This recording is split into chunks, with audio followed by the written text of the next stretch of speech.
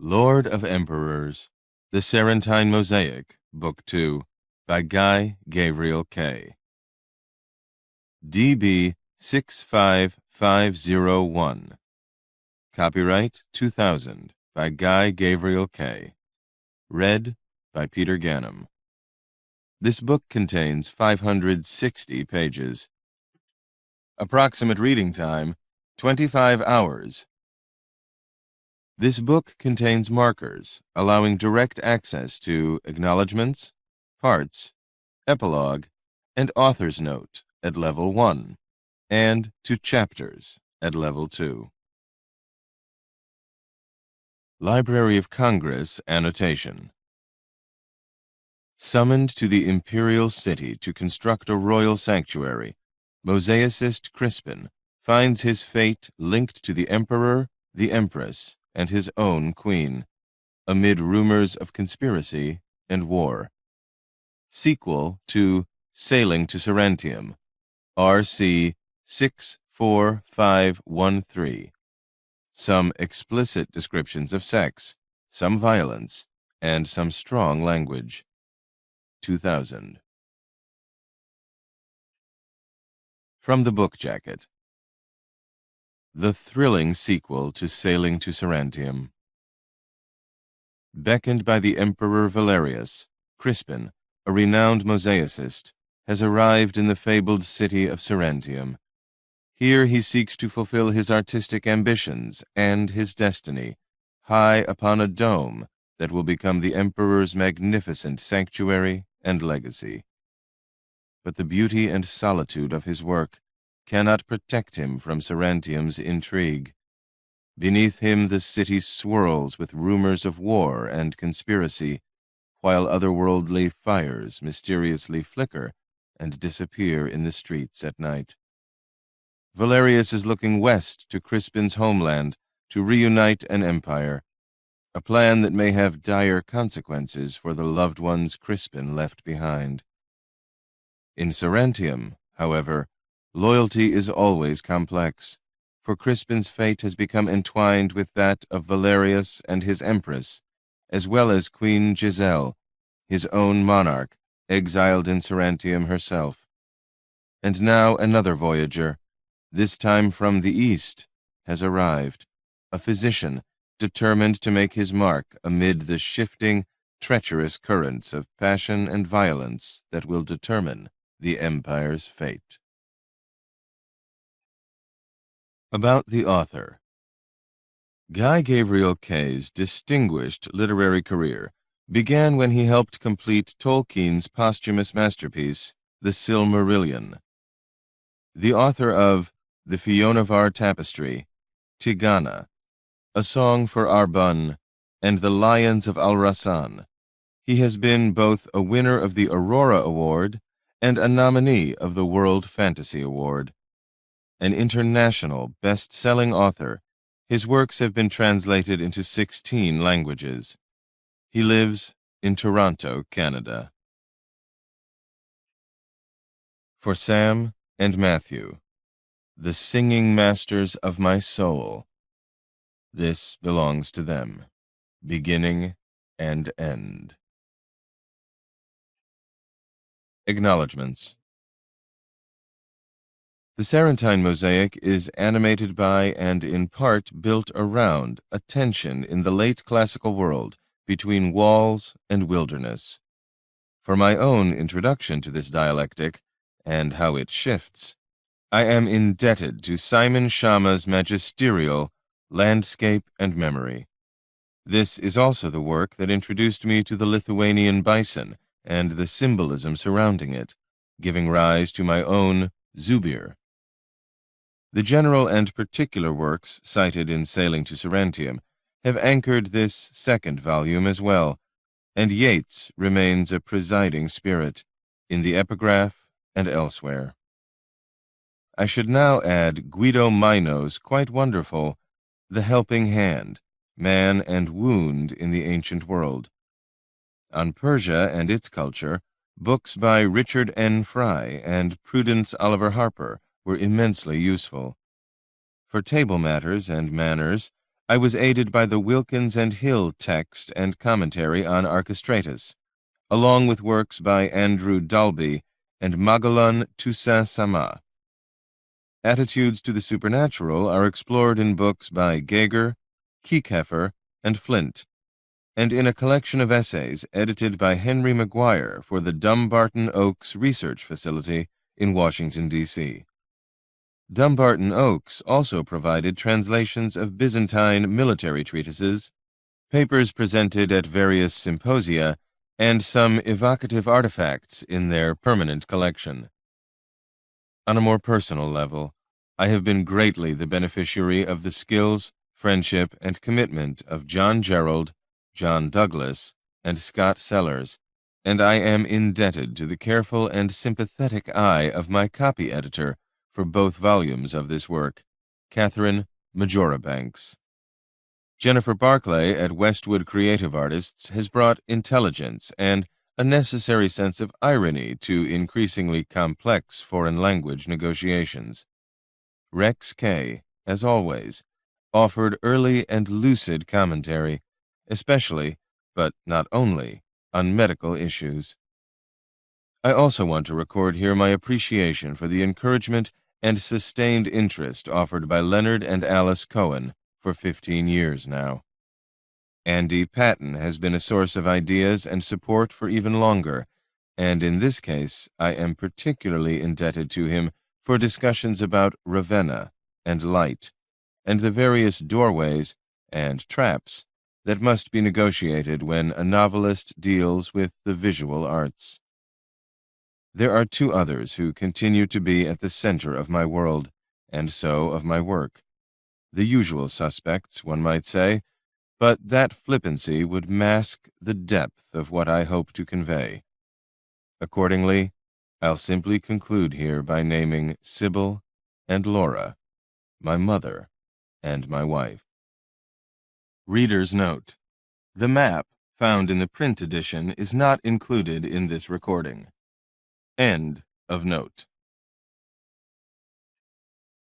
Turning and turning in a widening gyre. Lord of Emperors. Part 1. Kingdoms of Light and Dark. Chapter 1. Amid the first hard winds of winter, the King of Kings of Bassania, Shirvan the Great, brother to the sun and moons, sword of Perun, scourge of Black Azal, left his walled city of Kabad and journeyed south and west with much of his court, to examine the state of his fortifications in that part of the lands he ruled, to sacrifice at the ancient holy fire of the priestly caste, and to hunt lions in the desert. On the first morning of the first hunt, he was shot just below the collarbone.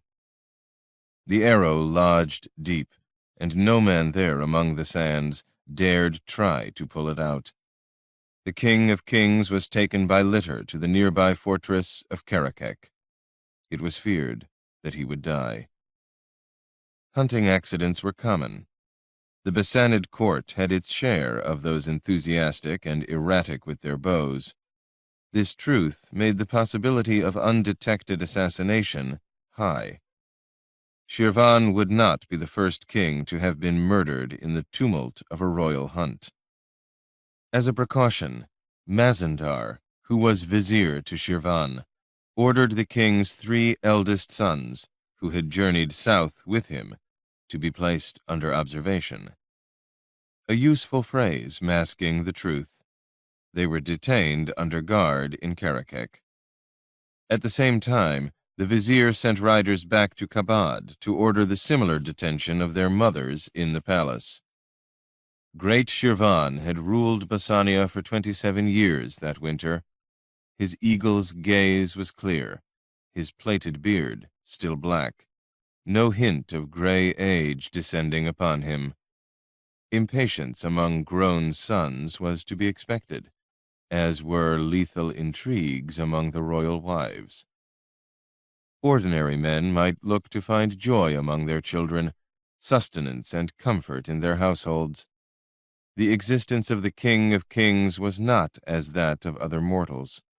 His were the burdens of godhood and lordship, and Azal the enemy was never far away and always at work. In Karakek, the 3 royal physicians who had made the journey south with the court were summoned to the room where men had laid the great king down upon his bed. One by one, each of them examined the wound and the arrow. They touched the skin around the wound, tried to wiggle the embedded shaft. They paled at what they found. The arrows used to hunt lions were the heaviest known.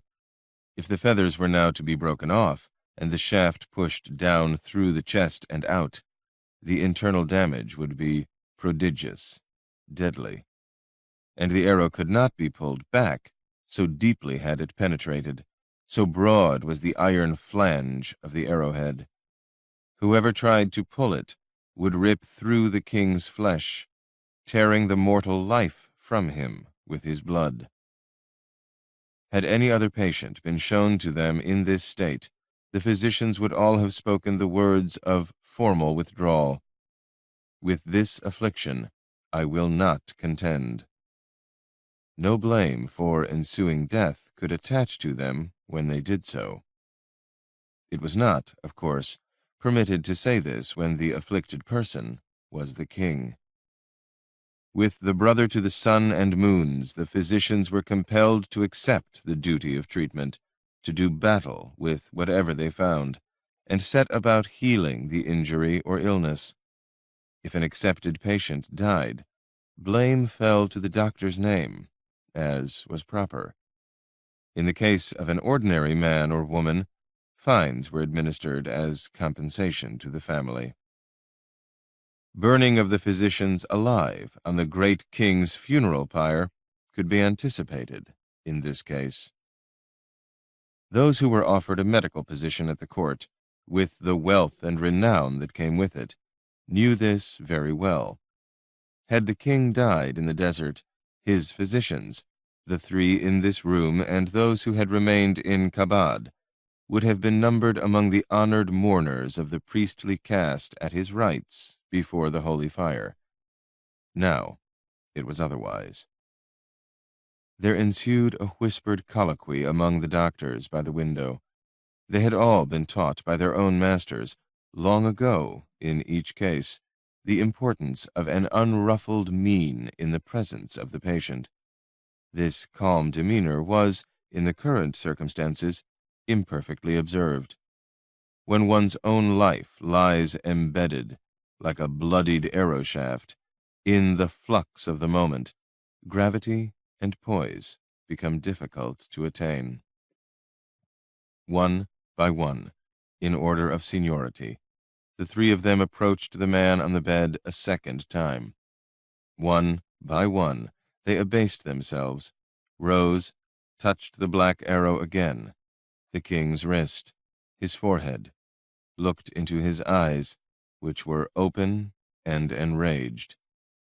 One by one, tremulously, they said as they had to say, "With this affliction I will contend."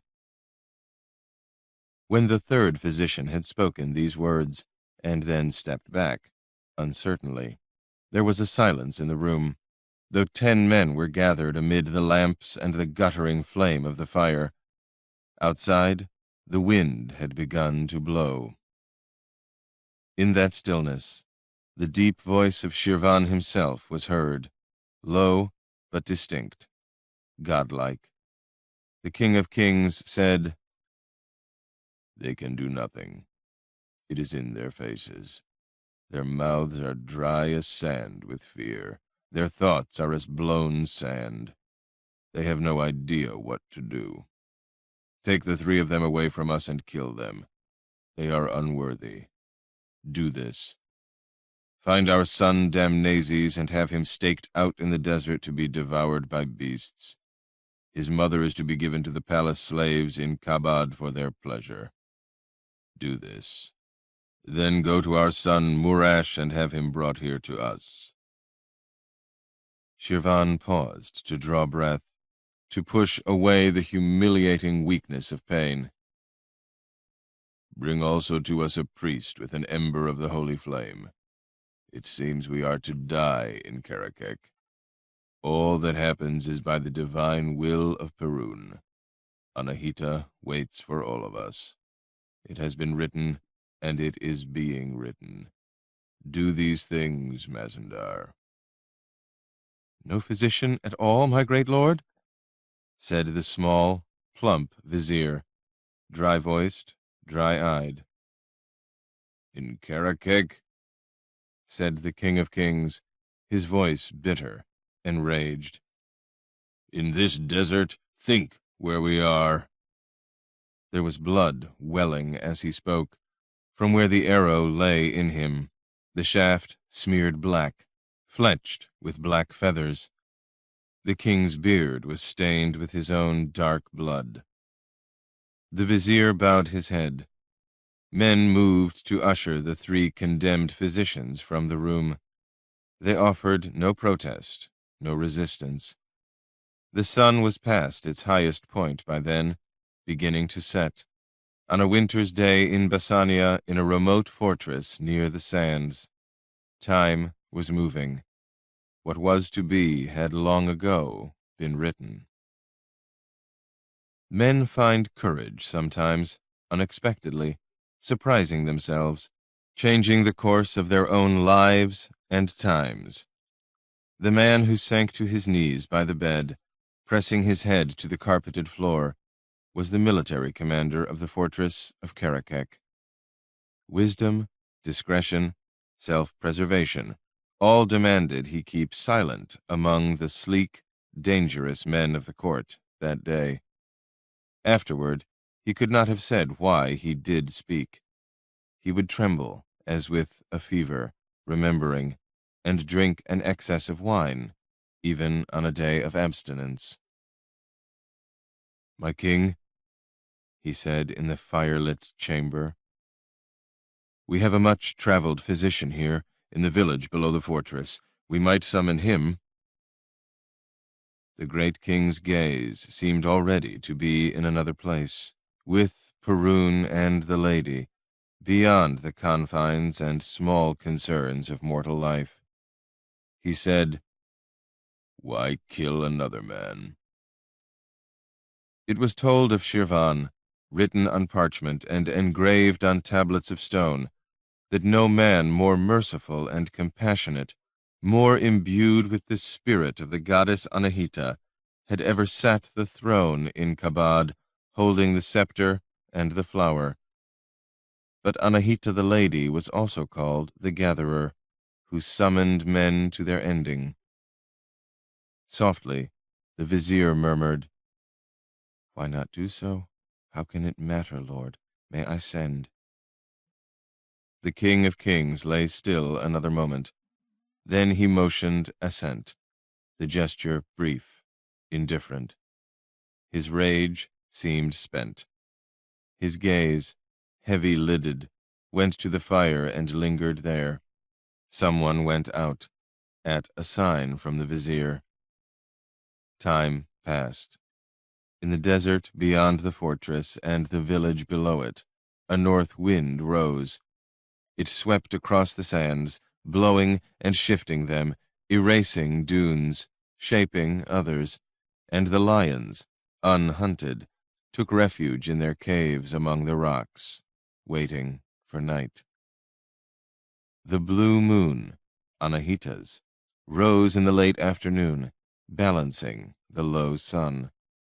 Within the fortress of Karakek, men went forth into that dry wind to kill 3 physicians, to kill a son of the king, to summon a son of the king, to bear messages to Kabad, to summon a priest with holy fire to the King of Kings in his room, and to find and bring one other man.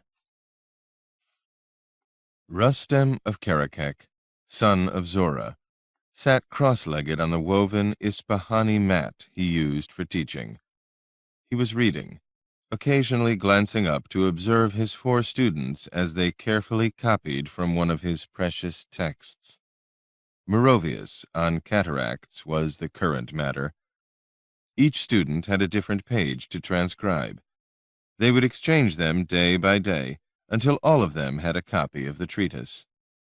Rustem was of the view that the ancient Trachesian's Western approach was to be preferred in treatment of most, though not all, issues relating to the eye. Through the window that overlooked the dusty roadway, a breeze entered the room.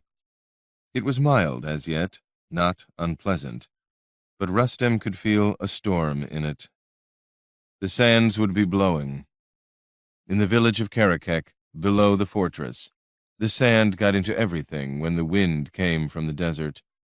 They were used to it, the taste in their food, the gritty feel in their clothing and bedsheets, in their own intimate places.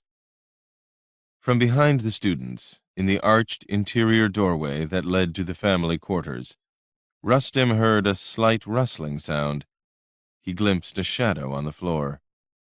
Shasky had arrived at his usual post beyond the beaded curtain, and would be waiting for the more interesting part of the afternoon lessons to begin.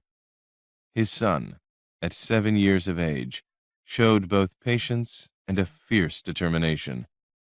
A little less than a year ago, he'd begun dragging a small mat of his own from his bedroom to a position just outside the teaching room. He would sit cross-legged upon it, spending as much of the afternoon as he was allowed, listening through the curtain as his father gave instruction. If taken away by his mother's or the household servants, he would find his way back to the corridor as soon as he could escape.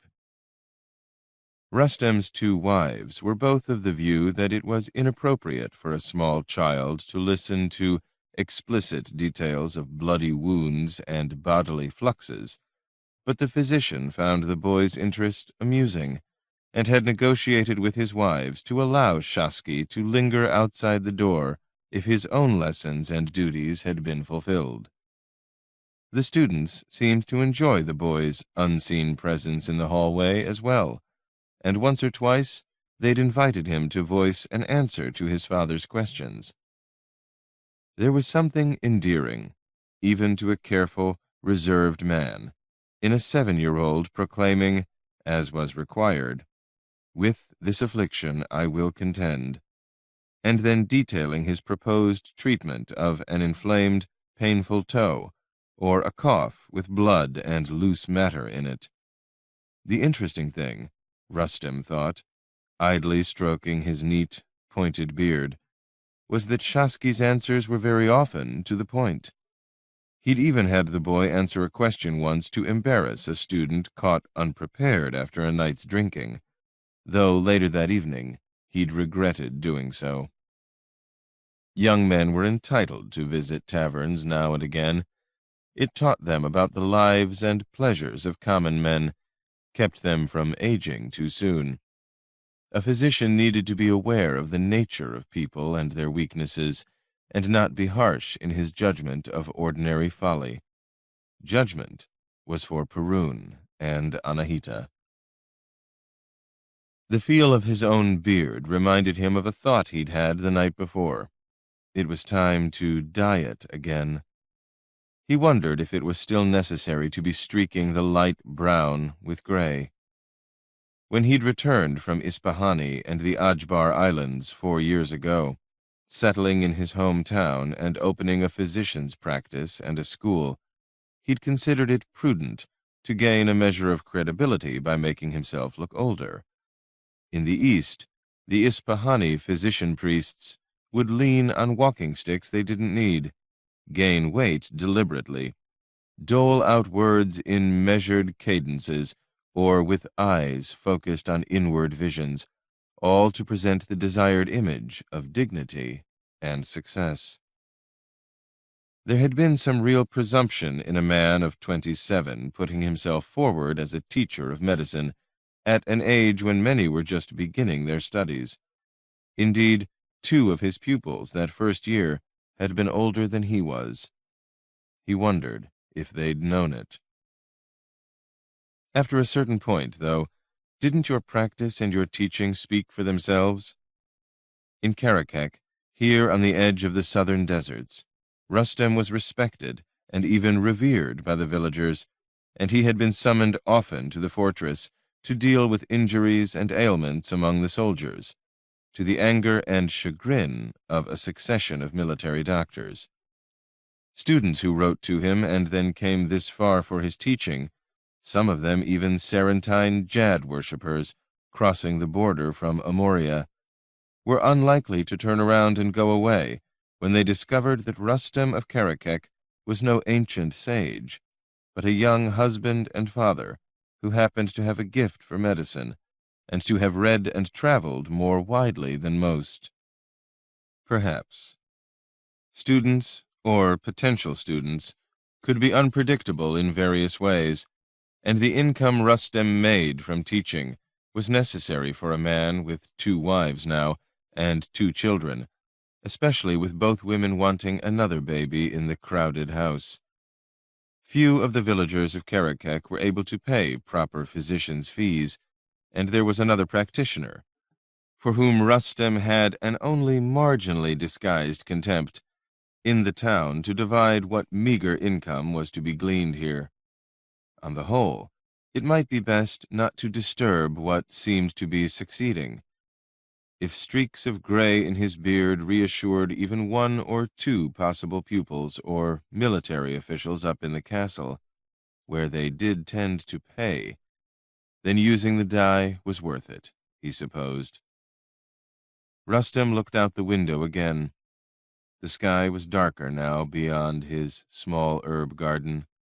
If a real storm came, the distraction and loss of light would undermine his lessons and make afternoon surgery difficult. He cleared his throat. The 4 students, used to the routine, put down their writing implements and looked up. Rustem nodded, and the one nearest the outer door crossed to open it and admit the first patient from the covered portico where they had been waiting. He tended to treat patients in the morning and teach after the midday rest, but those villagers least able to pay would often consent to be seen by Rustem and his students together in the afternoons as part of the teaching process.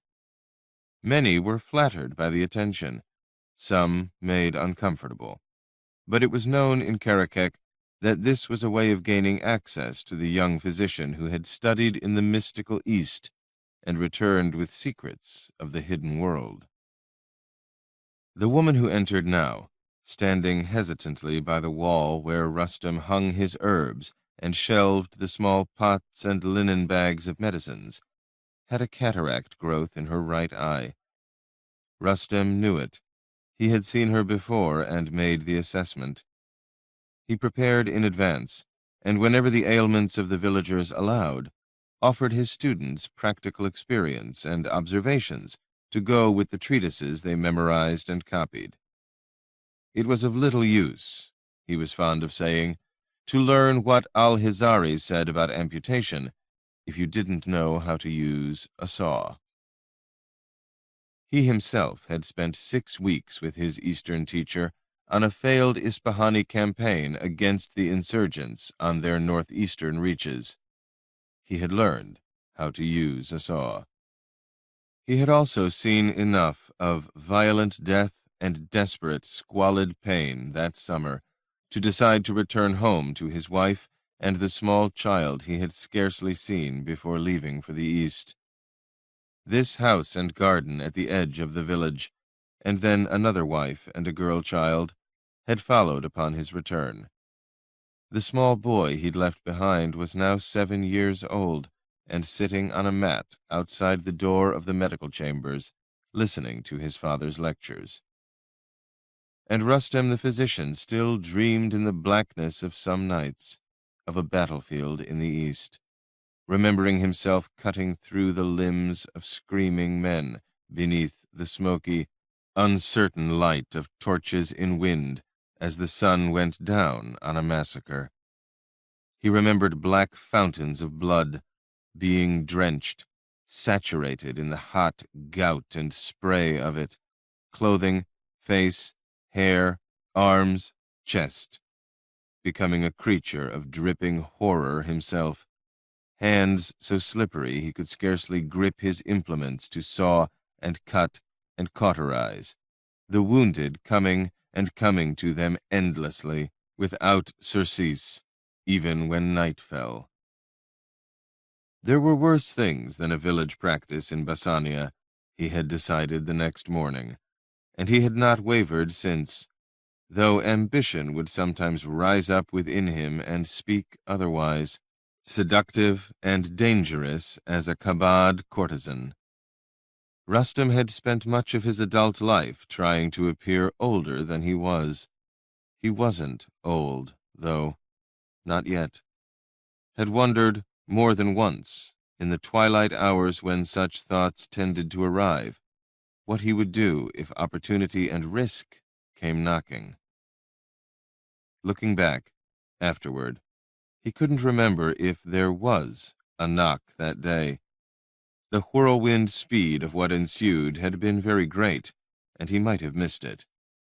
It seemed to him, however, that the outside door had simply banged open, without warning, nearly striking the patient waiting by the wall, as booted soldiers came striding in, filling the quiet room to bursting with the chaos of the world.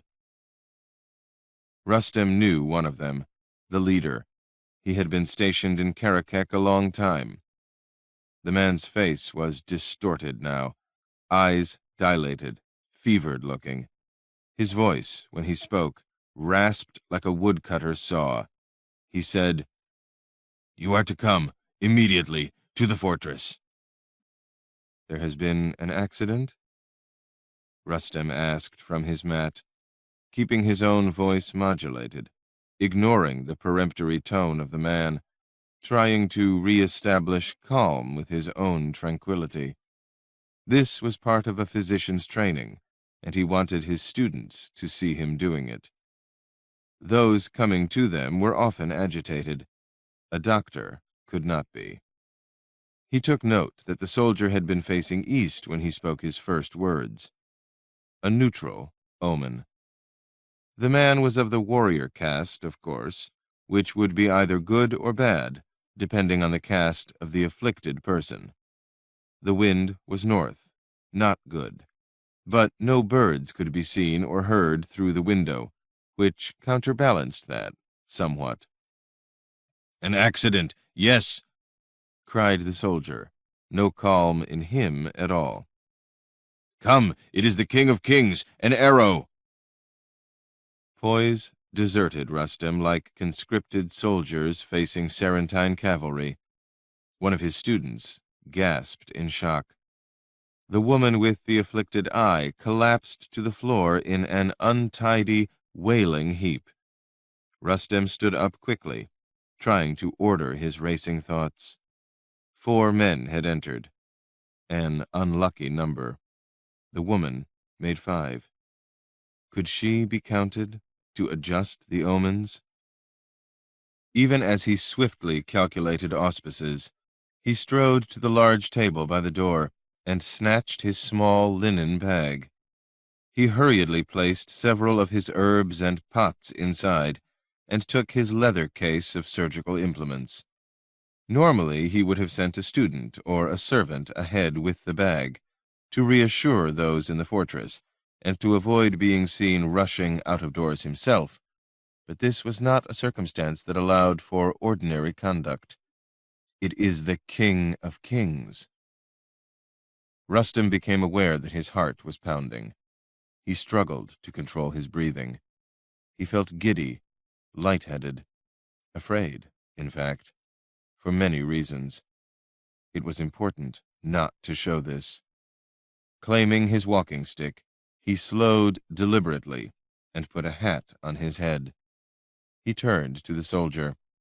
Carefully facing north, he said, "I am ready. We can go." The 4 soldiers rushed through the doorway ahead of him. Pausing, Rustem made an effort to preserve some order in the room he was leaving. Barai, his best student, was looking at him. "You may practice with the surgical tools on vegetables and then on pieces of wood, using the probes," Rustem said. "Take turns evaluating each other. Send the patients home. Close the shutters if the wind rises. You have permission to build up the fire and use oil for sufficient light." "Master," said Barai, bowing. Rustem followed the soldiers out the door. He paused in the garden, and facing north again, feet together, he plucked 3 shoots of bamboo. He might need them for probes. The soldiers were waiting impatiently in the roadway, agitated and terrified. The air pulsed with anxiety. Rustem straightened, murmured his prayer to Perun and the lady, and turned to follow them. As he did, he observed Katyun and Jarita at the front door of the house. There was fear in their eyes. Jarita's were enormous, even seen at a distance. She stared at him silently, leaning against Katyun for support, holding the baby. One of the soldiers must have told the women what was happening. He gave them both a reassuring nod, and saw Katyun nod calmly back as she put her arm around Jarita's shoulders. They would be all right, if he came back. He went through the small gate into the road, taking his first step with his right foot, glancing up for any signs among the birds. None to be seen. They had all taken shelter from the rising wind. No omens there. He wished there hadn't been 4 soldiers sent. Someone ought to have known better. Little to be done about that now, however. He would burn incense at the fortress, in propitiation. Rustem gripped his stick and struggled to present an appearance of equanimity. He didn't think he was succeeding. The king of kings. An arrow. He stopped abruptly in the dusty road, and in the moment he did so, cursing himself for a fool, preparing to go back to the treatment rooms, knowing how very bad an omen that would be, he heard someone speak from behind him. "Papa?" said a small voice.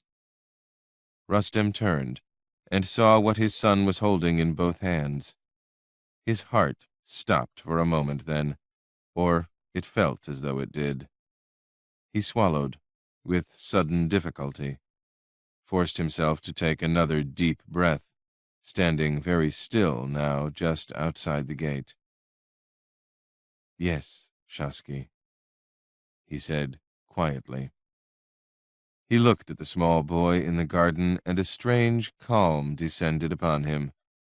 His students and the patients watched in a knotted cluster from the portico, the soldiers from the roadway, the women from the other doorway.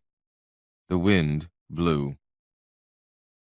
"The man said, he said an arrow, Papa." And Shasky extended his 2 small hands, offering his father the implement he'd carried out into the yard. "He did say that, didn't he?" said Rustem gravely. "I should take that with me then, shouldn't I?" Shasky nodded his head, his small form straight, dark brown eyes serious as a priest's with an offering. He is 7 years old, Rustem thought.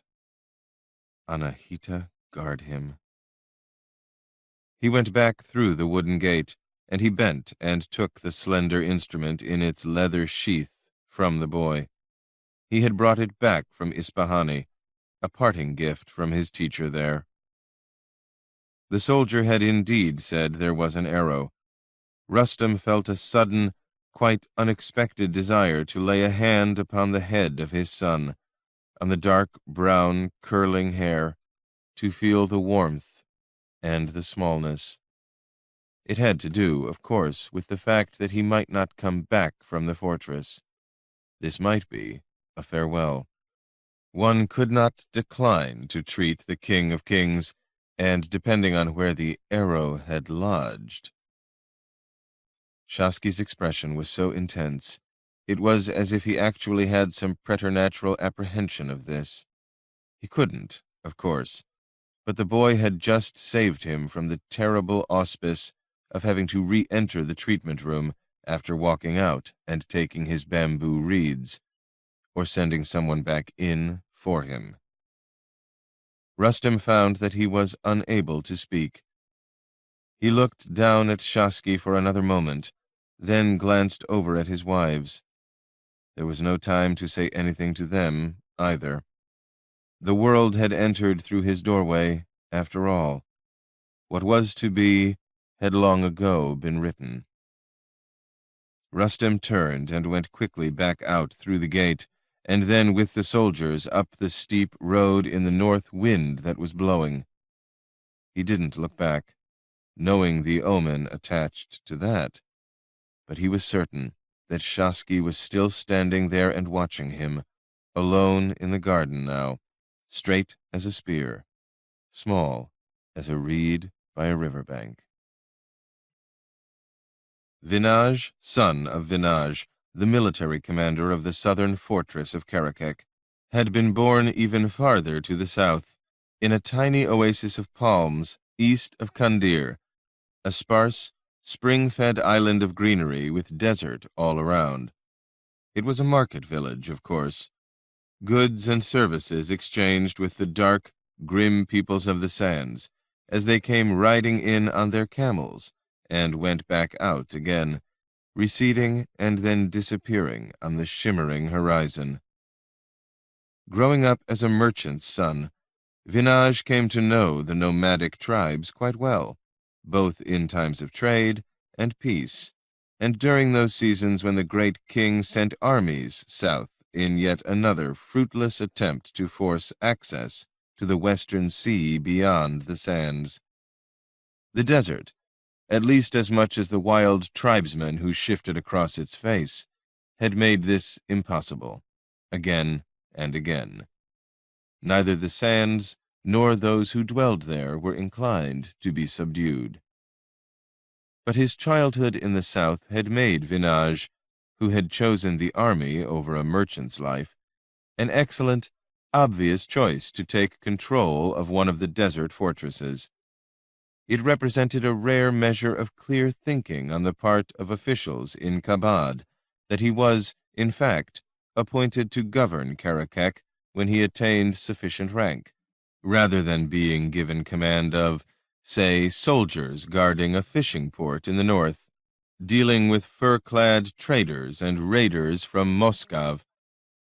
Sometimes the military succeeded in doing things properly, almost in spite of itself. Vinaj knew the desert, was properly respectful of it and those who dwelled there. He could manage some of the dialects of the nomads, spoke a little of the Kindath tongue, and was unruffled by sand in his bed, or clothing, or folds of skin. Still, there was nothing at all in the background of the man to suggest that the soldier's son of Vinaj the trader might have had the rashness to speak up among the mightiest figures of Bassania and offer the uninvited suggestion that a small-town physician, one not even of the priestly caste, be summoned to the King of Kings, where he was dying. Among other things, the words put the commander's own life at risk. He was a dead man if someone afterward were to decide that the country doctor's treatment had hastened or caused the death of the king, even though great Shirvan had already turned his face to the fire, as if looking in the flames for Perun of the Thunder, or the dark figure of the lady. The arrow was in him, very deep. Blood continued to seep slowly from it, darkening the sheets of the bed and the linens that had been bunched around the wound. It seemed a wonder, in fact, that the king still breathed, still remained among them, fixedly watching the dance of the flames while a wind from the desert rose outside. The sky had darkened. Shirvan seemed disinclined to offer his courtiers any last words of guidance, or to formally name an heir, though he'd made a gesture that implied his choice. Kneeling beside the bed, the king's third son, Murash, who had covered his own head and shoulders with hot ashes from the hearth, was rocking back and forth, praying. None of the other royal sons was present.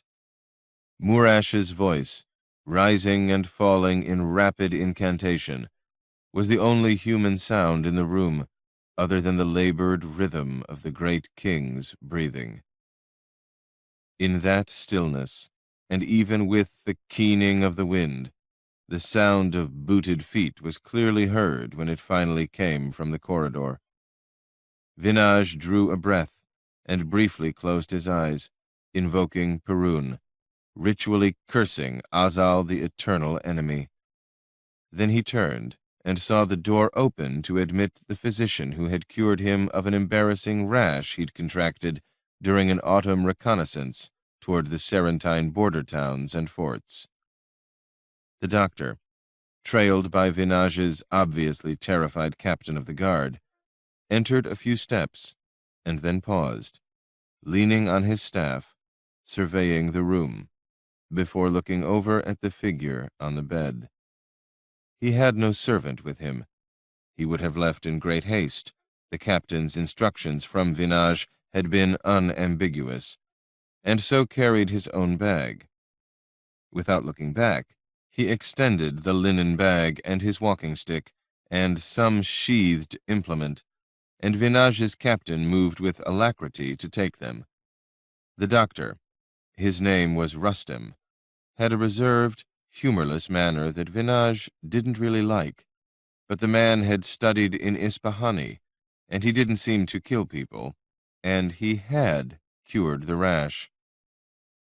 The physician smoothed his graying beard with one hand, and then knelt and abased himself, showing unexpectedly adroit manners.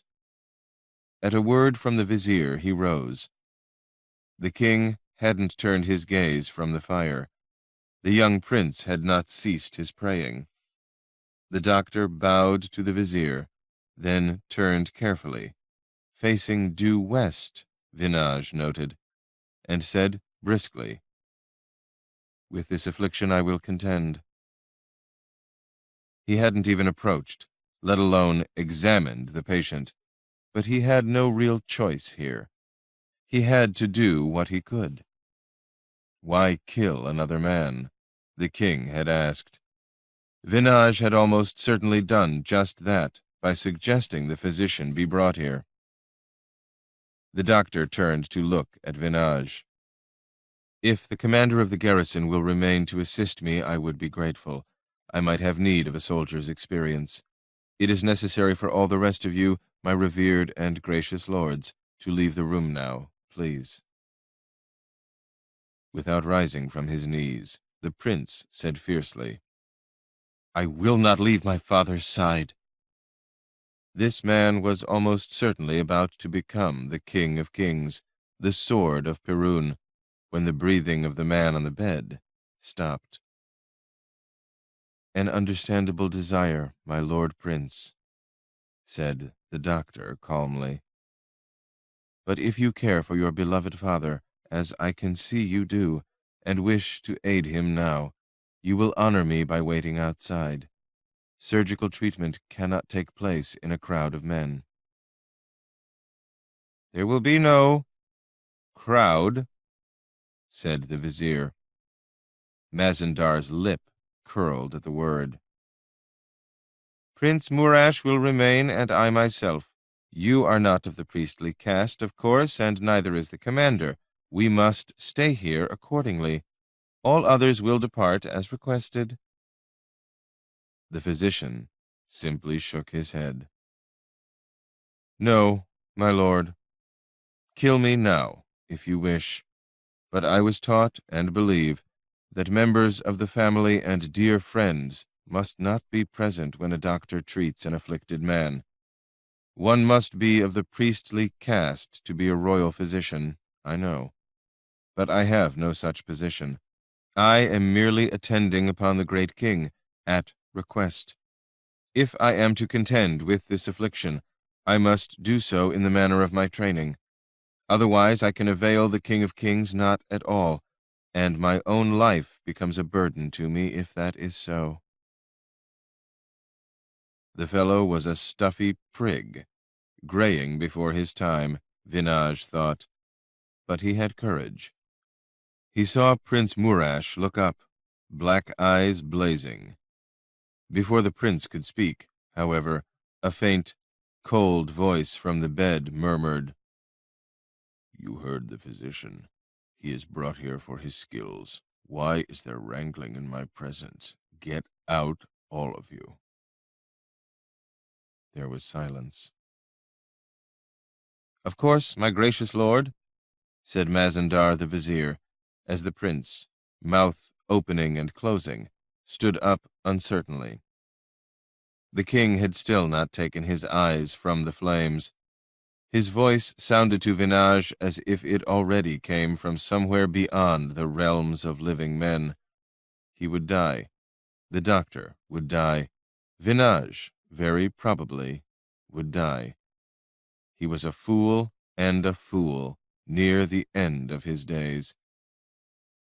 Men began moving nervously out into the corridor, where torches had now been lit in the wall brackets. The wind whistled, an otherworldly, lonely sound. Vinage saw his captain of the guard set down the doctor's things before quickly walking out. The young prince stopped directly in front of the slim physician, who stood very still, waiting for them to leave. Murash lifted his hands and murmured, fierce and low, "Save him, or these fingers end your life. I swear it by Perun's thunder." The physician said nothing, merely nodded, calmly eyeing the hands of the overwrought prince as they opened and closed, and then twisted before his face in a sudden gesture of strangulation. Murash hesitated another moment, then looked back at his father. It might be for the last time, Vinage thought, and had a swift, sharp memory of his own father's deathbed in the south. Then the prince strode from the room as others made way for him. They heard his voice rising in prayer again from the hallway. Mazandar was last to leave. He paused near the bed, glanced at Vinage and the physician, looking uncertain for the first time, and then murmured, "Have you instructions for me, dear my lord?" "I gave them," said the man on the bed quietly. "You saw who was here. Serve him loyally if he allows. He might not. The Lord of Thunder and the Lady guard your soul, if that is so." The vizier swallowed. "And yours, my great lord, if we meet not again." The king made no reply. Mazandar went out. Someone closed the door from out in the corridor.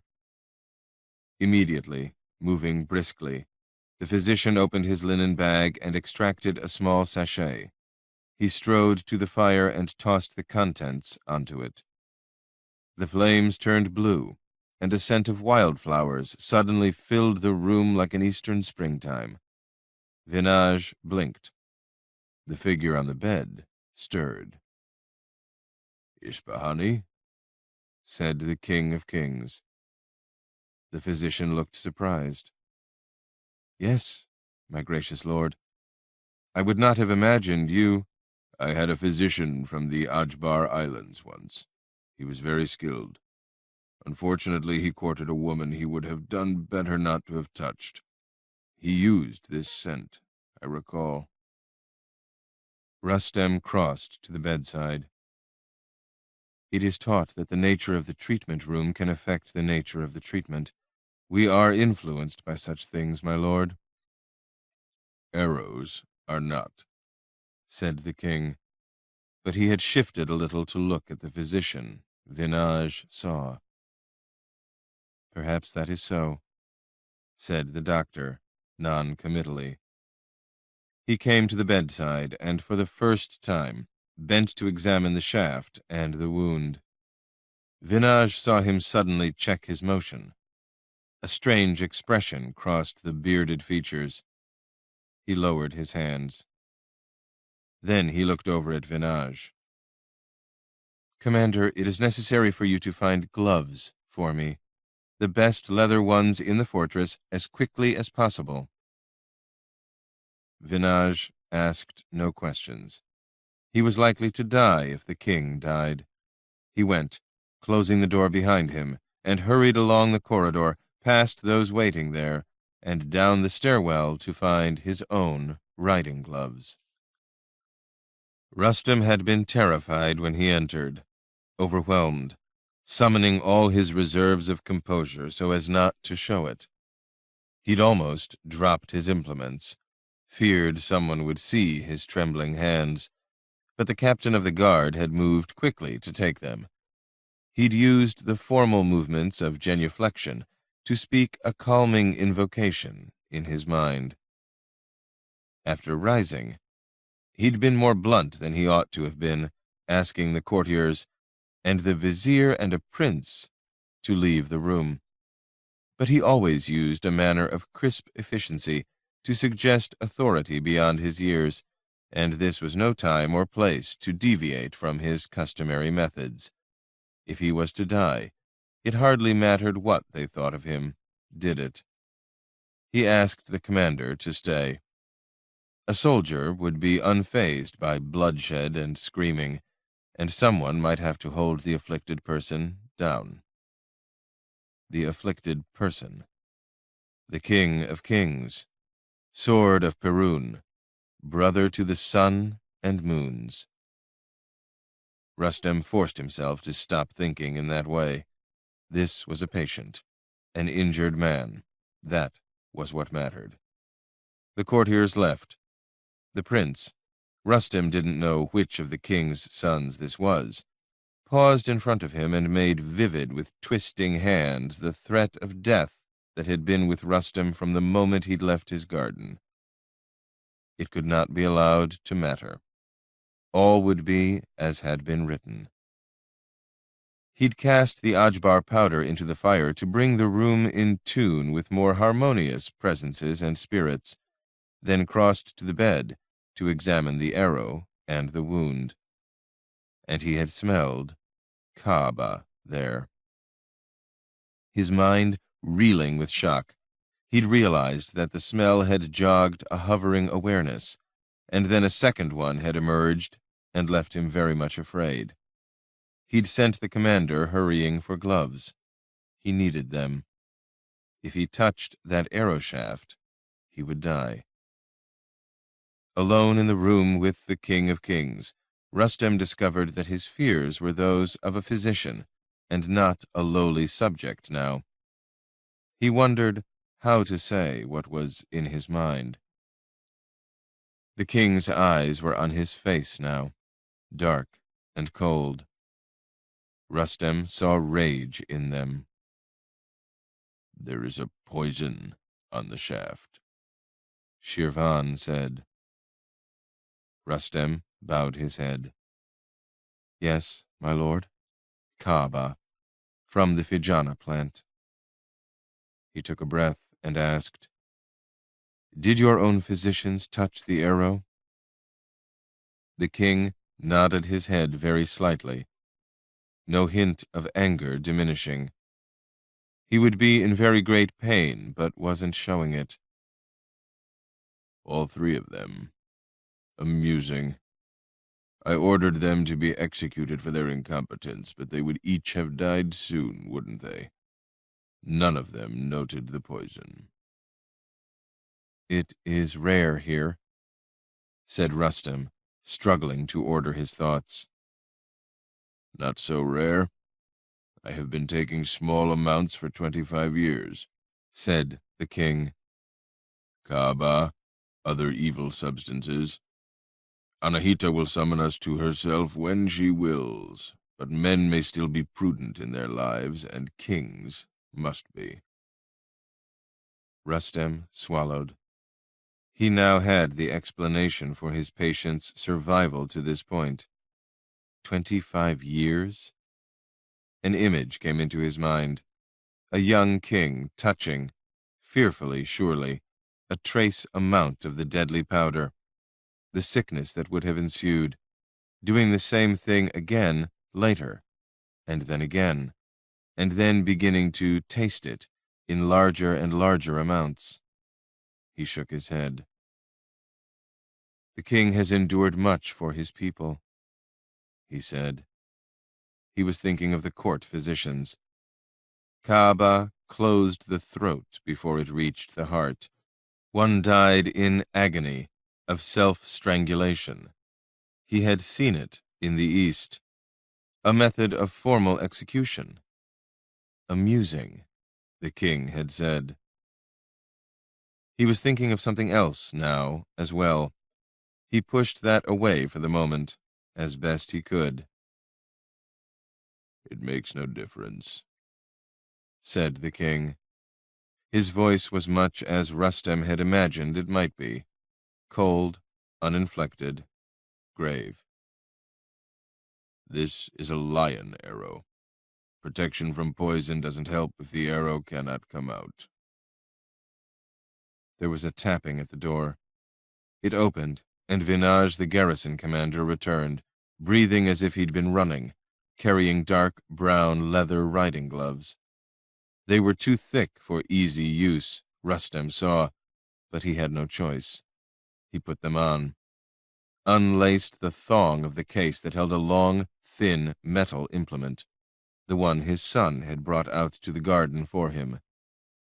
"He said an arrow, Papa." "There are sometimes ways of removing even these," Rustem said, trying not to think about Shaski. He turned to the west, closed his eyes and began to pray, mentally tabulating the afternoon's omens, good and bad, as he did so, and counting the days since the last lunar eclipse. When he had done the calculations, he set out the indicated talismans and wardings. He proposed a sense-dulling herb for the pain of what was to come. The king refused it. Rustem called the garrison commander to the bedside and told him what he had to do to keep the patient steady. He didn't say, "the king," now. This was an afflicted man. Rustem was a doctor with an assistant and an arrow to remove, if he could. He was at war now, with Azal the enemy, who could blot out the moons and sun and end a life. In the event, the commander was not needed, nor was the herb. Rustem first broke off the blackened shaft as close to the entry wound as he could, then used a sequence of probes and a knife to widen the wound itself, a procedure he knew to be excruciatingly painful. Some men could not endure it, even dulled by medication. They would thrash and scream or lose consciousness. Shirvan of Bassania never closed his eyes and never moved, though his breathing became shallow and rapid. There were beads of sweat on his brow, and the muscles of his jaw were clenched beneath the plaited beard. When he judged the opening wide enough, Rustem oiled the long, slender metal spoon of Enyati and slid it in toward the embedded arrowhead. It was difficult to be precise with the thick gloves, already blood-soaked, but he had a view of the alignment of the flange now, and knew which way to angle the cupping part of Enyati's device. The shallow cup slid up to the flange through the flesh of the king, who had caught his breath now, but moved not at all where he lay. Rustem twisted a little, and felt the spoon slip around the widest part of the head, pressing against it. He pushed a little further, not breathing himself in this most delicate moment of all. invoking the lady in her guise as healer, and then he twisted it again and pulled gently back a very little. The king gasped then, and half lifted one arm as if in protest, but Rustem felt the catch as the arrowhead was gathered and shielded in the cup. He had done it in one pass. He knew a man, a teacher in the Far East, who would have been gravely, judiciously pleased. Now only the smooth, oiled sides of the spoon itself would be exposed to the wounded flesh, the barbed flange safely nestled within. Rustem blinked. He went to brush the sweat from his forehead with the back of one bloody glove, and remembered, barely in time, that he would die if he did so. His heart thudded. "We are almost home, almost done," he murmured. "Are you ready, dear my lord?" The vizier had used that phrase. In this moment, watching the man on the bed deal silently with appalling pain, Rustem meant it too. Vinaj, the commander, surprised him by coming forward a little at the head of the bed and leaning sideways to place his hand on the king's forehead above the wound and the blood, more a caress than a restraining hold. "Who is ever ready for this?" grunted Shirvan the Great, and in the words Rustem caught, astonishingly, the ghost of a sardonic amusement.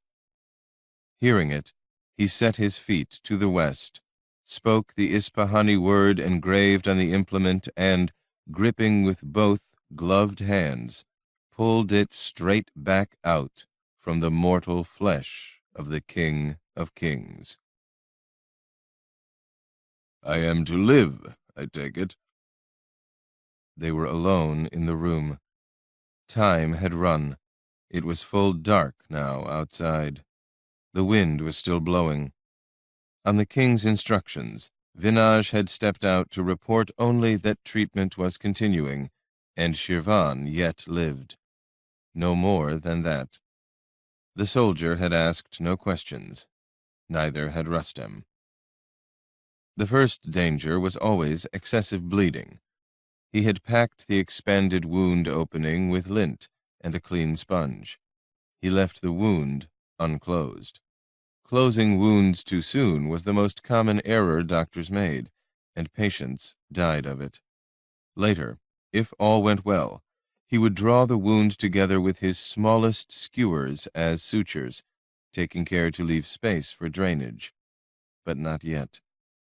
For now he bandaged the packed wound with clean linen going under the armpit and across the chest, then up and around both sides of the neck in the triangle pattern prescribed.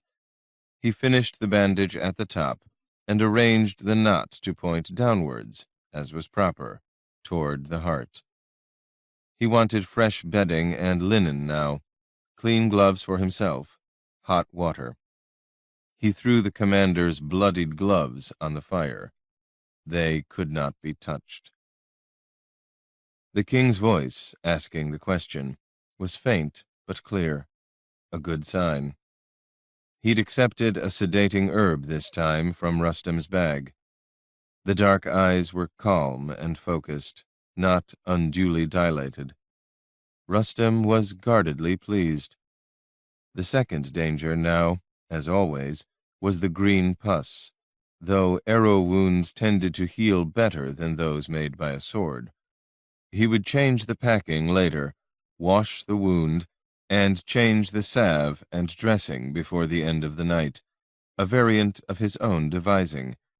Most physicians left the first bandage for 2 or 3 days. "My king, I believe you are.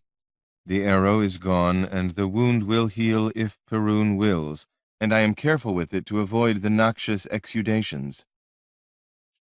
He hesitated. "And you have your own protection against the poison that was in it." "I wish to speak with you about that." Rustem swallowed hard. "My lord?" "You detected the Fijana's poison by the smell of it, even with your own scented herbs on the fire? Rustem had feared this question. He was a good dissembler, most physicians were, but this was his king, mortal kin to the sun and moons. "I have encountered it before," he said. "I was trained in Ispahani, my lord, where the plant grows." "I know where it grows," said the King of Kings. "What else do you have to tell me, physician?" Nowhere to hide, it seemed. Rustem took a deep breath. "I also smelled it elsewhere in this room, great lord, before I put the herbal scent to the fire." There was a silence. "I thought that might be so." Shirvan the Great looked coldly up at him. "Where?" One word only, hard as a smith's hammer. Rustem swallowed again, tasted something bitter, the awareness of his own mortality. But what choice did he now have?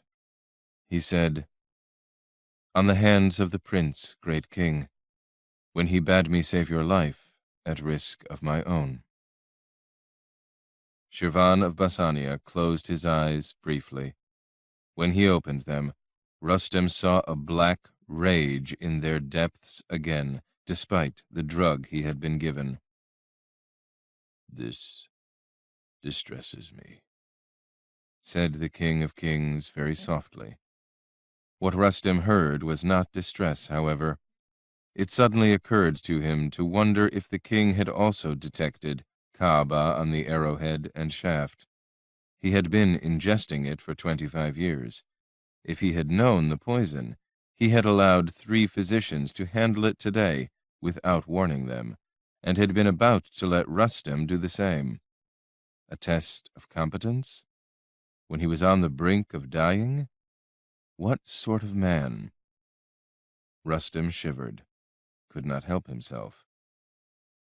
"It seems," said great Shirvan, "that someone besides myself has been protecting himself against poisons by building up a resistance.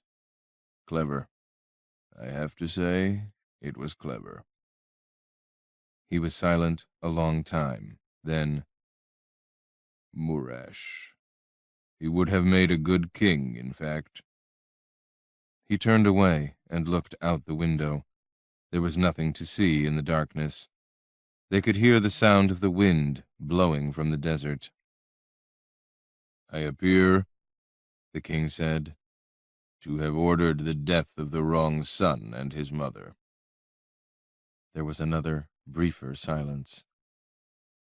"This distresses me," he said for a second time.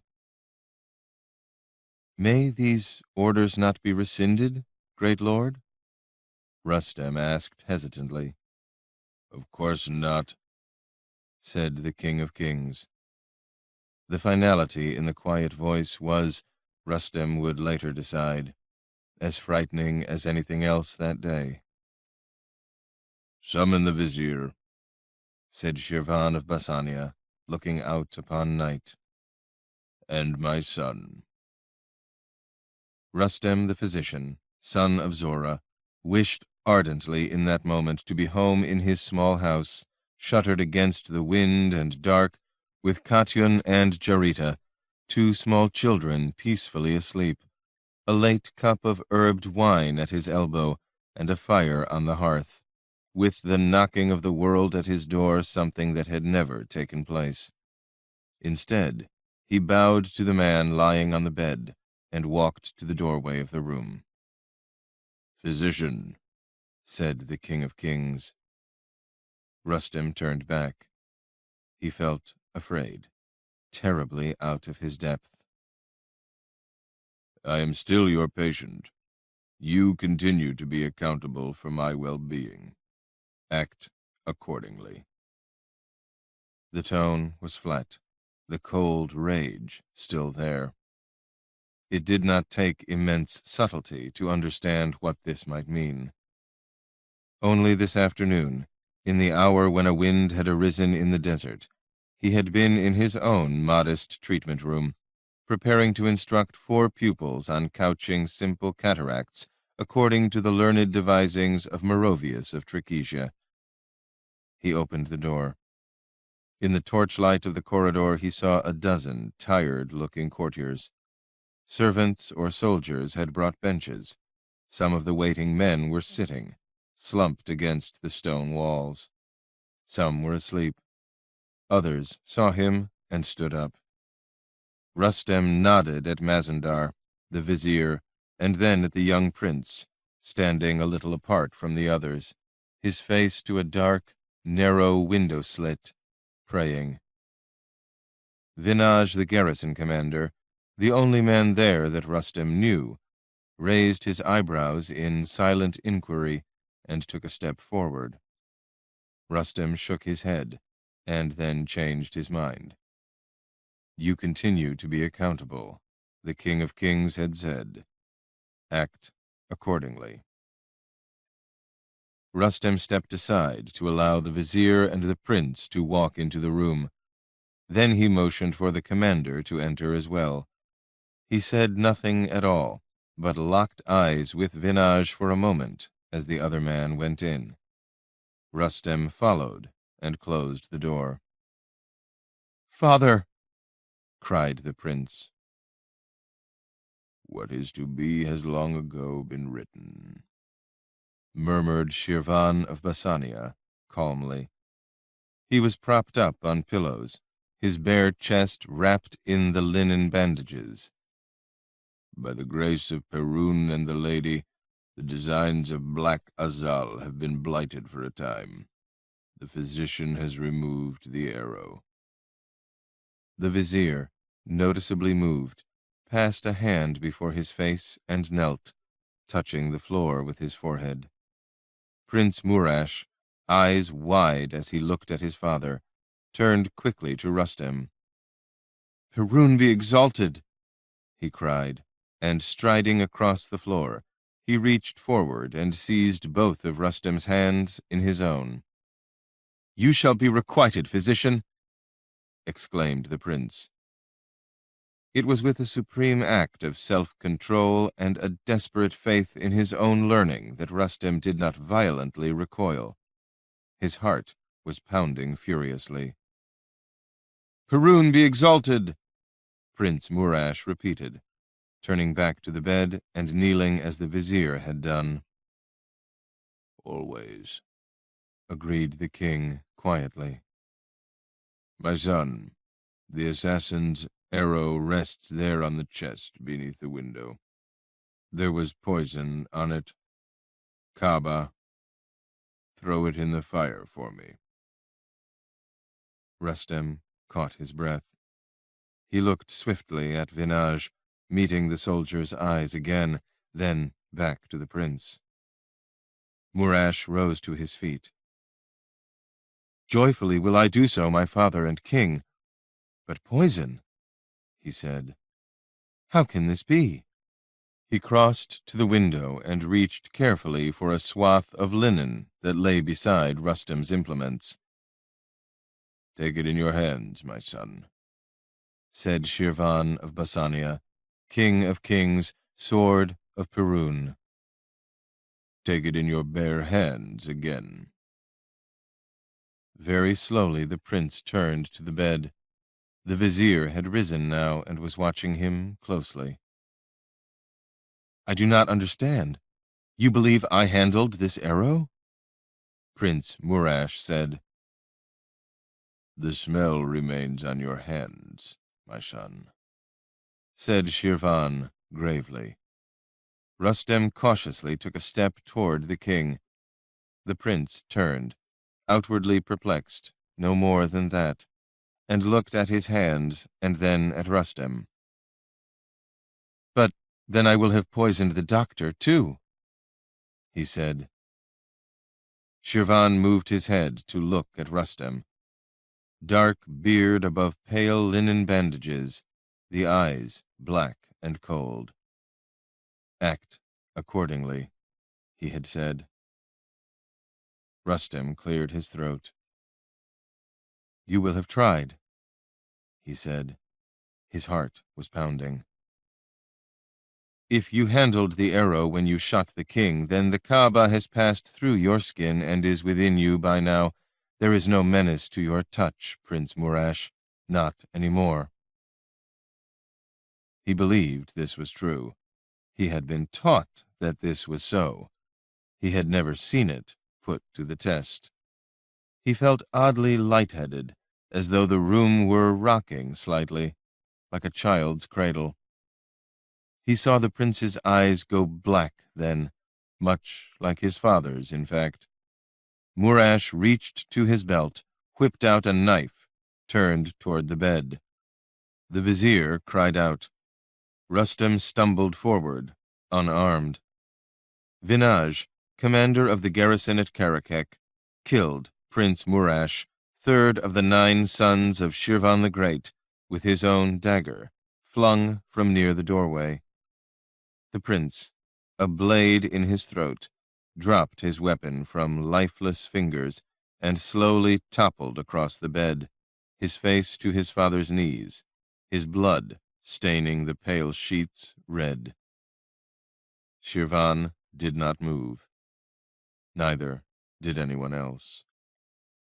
After a long, frozen moment, the king turned from gazing down at his dead son to look over at Vinaj and then at Rustem. He nodded his head slowly to each of them. "Physician, your father's name was—" A tone of detached, mildly curious interrogation. Rustem blinked. "Zora, great lord." "A warrior caste name." "Yes, lord, he was a soldier." "You chose a different life." The conversation was so implausible it was eerie. Rustem felt dizzied by it. There was a dead man, a son, sprawled across the body of the man with whom he was speaking thus. "I war against disease and wounds, my lord." What he always said. The king nodded again, thoughtfully, as if satisfied by something. "You know one must be of the priestly caste to become a royal physician, of course." Of course. The world knocking at his door, after all. Rustem lowered his head, said nothing. "It will be arranged at the next accession ritual before the sacred flame in midsummer." Rustem swallowed hard. He seemed to have been doing so all night. He cleared his throat. "One of my wives is of the commoner's caste, great king."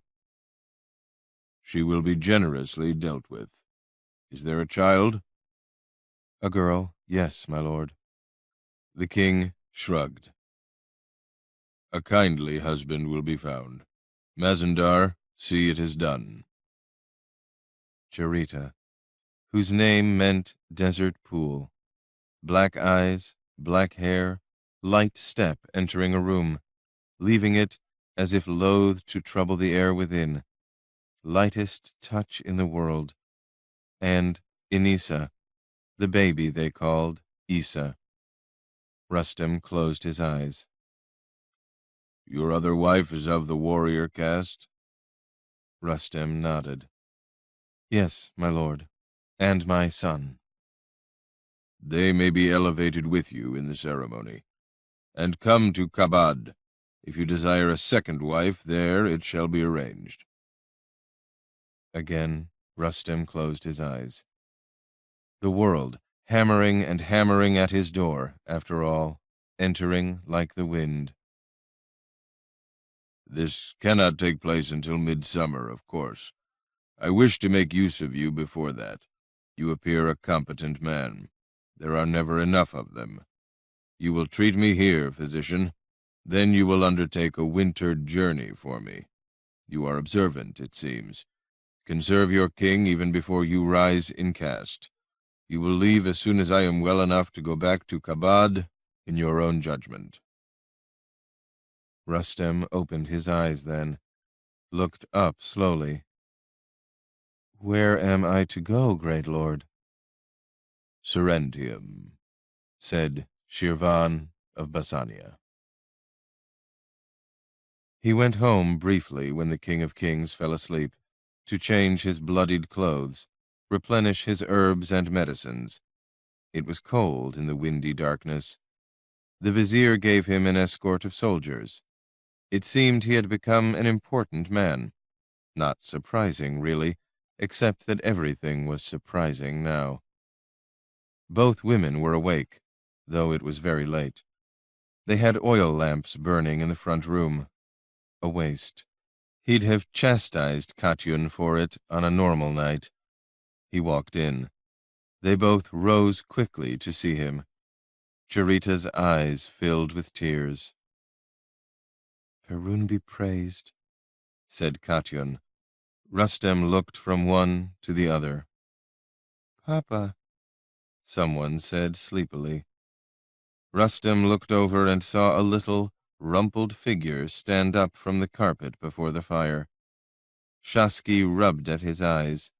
He'd been asleep, but waiting here with his mothers. "Papa," he said again, hesitantly.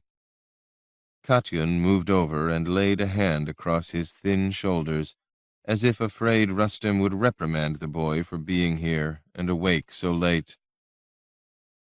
Rustem felt an odd constriction in his throat. Not the Kaaba, something else. He said, carefully, "It is all right, Shaski. I am home now." "The arrow?" said his son. "The arrow, they said?" It was curiously difficult to speak. Charita was crying. "The arrow is safely removed. I used the spoon of Enyati, the one you brought out for me. You did very well, Shaski." The boy smiled then, shyly, sleepily, his head against his mother's waist. Katyun's hand brushed his hair, tender as moonlight. Her eyes sought Rustem's, too many questions in them. The answers too large. "Go to sleep now, Shaski. I will speak with your mothers and then go back to my patient. I will see you tomorrow. Everything is well." It was, and it wasn't. Being elevated to the priestly caste was a stunning, miraculous thing. The castes of Basania were immovable as mountains, except when the King of Kings wished them to move. A physician's position at court meant wealth, security, access to libraries and scholars, no more anxieties about buying a larger house for a family or burning oil lamps at night. Shaski's own future had suddenly expanded beyond all possible hope. But what could one say to a wife who was to be cast off by order of the King of Kings and given to another man? And the little one, Isa, asleep in her cradle now. The little one would be gone from him. "Everything is well," Rustem said again, trying to make himself believe it. The door had opened to reveal the world on his threshold. Good and evil walked hand in hand, not to be separated. Perun was opposed, always, by Azal. The two gods had entered into time together. One could not exist without the other. So the priests taught before the holy flame in every temple in Basania. The two women took the child to his room together.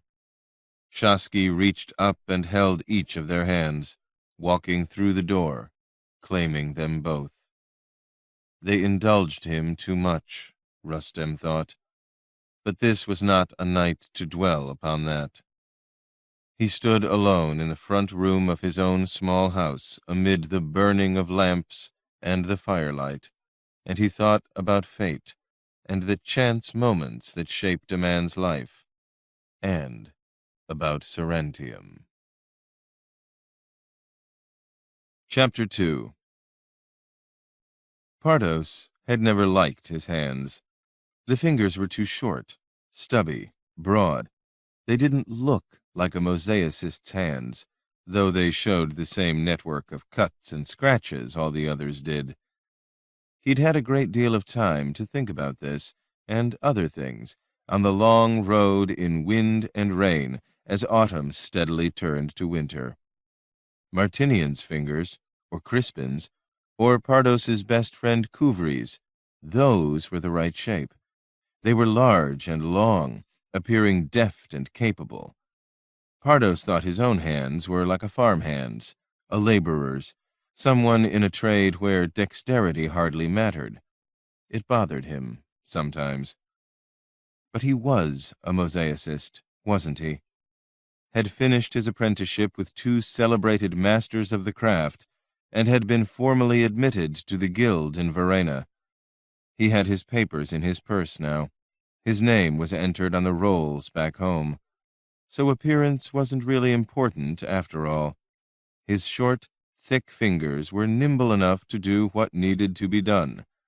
The eye and the mind mattered, Crispin used to say before he went away.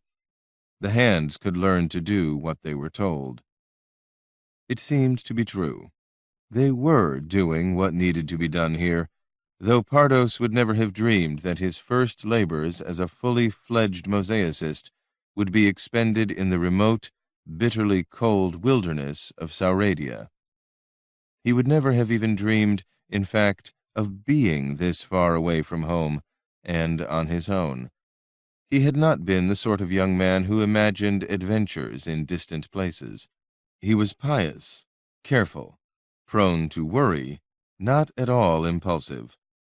But he had left Verena, his home, all he knew of Jad's created world, almost immediately after the murders in the sanctuary, and that was about as impulsive an action as could be imagined. It hadn't felt as though he was being reckless. It seemed rather as if there was no real choice in the matter, and Pardos had wondered why the others couldn't understand that. When pressed by his friends, and by Martinian and his concerned, kind-hearted wife, Pardos had only said, over and over, that he could not stay in a place where such things were done.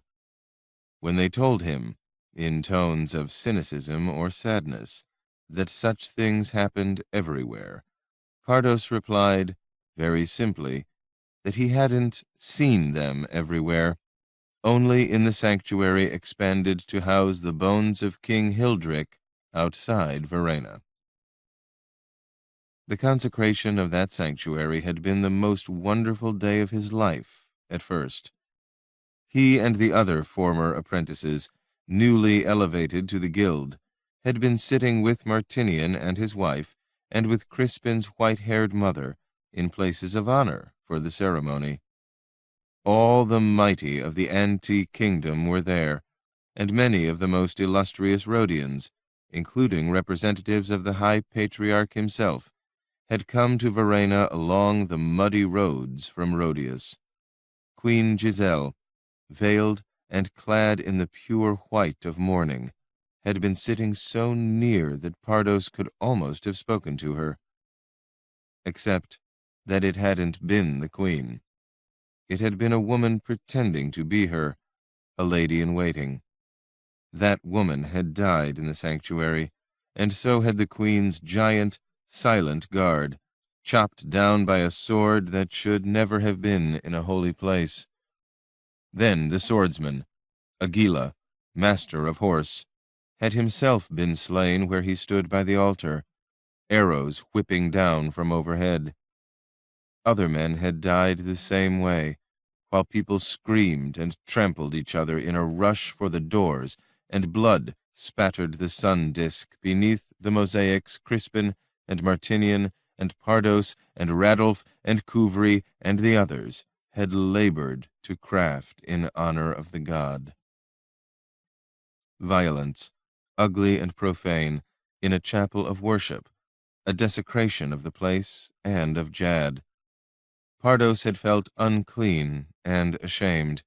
bitterly aware that he was anti and shared the blood, and even the tribe, as it happened, of the foul-tongued man who had stood up with his forbidden sword, smeared the young queen with ugly, vicious words, and then died there with those he'd killed. Pardos had walked out the double doors into the sanctuary yard even as the services, under the orders of the sleek chancellor, Udric Goldenhair, had resumed. He had gone past the outdoor ovens where he'd spent a summer and fall attending to the setting lime, out through the gate and then along the road back to the city. Before he'd even reached the walls, he had decided he was leaving Verena. And almost immediately after that, he'd realized how far he intended to go, though he'd never been away from home in his life, and winter was coming. They'd tried to dissuade him later, but Pardos was a stubborn young man and not easily swayed when his mind and heart were set. He needed to put a distance between himself and what had happened in that sanctuary, what had been done by his own tribe and blood. None of his colleagues and friends were anti. They were all Rhodian-born. Perhaps that was why they didn't feel the shame as fiercely as he did. Winter roads to the east might have their dangers, but as far as Pardos was concerned, they could not be worse than what was about to happen here among his people, with the queen gone and swords drawn in holy places. He wanted to see Crispin again, and to work with him, far away from the tribal wars that were coming again. They had been down this dark path before, the anti. Pardos would go a different direction this time. They'd had no word from Martinian's younger, more intense partner, since a single relayed message sent from a military camp in Sauradia. That letter hadn't even been addressed to them. It had been delivered to an alchemist, a friend of Martinian's. The man, Zoticus was his name, had passed on word that Crispin was all right, at least to that point in his journey.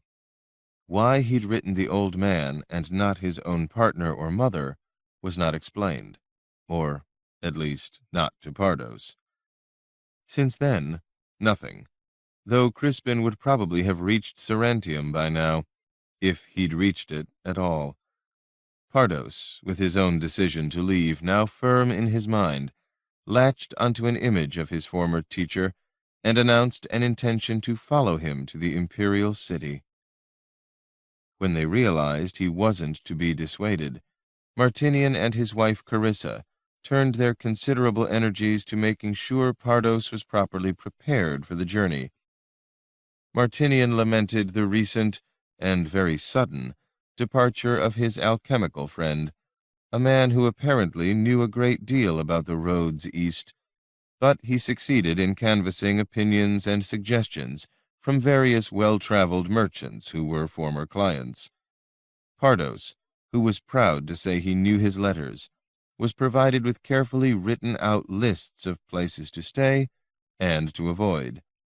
His options were limited, of course, since he couldn't afford to bribe his way into the imperial inns en route, but it was still useful to learn of those taverns and cowpony where a traveler stood a higher-than-usual chance of being robbed or killed.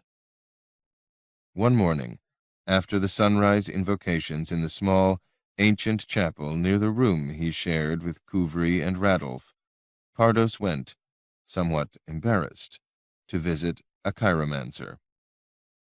The man's chambers were toward the palace quarter. Some of the other apprentices and craftsmen working on the sanctuary had been inclined to consult him, seeking advice in gambling and love, but that didn't make Pardos feel easier about what he was doing. Chiromancy was a condemned heresy, of course, but the clergy of Jad walked carefully here in Batiara among the Anti, and the conquerors had never entirely abandoned some aspects of their past beliefs. The door had been openly marked with a signboard showing a pentagram. A bell rang when it opened, but no one appeared. Pardos went into a small, dark front room and, after waiting for a time, rapped on an unsteady counter there. The seer came out from behind a beaded curtain and led him, unspeaking, into a windowless back room warmed only by a small brazier and lit with candles. He waited, still silent, until Pardos had placed 3 copper follies on the table and spoken his question. The chiromancer gestured to a bench. Pardos sat down carefully. The bench was very old. The man, who was rail thin, dressed in black and missing the little finger of his left hand, took Pardos's short, broad hand and bent his head over it, studying the palm for a long time by the light of the candles and the smoky brazier. He coughed at intervals. Pardos experienced an odd mixture of fear and anger and self-contempt as he endured the close scrutiny. Then the man, he still had not spoken, had Pardos toss some dried-out chicken bones from his fist down onto the greasy table. He examined these for another long while, and then declared in a high, wheezing voice that Pardos would not die on the journey east, and that he was expected on the road. That last made no sense at all, and Pardos asked about it. The chiromancer shook his head, coughing. He put a stained cloth to his mouth. He said, when the coughing subsided, that it was difficult to discern further details. He was asking for more money, Pardos knew, but he refused to offer more than he'd already paid, and he walked out into the morning sunshine. He wondered if the man was as poor as he seemed to be, or if the shabbiness of his attire and chambers was a device to avoid drawing attention to himself. Certainly, chiromancers were not short of trade in Verena. The cough and roomy voice had sounded real, but the wealthy could fall ill almost as easily as the poor. Still embarrassed by what he'd done, and aware of how the cleric who presided over services in his chapel would feel about his visiting a seer, Pardos made a point of reporting the visit to Couvry. "If I do get killed," he said, "go get those 3 follies back, all right?"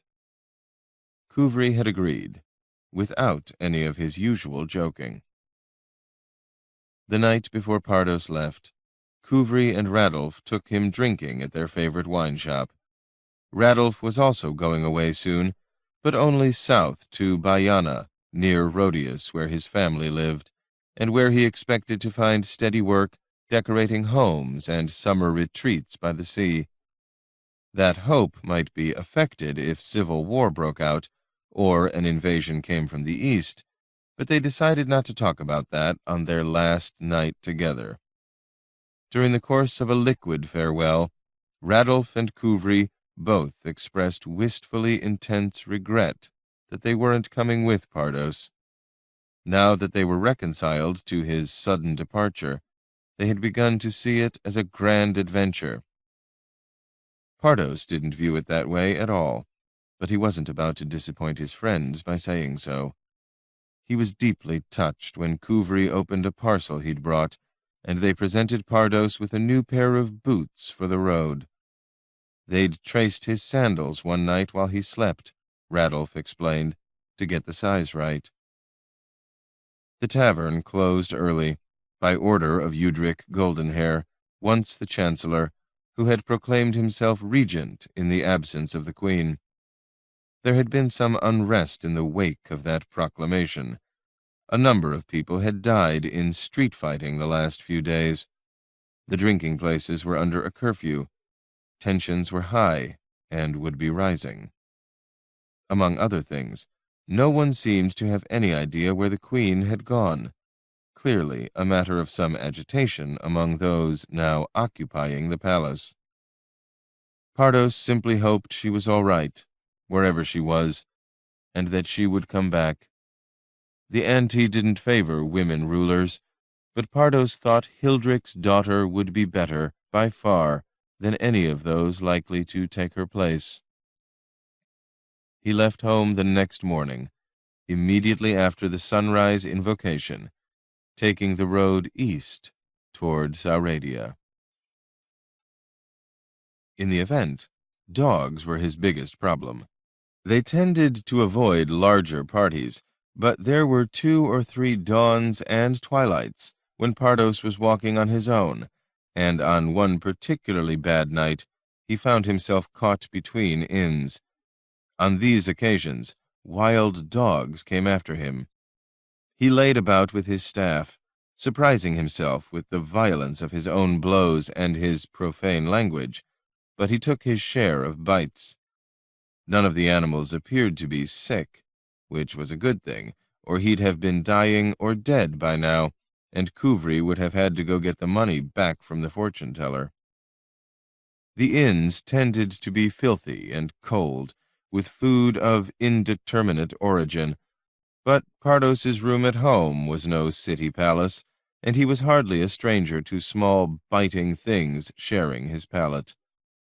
He observed his share of unsavory figures drinking too much bad wine on damp nights, but it must have been obvious that the quiet young man had nothing in the way of wealth or goods to steal, and they left him pretty much alone. He did take the precaution of smearing and staining his new boots to make them look older. He liked the boots, didn't mind the cold or the walking at all, found the great black forest to the north, the Aldwood, to be oddly exciting. He enjoyed trying to detect and define shadings of dark green and gray and muddy brown and black as the shifting light caused changes at the edge of the forest.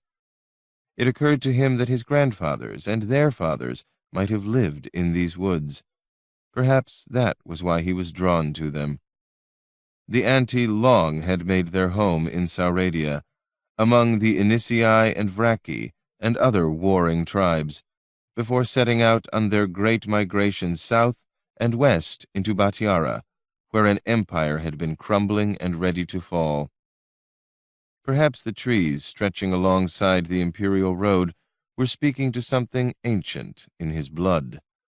The chiromancer had said he was expected on the road. He hadn't said what was expecting him.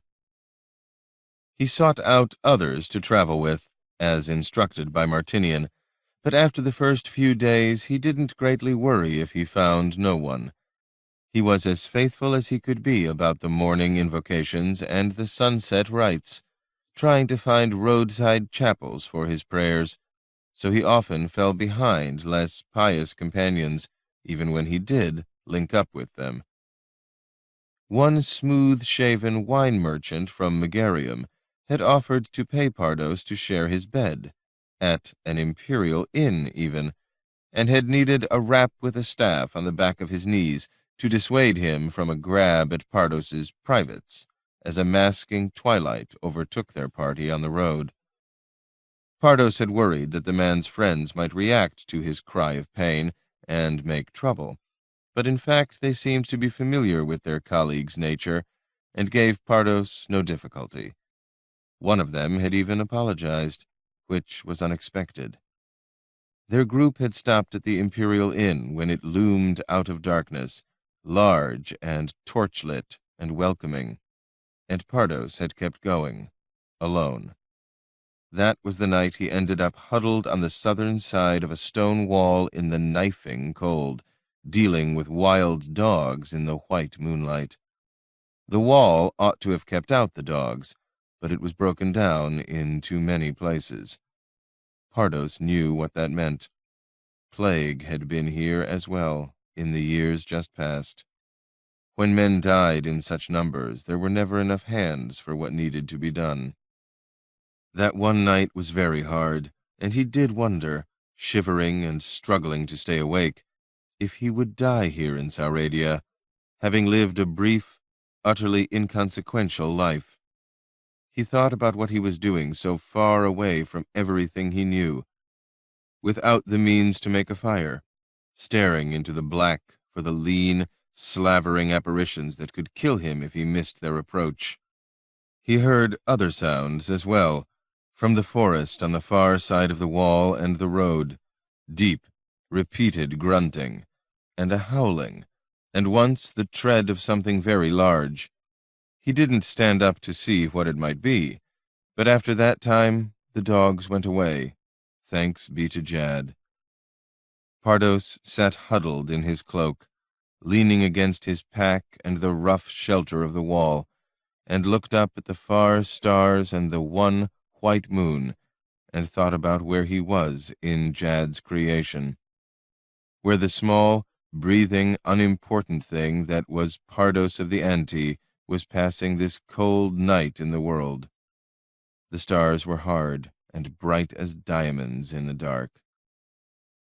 Later, he was to decide that that long night had given him a new appreciation of the god, if that wasn't a thought too laden with presumption, for how dare a man such as he speak of appreciating the god? But the thought remained with him. Didn't Jad do something infinitely more difficult each and every night, battling alone against enemies and evil in the bitter cold and dark? And, a further truth, didn't the god do it for the benefit of others, for his mortal children, and not for himself at all? Pardos had simply been fighting for his own life, not for anything else that lived.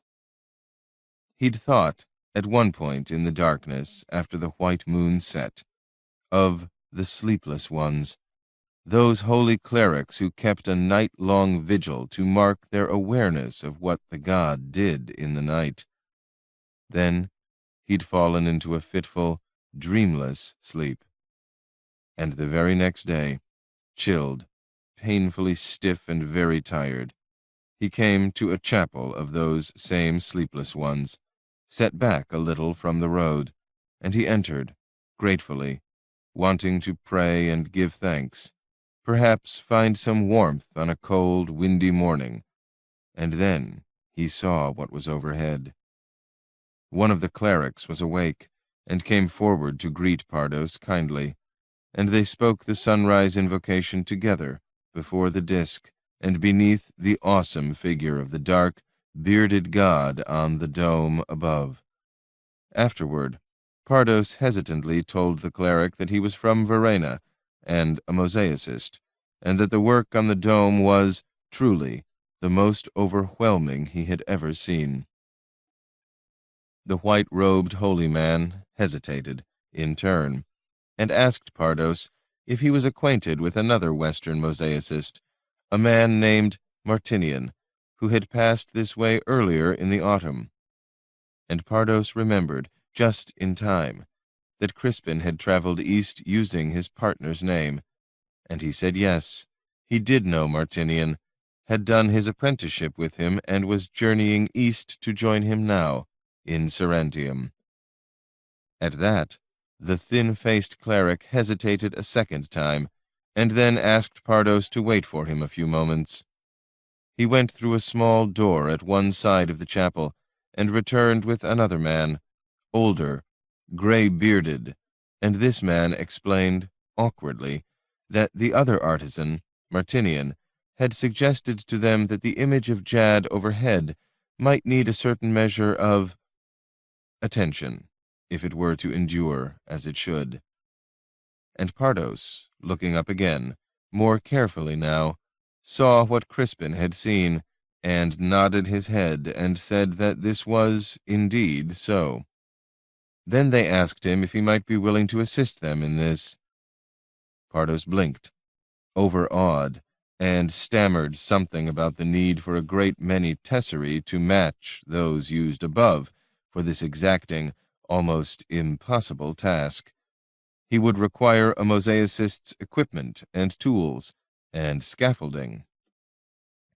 The two holy men had exchanged a glance, and then led Pardos through the chapel to one of the outbuildings behind, and then down some creaking stairs to a cellar. And there, by torchlight, Pardos saw the disassembled parts of scaffolding and the tools of his own trade. There were a dozen chests along the stone walls, and the clerics opened these, one by one, and Pardos saw tesserae of such brilliance and quality that he had to struggle not to weep, remembering the muddy, inadequate glass Crispin and Martinian had been forced to use all the time in Verena. These were the tesserae used to make that image of Jad overhead. The clerics had kept them down here, all these hundreds of years. The two holy men had looked at him, waiting, saying nothing at all, until at length Pardos simply nodded his head. "Yes," he'd said. "Yes. And I will need some of you to help me." "You must teach us what we need to do," the older man had said, holding up a torch, looking down at the shining glass in the ancient chests as it reflected and caught the light. Pardos ended up staying in that place, working among those holy men, living with them through almost the whole of the winter. It seemed he had been, in the strangest way, expected there. There came a time when he reached the limits of what he felt capable of doing without guidance or greater experience, putting his own hands to a work of such holy magnificence, and he told the clerics as much. They respected him by then, acknowledged his piety and care, and even thought they liked him. No one demurred. Wearing a white robe they offered him, Pardos stayed awake with the sleepless ones on the last night, and, shivering, heard his own name chanted by holy men in their rituals as someone virtuous and deserving, for whom the gods' grace was besought. They gave him gifts, a new cloak, a sun disk. When he set out again with his staff and pack on a bright morning, with birdsong hinting at spring, continuing toward Sarantium. In all honesty, Rustem had to admit that his vanity had been offended. With the passage of a little more time, he decided, this wounded, unsettled, choleric feeling would probably pass, and he might begin to find his wife's reactions and his own response to be amusing and instructive. But an adequate interval had not yet gone by. It seemed he had indulged himself in some domestic illusions. He wasn't the first man to do so. Slender, fragile Jarita, who was being discarded, cast off by the desire of the King of Kings to raise Rustem of Karakek to the priestly caste, had appeared entirely content when informed of this development. As soon as she was told of the promise that she was to be given an appropriate, kindly husband. Her only request was that this happen in Kabad. It seemed that his second, delicate wife had a greater dislike for desert sand and heat than she had ever revealed, and an equally strong interest in seeing and dwelling within the bustle and excitement of the royal city. Rustem, nonplussed, had indicated that it was likely she could be accommodated in this wish. Jarita had kissed him happily, even passionately, and gone off to see her baby in the nursery. Katyun, his first wife, calm, composed Katyun, who was being honored, as was her son, by elevation to the highest of the three castes, with the prospect of unimagined wealth and opportunity, had erupted in a storm of grief upon hearing these same tidings. She had refused to be consoled, wailing and distraught. Katyun did not have any liking for the great cities of the world, never having seen, or having felt any desire to see, any of them. Sand in clothing or hair was a trivial affliction. The heat of the desert sun could be dealt with if one knew the proper ways to live. Small, remote Karakek was an entirely pleasant place in which to dwell if one were the wife of a respected physician and had the status that came therewith. Kabad, the court, the famous water gardens, the churka grounds, the flower-laden, crimson-pillared hall of dance. These were places where women would be painted and perfumed and garbed in exquisite silks and in the manners and malice of long practice and familiarity. A woman from the desert provinces among such... Katyun had wept in her bed, squeezing her eyes tightly shut, refusing even to look at him, as Rustem strove to comfort her with talk of what opportunities this royal munificence offered for Shaski and any other children they might now have. That last had been an impulsive, unplanned comment, but it did produce an ebbing of tears. Katyun wanted another baby, and Rustem knew it. With a move to Kabad, in the lofty role of royal physician, there would be no further arguments about living space or resources that could be applied against the idea of another child. Inwardly, he had still been wounded, however. Jurita had been much too matter-of-fact about being set aside with her daughter. Katyun gave no evidence of realizing how astonishing this change in their fortunes was, no sign of pride in him, of excitement in their shared new fate. The suggestion about a second child did calm her. She dried her eyes, sat up in the bed, looked at him thoughtfully, and then managed a brief smile. Rustem spent what was left of the night with her. Katyun, less delicately pretty than Jurita, was also less shy than his second wife, and rather more skilled in arousing him by diverse means. Before dawn, he had been induced, still half asleep, to make a first essay at engendering the promised offspring. Katyun's touch and her whispering voice at his ear were balm to his pride. At sunrise, he'd returned to the fortress to determine the status of his royal patient. All was well. Shirvan healed swiftly, signs of an iron constitution and the benign alignment of auspices. Rustem took no credit for the former, was at pains to monitor and adjust for the latter. In between visits with the king, he found himself closeted with the vizier, Mazandar, others joining them at intervals. Rustem received an education, at speed, in certain aspects of the world as they knew it that winter, with particular emphasis on the nature and the possible intentions of Valerius II of Sarantium, whom some named the Knights' Emperor. If he was going there, and was to do so to some purpose, there were things he needed to know. When he finally did depart, having made hasty arrangements for his students to continue with a physician he knew in Kandir, even farther to the south, the winter was well advanced. The most difficult parting, and this was entirely unexpected, was with Shaski. The women were reconciled to what was happening, could understand it. The baby was too young to know.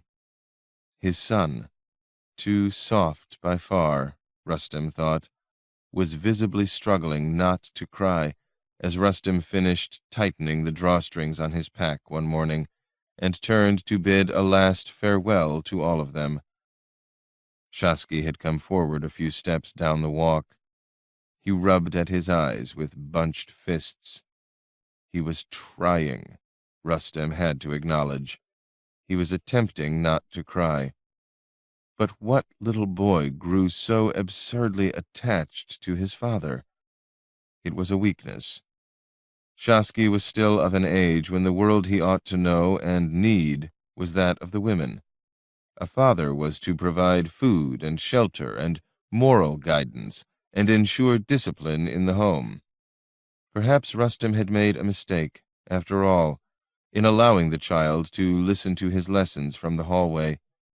Shaski had no business reacting this way. There were even soldiers watching. An escort from the fortress would go with him the first part of the way, as a sign of favor. Rustem opened his mouth to admonish the boy, and discovered that, shamefully, he had an awkward lump in his own throat, and a constriction of feeling in his chest that made it difficult to speak. He coughed. "Listen to your mothers," he said, more huskily than he'd expected. Shasky nodded his head. "I will," he whispered. He still wasn't crying, Rustem saw. His small fists were clenched at his sides. "When will you come home, Papa?" "When I have done what I have to do." Shasky took another 2 steps toward the gate where Rustem stood. They were alone, halfway between the women by the door and the military escort a little down the road.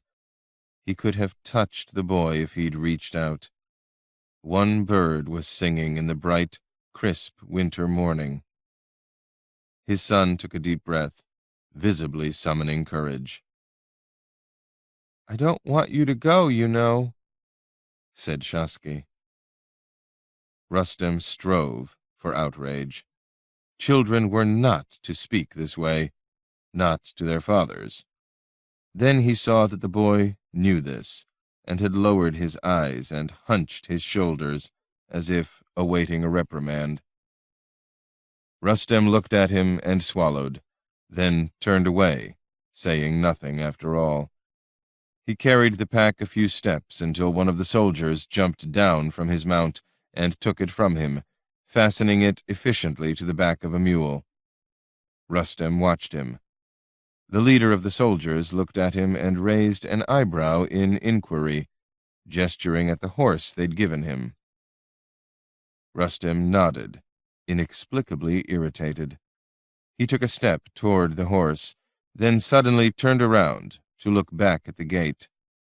Shasky was still there. He lifted his hand to wave to the boy, and smiled a little, awkwardly, that the child might know his father wasn't angry about what he'd said, even though he should have been. Shasky's eyes were on Rustem's face. He still wasn't crying. He still looked as though he might. Rustem looked at him another moment, drinking in the sight of that small form. Then he nodded his head, turned briskly, and accepted a hand up onto his horse, and they rode off. The uncomfortable feeling in his chest lingered for a time, and then it went away. The escort rode with him to the border, but Rustem continued west into Sarantine lands for the first time in his life. Alone, save for a dark-eyed, bearded manservant named Nishik. He left the horse with the soldiers and continued on a mule now. It was more suited to his role. The manservant was another deception. Just as Rustem was not, for the moment, simply a teaching physician in search of manuscripts and learned discussions with Western colleagues, so was his servant, not really a servant. Nishik was a veteran soldier, experienced in combat and survival. In the fortress, it had been impressed upon Rustem that such skills might be important on his journey, and perhaps even more so when he reached his destination. He was, after all, a spy. They stopped in Sarnica, making no secret of their arrival or Rustem's role in saving the life of the King of Kings and his forthcoming status. It had been too dramatic an event. The tidings of the assassination attempt had already run before them across the border, even in winter. The governor of Amoria requested that Rustem attend upon him, and seemed appropriately horrified to learn further details of deadly perfidy within the royal family of Bassania. After the formal audience, the governor dismissed his attendants and confided privately to Rustem that he had been encountering some difficulties in fulfilling his obligations to both his wife and his favorite mistress. He admitted, somewhat shamefacedly, that he'd gone so far as to consult a chiromancer, without success. Prayer had also failed to be of use. Rustem refrained from comment on either of these solutions, and, after examining the man's tongue and taking his pulse, advised the governor to make a meal of the well-cooked liver of a sheep or cow on those evenings when he wished to have relations with either of his women. Noting the governor's extremely florid complexion, he also suggested refraining from the consumption of wine with that important meal. He expressed great confidence that this would prove helpful. Confidence, of course, was half the treatment.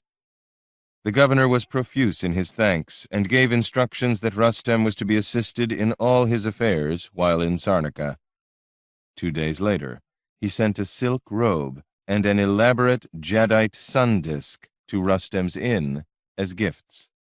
The disk, though beautiful, was hardly an appropriate offering to a Bassanid, but Rustem concluded that his suggestions had met with some nocturnal success.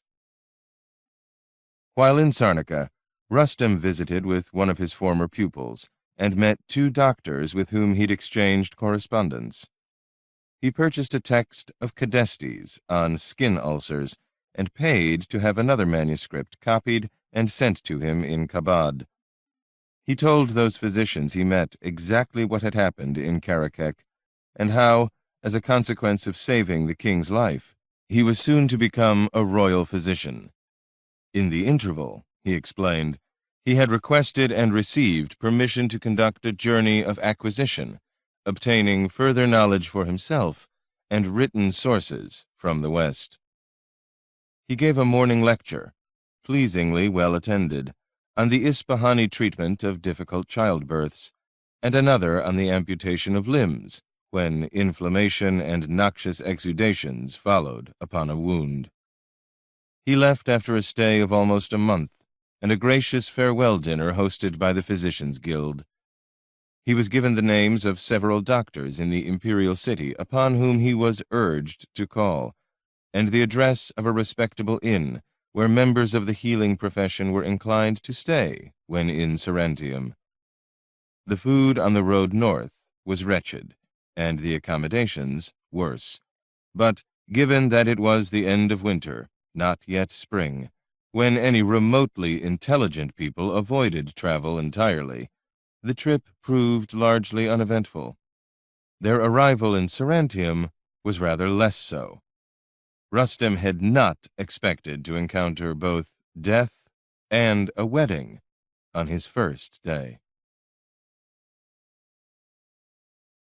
It had been years since Papio, director of the Imperial Glassworks, had actually done any actual glass-blowing or design work himself. His duties now were administrative and diplomatic, involving the coordination of supplies and production, and the distribution of tesserae and flat sheets of glass to craftsmen requesting them in the city and beyond. Determining priorities and placating outraged artisans comprised the most delicate part of his office. Artisans, in Papio's experience, tended to incline toward outrage. He had his system worked out. Imperial projects came first, and amongst those Papio made assessments of how important a given mosaic might be in the scheme of things. This required delicate inquiries in the imperial precinct at times, but he did have a staff for that, and he had acquired a sufficient polish to his own manners to make it feasible for him to attend upon some of the higher civil service functionaries when necessary. His wasn't the most important of the guilds. The Silk Guild had that distinction, of course, but it wasn't anywhere near the least significant either, and under this particular emperor, with his elaborate building projects, it could be said that Papio was an important man. He was treated respectfully, in any case. Private commissions came behind the imperial ones, but there was a complication. The artisans engaged on projects for the emperor received their supplies free of charge, while those doing mosaic or other glasswork for citizens had to buy their tesserae or sheets of glass. The imperial glassworks was expected to pay for itself now, in the modern scheme of things devised by thrice-exalted Valerius II and his advisers.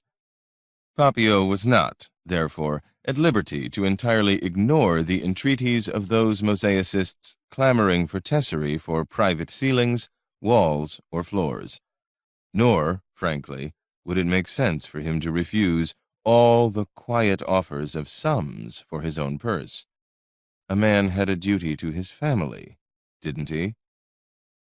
Over and above these nuanced issues, Papio had a powerful inclination to favor those craftsmen, or patrons, who had a demonstrated affinity for the greens. The splendid greens of great and glorious achievement were his own beloved faction, and one of the extreme pleasures attendant upon his rise to this lofty status in his guild was that he was now in a position to subsidize the faction somewhat, and be honored and recognized accordingly in their banquet hall and at the hippodrome. He was no longer just another humble supporter. He was a dignitary, present at the feasts, prominently seated at the theater, among those in the preferred places for the chariot races themselves. Long past were the days when he'd line up before dawn outside the hippodrome gates to get a standing place to watch the horses run. He couldn't be too obvious in his favoritism. The emperor's people were present and observing everywhere, but Papio did make sure that, all other things being remotely balanced, a green mosaicist did not go away empty-handed if competing for hard-to-find colors or semi-precious stones with a known follower of the accursed blues, or even someone without declared allegiance. This was only as it should be. Papio owed his appointment to his green partisanship. His predecessor as head of the guild and glassworks director, an equally fervent green, had selected him in large part for that reason. Papio knew that when he chose to retire, he was expected to pass on the position to another green. It happened all the time, in every guild except the silk, which was a special case and closely scrutinized by the imperial precinct. One faction or the other controlled most of the guilds, and it was rare for that control to be wrested away. One had to be blatantly corrupt for the emperor's people to interfere. Papio had no intention of being blatant about anything, or even corrupt, if it came to that. He was a careful man. And it was that instinctive caution, in part, that had made him a little uneasy about the surprising request he'd received, and the extremely substantial payment that had accompanied it, before he'd even done a preliminary sketch of the glass bowl requested. He understood that it was his stature that was being bought, that the gift would acquire greatly enhanced value because it had been fashioned by the head of the guild himself, who never did such things any more. He also knew that the man buying this from him, as a wedding gift, he understood, could afford to do so. One didn't need to make inquiries to know that the principal secretary to the Supreme Strategos, an historian who also happened to be chronicling the emperor's building projects, had sufficient resources to buy an elaborate bowl. This was a man who, more and more, seemed to require a certain deference. Papio didn't like the sallow, unsmiling, lean-faced secretary, but what did liking have to do with anything? What was harder to sort out was why Pertenius of Eubulus was buying this gift. Some discreet questions had to be asked elsewhere before Papio thought he had the answer.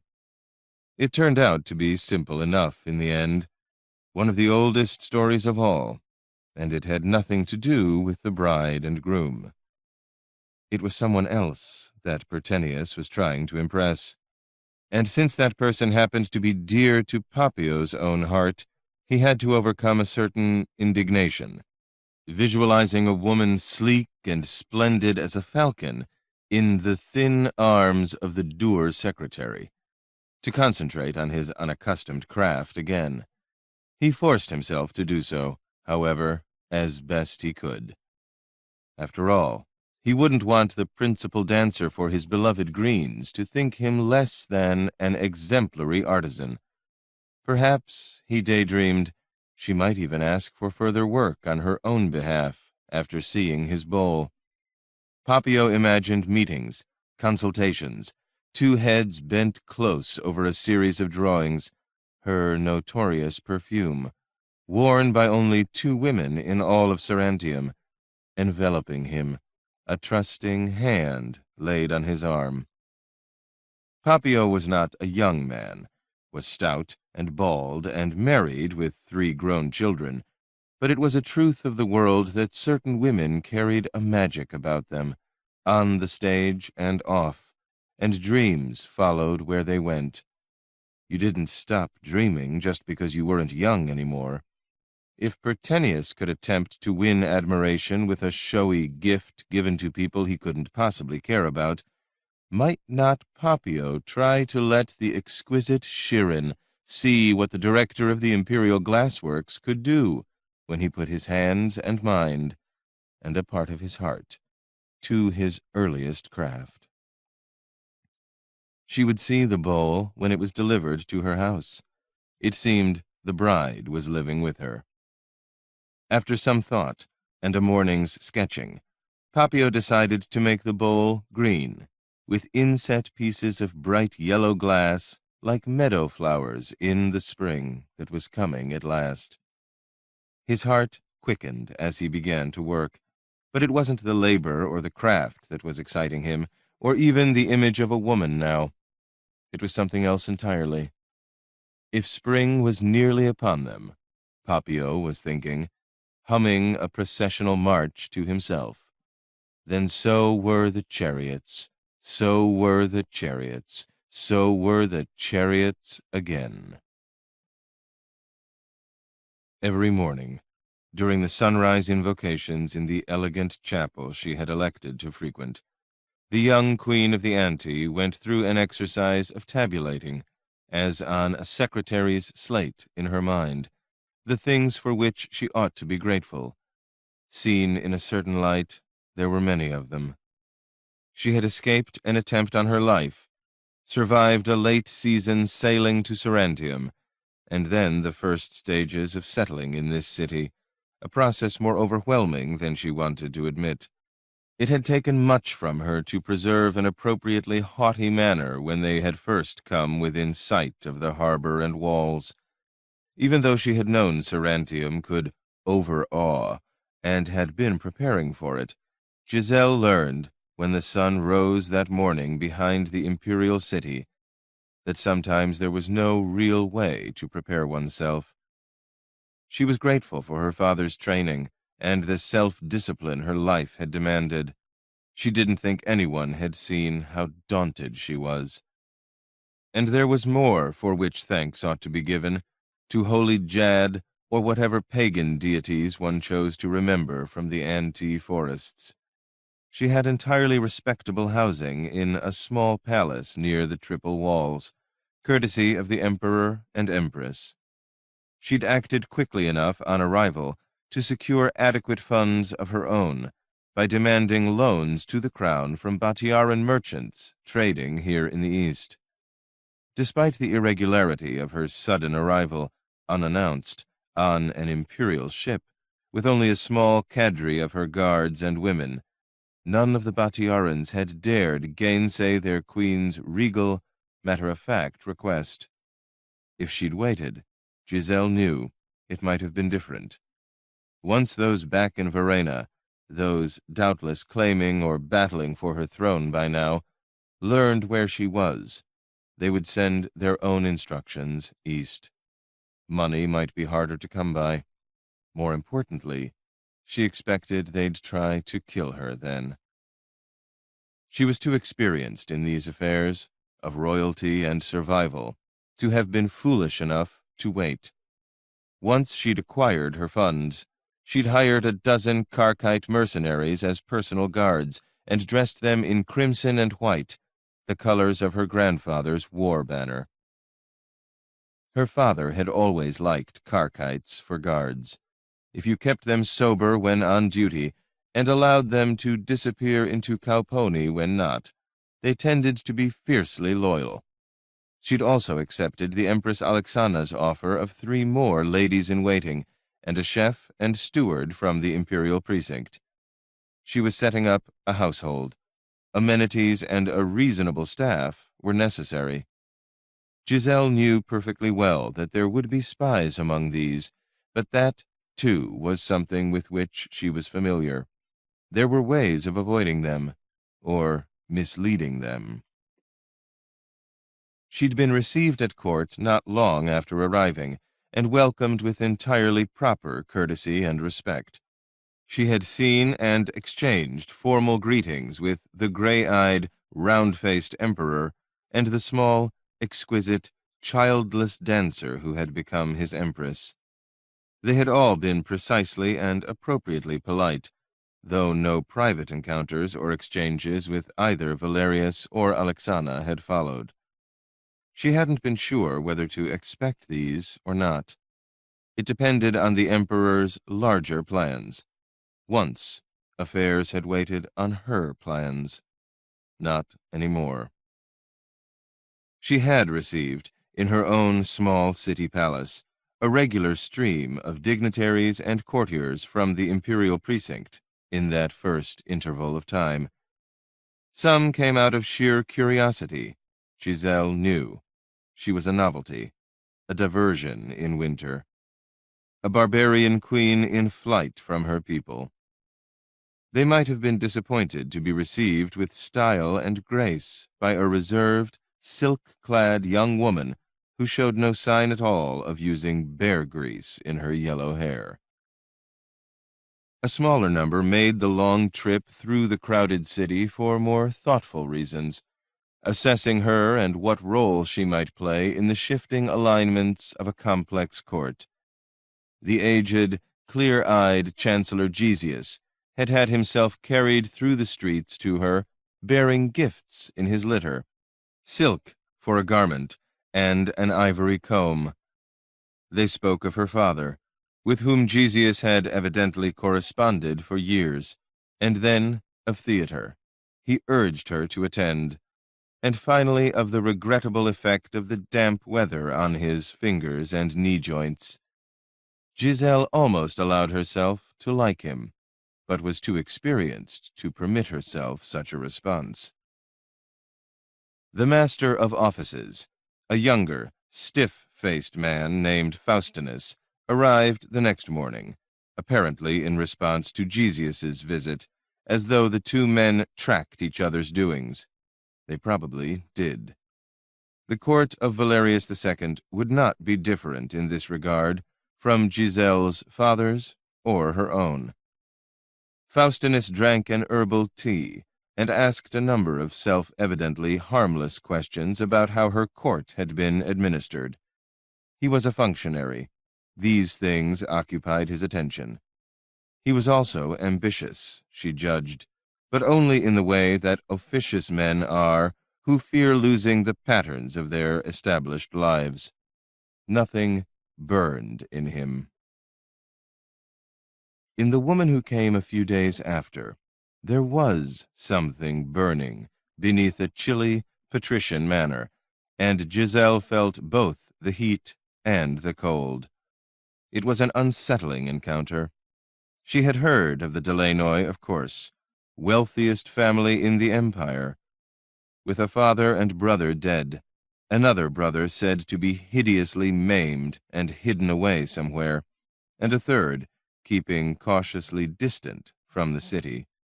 Styliani Delena, wife now to the Supreme Strategos, was the visible presence of her aristocratic family in Sarantium, and there was nothing harmless about her, Giselle decided very early in their conversation.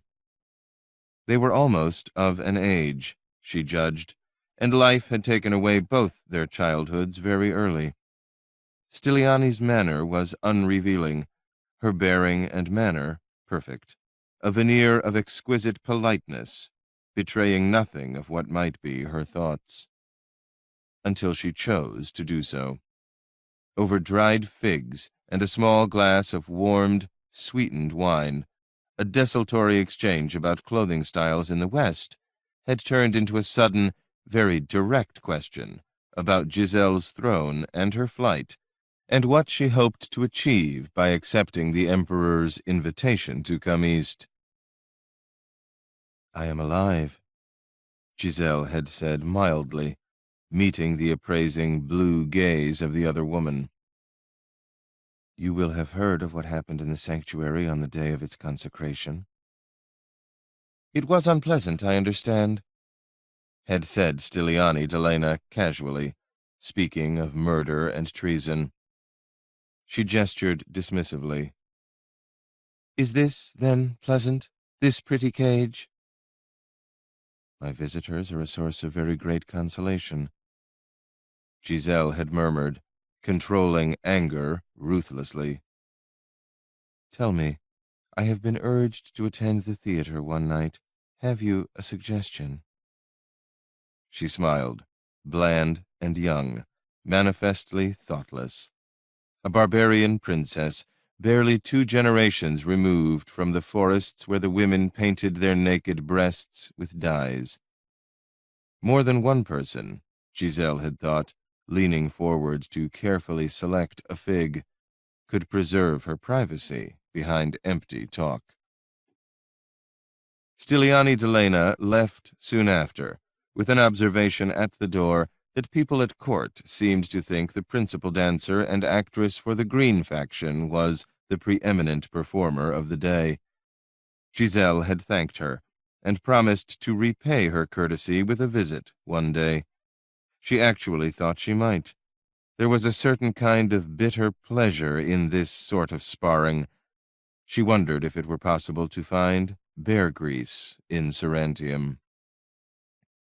There were other visitors. The Eastern Patriarch sent his principal secretary, an officious, sour-smelling cleric who asked prepared questions about Western faith and then lectured her on Hellaticos until he realized she wasn't listening. Some members of the small Batiaran community here, mostly merchants, mercenary soldiers, a few craftsmen, made a point of attending upon her until, at some point in the winter, they stopped coming, and Giselle concluded that Udric or Curtis, back home, had sent word, or even instructions. Aguila was dead. They had learned that by now. He'd died in her father's resting place the morning of the consecration. With Pharos and Anissa, the only 2 people left in the world who might have been said to love her. She'd heard the tidings, dry-eyed, and hired another 6 mercenaries. The visitors from the court continued for a time. A few of the men gave indications of wishing to seduce her, a triumph for them, doubtless. She remained a virgin, regretting it occasionally. Boredom was one of the central problems of this new life. It wasn't even really a life. It was a waiting to see if life could continue, or begin again. And this, unfortunately, was where the dutiful attempt to summon proper gratitude each morning in the chapel usually faltered, as the invocations to Holy Jad ended. She'd had an existence of real, if precarious, power back home. Reigning queen of a conquering people in the homeland of an empire, the High Patriarch Inrodius deferred to her, as he had to her father.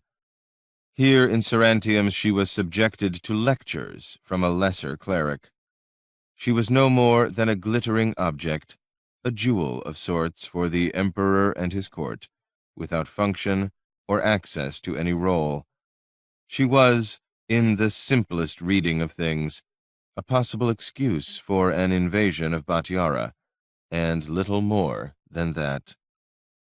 Those subtle people from the court who rode or were carried in curtained litters across the city to see her seemed to have gradually come to that same conclusion. It was a long way from the imperial precinct to her palace near the Triple Walls. Midway through the winter, the visits from the court had also begun to grow less frequent. It was not a surprise. At times, it saddened her how little ever surprised her. One of the would-be lovers, more determined than the others, continued to visit after the others had ceased to appear. Giselle allowed him once to kiss her palm, not her hand. The sensation had been mildly diverting, but after reflection, she'd elected to be engaged the next time he came, and then the next. There hadn't been a third visit. She'd had little choice, really. Her youth, beauty, whatever desire men might have for her, these were among the few remaining tools she had, having left a throne behind. She wondered when Udric or Curtis would attempt to have her murdered, if Valerius would really try to stop it.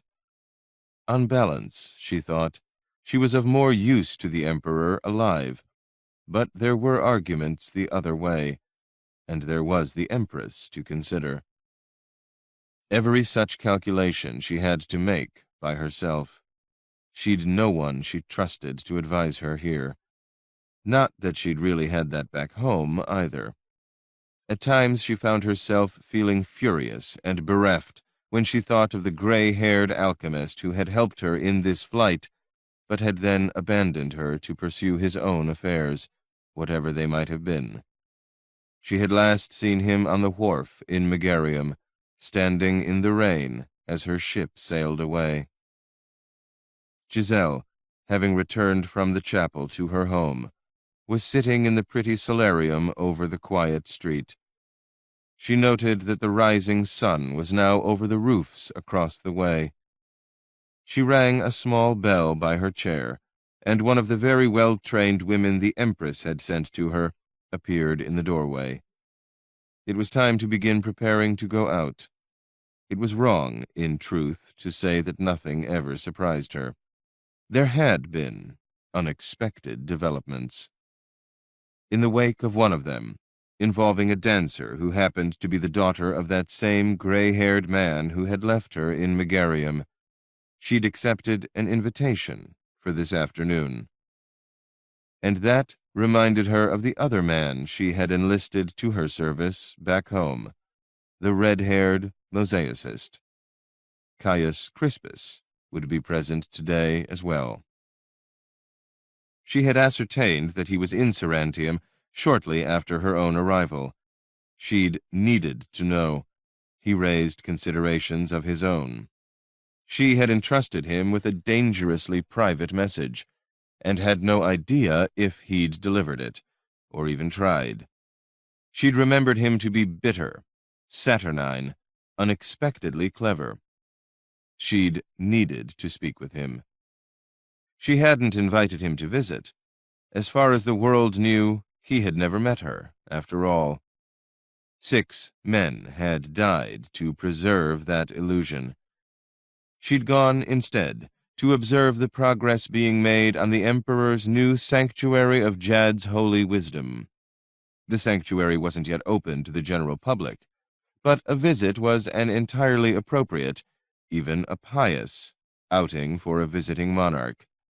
No one could have possibly queried it. Once she'd entered, she'd decided, entirely on impulse, on an unusual approach to this matter.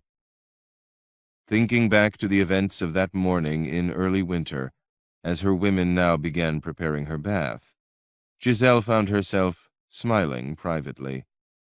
Jad knew she wasn't inclined to give way to impulse, and few enough things ever gave her occasion to be amused, but she hadn't conducted herself in that stupefying place with what might be considered decorous piety, and she had to admit she'd enjoyed herself. The tale had run around Sarantium by now. She'd intended it to. A man on a scaffold, under a dome, with glass in his hands, trying to make a god.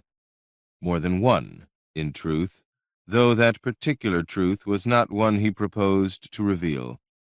Crispin was, that day, early winter in Jad's holy city of Sarantium, happy to be alive, and not anxious to be burned for heresy.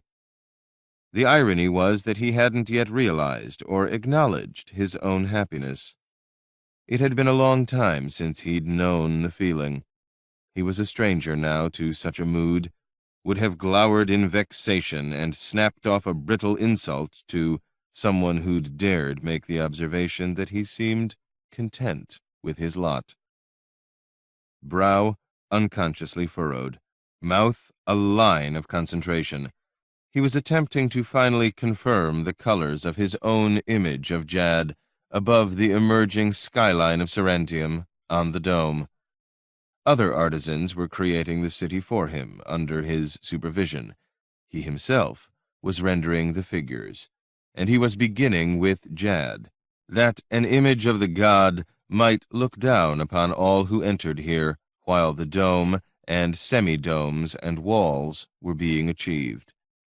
He wanted the god he made to echo, in a tacit homage, the one he'd seen in a small chapel in Sauradia, but not slavishly or too obviously. He was working on a different scale, his Jad a ruling element of a larger scene, not the entirety of the dome, and there were matters of balance and proportion to be worked through. At the moment, he was thinking about eyes and the lines in the skin above and below them, remembering the wounded, haggard vision of Jad in that chapel he'd seen on the Day of the Dead. He'd fallen down, had literally collapsed beneath that gaunt, overpowering figure. His memory for colors was very good. It was flawless, in fact, and he knew this without false humility.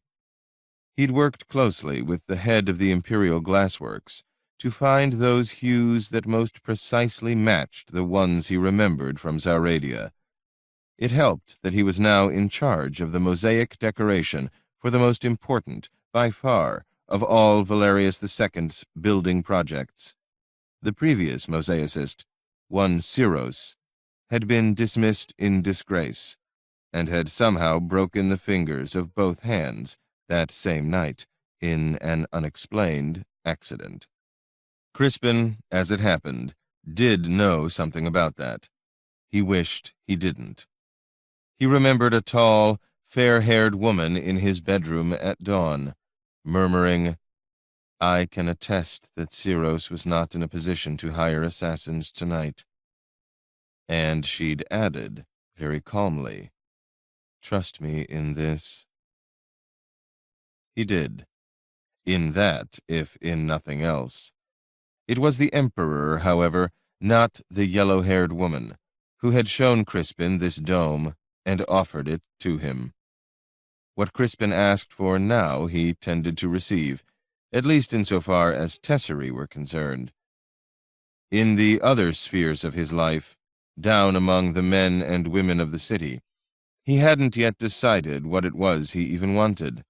He only knew that he had a life below this scaffolding as well, with friends, enemies, attempts on his life within days of his arrival, and complexities that could, if allowed, distract him dangerously from what he needed to do up here on this dome that an emperor and an architect of genius had given to him. He ran a hand through his thick, red hair, rendering it even more haphazard than usual, and decided that the eyes of his god would be dark brown and obsidian, like those of the figure in Sauradia, but that he would not evoke the pallor of the other Jad with gray hues in the skin of the face. He would pick up the two shades again when he did the long, thin hands, but would not make them ruined as the others had been. An echoing of elements, not a copying. It was pretty much what he'd thought before coming back up here. First instincts tended to hold for him. Having decided as much, Crispin took a deep breath and felt himself relax. He could begin tomorrow, then.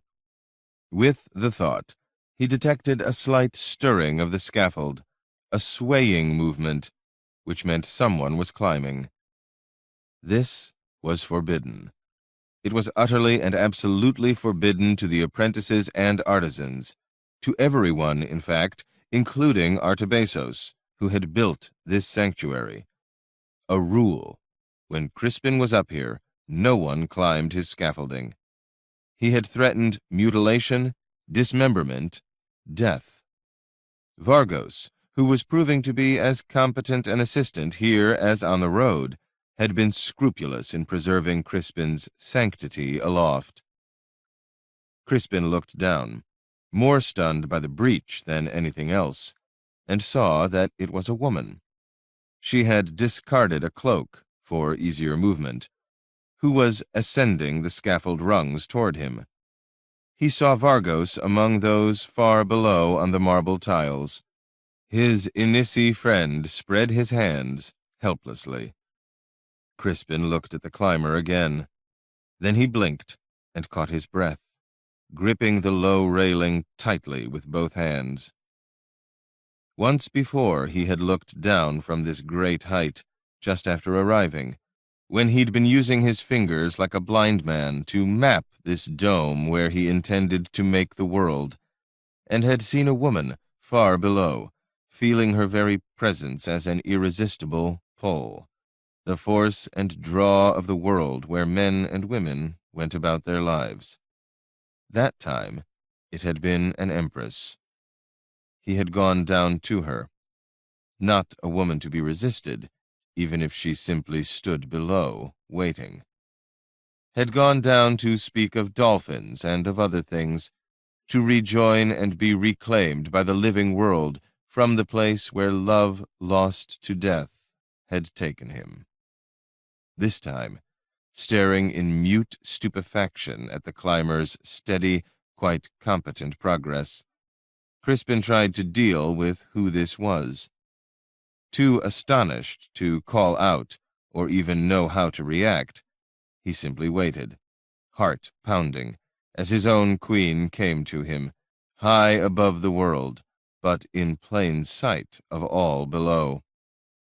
She reached the last rung, then the scaffold itself, and, ignoring his hastily extended hand, stepped onto it, a little flushed, breathless, but visibly pleased with herself, bright-eyed and unafraid, to stand in this place of absolutely private speech on a precarious platform just under Artabesos's dome. However many listening ears there might be in dangerous Sarantium, there were none here. Crispin knelt and lowered his head. He had last seen this young, beleaguered woman in her own palace, in his own city far to the west, had kissed her foot in farewell and felt her hand brush his hair. Then he had left, having somehow promised to try to deliver a message to an emperor, and he'd learned the morning after that she'd had 6 of her own guards killed, simply to preserve the secret of their encounter. On the scaffolding below the dome, Giselle of the Ante brushed his hair again with a light, slow hand. Kneeling, he trembled. "No flower this time?" his queen murmured. "An improvement, artisan. But I prefer the beard, I think. Has the East claimed you so soon? Are you lost to us? You may stand, Caius Crispus, and tell what you have to tell." "Your Majesty." Crispin stammered, rising, feeling himself flushing, terribly unsettled. The world coming up to him, even here. This is not a safe place for you at all." Giselle smiled. "Are you so dangerous, artisan?" He wasn't. She was. He wanted to say that. Her hair was golden, her gaze a deep, remembered blue. She had the same coloring, in fact, as another of the very dangerous women he knew here, but where Styliani Delena was ice with an edge of malice, Giselle the daughter of Hildrick the Great, showed something wilder and sadder both. He'd known she was here, of course. Everyone had heard of the arrival of the antique queen. He'd wondered if she'd send for him. She hadn't. She'd climbed up to find him, instead, graceful and assured as an experienced mosaicist. This was Hildrick's daughter, an auntie. Could hunt, shoot, ride, probably kill, with a dagger secreted somewhere on her person. No delicate, sheltered court lady, this. She said, "We are waiting, artisan. We have come a long way to see you, after all." He bowed his head and told her, unvarnished and with nothing that mattered held back, of his conversation with Valerius and Alexandra, when the small, brilliant figure that was the Empress of Sarantium had turned in a doorway to her inner chamber and asked, with seeming casualness, about the marriage proposal he undoubtedly carried from Verena. Giselle was disturbed, he realized, was trying to hide that, and might have done so from a less observant man. When he finished, she was silent a while. "Did she sort it through, or did he?" she asked. Crispin thought about it. "Both of them, I believe. Together, or each on their own." He hesitated. "She is an exceptional woman, Majesty." Giselle's blue gaze met his briefly, then flicked away. She was so young, he thought. "I wonder what would have happened," she murmured, "had I not had the guardsmen killed." "They'd be alive," Crispin wanted to say, but did not. He might have, a season ago, but was not quite the same angry, bitter man he'd been at the beginning of autumn. He'd had a journey since. Another silence. She said, "You know why I am here, in Sarantium?" He nodded. It was all over the city. "You avoided an attempt on your life, in the sanctuary. I am horrified, Majesty." "Of course you are," said his queen, and smiled, almost absently.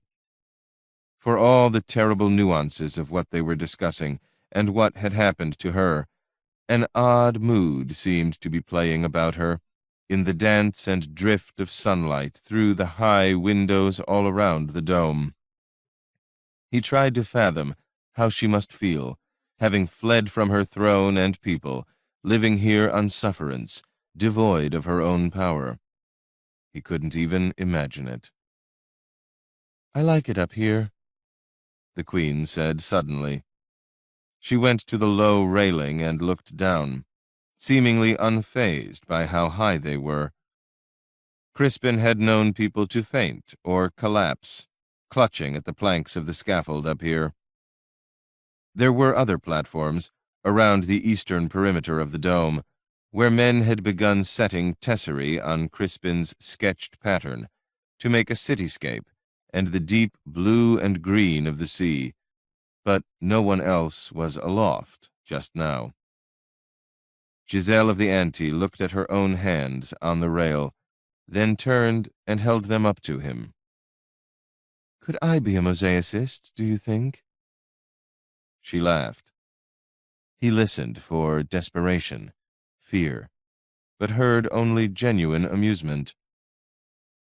He said, "It is a craft only, unworthy of you, Majesty." She looked around for a time without answering him. "No, this isn't," she said finally. She gestured at Artabazos' dome, at the beginnings of Crispin's own vast mosaic upon it. "This isn't unworthy of anyone. Are you pleased you came now, Caius Crispus? You didn't want to, I recall." And in response to the direct question, Crispin nodded his head, admitting it for the first time. I didn't want to, but this dome is a life's gift for such as I. She nodded. Her mood had changed, swiftly. Good. We also are pleased you are here. We have few we may trust in this city. Are you one such? She had been direct the first time, too. Crispin cleared his throat. She was so alone in Sarantium. The court would use her as a tool, and hard men back home would want her dead. He said, In whatever ways I may help you, my lady, I shall. Good, she repeated. He saw her color had heightened. Her eyes were bright. I wonder, how shall we do this? Shall I order you to come now and kiss me, so that those below can see? Crispin blinked, swallowed, ran a hand reflexively through his hair. You do not improve your appearance when you do that, you know, the Queen said. Think, artisan. There has to be a reason for my coming up here to you. Will it help you with the women of this city to be known as a queen's lover, or will it mark you as untouchable? And she smiled. I don't have... My lady, You don't want to kiss me? She asked. A mood so bright it was a danger in itself. She stood very still, waiting for him. He was entirely unnerved. He took a deep breath, then a step forward. And she laughed. On further thought, it isn't necessary, is it? My hand will do, artisan. You may kiss my hand. She lifted it to him. He took it in his own and raised it to his lips, and just as he did so, she turned her hand in his, and it was her palm, soft and warm, that he kissed. I wonder, said the Queen of the Ante, if anyone could see me do that. And she smiled again. Crispin was breathing hard. He straightened. She remained very near, and bringing up both her hands, she smoothed his disordered hair. We will leave you, she said, astonishingly composed, the too bright manner gone as swiftly as it had come, though her color remained high. You may call upon us now, of course. Everyone will assume they know why. As it happens, we wish to go to the theater. Majesty, Crispin said, struggling to regain a measure of calm. You are the Queen of the Ante, of Batiara, an honored guest of the Emperor. An artisan cannot possibly escort you to the theater. You will have to sit in the imperial box. Must be seen there. There are protocols. She frowned, as if struck only now by the thought. Do you know, I believe you are correct. I shall have to send a note to the Chancellor then, but in that case, I may have come up here to no purpose, Caius Crispus. She looked up at him. You must take care to provide us with a reason. And she turned away. He was so deeply shaken that she was 5 rungs down the ladder before he even moved, offering her no assistance at all. It didn't matter. She went down to the marble floor as easily as she'd come up. It occurred to him, watching her descend toward a score of unabashedly curious people staring up, that if he was marked now as her lover, or even her confidant, then his mother and his friends might be endangered back home when word of this went west. Giselle had escaped a determined assassination attempt. There were men who wanted her throne, which meant ensuring she did not take it back. Those linked to her in any way would be suspect. Of what It hardly mattered. The Anti were not fastidious about such things. And that truth, Crispin decided, staring down, applied as much to the woman nearing the ground now. She might be young, and terribly vulnerable here, but she'd survived a year on her throne among men who wished her dead, or subjected to their will, and had managed to elude them when they did try to kill her. And she was her father's daughter.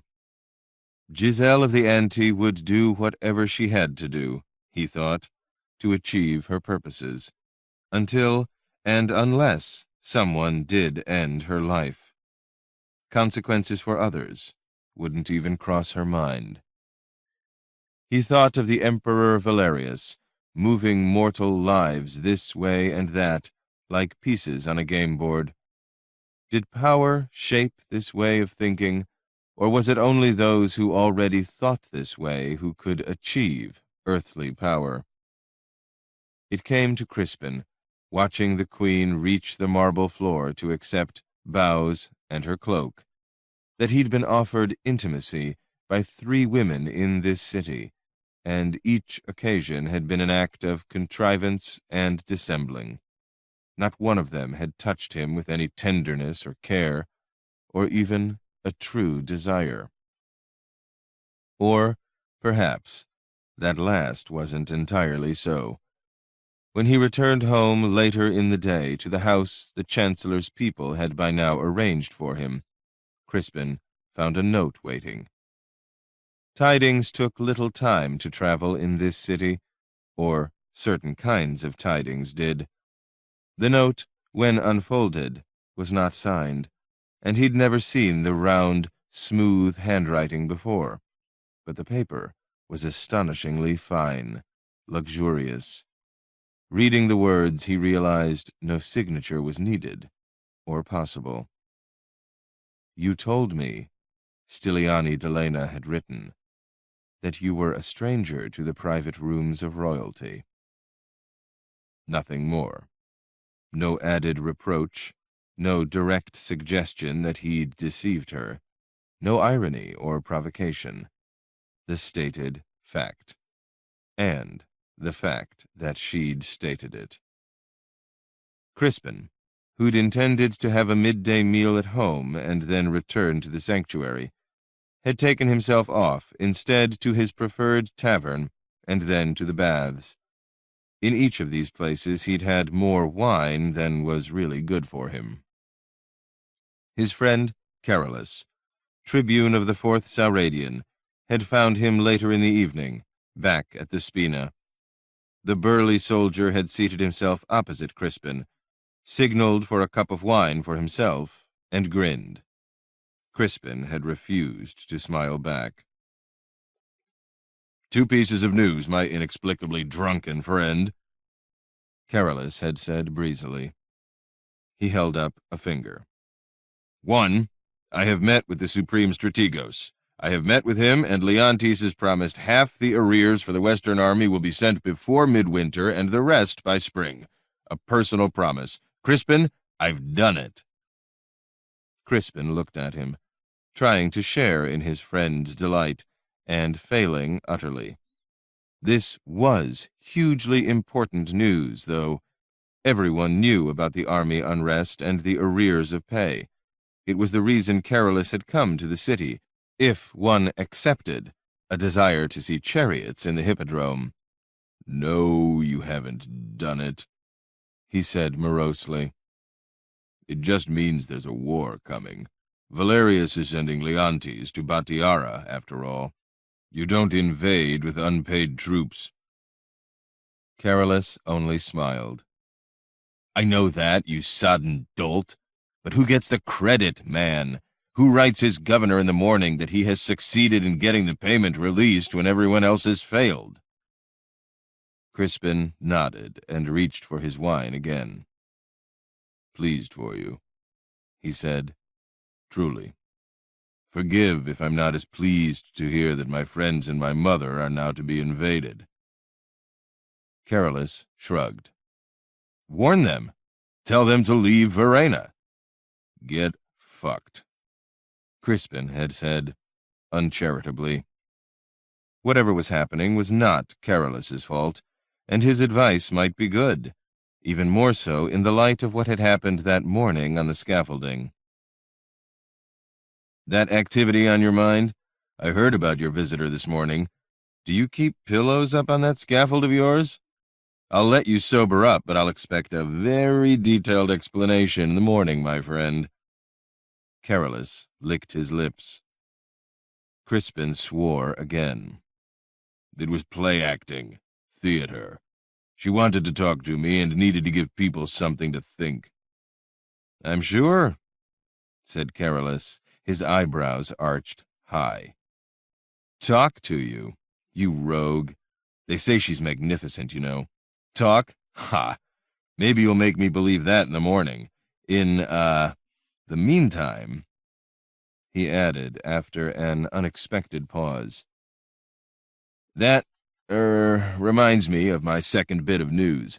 I suppose that I'm, out of that sort of game now, myself, actually. Crispin had looked muzzily up from his wine cup. What? Well, as it happens, I'm getting married, Carolus of the Fourth said. What? Crispin repeated, cogently. I know, the Tribune went on. Unexpected, surprising, amusing, all that. A good laugh for all. Happens, though, doesn't it? His color heightened. Ah, well, it does, you know. Crispin nodded his head in bemusement, refraining only with some effort from saying, What? For a third time. And, well, do you, mind if Kezia leaves your house now? It won't look right, of course, not after we have it proclaimed in chapel. What? Crispin said, helplessly. Wedding will be in the spring. Carolus went on, eyes bright. I promised my mother back when I first left home that if I ever married, I'd do it properly. There'll be a season's worth of proclaiming by the clerics so someone can object if they want to, and then a real wedding celebration. Kezia, Crispin said, finally getting a word in. Kezia? And as his brain belatedly began to function, to put itself tentatively around this astonishing information, Crispin shook his head again, as if to clear it, and said, Let me be certain I understand this, you bloated bag of wind. Kezia has agreed to marry you? I don't believe it. By Jad's bones and balls, you bastard. You didn't ask my permission, and you don't fucking deserve her, you military lout. He was grinning widely by then, and he reached a hand across the table and gripped the other man's shoulder hard. Of course I deserve her, Carolus said. I'm a man with a brilliant future. But he, too, had been smiling, with unconcealed pleasure. The woman in question was of the northern Inisi, sold by her mother into slavery a little more than a year before, rescued from that and a pagan death by Crispin on the road. She was too thin and too intelligent and too strong-willed, though uneasy in the city. On the occasion of their first encounter, she had spat in the face of the soldier who was now grinning with delight as he announced that she'd agreed to marry him. Both men, in fact, knew what she was worth. And so, on a bright, windy day at the beginning of spring, a number of people were preparing themselves to proceed to the home of the principal female dancer of the Green faction, where a wedding was to commence with the usual procession to the chosen chapel, and then be celebrated with festivity afterward. Neither bride nor groom was in any way from a good family, though the soldier showed signs of possibly becoming an important person. But Shirin of the Greens had a glittering circle of acquaintances and admirers, and had chosen to make this wedding the excuse for an elaborate affair, She'd had a very good winter season in the theater. In addition, the groom's close friend, and evidently the bride's, it was whispered by some with a meaningful arch of eyebrows, was the new imperial mosaicist, the Rhodian who was executing the elaborate decorations in the sanctuary of Jad's holy wisdom, a fellow perhaps worthy of cultivation. There were rumors that other significant personages might attend, if not the actual ceremony, then the celebration in Shirin's home afterward. It had also been widely reported that the food was being prepared in the dancer's kitchen by the master chef of the Blue faction. There were those in the city who would follow Strumosus into the desert if he took his pots and pans and sauces. It was a curious, in many ways a unique event, this celebration orchestrated by Greens and Blues together. And all for a middle-ranking soldier and a yellow-haired barbarian girl from Sauradia, just arrived in the city with a completely unknown background. She was pretty enough, it was reported by those who'd seen her with Shirin, but not in the usual way of those girls who made a surprising marriage for themselves. On the other hand, it wasn't as if she was wedding a really significant fellow, was it? Then another rumor started that Papio, the increasingly well-known director of the Imperial Glassworks, had personally made a bowl, commissioned as a gift for the happy couple. It seemed he hadn't done any actual craftsmanship himself for years and years. No one could understand that either. Sarantium was talking. With the chariot races not beginning again for some few days, the event was well timed. The city liked having things to talk about. "I'm not happy," said a small, nondescript, artificial bird in an inward, patrician voice heard only by the hostess of the day's affair. The woman was staring critically at her own image in a round, silver-edged mirror held up by a servant.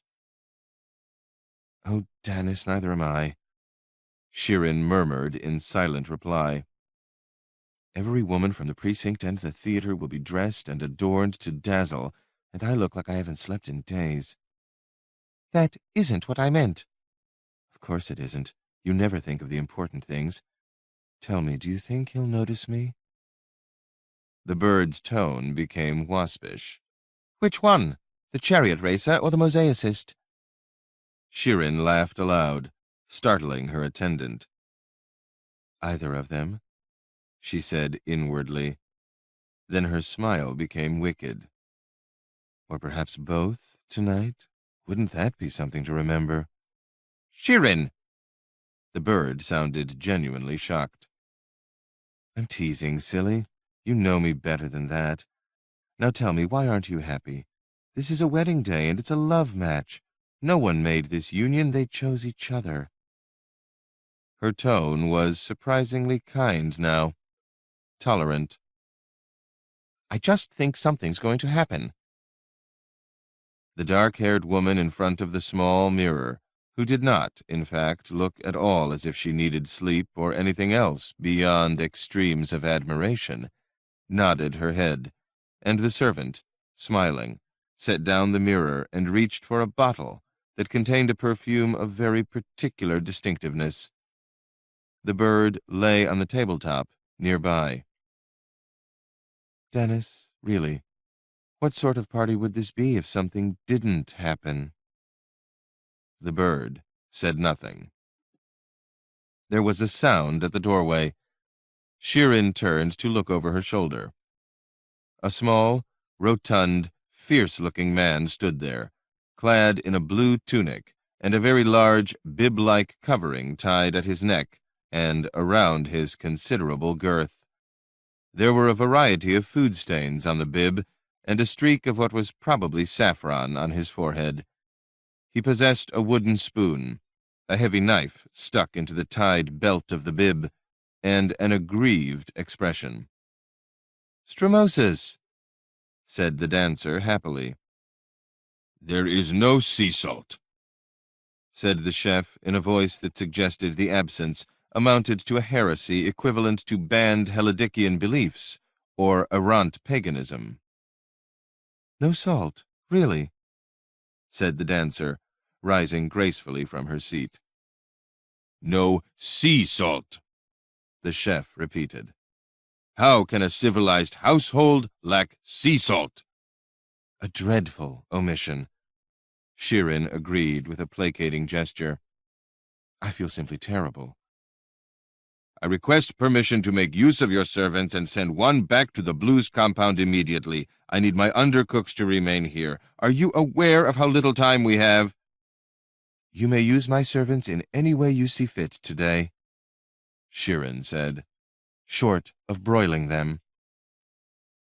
The chef's expression conveyed the suggestion that matters might come to that pass. "This is a completely odious man," the bird said silently. "At least I might assume you don't desire this one." Shirin gave a silent laugh. "He is a genius, Danis. Everyone says so. Genius needs to be indulged. Now, be happy and tell me I look beautiful." There was another sound in the hallway beyond Stramosis. The chef turned, and then lowered his wooden spoon. His expression changed, grew very nearly benign. One might even have exaggerated slightly and said that he smiled. He stepped farther into the room and out of the way, as a pale, fair-haired woman appeared hesitantly in the doorway. Shirin did smile, and laid a hand to her cheek.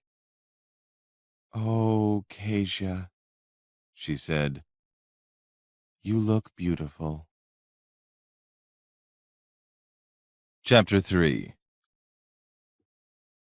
Earlier that same morning, very early in fact, the Emperor Valerius II of Sarantium, nephew to an emperor, son of a grain farmer from Turkesia, could have been seen intoning the last of the antiphonal responses to the sunrise invocation in the imperial chapel of the Traversite Palace, where he and the Empress had their private rooms. The Emperor's service is one of the first in the city, beginning in darkness, ending with the rising of the reborn sun at dawn, when the chapel and sanctuary bells elsewhere in Sarantium are just beginning to toll. The Empress is not with him at this hour. The Empress is asleep. The Empress has her own cleric attached to her own suite of rooms, a man known for a relaxed attitude to the hour of morning prayer, and equally lenient, if less well publicized, views regarding the heresies of Helidicos, the mortal, or half-mortal, or divine, son of Jad. These things are not spoken of in the imperial precinct, of course, or they are not spoken of freely. The emperor is, as it happens, meticulous in his observations of the rituals of faith. His long engagement with both the High and the Eastern patriarchs in an attempt to resolve the myriad sources of schism in the doctrines of the sun god is as much begotten by piety as it is by intellectual engagement. Valerius is a man of contradictions and enigmas, and he does little to resolve or clarify any of these for his court or his people, finding mystery an asset. It amuses him that he is called by some the Night's Emperor, and said to hold converse with forbidden spirits of the half-world in the lamp-lit chambers and moonlit corridors of the palaces. It amuses him because this is entirely untrue, and because he is here, as at every dawn, awake before most of his people, performing the rituals of sanctioned faith. He is, in truth, the morning's emperor as much as he is anything else. Sleep bores him, frightens him a little of late, fills him with a sense, in dream or near to dream, of a headlong rushing of time. He is not an old man by any means, but he is sufficiently advanced in years to hear horses and chariots in the night, the distant harbingers of an end to mortal tenure. There is much he wishes to do before he hears, as all true and holy emperors are said to hear, the voice of the god, or the god's emissary, saying, "Uncrown. The Lord of Emperors awaits you now." His empress, he knows, would speak of dolphins tearing the sea's surface, not onrushing horses in the dark, but only to him, since dolphins, the ancient bearers of souls, are a banned Helidician symbol. His empress is asleep. Will rise sometime after the sun, take a first meal abed, receive her holy adviser and then her bath attendants and her secretary, prepare herself at leisure for the day. She was an actress in her youth, a dancer named Aliana, tuned to the rhythms of late nights and late risings. He shares the late nights with her, but knows better, after their years together, than to intrude upon her at this hour. He has much to do, in any case. The service ends. He speaks the last of the responses. Some light is leaking through the high windows. A chilly morning outside, at this gray hour. He dislikes the cold of late. Valerius leaves the chapel, bowing to the disk and altar, lifting a brief hand to his cleric. In the hallway he takes a stairway down, walking quickly, as he tends to. His secretaries hurry another way, going outdoors, taking the paths across the gardens, cold and damp, he knows, to the Apennine Palace, where the day's business will begin.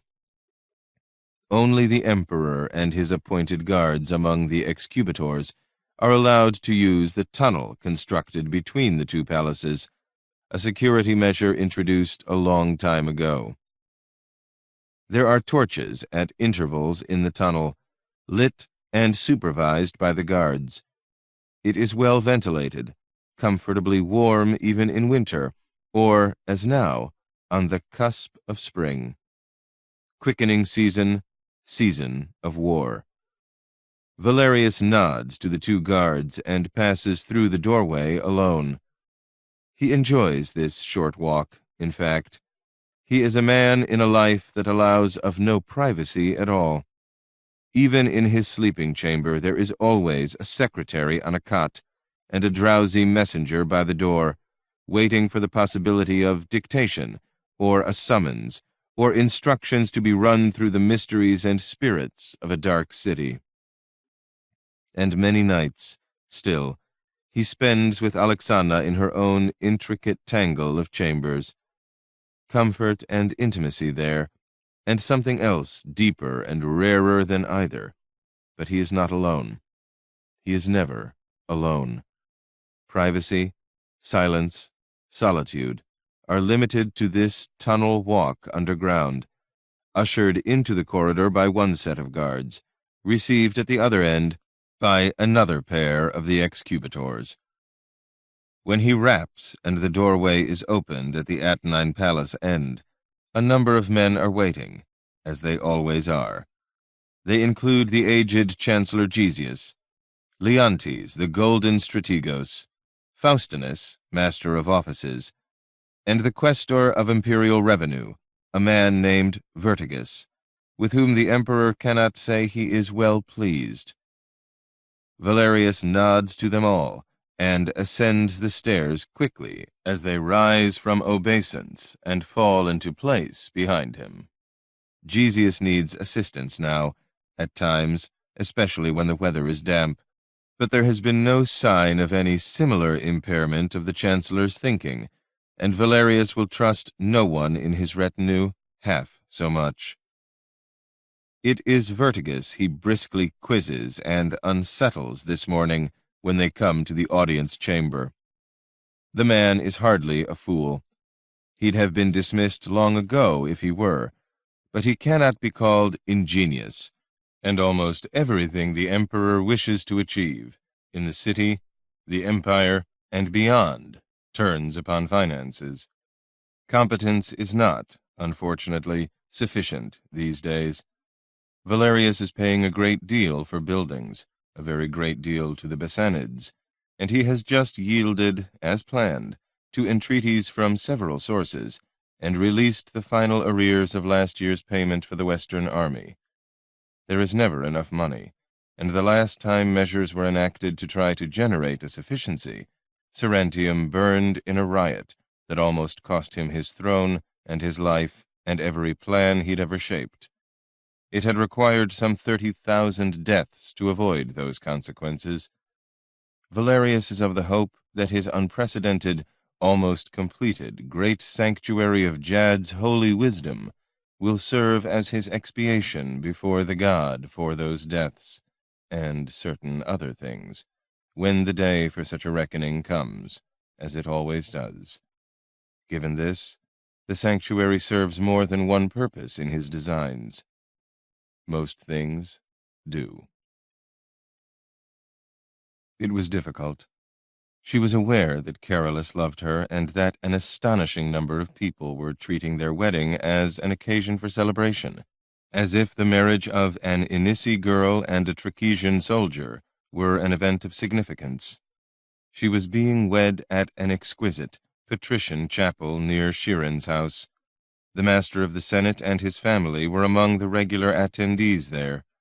The banquet would take place back here, in the home of the Green's principal dancer, and the round, fierce man, acclaimed by everyone as the finest chef in all the empire, was preparing Kaysia's wedding feast.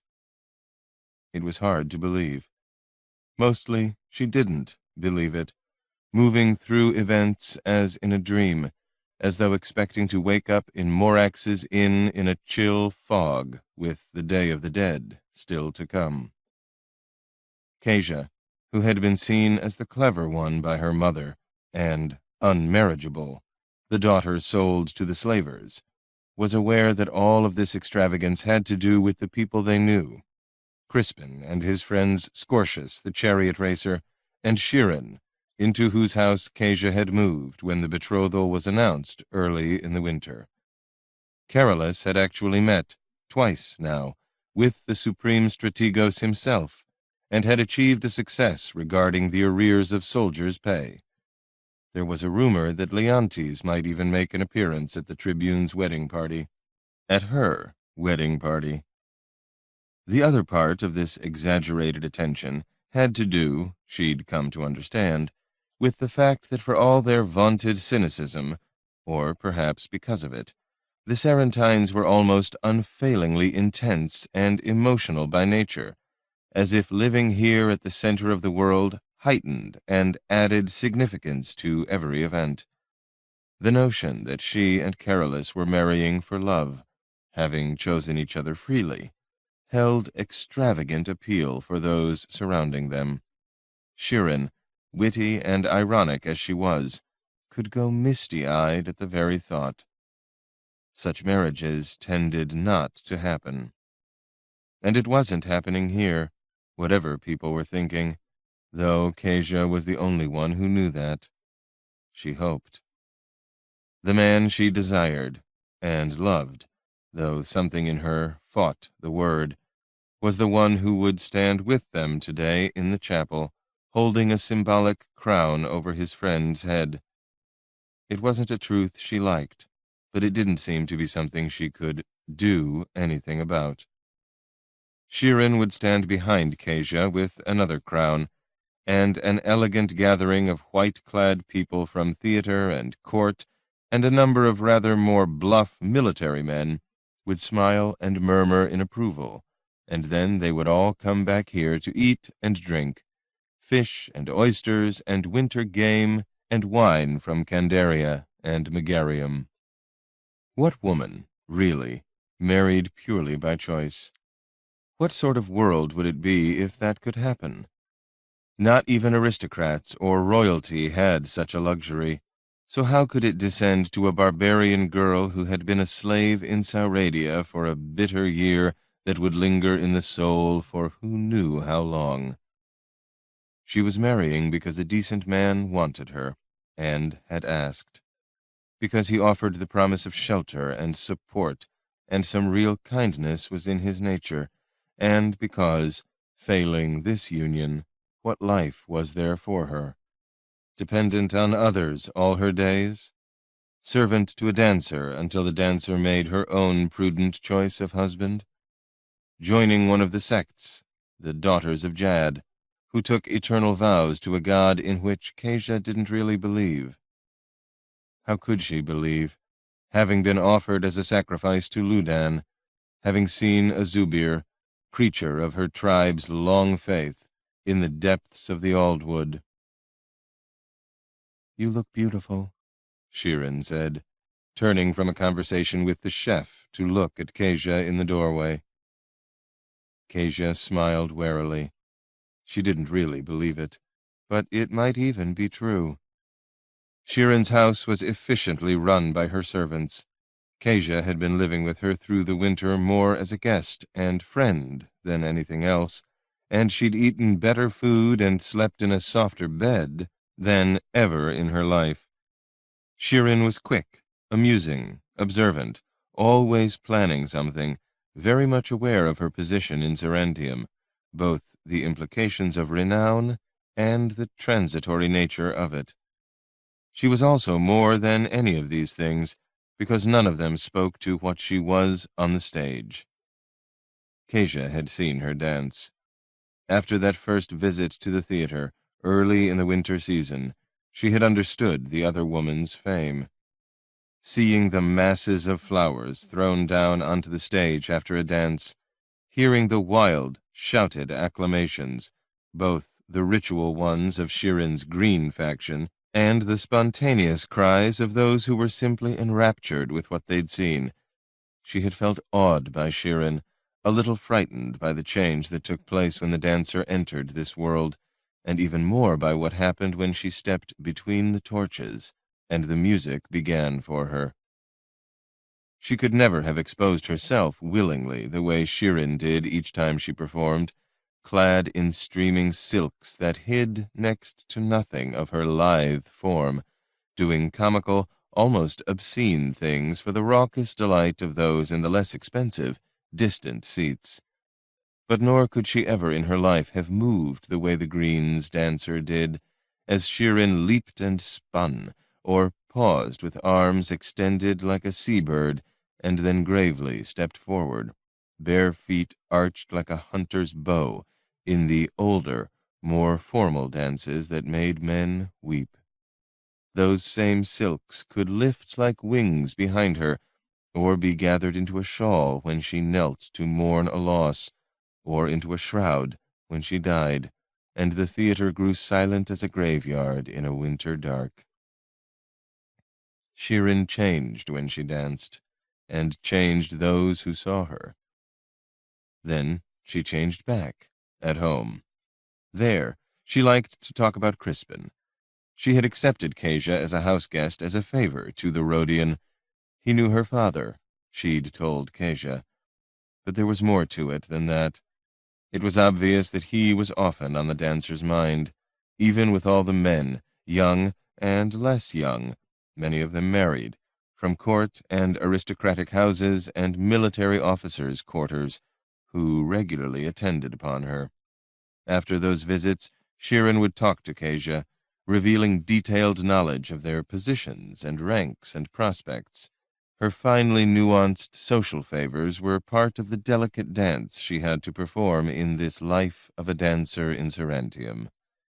Kezia had the sense that however their relationship had begun, Shirin was genuinely pleased to have her in the house, that friendship and trust had not before been elements in the dancer's life, not that they had ever been in her own, if it came to that. During the winter, Carolus had come by almost every day when he was in the city. He'd been absent a month amid the rains, leaving to escort triumphantly the first shipment of the Western Army's arrears to his camp in Sauradia. He was thoughtful when he came back, told Kasia there seemed to be very strong indicators that a war was coming in the West. It was not precisely surprising, but there was a difference between rumors and onrushing reality. It had occurred to her, listening, that if he were to go there with Leontes, he could die. She'd taken his hand as he talked. He liked it when she held his hand. They'd seen little enough of Crispin during the winter. He had apparently chosen his team of mosaicists as quickly as possible and was up on his scaffolding all the time, working as soon as the morning prayers were done and into the night, by torchlight aloft. He slept on a cot in the sanctuary some nights, Vargos reported, not even returning to the home the Chancellor's eunuchs had found and furnished for him. Vargos was working in the sanctuary as well, and was their source for the best stories, including the one about an apprentice chased by Crispin, the Rhodian roaring imprecations and waving a knife all around the sanctuary of Jad's holy wisdom for having let something called the quicklime be spoiled one morning. Vargos had started to explain about the quicklime, but Shirin had pretended to scream with boredom and had thrown olives at him until he'd stopped. Vargos came by regularly to take Kasia to chapel in the morning if she'd go with him. Often she did. She was working to accustom herself to the noise and crowds, and these morning walks with Vargos were a part of that. He was another kind man, Vargos. She'd met 3 of them in Zaradia, it seemed, and one of them had offered marriage to her. She didn't deserve such fortune. Sometimes Shirin came with them. It was useful to make an appearance, she explained to Kasia. The clerics of Jad disapproved of the theater even more than they disliked the chariots, and the violent passions and pagan magic they inspired. It was prudent for Shirin to be seen kneeling in sober garb, without evident adornment, her hair pinned back and covered, as she chanted the morning responses before the sun disk and the altar. Sometimes Shirin would take them to a rather more elegant chapel than Vargos's, nearer to the house. After services there one morning, she had submissively accepted the blessing of the cleric and introduced Kasia to 2 of the other people attending, who happened to be the Master of the Senate and his much younger wife. The senator, Plautus Benosus by name, was a wry-looking, slightly dissipated man. The wife seemed reserved and watchful. Shirin had invited them to the wedding ceremony and the celebration after. She'd mentioned some of the other guests attending and then added, casually, that Stramosis of Amoria was preparing the feast. The Master of the Senate had blinked at this and then quickly accepted the invitation. He looked like a man who enjoyed his luxuries. Later that morning, over spiced wine at home, Shirin had told Kasia some of the scandals associated with Benosus. They did offer some explanation, Kasia had thought, for the young second wife's very cool, self-contained manner. She had realized that it was something of a coup for Shirin to have so many distinguished people coming to a dancer's home, a defining and asserting of her preeminence. It was good for Carolus, too, of course, and so for Kasia. She'd understood all of this. There had still been an aura of unreality to what was happening. She had just been saluted by the Master of the Sarantine Senate in a chapel filled with aristocrats. He was coming to her wedding ceremony. She had been a slave when autumn began, thrown down on a mattress by farmers and soldiers and couriers, with a few coins to spend. The wedding morning was well advanced. They would be going to the chapel soon. The musicians would be their signal, Carolus arriving with them to escort his bride. Kasia, standing for inspection before a dancer and a chef on her marriage day, wore white, as all the wedding party and guests would, but with a bride's red silk about her waist. Shirin had given that to her last night, showed her how to knot it, had made a sly joke doing so. There would be more jests and bawdy songs later, Kezia knew.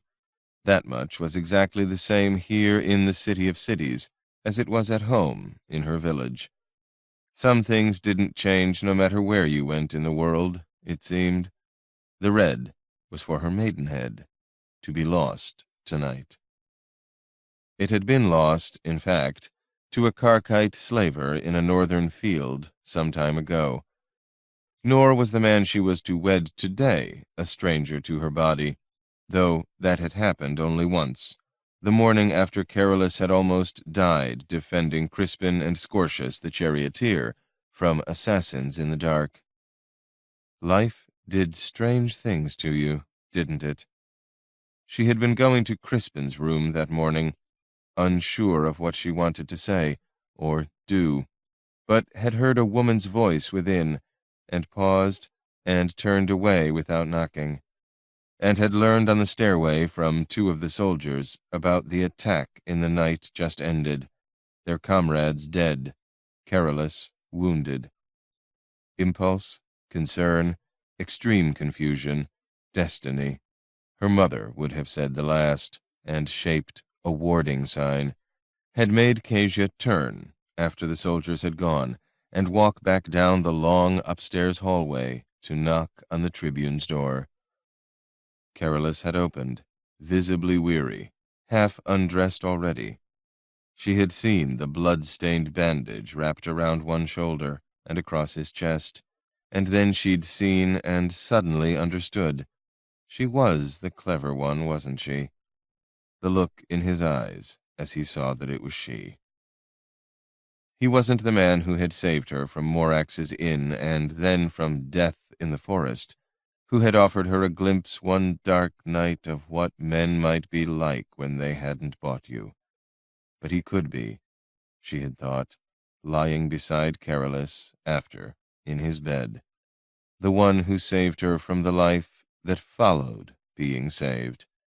The old stories never talked about that part, did they? She'd thought, as she watched the sun rise higher that morning, and heard his breathing settle as he fell into needed sleep beside her like a child, that she might become his mistress. There were worse things in the world.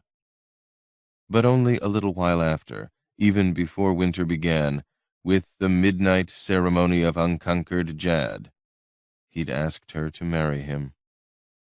When she'd accepted, smiling through tears he could not have properly understood, Carolus had vowed with an uplifted hand, swearing by the sexual organs of the god, that he wouldn't touch her again until their wedding night. A promise he'd made long ago, he explained. He'd told her, more than once, about his mother and father, his childhood in Trachesia, in a place not so different from her own village. He'd told of Karkite raids, his older brother's death, his own journey south to join the army of the Emperor. He talked, Carolus, quite a lot, but amusingly, and she knew now that the unexpected kindness she'd sensed in this burly, profane soldier was real. Kezia thought of her own mother, how she'd have wept to learn that her child was alive and entering into a protected life so unimaginably far away, in every respect, from their village and farm. There was no way to send a message. The imperial post of Valerius II did not include farms near Karch on its customary routes. For all her mother knew, Kezia was dead by now. For all Kezia knew, her mother and sister were. Her new life was here, or wherever Carolus, as a tribune of the 4th Sauradian, was posted, and Kezia, in white, with a bride's crimson girdling her waist on her wedding day, knew that she owed lifelong thanks to all the gods she could ever name for this. "Thank you," she said to Shirin, who had just told her she looked beautiful, and was still gazing at her and smiling. The chef, an intense little man, seemed to be trying, not to smile. His mouth kept twitching upward. He had sauce on his forehead. On impulse, Kezia used her fingers to wipe it away. He did smile then, and extended his apron. She dried her fingers on it. She wondered if Crispin would be with Carolus when her husband-to-be came to bring her to the chapel, and what he might say, and what she would say, and how strange people were, that even the fairest day should not be without its sorrow. Rustem hadn't been paying attention to where they were going, or who was around them, and he would blame himself for that later, even though it hadn't been his responsibility to look to their safety. That was why Nishik, Querulus, and Dur had been assigned to a traveling physician, after all. But as they'd crossed the choppy strait from straggling Diapolis on the southeastern coast, toward the huge, roiling port of Sarantium on the other side, negotiating past a small, densely wooded island, and then bobbing ships and the trailing nets of fishing boats, with the city's domes and towers piled up and up behind, and hearth smoke rising from innumerable houses and inns and shops all the way to the walls beyond, Rustem had found himself more overwhelmed than he'd expected to be, and then distracted by thoughts of his family. He was a traveler, had been farther east, for example, than anyone he knew, but Sarantium, even after 2 devastating plagues, was the largest, wealthiest city in the world, a truth known, but never fully apprehended before this day. Jarita would have been thrilled, and perhaps even aroused, he mused, standing on the ferry, watching the golden domes come nearer. If his newfound understanding of her was correct, Katyun would have been terrified. He had shown his papers and Nishik's false ones, and dealt with the Imperial Customs Office on the wharf in Diapolis before boarding. Getting to the wharf had been a process in itself. There were an extraordinary number of soldiers quartered there, and the sounds of ship construction were everywhere. They couldn't have hidden anything if they'd wanted to. The customs transaction had been costly, but not unpleasant. It was a time of peace, and Sarantium's wealth was largely derived from trade and travel. The customs agents of the Emperor knew that perfectly well. A discreet, reasonable sum to assuage the rigors of their painstaking labor was all that proved necessary to expedite the entry of a Bassanid physician and his manservant and mule, which had proved on examination not to be carrying silk or spice or any other tariffed or illicit goods. As they disembarked in Valerius's city, Rustem took care to ensure that no birds were aloft on his left side, and to set his right foot down first on the dock, just as he had boarded the ferry with his left boot first. It was noisy here, too. More soldiers, more ships, and hammering and shouts.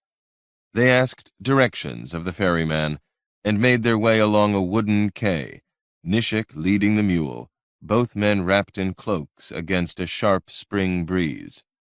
They crossed a broad street, waiting for carts to rumble past, and came into a narrower lane, passing an unsavory assortment of the usual waterfront sailors and whores and beggars and soldiers on leave. Rustem had been vaguely aware of all this as they went, and of how ports seemed to be the same from here to Isfahani, but he had mostly been thinking about his son as they'd moved away from the docks, leaving the noises behind them. Shasky would have been wide-eyed and open-mouthed, taking all this in the way parched ground absorbs rain. The boy had that sort of quality, he decided. He'd been thinking of him more than a man ought to dwell on his small child at home. An ability to take things in, and then try to make them his own, to know when and how to use them. How else explain the uncanny moment when a 7-year-old boy had come after his father into a garden carrying the implement that ended up saving the life of the King of Kings and making the fortune of their family. Rustem shook his head, remembering it on a morning in Sarantium, walking with his soldier servant toward the forum they'd been directed to, and the inn beside it, where they would stay if there were rooms to be had. He was under instructions not to establish any direct link with the Bassanid envoy here, only the expected, routine note sent to report his arrival. Rustem was a physician searching for medical treatises and knowledge. That was all. He would seek out other physicians. He'd been given names in Sarnica and had set out with some of his own.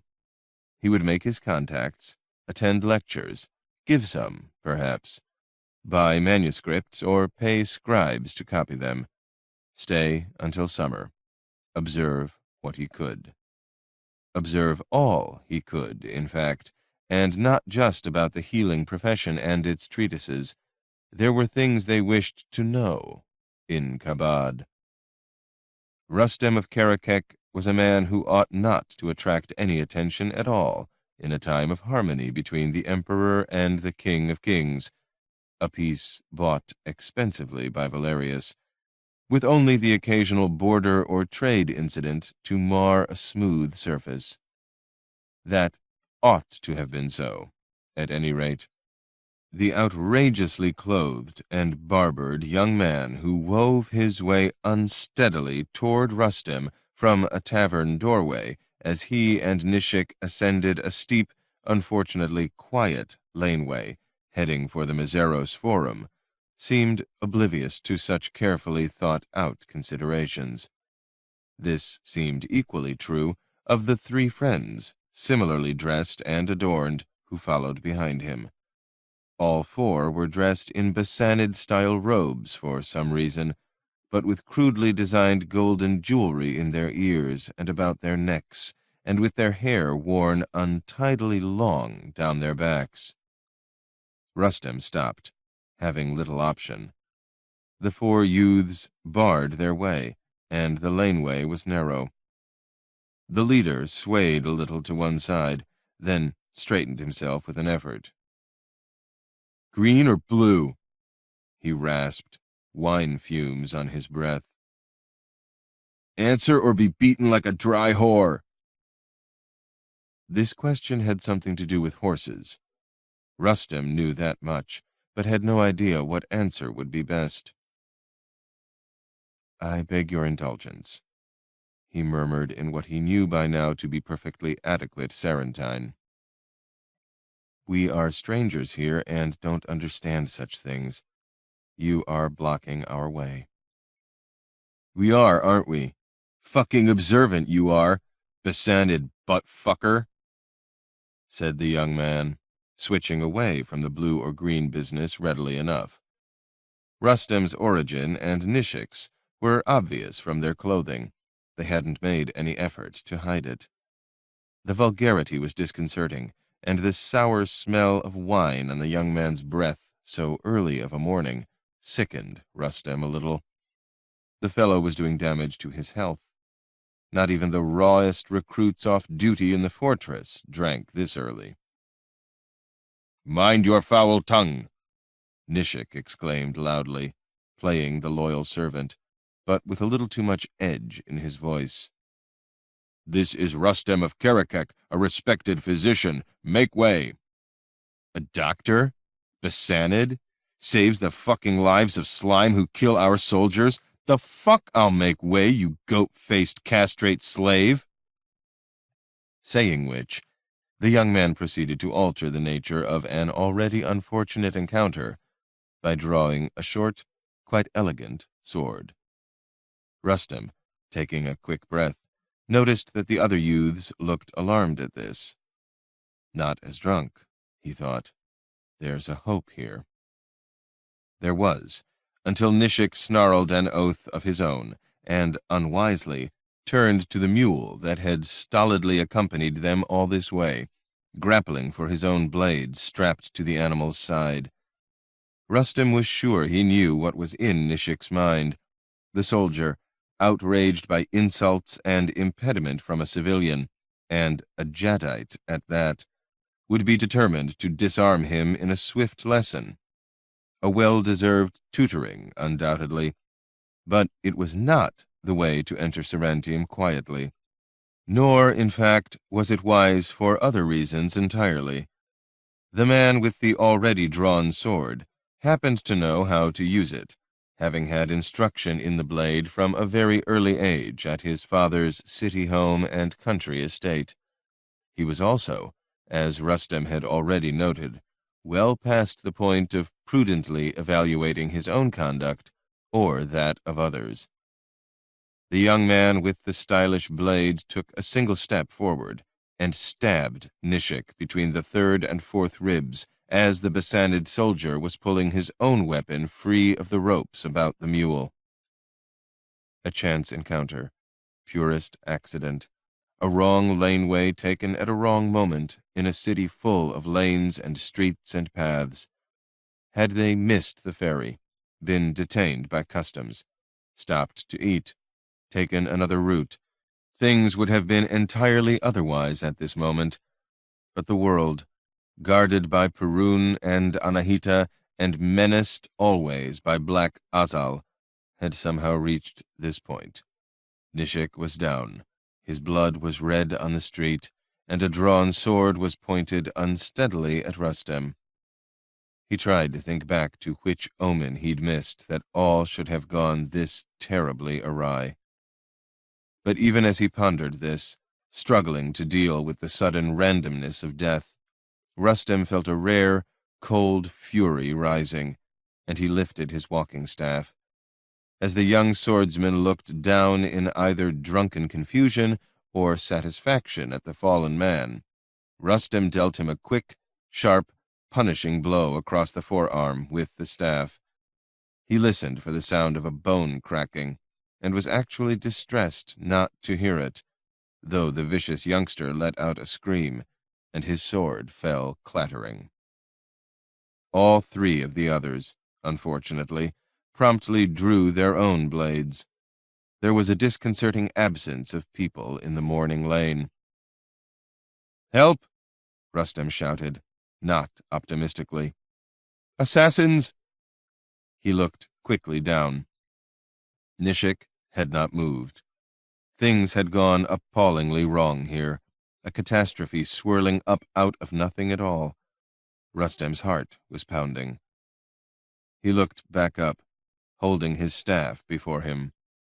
The man he'd injured and disarmed was clutching at his elbow, screaming at his friends, his face distorted by pain and a childish outrage. The friends moved forward. 2 daggers had been drawn, 1 short sword. Rustem understood that he had to flee. Men could die in the city streets like this, without purpose or meaning.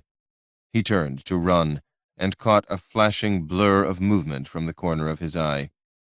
He spun back swiftly, raising his staff again, but he wasn't the target of the figure he'd glimpsed.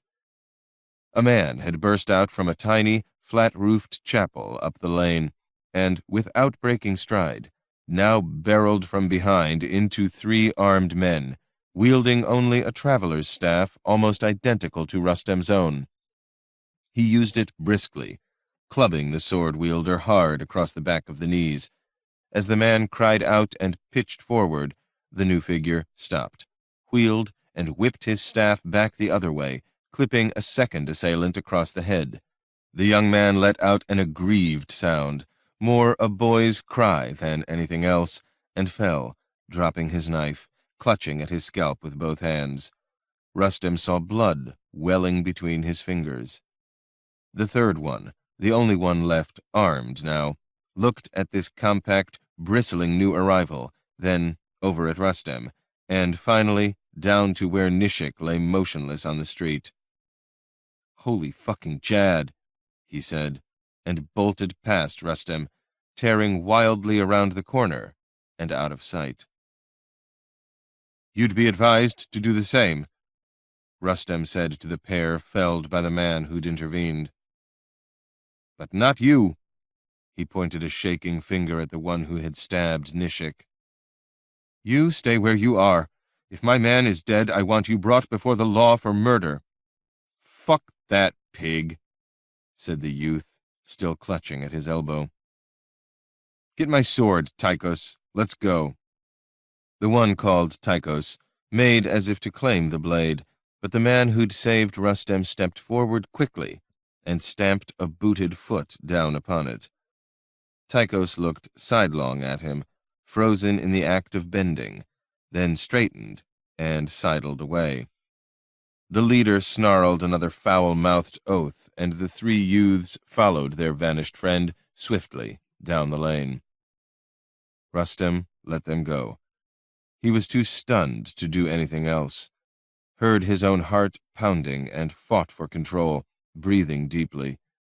But before turning the corner, their assailant stopped and looked back up, pushing his long hair from his eyes, then gesturing obscenely with his good arm. "Don't think this is over, Basanid. I'm coming for you." Rustem blinked, then snapped, entirely uncharacteristically, "Fuck yourself," as the young man disappeared. Rustem stared after him a moment, then knelt quickly, set down his staff, and laid 2 fingers against Nishik's throat. After a moment, he closed his eyes and withdrew his hand. "Anahita guide him, Perun guard him, Azal never learn his name," he said softly, in his own tongue. Words he had spoken so often. He had been at war, seen so many people die. This was different. This was a city street in morning light. They had simply been walking. A life was done. He looked up and around, and realized that there had, in fact, been watchers from the recessed doorways and small windows of the shops and taverns and the apartments stacked above them along the lane. An amusement, he thought bitterly. It would make a tale. He heard a sound. The short, stocky young man who'd intervened had reclaimed a pack he must have dropped. Now he was slipping the first assailant's sword into the ropes on the mule, beside Nishik's. "Distinctive," he said tersely. "Look at the hilt. It may identify him." His accent, speaking Sarantine, was heavy. He was dressed for travel, in a nondescript brown tunic and cloak, belted high, with muddy boots and the heavy pack now on his back. "He's dead," Rustem said, unnecessarily. "They killed him." "I see that," said the other man. "Come on. They may be back. They're drunken and out of control." "I can't leave him in the street," Rustem protested. The young man glanced back over his shoulder. "Over there," he said, and knelt to slip his hands under Nishik's shoulders. He smeared blood on his tunic, didn't seem to notice. Rustem bent to pick up Nishik by the legs. Together they carried him, no one helping, no one even coming into the lane, up to the small chapel. When they reached the doorway, a cleric in a stained yellow robe stepped out hastily, his hand outthrust. "We don't want him," he exclaimed. The young man simply ignored him, moving straight past the holy man, who scurried after them, still protesting. They took Nishik into the dim, chill space and set him down near the door. Rustem saw a small sun disk and an altar in the gloom. A waterfront chapel. Whores and sailors meeting each other here, he thought. More a place of venal commerce and shared disease than prayer, most likely. "What are we supposed to do with this?" the cleric protested in an irate whisper, following them in. There were a handful of people inside. "Pray for his soul," the young man said. "Light candles. Someone will come for him." He glanced meaningfully at Rustem, who reached for his purse and took out a few copper follies. "For the candles," he said, extending them to the cleric. "I'll have someone get him." The cleric made the coins disappear, more smoothly than a holy man ought, Rustem thought sourly, and nodded briefly. "This morning," he said. "By midday he's tossed into the street. This is a Bassanet, after all." He had been listening earlier, had done nothing at all. Rustem gave him his coldest look. "He was a living soul. He is dead. Show respect for your own office and your God, if for nothing else." The cleric's mouth fell open. The young man laid a hand on Rustem's arm and drew him outside. They went back, and Rustem took the mule's halter. He saw the blood on the stones where Nishik had lain, and he cleared his throat. "I owe you a great debt," he said. Before the other man could reply, there came a clattering sound. They both spun to look. Fully a dozen long-haired youths careened around the corner and skidded to a halt.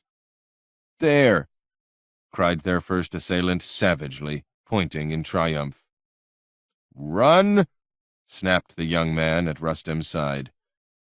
Rustem grabbed his own pack from the mule, the one with his papers from home and the manuscripts he'd bought in Sarnica, and he sprinted uphill, leaving behind the mule, his clothing, his staff, 2 swords, and all shreds of the dignity he'd imagined himself bearing as he entered the city of cities that was Sarantium. At this same hour, in the Traversite Palace of the Imperial Precinct, the Empress of Sarantium is lying in a scented bath, in a warm, tiled room through which wisps of steam are drifting, while her secretary, sitting on a bench, his back carefully turned to the exposed, reclining form of the Empress, reads aloud to her a letter in which the leader of the largest of the dissident tribes in Moscow proposes that she induce the Emperor to fund his long-planned revolt. The letter also, with little subtlety, intimates that the writer is prepared to personally attend to the Empress's physical delight and rapture at some time in the future, should this persuasion of Valerius take place. The document concludes with an expression of well-phrased sympathy that a woman of the Empress's manifest magnificence should still be enduring the attentions of an emperor so helplessly unable to conduct his own affairs of state. Alexana stretches her arms out of the water and above her head, and allows herself a smile. She looks down at the curves of her own breasts. The fashion in dancers has changed since her day.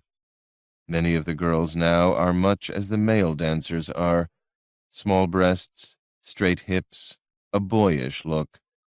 This would not be a way to describe the woman in her bath. She has seen and lived through more than 30 quite remarkably varied years now, and can still stop a conversation or double a heartbeat with her entrance into a room. She knows this, of course. It is useful, always has been. At the moment, however, she is remembering a girl, about 8 years of age, taking her first proper bath. She had been fetched from a laneway south of the hippodrome, where she'd been wrestling and tumbling with 3 other children in the dust and offal. It had been a daughter of Jad, she remembers, a square-jawed, stern-faced woman, gray and unsmiling, who had separated the brawling offspring of the hippodrome workers and then taken Aliana off with her, leaving the others watching, open-mouthed. In the forbidding, windowless, stone-walled house where that sect of holy women resided, she had taken the now silent, overawed girl to a small private room, ordered hot water brought, and towels, and had stripped and then bathed her there in a bronze tub, alone. She had not touched Aliana, or not intimately. She'd washed her filthy hair and scrubbed her grimy fingers and nails, but the woman's expression had not changed as she did so, or when she leaned back after, sitting on a three-legged wooden stool, and simply looked at the girl in the bath for a long time. Thinking back, the Empress is very much aware of what must have been the underlying complexities of a holy woman's actions that afternoon, the hidden and denied impulses stirring as she cleansed and then gazed at the undeveloped, naked form of the girl in the bath. But at the time she had only been aware of apprehension, slowly giving way to a remarkable sensation of luxury, the hot water and the warm room, the hands of someone else tending to her. 5 years later, she was an official dancer for the Blues, growing in recognition, the child mistress of one of the more notorious of the faction's aristocratic patrons, and she was already known for her love of bathing. Twice a day at the bathhouse when she could, amid languorous perfumes and warmth and the drifting of steam, which meant shelter and comfort to her in a life that had known neither. Nor has this changed, though she now knows the most extreme comforts in the world, and to her the most remarkable thing, really, about all of this is how vividly, how intensely she can still remember being the girl in that small bath. The next letter, read while the Empress is being powdered, dried, painted, and dressed by her ladies, is from a nomadic religious leader in the desert south of Soria. A certain number of these desert wanderers are now Jaddite in their beliefs, having abandoned their incomprehensible heritage built around wind spirits and sets of holy lines, invisible to sight, mapping and crisscrossing the sands, marking sacred places and correspondences. All the desert tribes embracing Jad have also adopted a belief in the god's sun. This often happens among those converting to the faith of the sun god.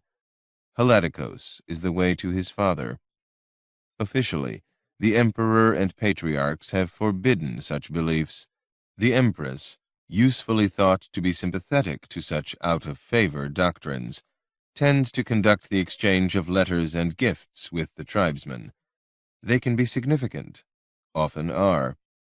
Even with the expensively bought peace with the Basanids in place, in the unstable regions of the south, allies are impermanent and important, valuable for hired warriors, and for gold and silphium, that extravagantly expensive spice, and for offering caravan routes for eastern goods coming around Basania. This letter ends without any promise of physical delight. The Empress refrains from expressing disappointment. Her current secretary has no sense of humor, and her attendants become distracted when amused. The desert leader does offer a prayer for light to attend upon her soul. Alexandra, dressed now, sipping at a cup of honeyed wine, dictates replies to both communications. She has just finished the second, when the door opens, without a knock. She looks up. "Too late," she murmurs. "My lovers have fled, and I am, as you see, entirely respectable.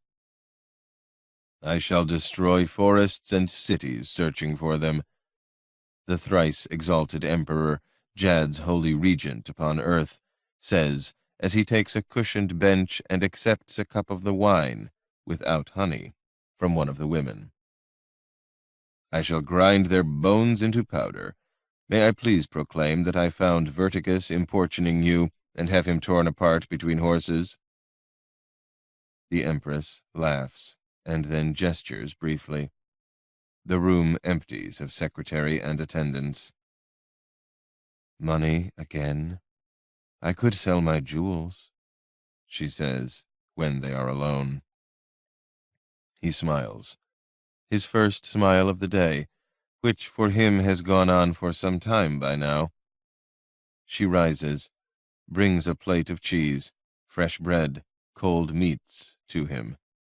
It is a custom. They do this every morning when demands allow. She kisses his forehead as she sets down the plate. He touches her wrist, breathing in her scent. In a way, he thinks, a new part of his day begins when he first does so, each morning. "I'd make more selling you," he says. "How exciting. Gunarch of Moskov would pay." "He can't afford you." Valerius looks around the bathing room. Red and white marble and ivory and gold, jeweled chalices and drinking cups and alabaster caskets on the tables. 2 fires are lit. Oil lamps hang from the ceiling in silver wire baskets. "You are a very expensive woman." "Of course I am. Which reminds me, I still want my dolphins." She gestures toward the upper part of the wall on the far side of the room. "When are you done with the Rhodian? I want him to start here." Valerius looks at her repressively, says nothing. She smiles, all innocence, wide-eyed. "Gunarch of Moskov writes that he could offer me delights such as I have only dreamed of in the dark." Valerius nods absently. "I'm sure." "Speaking of dreams," his empress says. The emperor catches the shift in tone. She is skilled at such changes, of course, and looks at her as she returns to her own seat. "I suppose we were," he says. There is a silence. "Better than talking of illicit dolphins. What is it now, love?" She shrugs delicately.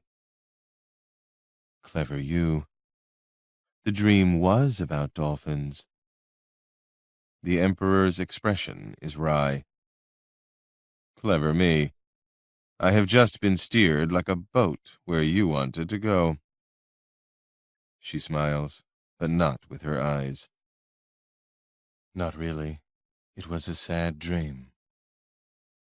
Valerius looks at her. "You really do want them for these walls?" He is deliberately misunderstanding, and she knows it. They have been here before. He doesn't like talking about her dreams. She believes in them. He does not, or says he does not. "I want them only on the walls," she says, "or in the sea, far from us for a long time yet."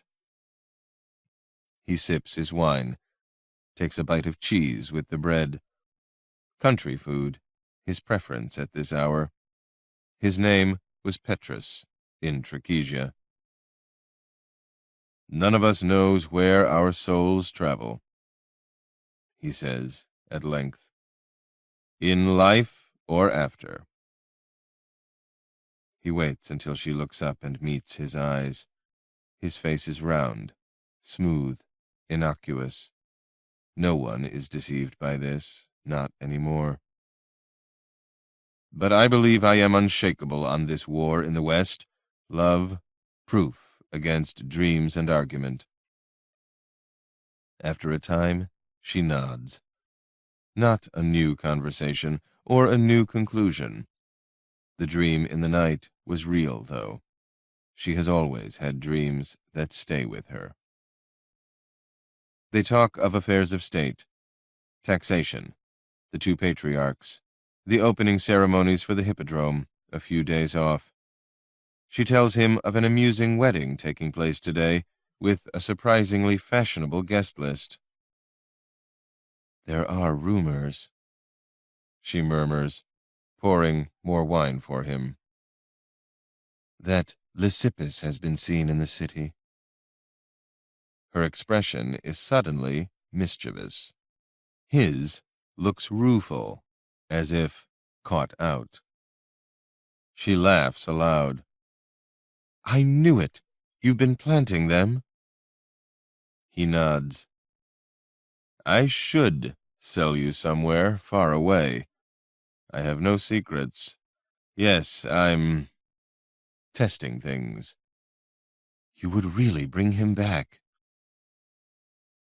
Lysippus the Calesian, gross of body and of appetite, was nonetheless the most efficient and incorruptible questor of imperial revenue Valerius has ever had. His association with the emperor is said to go back a very long way, and involve some details that are unlikely to ever be made known. The empress has never even asked, in fact, not really wanting to know. She has her own memories and dreams, sometimes, of men screaming in the street one morning below rooms he'd rented for her in an expensive district, in the days when they were young and Appius was emperor. She is not overly delicate about such things, cannot be after that childhood in the hippodrome and the theater, but this memory, with the smell of charred flesh, has lingered and will not leave. The Calesian has been exiled nearly 3 years now, in the wake of the Victory riot. I'd bring him back, the emperor says, if they let me. I'd need the patriarch to absolve him and the accursed factions to be calm about it. Best during the racing season, when they have other things to scream about. She smiles a little. He doesn't like the racing. It is an ill-guarded secret. Where is he now, really? Valerius shrugs. North, still, I assume. He writes from an estate near Eubulus. Has resources enough to do whatever he likes. Is probably bored. Terrifying the countryside. Stealing children by dark of moon. She makes a face at that. Not a pleasant man. He nods. Not in the least. Ugly habits. But I need money, love, and Vertigus is next to useless. Oh, I agree, she murmurs. You can't imagine how useless. She runs a tongue across her lips. I think Gunarch of Moscow will please me much more. She is hiding something, though. A feeling. Distant intuition. Dolphins and dreams and souls. He laughs, has to laugh, eventually takes leave after finishing his quick meal. There are reports from the military and provincial governors to be read and responded to back in the Atnine Palace. She is receiving a delegation of clerics and holy women from Amoria in her own reception rooms, will sail in the harbor after, if the winds are light.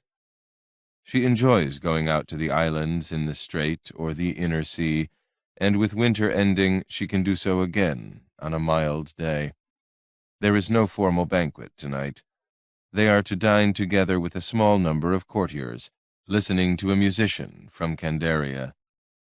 In the event, they will do this, enjoying the elusive, plangent instrumentation, but they will be joined for wine afterward, some might think unexpectedly, by the supreme strategos Leontes and his tall, fair wife, and a third person, also a woman, and royal.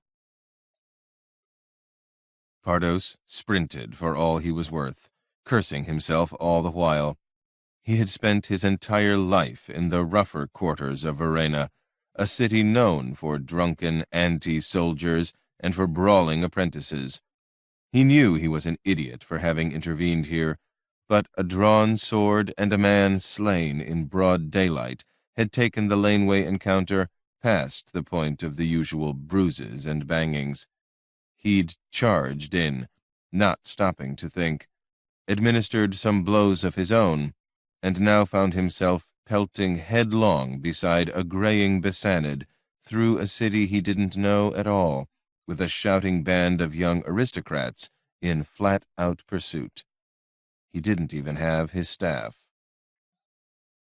He'd been known for a cautious young man at home, but being careful didn't always keep you out of trouble. He knew what they had to do, prayed only that the doctor's older legs were equal to the pace. Pardos whipped out of the laneway, skidding left into a wider street, and knocked over the first cart, a fishmonger's, that he saw. Couvry had done that once under similar circumstances. A shriek of outrage followed him. He didn't look back. Crowds and chaos were what they needed to screen their flight and to provide some deterrent to fatal violence if they were caught, though he was uncertain how easily deterred their pursuers might be. Best not to test that. Beside him, the doctor seemed to be keeping up. He even reached over as they careened around another corner and pulled down the awning over the portico of an icon shop. Not the wisest choice for a Bassanid, perhaps, but he did succeed in spilling a table full of blessed victims into the muddy street, scattering the beggars gathered around it, creating further disruption behind them. Pardos glanced over. The doctor was grim-faced, his legs pumping hard. As they ran, Pardos kept looking for one of the urban prefect guards. Surely they would be about in this rough neighborhood. Weren't swords supposed to be illegal in the city? The young patricians pursuing them appeared not to believe so, or to care. He abruptly decided to make for a chapel, a larger one than the nondescript little hole in which he'd been chanting the morning invocation after arriving in the city at sunrise and weaving his way down from the triple walls. He'd been planning to take an inexpensive room near the harbor, always the cheapest part of a city, and then head for an encounter he'd been thinking about since leaving home. The room would have to wait. There were heavy morning crowds now, and they had to twist and dodge as best they could, earning curses and a tardy blow aimed at Pardos from one off-duty soldier. But this meant that those chasing them would surely be stringing out by now, and might even lose sight of them if Pardos and the doctor, he really was moving quite well for a graybeard, managed to take a sufficiently erratic path. Glancing up constantly to get his bearings, Pardos glimpsed, through a break in the multi-storied buildings, a golden dome larger than any he'd ever seen before, and he abruptly changed his thinking, even as they ran. "That way," he gasped, pointing. "Why are we running?" the Bassanid burst out. "There are people here. They won't dare." "They will. They'll kill us and pay a fine. Come on." The doctor said no more, saving his breath. He followed as Pardos cut sharply off the street they were on and angled across a wide square. They hurtled past a bedraggled holy fool and his small crowd, hit by a whiff of the man's foul, unwashed odor. Pardos heard a sharp cry from behind. Some of the pursuers still had them in sight. A stone whizzed past his head. He looked back. One pursuer. Only one. That changed things. Pardos stopped and turned. The doctor did the same. A fierce-looking but extremely young man in green robes, Eastern-styled, with earrings and a golden necklace and long, unkempt hair, not one of the original group, slowed uncertainly, then fumbled at his belt and pulled out a short sword. Pardos looked around, swore, and then darted up to the holy fool. Braving the maggoty, fetid stench of the man, he seized his oak staff, snapping an apology over his shoulder. He ran directly at their young pursuer. "You idiot!" he screamed, waving the staff wildly. "You're alone! There's two of us!" The young man, belatedly apprehending this significant truth, looked quickly over his shoulder, saw no immediately arriving reinforcements, appeared suddenly less fierce. "Run!" screamed the doctor at Pardos's side, brandishing a knife. The young man looked at the two of them and elected to follow the advice. He ran. Pardos hurled the borrowed staff back toward the holy fool on his small platform. "Come on," he rasped at the doctor. "Head for the sanctuary." He pointed. They turned together, crossed the square, and raced up another laneway on the far side. It wasn't far now, as the lane, blessedly level now, gave suddenly onto an enormous forum with arched porticos and shops all around it. Pardos swept past two boys playing with a hoop and a man selling roasted nuts at a brazier. He saw the looming bulk of the hippodrome on his left and a pair of huge bronze gates in a wall that had to be the one guarding the imperial precinct.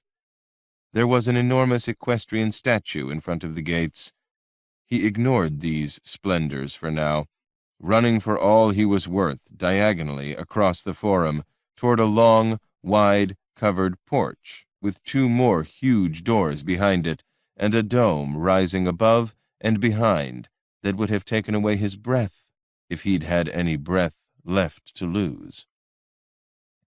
He and the Bassanid leaped and dodged among masons and masonry carts and brick piles and, familiar sight, an outdoor oven for quicklime near the portico. As they reached the steps, Pardos heard the pursuing cry behind him again. He and the doctor took the steps side by side and stumbled to a stop, breathing hard, before the doors. "No one allowed," snapped a guard. There were two of them. "They are at work inside." "Mosaicist," gasped Pardos. "Here, from Batiara. Those youths are after us." He pointed back across the forum. "They killed someone already, with swords." The guards glanced over. Half a dozen of the young pursuers had now made it this far, running in a tight cluster. They had weapons drawn, in daylight, in the forum. Impossible to credit, or so wealthy they didn't even care. Pardos seized one of the heavy door handles, pulled it open, pushed the doctor quickly inside, heard the piercing, satisfying sound of a guard whistling for support. They would be safe in here for now, he was sure of it. The doctor was bent over, hands on his hips, breathing heavily. He gave Pardos a sidelong glance and a nod, obviously registering the same thing.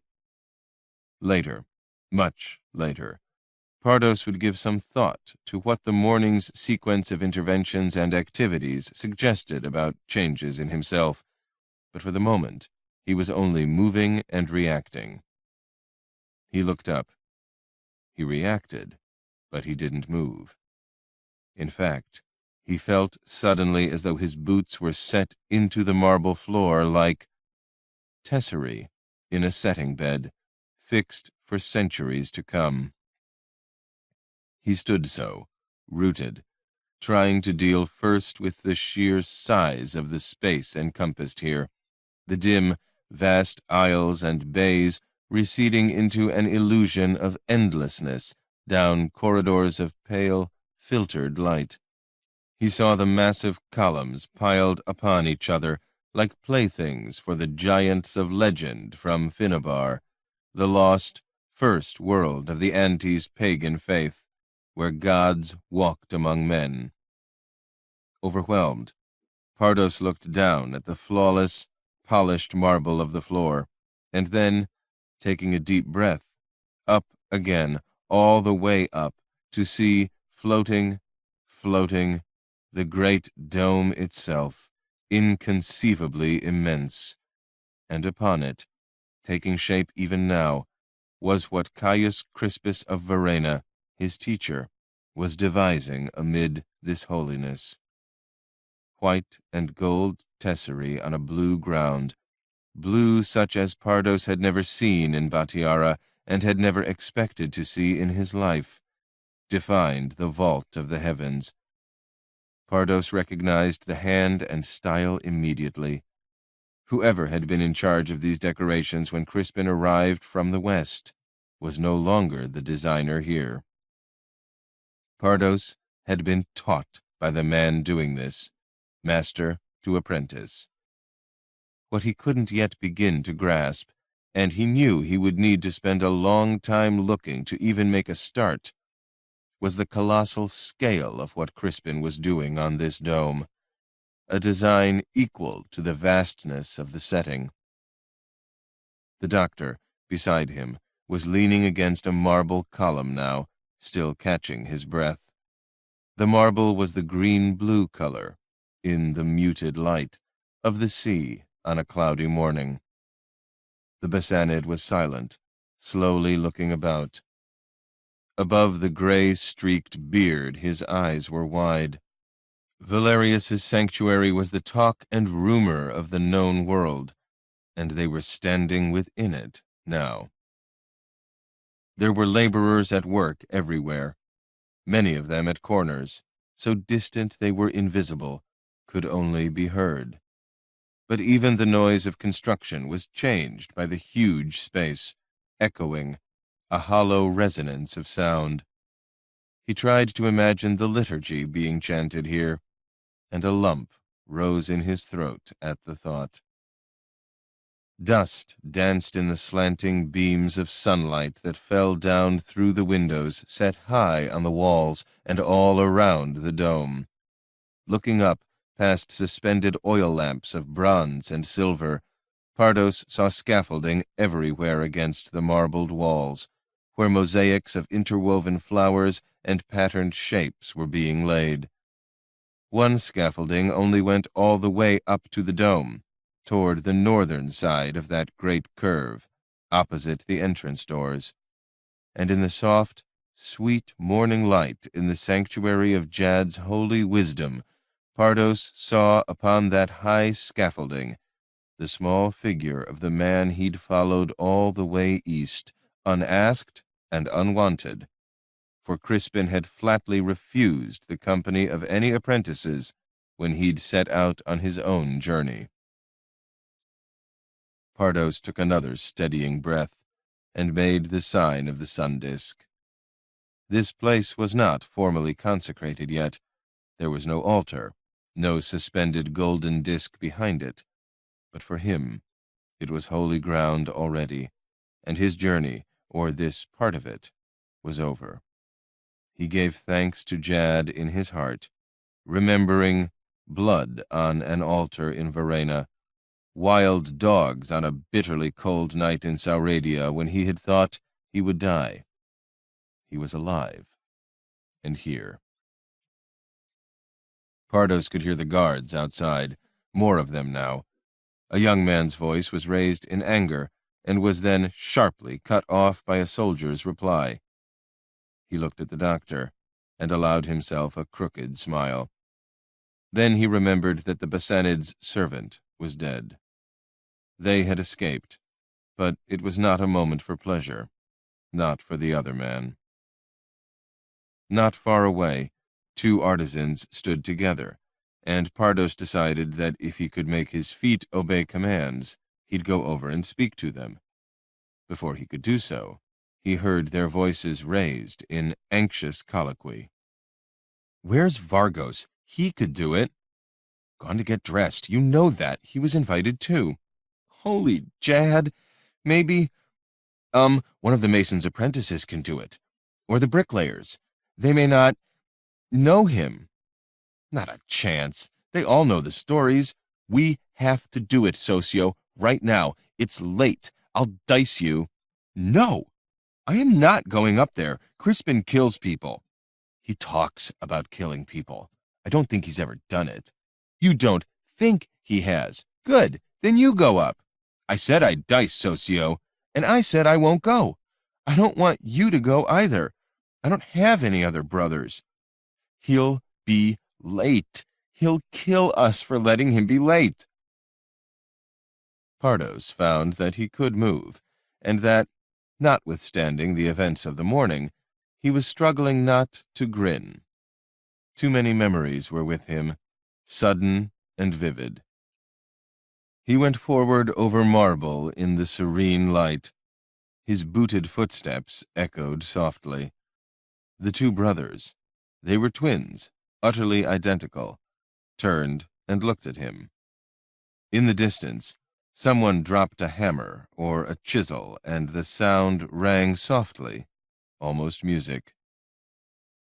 "I gather," said Pardos gravely, "this is a question of interrupting Crispin on the scaffold."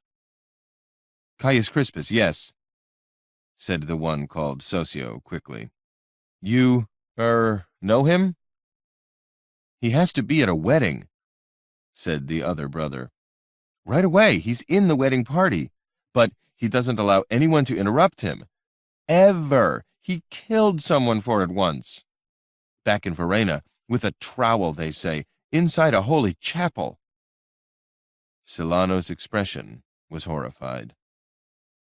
Pardos nodded in sympathy. I know. He did do that. In a chapel. In fact, I was the person he killed. It was terrible, dying like that. A trowel." He paused and winked as their mouths fell open, identically. "It's all right. I'll get him for you." He went forward, before his smile, which he really couldn't suppress any longer, completely betrayed him.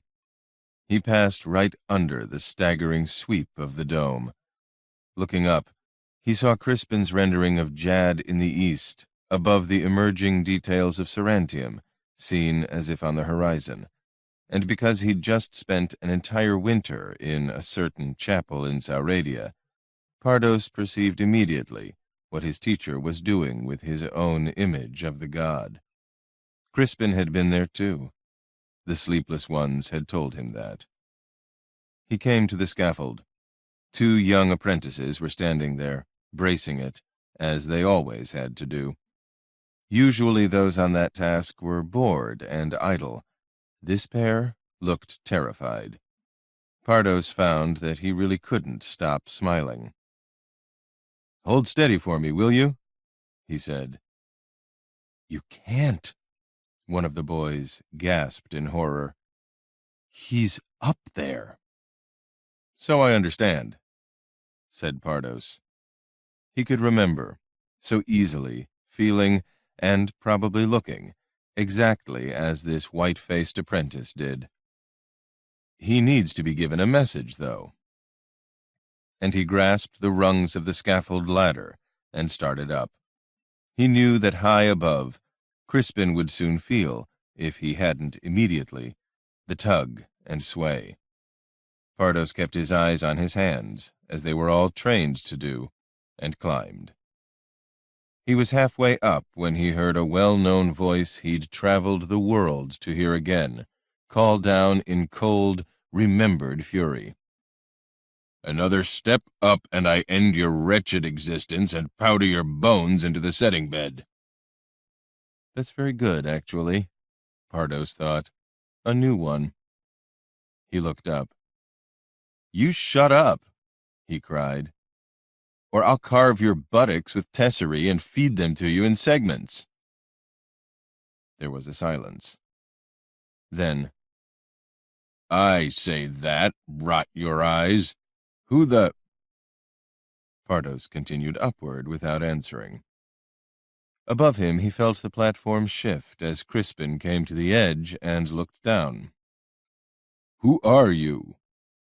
Another silence, followed by, "Pardos? Pardos?" Pardos didn't speak, kept climbing. His heart was full. He reached the top and stepped over the low rail and onto the platform under the mosaic stars of a dark blue mosaic sky, to be enveloped in a hard embrace that almost toppled them both. "Curse you, Pardos!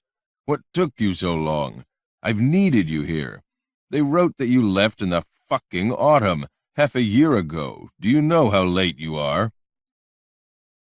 Ignoring for the moment the fact that Crispin, on departing, had explicitly refused accompaniment, Pardos disengaged. "Do you know how late you are?" he asked. "Me? What?" "Wedding?" said Pardos happily, and watched. It gave him even greater pleasure, later, to recollect the appalled dawning of awareness on Crispin's unexpectedly smooth-shaven features. Ah? Holy Jad! They'll kill me! I'm a dead man. If Carolus doesn't, bloody Sheeran will. Why didn't one of those imbeciles down there tell me?" Without delaying for the extremely obvious answer, Crispin rushed past Pardos, vaulted recklessly over the railing, and began hurtling down the ladder, sliding more than stepping, the way the apprentices did when they raced each other. Before following, Pardos glanced over at where Crispin had been working. He saw a bison in an autumn forest, huge, done in black, edged and outlined in white. It would be very strong that way, against the brilliant colors of the leaves around it, a dominant image. That had to be deliberate.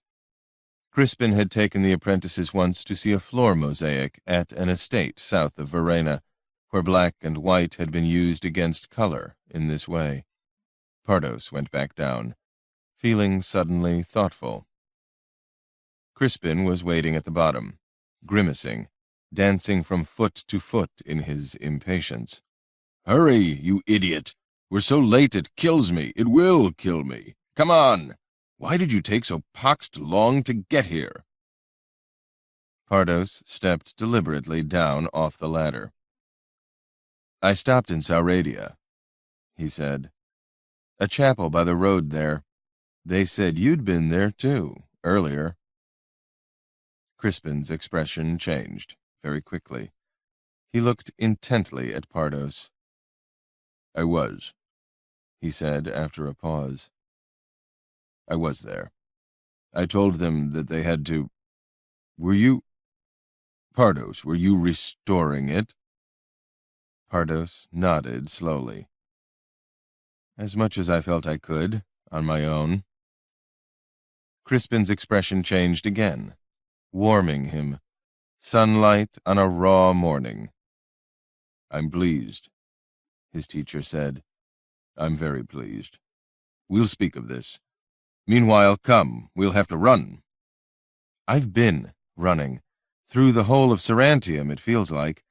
There are a group of young men outside, rich enough not to care about the law, who are trying to kill me and this Basanid doctor." He gestured at the physician, who had approached with the artisan brothers. The twins' faces were a paired study in confusion. "They killed his manservant," Pardos said. "We can't just walk outside. And my man's body will be thrown into the street by certain of your most pious clerics if he is not claimed by midday." The doctor spoke excellent Sarantine, better than Pardos's. He was still angry.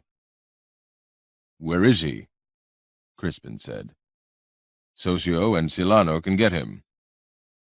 "I have no idea of the name of—" "Chapel of Blessed Ingasia," Pardos said quickly.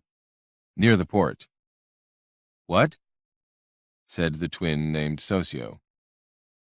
"What were you doing there?" said his brother in the same breath. "It's a terrible place. Thieves and whores." "How do you know so much about it?" Crispin asked wryly, then appeared to recollect his urgency. "Get 2 of the Imperial Guard to go with you. Carolus's men will all be at the accursed wedding by now. Tell them it is for me and why. And you 2. He turned to Pardos and the doctor. "Come on. You'll stay with me for the morning. I have guards." Crispin's snapping orders was something Pardos remembered. His moods had always changed like this. "We'll go out a side door and we'll have to move. You'll need something white to wear. This is a wedding. Idiots!" He hurried off. They followed quickly, having little choice. Which is how the mosaicist Pardos of Verena and the physician Rustem of Karakek came to attend, wearing white overtunics borrowed from Crispin's wardrobe, the formal ceremony and then the celebration banquet of a marriage on the day they each arrived in Jad's holy and august city of Sarantium. The three of them were late, but not hopelessly so, in the event. The musicians were lingering outside. A soldier, waiting anxiously by the doorway, saw their approach and hurried inside to report it. Crispin, murmuring a rapid stream of apologies in all directions, was able to hastily take his place before the altar, in time to hold a slender golden crown over the head of the bridegroom for the ceremony. His own hair was considerably disordered, but it almost always was. Pardos noticed that the very attractive woman who was to hold the crown above the bride did fist his teacher hard in the ribs just before the service began. There was a ripple of laughter through the chapel. The presiding cleric looked startled. The groom smiled and nodded approval. The bride's face Pardos didn't see until afterward. She was veiled in the chapel as the words of union were spoken by the cleric, and then in unison by the couple being wed. Pardos had no idea who they were. Crispin hadn't had time to explain. Pardos didn't even know the name of the Bessanid standing beside him. Events had unfolded at an unbelievable speed this morning, and a man was dead. The chapel was elegant, gorgeous, in fact, an extravagance of gold and silver, veined marble pillars, a magnificent altar of jet-black stone. Overhead, on the small dome, Pardos saw, with surprise, the golden figure of Helaticos, carrying his torch of fire, falling in his father's chariot. Belief in the god's son was banned now, images of him deemed a heresy by both patriarchs. It seemed the users of this patrician chapel had sufficient importance to prevent their mosaic being destroyed thus far. Pardos, who had adopted the god's bright sun with the god himself, as had all the Anti in the West, felt a flicker of warmth and welcome. A good omen, he thought. It was unexpected and comforting to find the charioteer waiting for him here.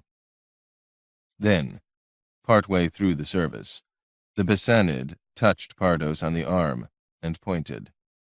Pardos looked over. He blinked. The man who'd killed the doctor's servant had just entered the chapel. He was quiet and composed, clad in exquisitely draped white silk, with a belt of links of gold and a dark green cloak.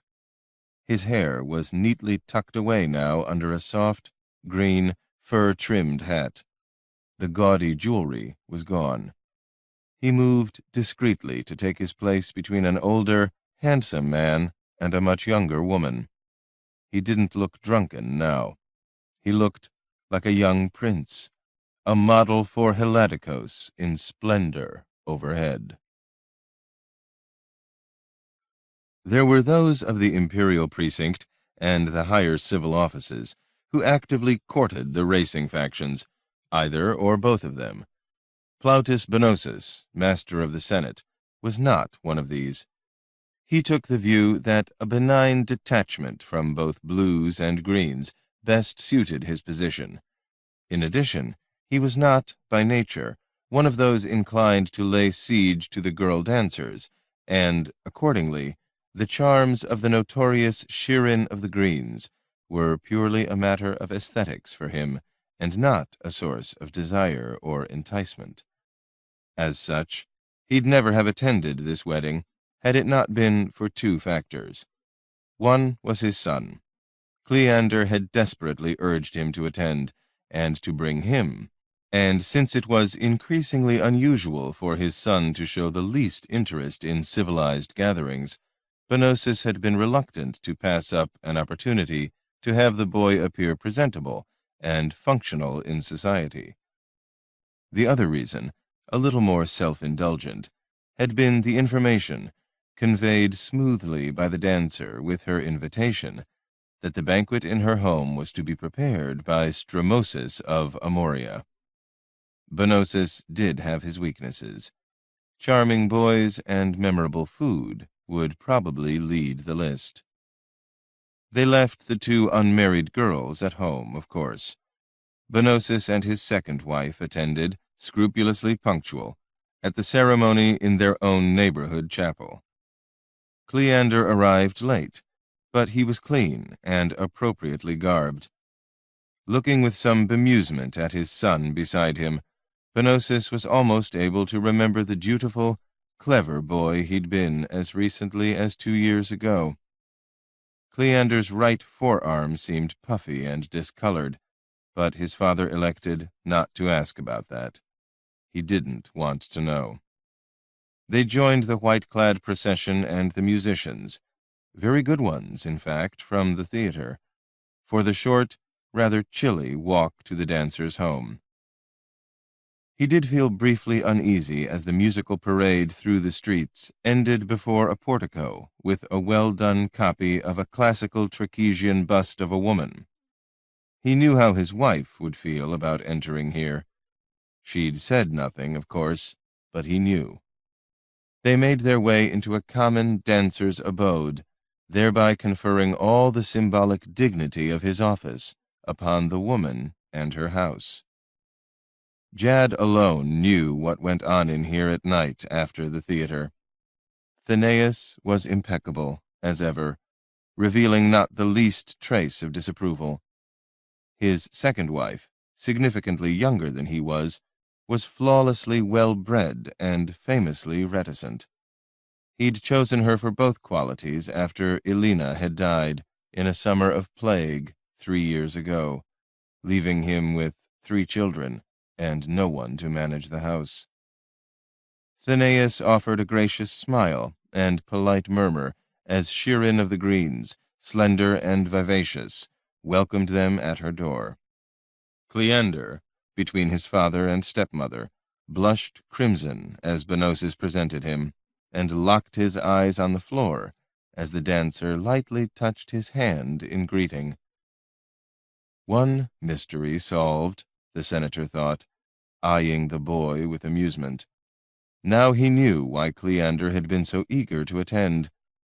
At least he has good taste, Bonosus thought wryly. The senator's mood was further assuaged as a servant handed him wine, which proved to be a splendid Kandarian, and another woman deftly presented a small plate holding delicate morsels of seafood. Bonosus's view of the world and the day grew positively sunny as he tasted his first sampling of Strumosis's artistry. He let out an audible sigh of pleasure and gazed about with a benign eye. A green hostess, the blues chef in the kitchen, a number of guests from the imperial precinct, making him feel less conspicuous, in fact, as he noted their presence and nodded at one. Sundry performers from the theater, including one curly-haired former lover, whom he promptly resolved to avoid. He saw the rotund head of the Silk Guild, a man who seemed to attend every party in the city, the Supreme Strategos's secretary, Pertenius of Eubulus, surprisingly well turned out, and the Green's burly, beak-nosed factionarius, whose name he could never remember. Elsewhere, the emperor's much-favored Rhodian mosaicist was standing with a stocky, rough-bearded young man and an older, also bearded fellow, distinctly Basanid. And then the senator noticed another, unexpected, noteworthy guest.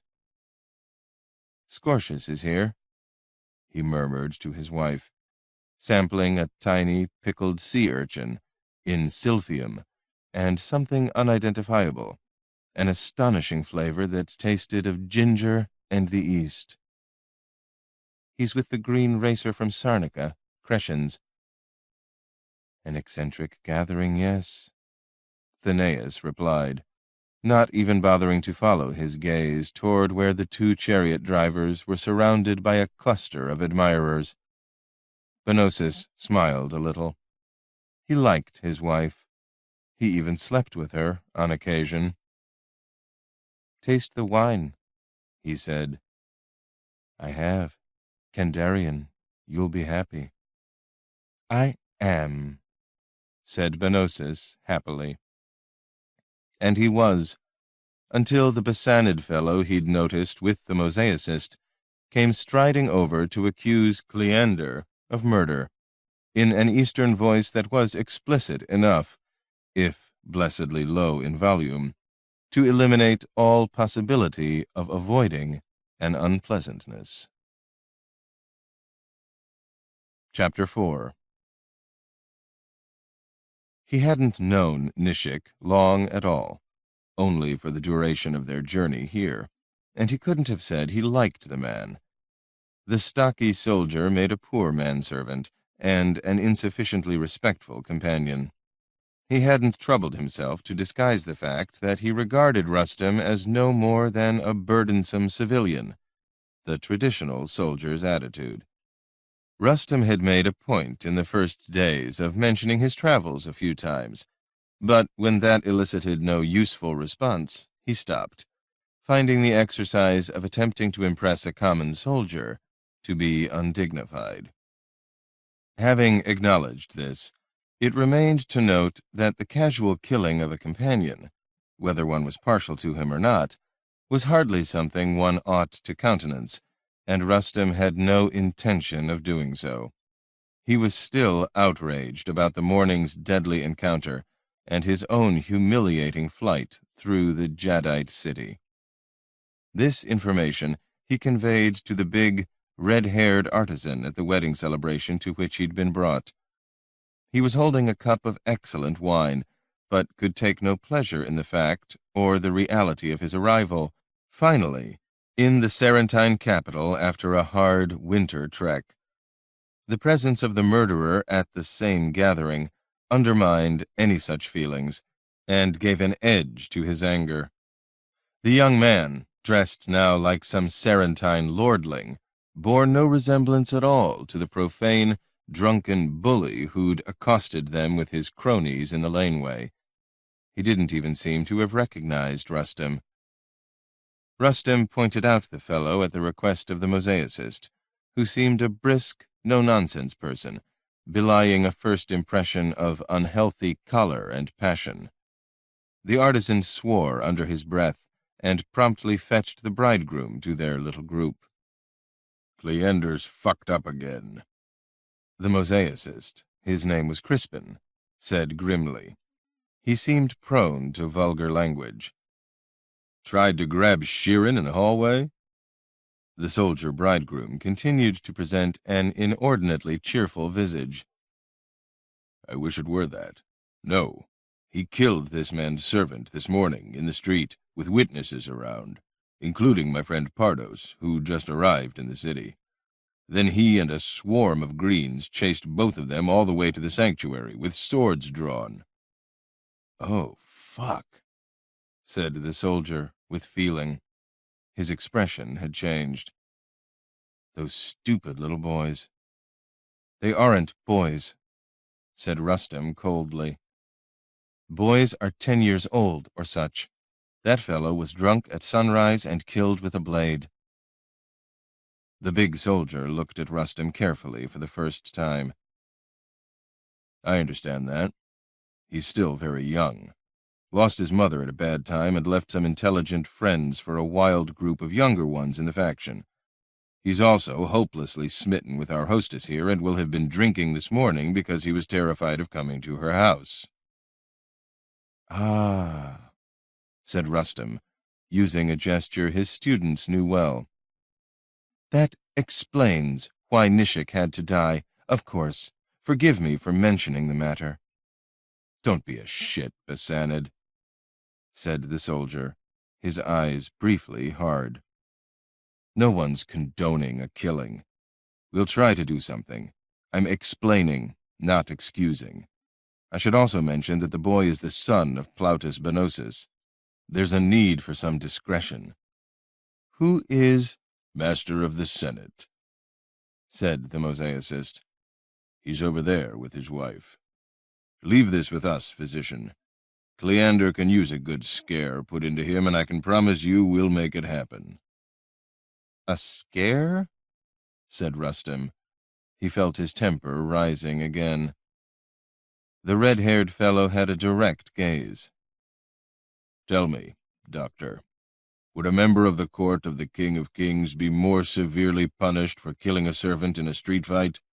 A Sarantine servant?" "I have no idea," said Rustem, although he did, of course. Pivoting on a heel, he strode past the yellow-haired bride in her white garment and red belt, and went right across the room toward the murderer and the older man the artisan had indicated. He was aware that his swift progress through a relaxed gathering would attract attention.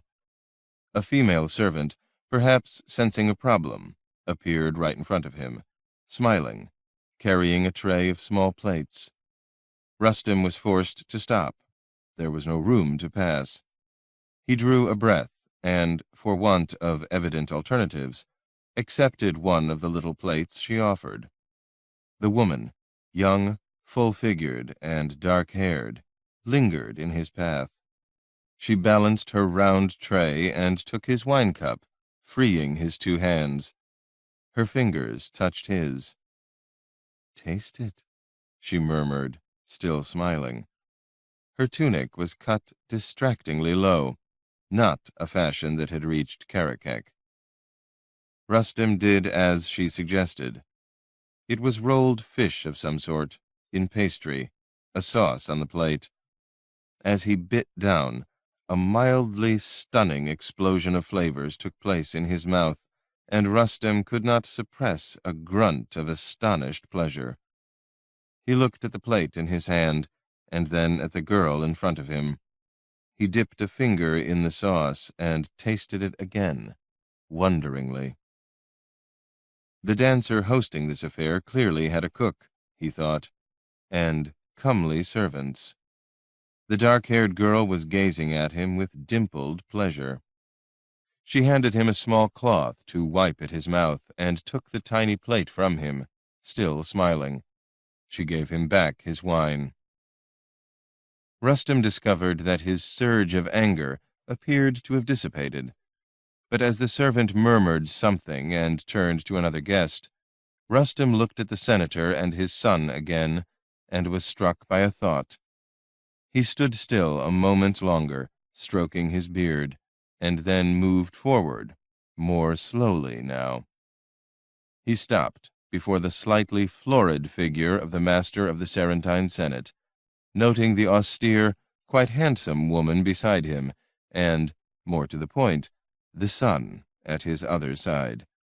He felt very calm now. He bowed to the man and the woman, and introduced himself formally. As he straightened, Rustem saw the boy finally recognize him and go white. The senator's son glanced quickly toward the front of the room where their hostess, the dancer, was still greeting late arrivals. "No escape for you," thought Rustem coldly, and he spoke his accusation to the father in a deliberately low-voiced, cool tone. The mosaicist had been right, of course. Discretion and dignity were critical when people of stature were involved. Rustem had no desire to become embroiled with the law here. He intended to deal with this senator himself. It had just occurred to him that although a physician might learn much of Sarantine medicine and perhaps hear a little chatter about affairs of state, a man owed a debt by the master of the Senate might find himself in a different situation, to the greater benefit of the King of Kings in Kabad, who had things he wished to know about Sarantium just now. Rustem saw no reason to have poor Nishik his long-serving, much-loved servant, die in vain. The senator cast his son a satisfyingly poisonous glance and murmured, "Killed? Holy Chad! I am appalled, of course. You must allow—" "He was drawing his own sword," the boy exclaimed in a low, fierce tone.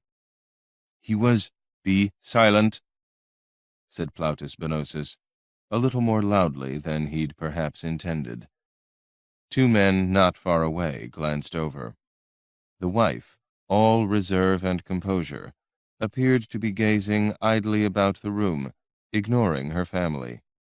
She was listening, however. Rustem could see it. "As I was saying," Benosus continued more softly, turning back to Rustem, his color even more heightened. "You must allow me to offer you a cup of wine at our home after this charming celebration. I am grateful that you chose to speak with me directly, of course." "Of course," said Rustem gravely. "Where would we find your unfortunate servant?" the senator asked, a practical man. "The body is being attended to," Rustem murmured. "Ah, so there are others who have already learned of this?" "We were pursued through the streets by sword-wielding youths led by your son," Rustem said, allowing himself a shade of emphasis. "I imagine a number of people did observe our passage, yes. We received assistance in the Emperor's new sanctuary from his mosaicist." "Ah," said Plautus Benosus again, glancing across the room. "The Rhodian. He does get about. Well, if that matter is attended to—" "My mule and all my goods," said Rustem, "were left behind when we were forced to flee. I have just arrived in Sarantium this morning, you see." The wife turned to him then, eyeing him thoughtfully. Rustem met her gaze briefly and turned away. The women here appeared to be rather more present than those in other places he'd been. He wondered if it had to do with the Empress, the power she was said to wield. A common dancer once. It was a remarkable story, really. The senator turned to his son. "Cleander, you will excuse yourself to our hostess and leave now, before the dinner is served. You will ascertain the whereabouts of this man's animal and goods and have them brought to our home. You will then wait there for me to arrive." "Leave? Leave already?" said the boy, his voice actually breaking. "But I haven't even—" "Cleander, there is a possibility you might be branded or exiled for this. Get the accursed mule," said his father. His wife laid a hand on his arm. "Shh," she murmured. "Look." A hush had descended over the large room full of animated, pleasure-seeking Sarantines. Plautus Benosus looked past Rustem's shoulder and blinked in surprise. "Now how do they come to be here?" he asked of no one in particular. Rustem turned. The silence became a murmurous rustling as those assembled, 50 or more, bowed or sank low in acknowledgment of the man and the woman who stood now in the entrance to the room, with the hostess behind them. The man was very tall, smooth-shaven, compellingly handsome. He was bareheaded, which was unusual, and showed his thick golden hair to good effect. He wore a knee-length, deep blue tunic, slashed to show gold at the sides, with gold hose and black boots like a soldier, and a dark green paneled dress cloak, pinned at one shoulder with a blue gem, large as a man's thumbnail. He held a white flower in one hand, for the wedding. The woman beside him had her own yellow hair gathered up loosely under a white mesh cap, with artful ringlets spilling down. Her floor-length garment was crimson, and there were jewels at the hem. She wore gold at her ears and a necklace of gold with pearls and a golden cloak. She was nearly as tall as the man. A sallow, lean fellow materialized at the man's elbow and whispered briefly in his ear as those attending the celebration rose from homage. "Leontes," said the senator softly to Rustem. "The strategos." It was a courtesy. Rustem could not have known this man, though for years he had heard of him, and feared him, as did everyone in Bassania. There was a glow cast by renown, Rustem thought, something almost tangible. It was Leontes the Golden, and the origin of the name became clearer now, who had comprehensively beaten the last fully mustered northern army east of Asen, almost capturing the Bassanid general, forcing a humiliating peace. The general had been invited to kill himself when he returned to Kabad, and had done so. It was Leontes who had also won lands and productive, taxable citizens for Valerius in the great spaces stretching all the way west and south to the fabled Medriti deserts, who had brutally quelled incursions from Moskav and Kark, who had been honored, they'd heard of it even in Karakek, with the most elaborate triumph an emperor had ever granted a returning strategos since Saranios had founded this city, and who had been given the tall, ice-elegant woman beside him as a further prize. They knew of the Delanoi in Bassania as well, even in Karakek, which was on the southern trade routes after all. The family's wealth had begun with a spice monopoly, and the eastern spices usually came through Bassania, north or south. 10 or 15 years ago, Flavius Delanus had been killed in some appalling fashion at a time of imperial succession. A fire of some kind, Rustem recalled. His elder sons had been killed or crippled in the same attack, and the daughter was, here in this room, brilliant and golden as a prize of war. The strategos gestured briefly, and the dark-haired serving girl hurried over with wine for him, her cheeks flushed with excitement.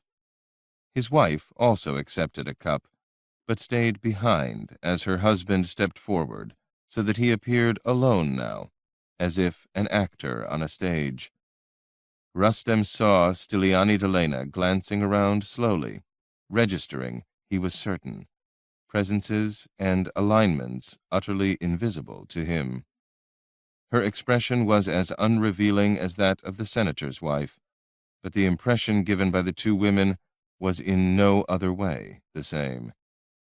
Where the wife of Plautus Benosis was reserved and detached, the aristocratic spouse of the most powerful soldier in the empire was cold and brilliant and even a little frightening. Awesome wealth and great power and violent death were in her lineage. Rustem managed to look away from her just as the strategos began to speak. Lycurgos Matanios once said that it is a finer thing to see a friend well wed than to sip from even the rarest wine.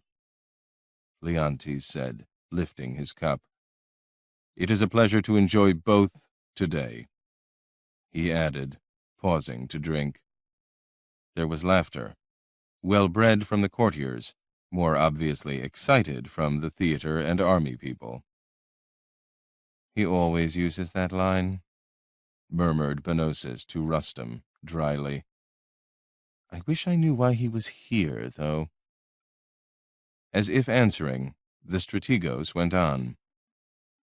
It seemed proper to stop and lift a cup in honor of the marriage of the only man in the army who could talk so much and so well and so much and so much that he extracted the arrears of payment for the soldiers from the precinct coffers. I do not urge anyone ever to put themselves in the position of being persuaded by the tribune of the 4th Sauradian to do anything, unless they have a great deal of time to spare. Laughter again. The man was smooth as a courtier, but his manner was direct and unassuming, the teasing rough and easy as a soldier's. Rustem watched the military men in the room as they gazed at the speaker. There was adoration written in their features. The wife, motionless as a statue now, seemed vaguely bored. "And I fear," Leontes was saying, "that we do not have a great deal of time today, so the Lady Styliani and I are not able to join you in sampling the delights prepared by Stremosis of the Blues in a green household. I do commend the factions for this rare conjunction, and hope it bodes well for a peaceful racing season." He paused, an eyebrow raised for emphasis. This was an authority figure, after all. "We came that we might salute the groom and his bride in Jad's most holy name, and to convey a piece of information that may add in some small way to the felicity of the day." He paused again, sipped his wine. "I addressed the bridegroom as tribune of the 4th Saradian just now. I was behind the tidings, as it happens.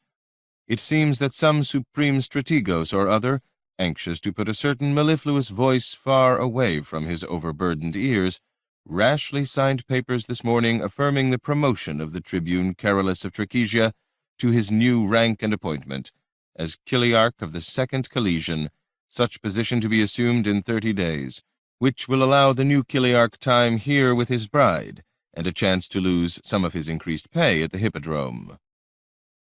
There was a shout of pleasure and laughter, nearly drowning out the last words. The bridegroom came quickly forward, his face flushed, and knelt before the strategos. "My lord," he said, looking up, I am speechless," which elicited its own burst of laughter from those who knew the man. "However," added Carolus, lifting a hand, "I do have a question I must ask." "Speechlessly?"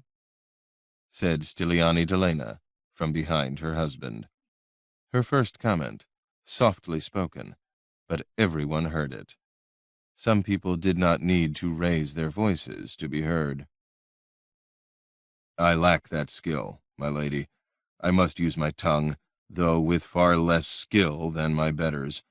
I only wish to ask if I may decline the promotion." Silence fell. Leontes blinked. "This is a surprise," he said. "I would have thought—" He let the sentence trail off. "My great lord, my commander, if you wish to reward an unworthy soldier, it will be by allowing him, at any rank at all, to fight at your side in the next campaign. I do not believe I am saying anything untoward if I suggest that Collegium, with the everlasting peace signed in the East, will be no such place. Is there nowhere in the West where I might serve with you, my strategos?" At the reference to Bassania, Rustem heard the senator beside him shift a little, uneasily, and clear his throat softly. But nothing of note had been said. Yet. The strategos smiled a little now, his composure regained. He reached down, and in a gesture almost fatherly, ruffled the hair of the soldier kneeling before him. His men loved him, it was said, the way they loved their god. Leontes said, "There is no campaign declared anywhere, Chiliarch, nor is it my practice to send newly married officers to a war front when there are alternatives, as there always are." "Then I can be attached to you, since there is no war front," said Carolus, and he smiled innocently. Rustem snorted. The man had audacity. "Shut up, you idiot!" The entire room heard the red-haired mosaicist. The laughter that followed affirmed as much. It had been intended, of course. Rustem was quickly coming to realize how much of what was being said and done was carefully planned or cleverly improvised theater. Sarantium, he decided, was a stage for performances. No wonder an actress could command so much power here, induce such prominent people to grace her home, or become empress, if it came to that. Unthinkable in Basania, of course. Utterly unthinkable. The strategos was smiling again, a man at ease, sure of his god, and of himself, Rustem thought.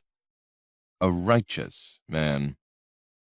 Leontes glanced across at the mosaicist and lifted his cup to him. "It is good advice, soldier," he said to Carolus, still kneeling before him. "You will know the pay difference between legate and chiliarch. You have a bride now, and should have strong children to raise soon enough in Jad's holy service and to honor his name." He hesitated. "If there is a campaign this year, and let me make it clear that the Emperor has offered no indications yet, it might be in the name of the poor, wronged Queen of the Anti, which means Batiara, and I will not have a newly married man beside me there. The East is where I want you for now, soldier, so speak of this no more." The words were blunt, the manner almost paternal, though he wouldn't be older than the soldier before him, Rustem thought. Rise up, bring us your bride that we may salute her before we go." "I can just see Styliani doing that," the senator beside Rustem murmured under his breath. "Hush," said his wife suddenly, "and look again." Rustem saw it too. Someone had now come forward, past Styliani Delena, though pausing gracefully beside her for an instant, so that Rustem was to carry a memory for a long time of the two of them next to each other, golden and golden. Might the poor, wronged Queen of the Anti have any voice at all in this, in whether war is brought to her own country in her name? Said this new arrival. Her voice, speaking Sarantine but with a Western accent, was clear as a bell, bright anger in it, and it cut into the room like a knife through silk. The strategos turned, clearly startled, swiftly concealing it. An instant later he bowed formally, and his wife, smiling a little to herself, Rustem saw, sank down with perfect grace, and then the entire room did so. The woman paused, waiting for this acknowledgment to pass. She hadn't been at the wedding ceremony, must have just this moment arrived.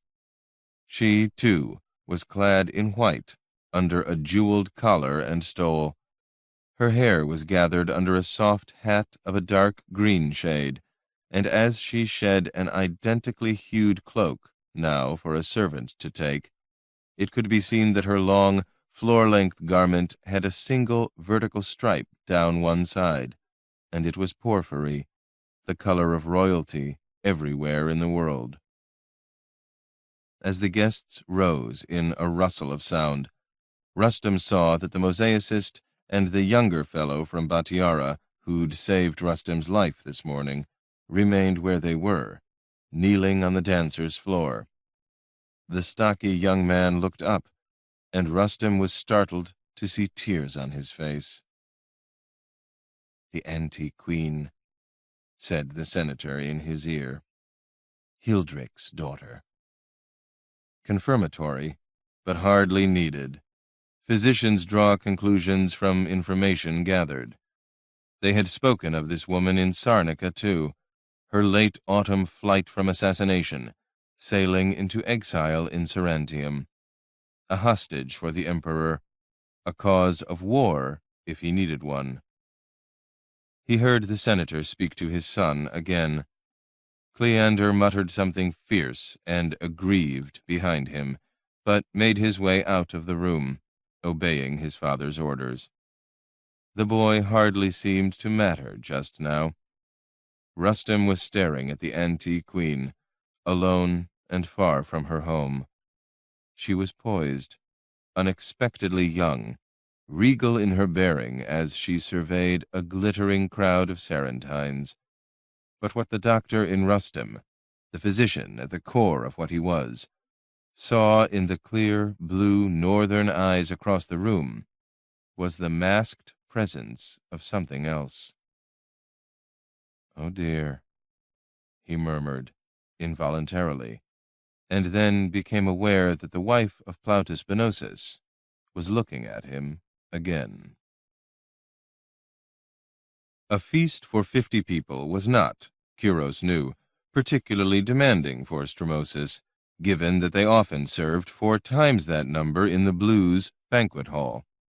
There was some awkwardness in using a different kitchen, but they'd been over here a few days earlier, and Quiros, given larger responsibilities all the time, had done the inventory, allocated locations, and supervised the necessary rearrangements. He'd somehow overlooked the absence of sea salt, and knew Strimosus wouldn't soon forget it. The master chef was not, to put it mildly, tolerant of mistakes.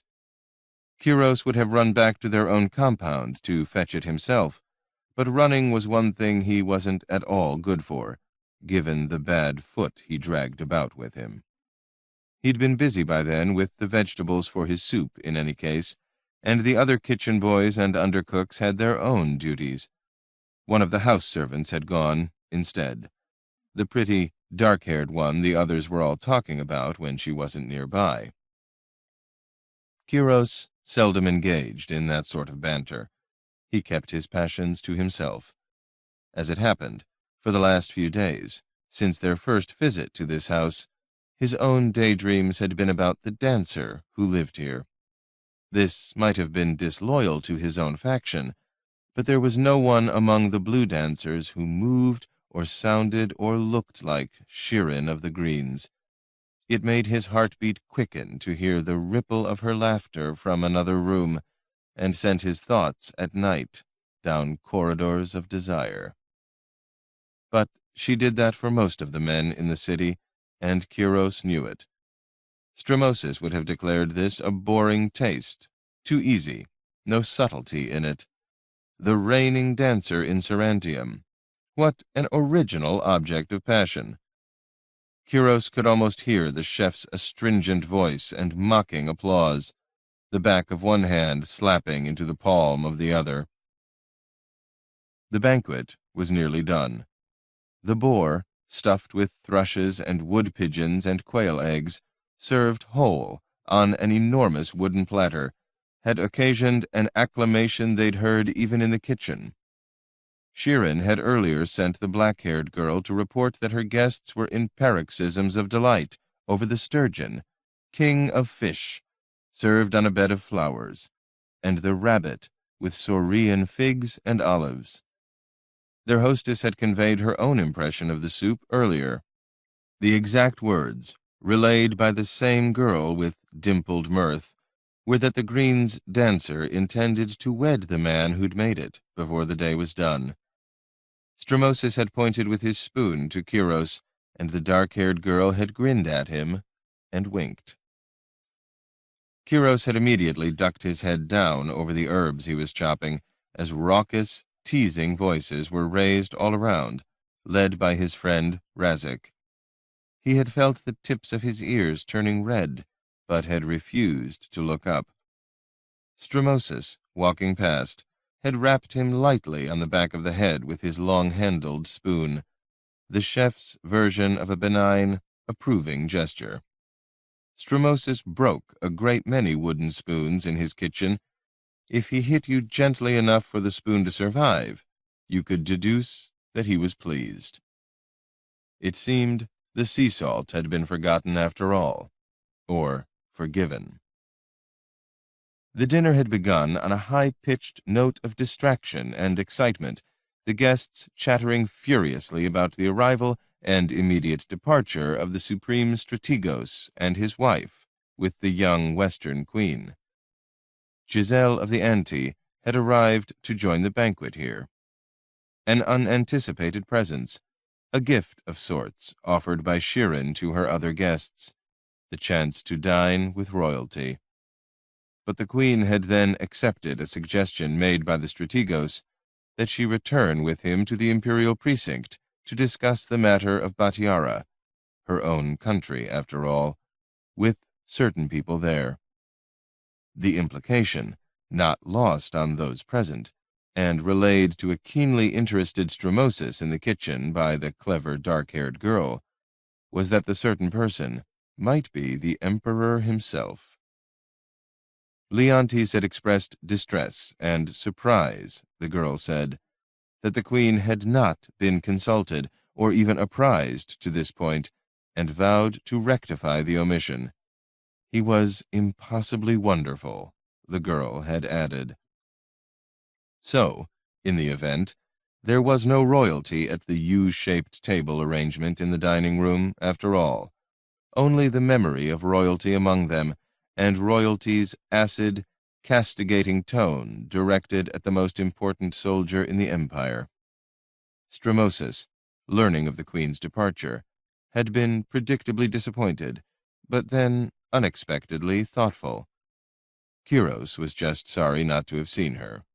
You missed a lot in the kitchen sometimes, attending to the pleasure of others. The dancers' servants, and the ones she'd hired for the day, and the boys they'd brought with them from the compound, seemed to have finished clearing the tables. Stramosis eyed them carefully as they assembled now, straightening tunics, wiping at spots on cheek or clothing. One tall, very dark-eyed, well-made fellow, no one Kiros knew, met the chef's glance as Stramosis paused in front of him, and murmured with an odd half-smile, "Did you know that Lysippus is back?" It was said softly, but Kiros was standing beside the cook, and though he turned quickly and busied himself with dessert trays, he had good ears. He heard Stramosis, after a pause, say only, "I won't ask how you came by that knowledge. There's sauce on your forehead. Wipe it off before you go back out." Stramosis moved on down the line. Kiros found himself breathing with difficulty. Lysippus the Calesian, Valerius's grossly fat taxation master, had been exiled after the Victory riot. The Calesian's personal habits had been a cause of fear and revulsion among the lower classes of the city. His had been a name used to threaten wayward children. He had also been Stramosis's employer before he was exiled. Kiros glanced furtively over at the chef, who was sorting out the last of the serving boys now. This was just a rumor, Kiros reminded himself, and the tidings might be new to him, but not necessarily to Stramosis. In any case, he had no way to sort out what it might mean, and it was none of his affair in any possible way. He was unsettled, though. Stramosis finished arranging the boys to his satisfaction, and sent them parading back out to the diners with ewers of sweetened wine and the great procession of desserts: sesame cakes, candied fruit, rice pudding in honey, musk melon, pears in water, dates and raisins, almonds and chestnuts, grapes in wine, huge platters of cheeses, mountain and lowland, white and golden, soft and hard, with more honey for dipping, and his own nut bread. A specially baked round loaf was carried up to the bride and groom with 2 silver rings inside that were the chef's gift to them. When the last platter and tray and flask and beaker and serving dish had gone out, and no sounds of catastrophe emerged from the dining hall, Stramosis finally allowed himself to sit on a stool, a cup of wine at his elbow. He didn't smile, but he did set down his wooden spoon. Watching from the corner of his eye, Kiros sighed. They all knew what the lowered spoon meant. He allowed himself to relax. "I imagine," said the chef to the room at large, that we have done enough to let the last of the wedding day be mild and merry, and the night be what it will." He was quoting some poet or other. He often did. Meeting Kuros's glance, Strumosis added, softly, "Rumors of Lysippus bubble up like boiled milk every so often. Until the Emperor revokes his exile, he isn't here." Which meant he knew Kuros had overheard. He didn't miss much, Strumosis. The chef looked away and around the crowded kitchen. He lifted his voice. "A serviceable afternoon's work, all of you. The dancer should be happy out there." "She says to tell you that if you do not come rescue her immediately, she will scream at her own banquet and blame you. You understand?" added the bird, silently. "That I don't like being made to talk to you this way. It feels unnatural." As if there was anything remotely natural about any of these exchanges, Crispin thought, trying to pay attention to the conversation around him. He could hear Sheeran's bird as clearly as he'd heard Linen, provided he and the dancer were sufficiently close to each other. At a distance, Danis's inward voice faded and then disappeared. No thoughts he sent could be heard by the bird or by Sheeran. In fact, Danis was right. It was unnatural. Most of the guests were back in Sheeran's reception room. The Rhodian tradition of lingering at table, or couch in the old-style banquets, was not followed in the East. When the meal was done and people were drinking their last cups of mixed or honey-sweetened wine, Sarantines tended to be on their feet again, sometimes unsteadily. Crispin glanced across the room and was unable to suppress a grin. He brought a hand up to cover his mouth. Sheeran, wearing the bird about her neck, had been cornered against the wall, between a handsome wood and bronze trunk and a large decorative urn, by the principal secretary of the Supreme Strategos. Pertenius, gesturing in full conversational flight, showed little inclination to register her attempts at shifting to rejoin her guests. This was an accomplished, sophisticated woman, Crispin decided cheerfully. She could deal with her own suitors, welcome or unwelcome. He turned back to the conversation he'd been following. Scortius and the muscular green charioteer Crescens were discussing alternative dispositions of the horses in a quadriga. Carolus had left his new bride and was hanging on their every syllable. So were a number of others. The racing season was about to start. This exchange was visibly whetting appetites. Holy men and charioteers were the figures most revered by Sarantines. Crispin remembered hearing that even before he'd begun his journey. It was true, he had come to realize, at least as far as the charioteers went. Kasia, not far away, was in the company of 2 or 3 of the younger green dancers, with Vargos hovering protectively nearby. The dancers were likely to be tormenting her about the night to come. It was part of the wedding tradition. It was also a teasing that would be appallingly inappropriate for this particular bride. It occurred to Crispin that he ought to go over and salute her properly himself.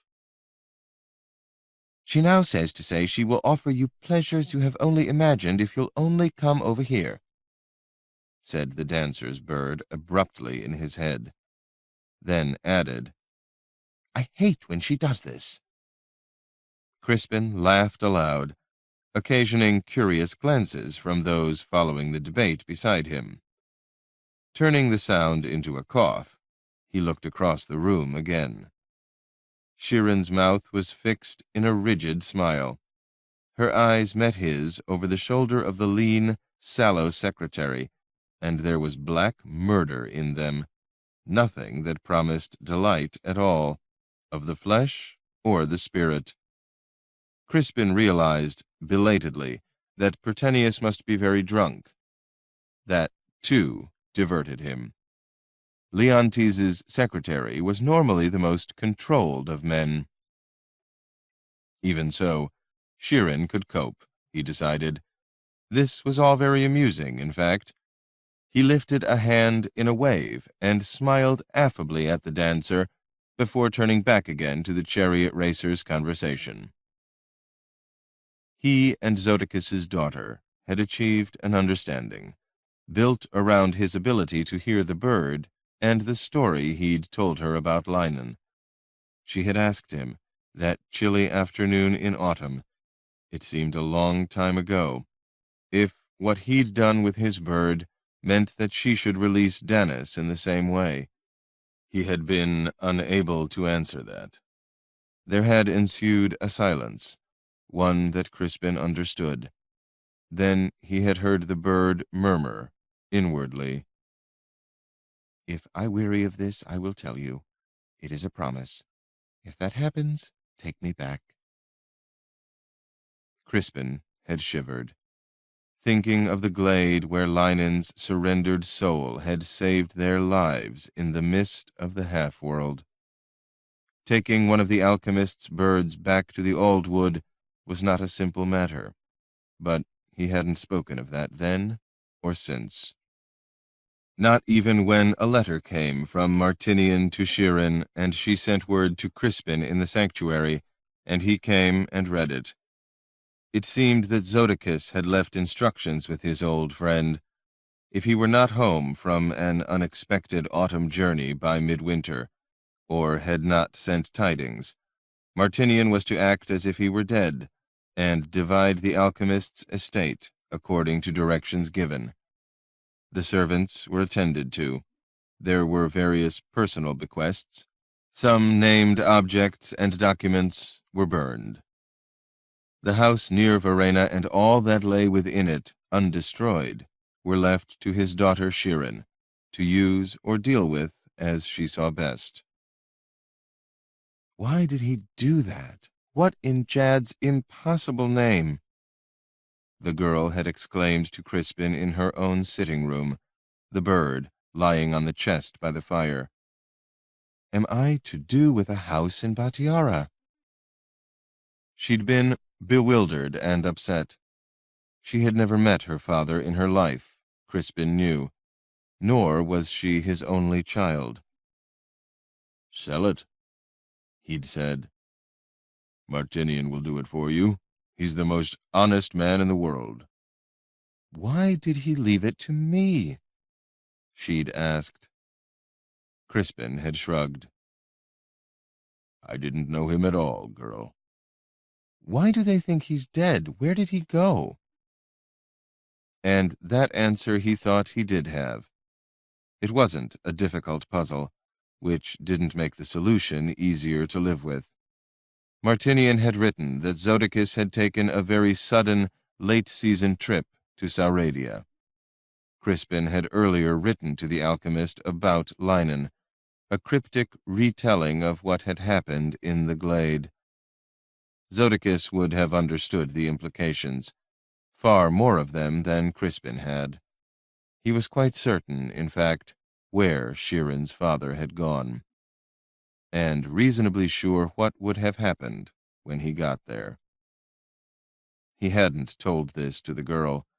Instead, he'd carried some difficult thoughts out into the wintry cold and a slanting rain, and had had a great deal to drink later that night in the Spina, and then a quieter tavern, his assigned guards following him about, protecting the Emperor's so valued mosaic artisan from all possible harm.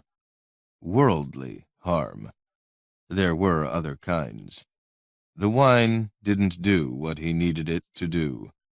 The memory of the Zubir, the dark, huge presence of it in his life, seemed destined not to leave him.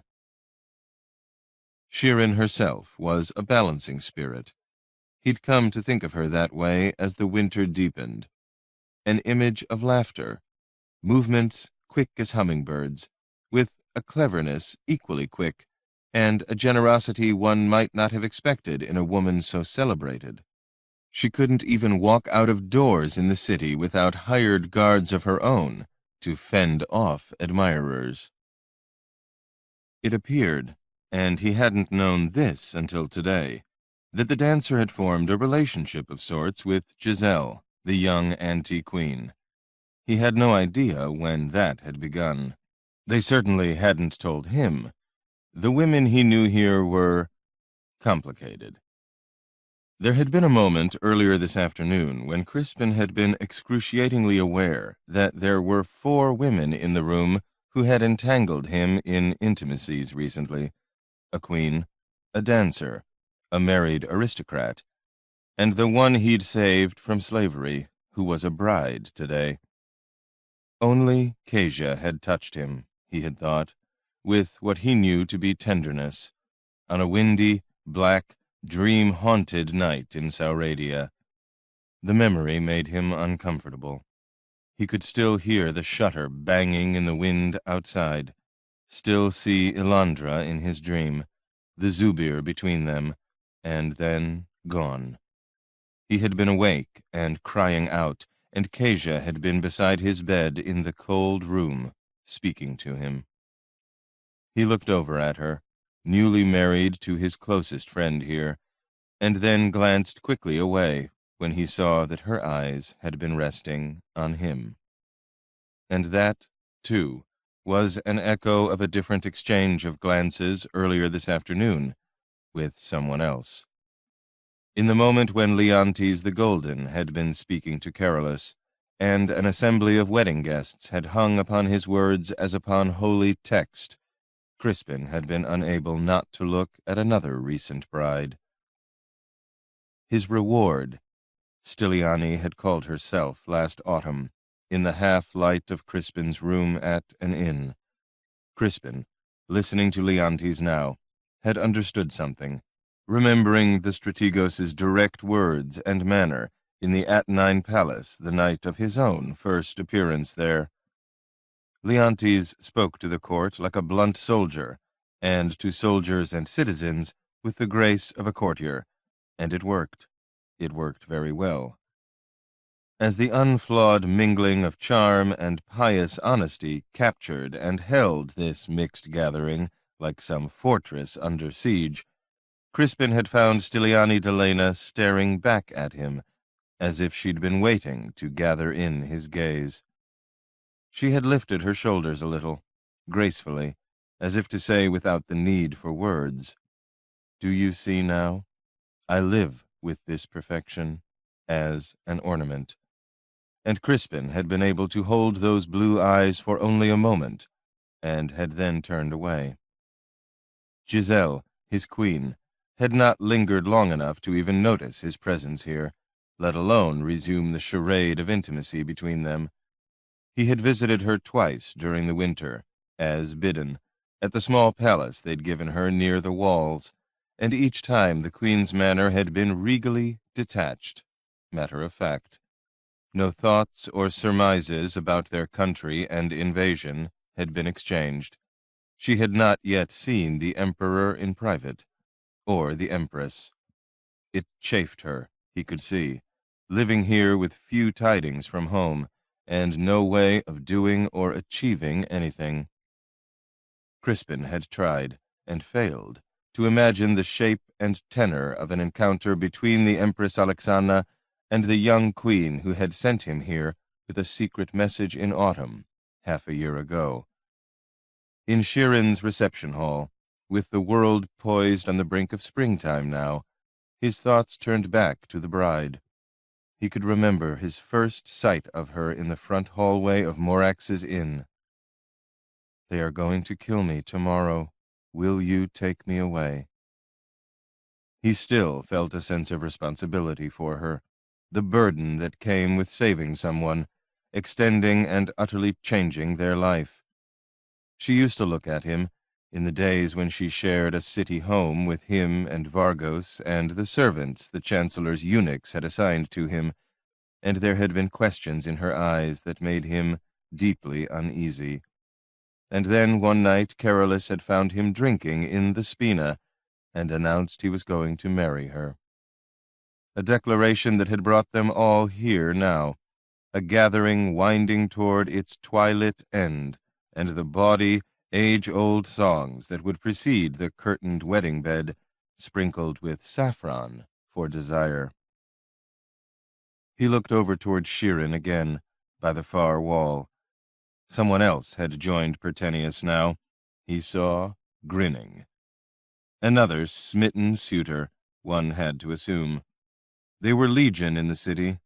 You could make up a regiment of those who longed for the Green's dancer with an aching need that led to bad verse, musicians on her porch in the middle of the night, street fights, tablets of love bought from chiromancers and tossed over the wall into her courtyard garden. She had shown some of these to Crispin. Spirits of the newly dead, journeyers, come now to my aid. Send sleep-destroying, soul-ravaging longing into the bed of Shirin, dancer of the greens, that all her thoughts in the dark be of yearning for me. Let her come forth from her doors in the gray hour before sunrise, and make her way boldly, unashamed, with desire, to my house. One could be afraid and disturbed, reading such things. Crispin had never touched her, nor had she made overtures to him that went beyond teasing intimations. He couldn't have said why. In fact, they were bound to no one, and shared a secret of the half-world with no other people alive. But there was still something that kept him from seeing Zoticus's daughter in a certain light. It might have been the bird, the memory of her father, the dark complexity of what they shared, or the thought of how weary she must be of men pursuing her, the crowds of would-be lovers in the street, those stone tablets in the garden invoking named and nameless pagan powers, merely to bed her. Not, Crispin had to admit, that he was above being amused just now, seeing her cornered by suitors in her own house. A third man had joined the other two. He wondered if a fight would start. "She says she will kill you immediately after she kills these two merchants and the wretched scribe," said the bird. "She says for me to scream in your head when I say this."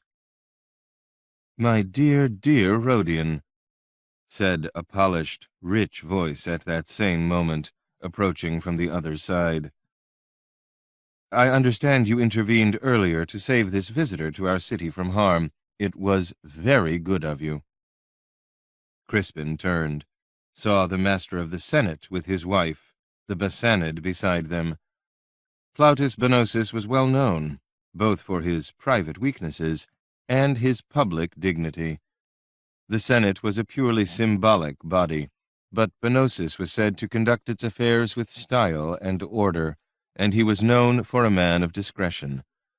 His handsome second wife was impeccably proper, still young, but modest and dignified before her time. It crossed Crispin's mind briefly to wonder what, if anything, she did to salve herself while her husband was out at night with boys.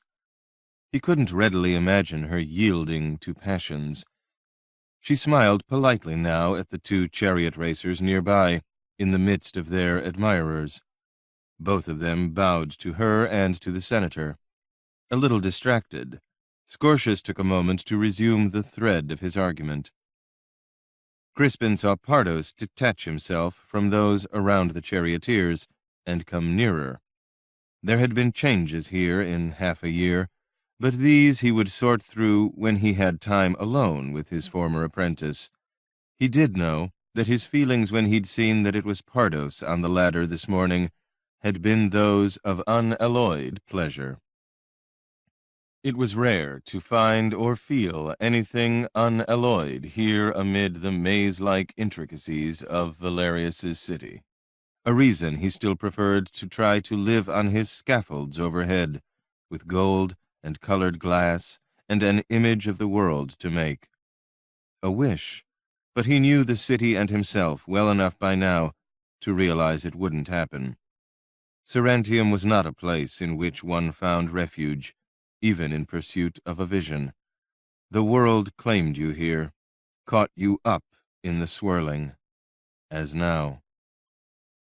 He nodded respectfully to Benosis and his wife, and murmured, I understand you might have a personal reason for wishing to make matters right with this physician. I am happy to leave the affair in your hands, if our Eastern friend, he looked politely at the doctor, is willing to have it so. The Bassanid, a prematurely graying, rather formal man, nodded his head. I am content, he said, his Sarantine really quite good. The senator has been generous enough to offer me a residence while I conduct my researches here. I shall leave it to him and to those more versed than I in the justice of Sarantium to determine what should be done with those who killed my servant. Crispin kept his expression innocent as he nodded his head. The Bassanid was being bribed, of course. The house was a first installment. The boy would be given some penance to perform by his father, the dead servant buried quickly in a grave outside the walls. Curse tablets would be thrown there by night. The racing season was starting soon. The chiromancers and other self-declared traffickers in half-world power were already busy with maledictions against horses and men and defenses against the same. A charlatan could be paid to invoke a broken leg for a celebrated horse, and then be paid to provide protection for that same animal a day later. The burial place of a murdered pagan Bassanid, Crispin thought, would probably be said to contain even greater power than the usual run of graves. Justice will be done, said Benosis soberly. I rely upon it, said the Bassanid. He looked to Pardos. We will meet again. I am in your debt and would like to repay your courage. A stiff man, Crispin thought, but courteous enough, knew the things to say. No need for that, but my name is Pardos, said the young man. I'll be easy enough to find in the sanctuary, if Crispin doesn't kill me for setting tesserae at the wrong angle. Don't set them at the wrong angle, Crispin said. The senator's mouth quirked. I am Rustem of Karakek, said the Bassanid. Here to meet my Western colleagues, share what I know, and obtain what further learning I can for the better treatment of my own patients. He hesitated, then allowed himself a smile for the first time. I have traveled in the East. It seemed time to journey west. You will be living in one of my houses, Plautus Benosis said. The one with the 2 round windows in Cardalos Street. We are honored, of course. Crispin felt himself go suddenly very cold. A wind seemed to pass into him, chill, damp air from the half-world, touching the mortal heart. Rustem, Cardalos Street, he repeated, stupidly. You know it? The senator smiled. I have heard the name. He swallowed. Shirin, I will not say that! He heard inwardly, still struggling with a sudden fear. There was a silence. Then Danis again. You cannot possibly expect me to— It is a pleasant house, the senator was saying. A little small for a family, but near the walls, which was convenient in the days when I was traveling more. Crispin nodded distractedly, then heard. She says to tell you that you are to imagine her hands, right now, as you stand before this jaded boy-chaser and his too prim wife. Think of her fingers slipping your tunic up from behind and then sliding back down along your skin, inside your undergarments. Think of them now, lightly touching your naked flesh, arousing you. She says to say that— Shirin? No! Crispin coughed. He felt himself flushing.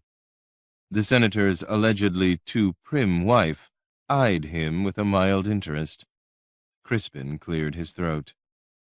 The senator, endlessly experienced in meaningless chat, was saying, "It is quite close, actually, to the Eustabius Palace, the one Seranios built by the walls. You know he loved to hunt, begrudged the long ride across the city from the imperial precinct on a good morning.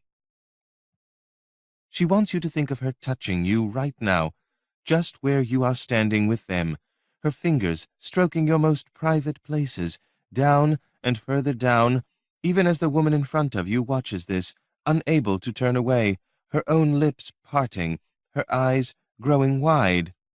"Indeed," Crispin managed, in a strangled voice. "Loved to hunt. Yes." Pardos glanced at him. She says that you can feel her nipples against your back now, firm, proof of her own excitement, and that down below, that she is becoming— Shirin, I will absolutely not say that. And so Seranios would spend the night there, Plautus Bonosus was saying. Bring favorite companions, a few girls when he was younger, and be outside the walls with bows and spears by sunrise. She says her fingers are now touching your sex from beneath, stroking you and, sliding?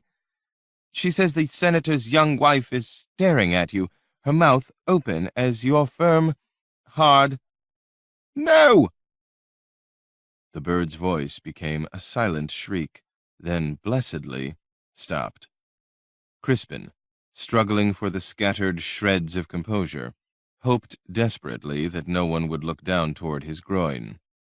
Shirin, Jad-cursed Shirin. "Are you well?" the Bassanid asked. His manner had changed. He was all solicitous, attentive concern. A physician. He would probably look down soon, Crispin thought despairingly. The senator's wife was still gazing at him. Her lips, fortunately, had not parted. "I'm a little warm, yes, not serious. Am sure, greatly hope, we'll meet again," Crispin said with urgency.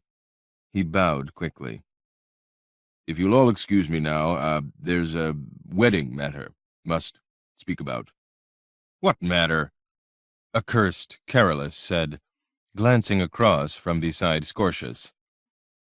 Crispin didn't even bother to answer. He was already crossing the room toward where a slender woman was still standing against the far wall, almost hidden behind 3 men. "She says to say she is now forever in your debt," the bird said as he approached. "That you are a hero like those of yesteryear, and that your lower tunic shows signs of disarray." This time he heard amusement, even in the tone of Danis, in the singular voice Zodicus the alchemist had given to all his captured souls, including this shy young girl, killed, as they all had been, on an autumn morning long ago in a glade in Sauradia. She was laughing at him. He might have been amused himself, even coping with embarrassment, but something else had just happened, and he didn't know how to deal with it. More brusquely than he'd intended, he shouldered his way in between the figure of Pertenius and the paunchy merchant, almost certainly a green patron, on his left. They glared at him. "Forgive me, friends, forgive me. Shirin, we have a small problem. Will you come?" He took the dancer by the elbow, not gently, and guided her away from the wall, out of the half-circle of men that had surrounded her. "A problem?" Shirin said prettily.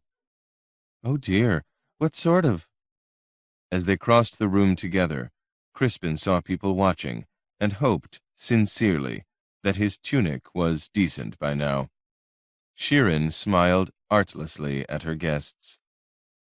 For want of any better idea, aware that he wasn't thinking clearly, Crispin steered her through the open doors back into the dining room, where 6 or so people were lingering, and then into the kitchen beyond. They stopped just inside the doorway, two white-clad figures amid the after-meal disarray and chaos of the kitchen, and the stained and weary chefs and servers there. The talk subsided as people became aware of them.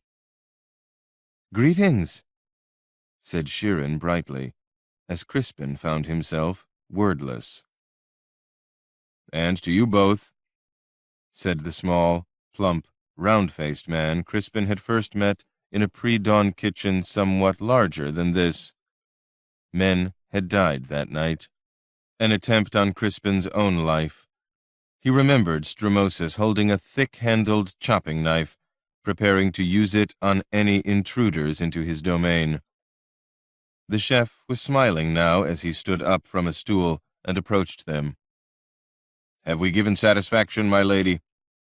"You know you have," Shirin said. "What could I offer you to come live with me?" She, too, smiled. Strumosis looked wry. "Indeed, I was about to make you a similar offer." Shirin raised her eyebrows. "It is very crowded here," the cook said, gesturing at the piled implements and platters and the assortment of people standing around the kitchen. Hostess and guest followed him through to a smaller room where dishes and food were stored. There was another doorway here, giving onto the inner courtyard. It was too cold to go outside. The sun was west. It was growing dark. Strumosis swung the door to the kitchen shut. It became quiet suddenly. Crispin leaned back against the wall. He closed his eyes briefly, then opened them, wished he'd thought to collect a cup of wine. Two names were reverberating in his head. Shirin smiled demurely at the little chef. "Whatever will people say of us? Are you proposing to me even as I try to win you, dear man?" "For a cause," the cook said, his expression serious. "What would the Blues have to offer you to become their principal dancer?" "Ah," said Shirin. Her smile faded. She looked at Crispin, then back to the cook. Then she shook her head. "It cannot be done," she murmured. "At no price? Astorgus is generous." "So I understand. I hope he is paying you what you deserve." The chef hesitated, then bluntly named a sum. "I trust the Greens are not offering you less." Shirin looked down at the floor, and Crispin saw that she was embarrassed. Not meeting the chef's eyes, she said only, "They aren't." The implication was clear, if unspoken. Strumosis colored. There was a silence. "Well," he said, rallying, "it only makes sense. A principal dancer is more prominent than any cook, more visible, a different level of fame." "But not more talented," Shirin said, looking up. She touched the little man on the arm. "It isn't a matter of payment for me. It is something else." She paused, bit her lip, then said, "The Empress, when she sent me her perfume, made clear I was only to wear it for so long as I was a green. This was just after Scortius left us." There was a silence. "I see," said Strumosis softly. "Balancing the factions. They are very clever, aren't they?" Crispin thought of saying something then, but did not. Very clever was not the phrase, though.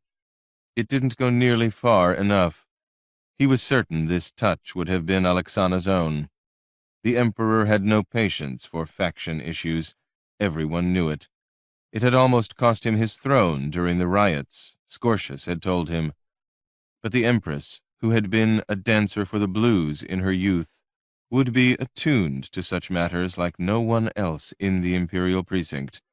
And if the Blues were allowed to raid the preeminent charioteer of the day, Then the greens would keep the most celebrated dancer. The perfume.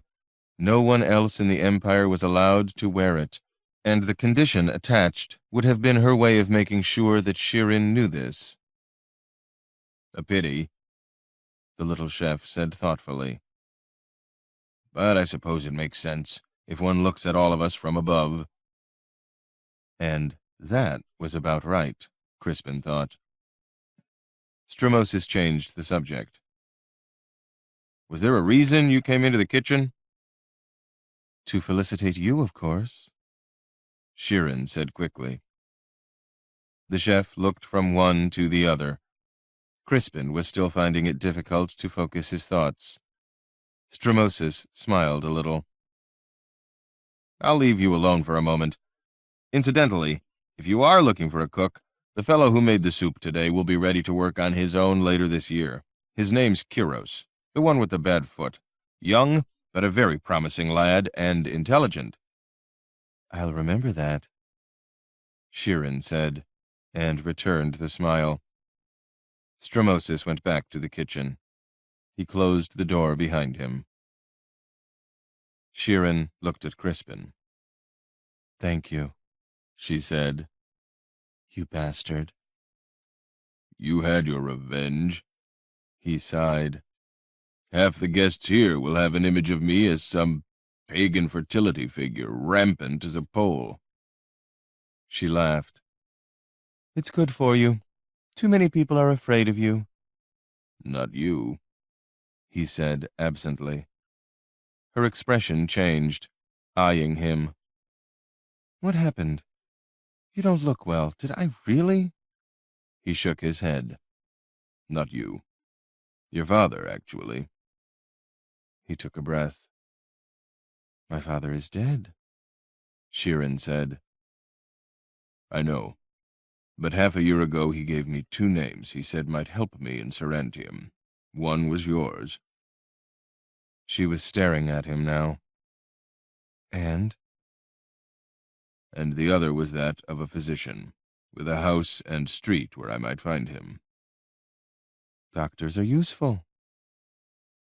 Crispin took another deep breath. Shirin, the man he named to me last autumn, just arrived in Sarantium this morning, and was offered a residence on the named street only this afternoon, just now, here in your home. Oh, said the alchemist's daughter. There was a silence, and in it they both heard a voice. But why, said Danis, is this so unsettling? You must have known he could do such things. It was true, of course. They did know. Danis was her own proof of it. They were hearing the inward voice of a crafted bird that was the soul of a slain woman. What more evidence of power was required? But knowing and knowing were different things, at these borders of the half-world, and Crispin was pretty certain he remembered Zodicus denying being able to foretell the future when asked. Had he lied? Possibly. Why should he have told all the truth to an angry mosaicist he hardly knew? But why, then, should he have given that same stranger the first bird he'd ever fashioned, dearest to his own heart? The dead, Crispin thought, stay with you. He looked at Shirin and her bird, and found himself remembering his wife, and realizing it had been some days since he'd thought about Elandra, which never used to happen. He felt sorrow and confusion, and the effects of too much wine. We had better go back out, Shirin said. It is probably time for the wedding bed procession. Crispin nodded. Probably. She touched his arm, opened the door to the kitchen. They went through and back out to rejoin the party. A little later, Crispin found himself in the darkening street, among carried torches and music makers and bawdy songs, with soldiers and theater people, and the usual cluster of hangers-on joining the loud parade as they led Carolus and Kezia to their new home. People banged things, sang, shouted. There was laughter. Noise was good, of course. It frightened away any evil spirits that might blight the marriage bed. Crispin tried to join in the general merriment, but failed. No one seemed to notice. Night was falling, and the others were more than loud enough. He wondered how Kezia felt about all of this. He kissed bride and groom, both at their doorway. Carolus had leased a set of rooms in a good neighborhood. His friend, now a genuinely high-ranking officer, held him close, and Crispin returned the embrace. He realized that neither he nor Carolus was entirely sober. When he bent to salute Kezia, he became aware of something new and subtle about her, and then realized with a shock what it was. A scent, one that only an empress and a dancer were supposed to wear. Kezia read his expression in the darkness. They were standing very close. "She said it was a last gift," she whispered shyly. He could see it. Shirin was like that. Kezia would be as royalty for this night. A rush of affection for this girl swept over him now. "Jed love you and your own gods defend you," he whispered fiercely. "You were not saved from the grove for sorrow." He had no way of knowing if that was true, but he wanted it to be. She bit her lip, looking up at him, but said nothing, only nodded her head. Crispin stepped back. Pardos and Vargos were standing by. It had turned cold now. He stopped by Shirin, eyebrows raised. "A risky gift?" he asked. She knew what he meant. "Not for one night," she said softly. "In a bridal chamber, let her be an empress. Let him hold one." "As those who hold you do?" he thought suddenly, but did not say. It might have been in his face, though, for Shirin abruptly looked away, nonplussed. He walked over to Pardos. They watched bride and groom pause on their threshold, amid jests and cheering. "Let's go," said Crispin. "Wait," said the bird. He looked back. Shirin, hooded and cloaked now in the darkness, stepped forward again and laid a gloved hand on his arm. She said beseechingly, and to be heard, "I have a last favor to ask. Will you escort a dear friend home? He's not quite himself, and it isn't fair to take the soldiers from their celebrating now, is it?" Crispin glanced beyond her. Swaying unsteadily, with a wide, entirely uncharacteristic smile spread across his face, and eyes glazed like an enamel icon of some holy figure, was Pertenius of Eubulus. "But of course," Crispin said evenly. Shirin smiled. Her composure had returned very quickly. She was a dancer, an actress, trained. "She says you are not to take any sexual advantage of the poor man in his disordered state." Even the accursed bird seemed amused again. Crispin gritted his teeth, said nothing. Carolus and Kezia disappeared within, to a last lewd chorus from the musicians and the soldiers. "No, no, no, no," said the secretary, stepping forward too quickly from behind Shirin. "Dear woman, I'm well. I'm entirely well. In fact, I shall escort you home myself. Honored to—" Vargos, who was nearest, managed to catch the man before he toppled in the process of demonstrating the excellence of his state. Crispin sighed. The fellow did need an escort, and Shirin was right about the soldiers, who were collectively as far gone in drink as the secretary, and loudly proclaiming intentions of further celebration in honor of the newest Kiliarch in the Sarantine army. He sent Vargos with Pardos back to his own home and began walking, slowly, of necessity, with the secretary toward Pertenius's chambers, next to the Strategos' city residence. He didn't need directions. In addition to having the use of an entire wing of one of the palaces in the imperial precinct, Leontes owned the largest house in Sarantium. It happened to be nowhere close to Crispin's own home, and mostly uphill from where they were. Shirin had known that, of course. It occurred to him that she really had bested him in their encounters today. He should probably be more irked by that than he was. He was still touched by her gesture with the perfume, though. Looking back over his shoulder, carrying his own torch, he saw that the Greens dancer would not lack for escorts on her own short journey home. It was cold. He hadn't thought to take a cloak, of course, in that mad rush to change and make the ceremony in time. "Fucking Jad," he said, under his breath. Pertenius giggled, almost fell. "Fucking," he agreed, and then giggled again, as if he'd startled himself. Crispin snorted. Controlled men could be amusing when in drink. He steadied the secretary with a hand on his elbow. They trudged on, close as cousins, as brothers, clad in white under the white moon. At intervals, out of the corner of his eye, Crispin saw tongues of flame flicker and vanish along the streets. You always saw those at night in Sarantium. No one even commented on it after they'd spent any time in the city.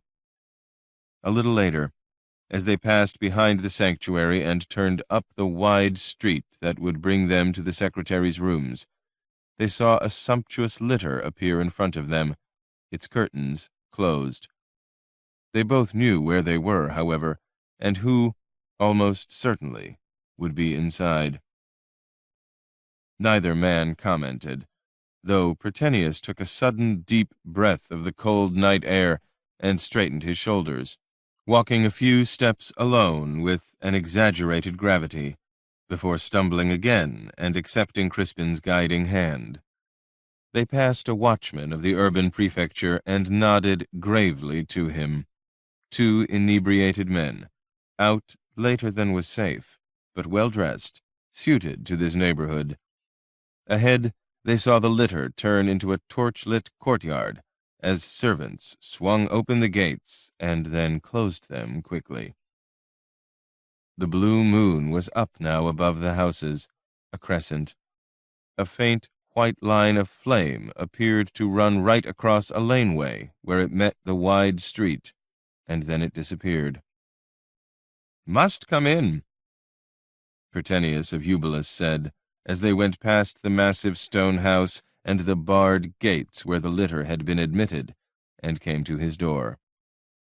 "A chance to converse, away from the street crowd, the soldiers, actors, uneducated rabble."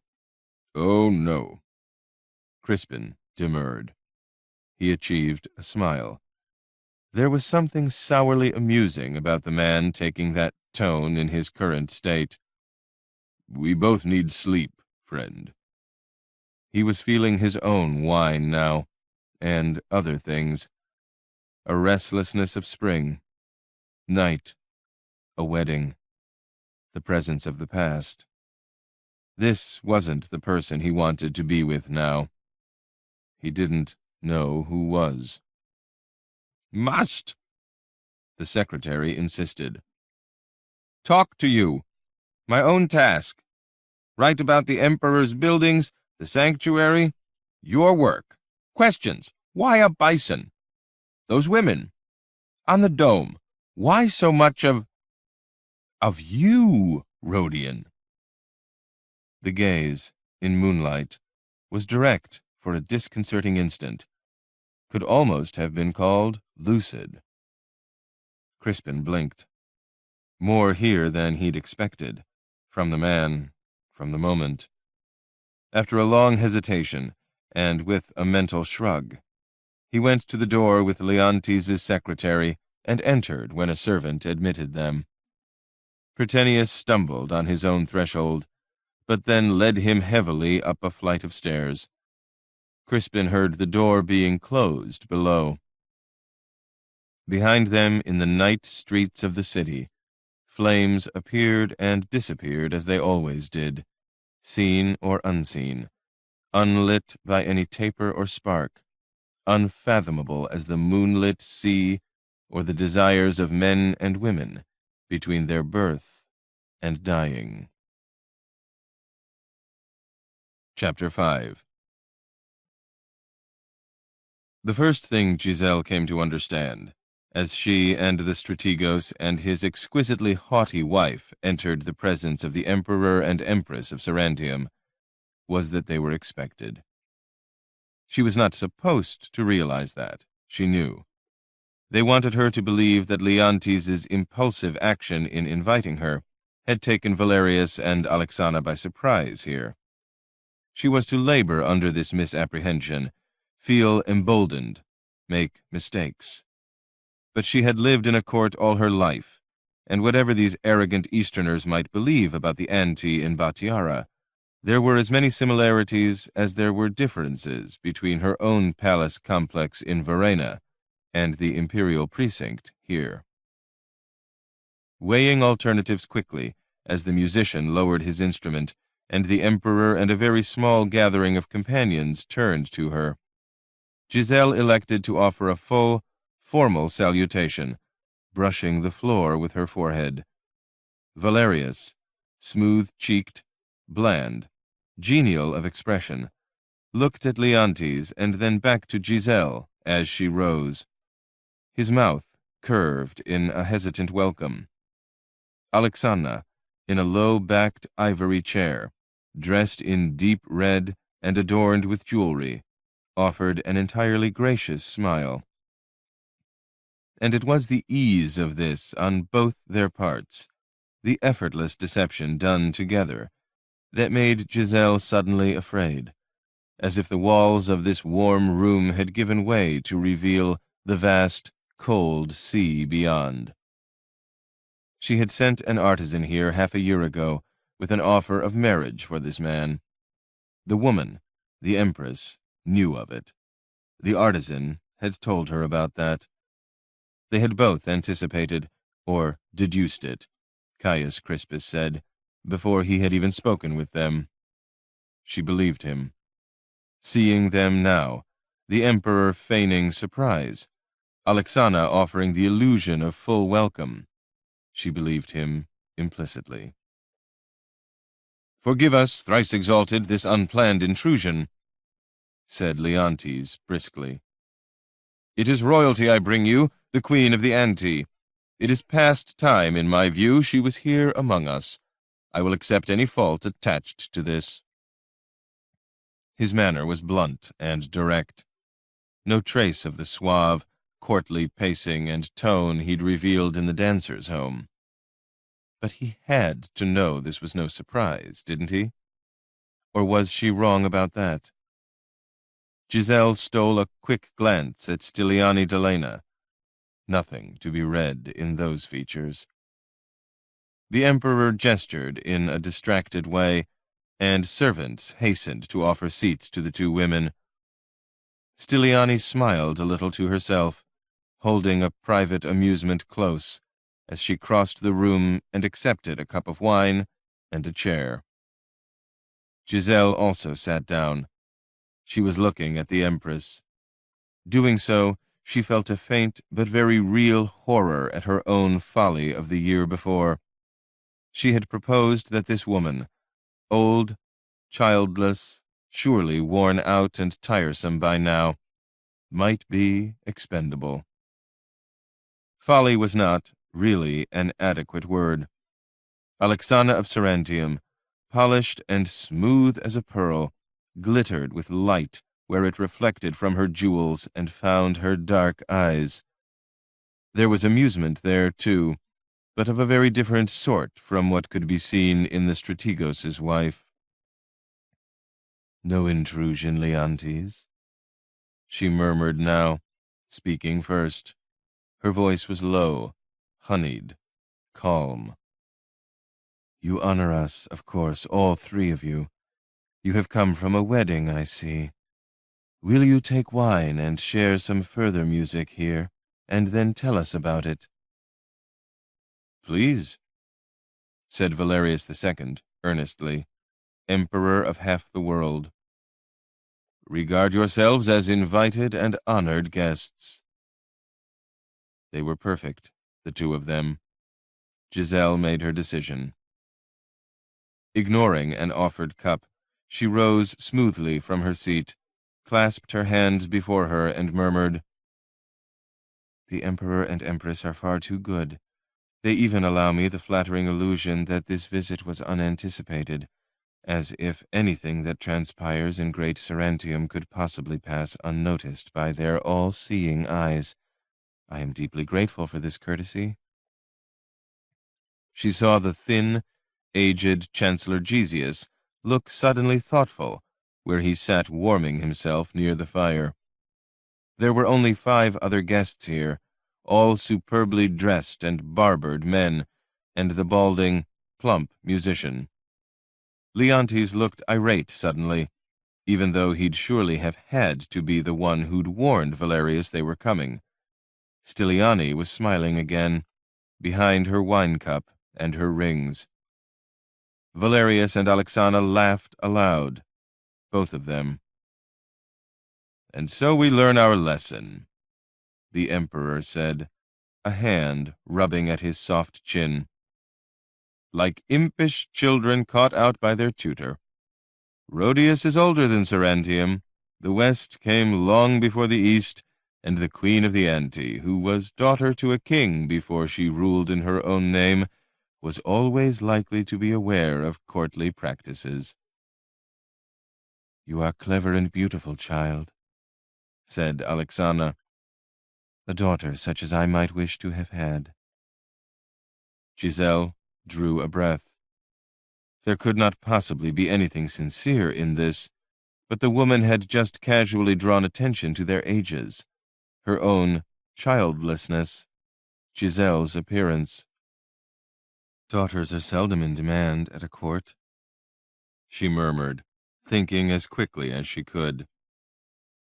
We are only tools for marriage most of the time, a complication in other ways, unless there are also sons to smooth the succession. If Alexana could be direct, so could she. There was an undeniable ripple of excitement within her. She had been here almost half a year, doing nothing, suspended like an insect in Trachesian amber. What she did now might end in death, but she realized she was prepared to court that. This time it was Gesius who smiled briefly.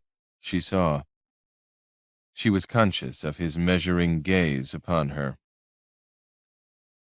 We are aware, of course, of your difficulties at home, said Valerius. Indeed, we have spent a winter pondering ways of addressing them. There was little point, really, in not responding to this either. We have spent a winter, Giselle murmured, doing the same thing. It might have been appropriate to do so together. We did accept an invitation to come here in order to do that. Indeed, is that so? It is my understanding, said a man dressed in figured silk of a deep green, that our invitation and an imperial ship were what saved your life, Queen of the Ante. His tone, Eastern, patrician, was just barely acceptable in this company. The Master of Offices paused, then added, You do have a savage history in your tribe, after all. This she would not countenance. East and the fallen West again, the glorious Sarantine heirs of Rhodius, the primitive barbarians from the northern forests? Not still, not here. Giselle turned her gaze to him. Somewhat, she said, coldly. We are a warlike, conquering people. Of course, succession here in Sarantium always proceeds in a more orderly fashion, No deaths ever attend upon a change of emperors, do they?" She knew what she was saying. There was a little silence. Giselle became aware that glances were being cast, quickly, and then away, toward Stiliani Delena, who had seated herself behind the Empress. She made a point of not looking that way. The Chancellor gave a dry cough behind his hand. Another of the seated men glanced quickly at him, and then gestured briefly. The musician, with alacrity and evident relief, made a hasty obeisance and left the room with his instrument. No one paid him the least attention. Giselle was still glaring at the Master of Offices. The Emperor said, in a thoughtful voice, "The Queen is correct, of course, Faustinus. Indeed, even my uncle's ascension was accompanied by some violence. Stiliani's own dear father was killed." So much cleverness here. This was not a man, Giselle thought, to allow a nuance to slip by, if he could make it his own. She understood this, as it happened. Her father had been much the same. It gave her some confidence, though her heart was racing. These were dangerous, subtle people, but she was the daughter of one herself. Perhaps she was one herself. They could kill her, and they might, but they could not strip her of pride and all legacies. She was aware of a bitter irony, however. She was defending her people against an allegation that they were murderous, barbaric, when she herself had been the intended victim of an assassination in a holy, consecrated place. "Times of change are seldom without their casualties," said the Chancellor softly, his first words. His voice was thin as paper, very clear. "The same must be said of war," said Giselle, her tone blunt. She would not let this become an evening discussion of philosophers. She had sailed here for a reason, and it was not merely to save her life, whatever anyone might think or say. Leontes was looking at her, his expression betraying surprise. "Truly so," said Alexana, nodding her head slowly. "One man burns and dies, or thousands upon thousands do. We make our choices, don't we?" One man burns and dies. Giselle looked quickly at Stiliani this time. Nothing to be seen. She knew the story. Everyone did. Sarantine fire in a morning street. Valerius was shaking his head.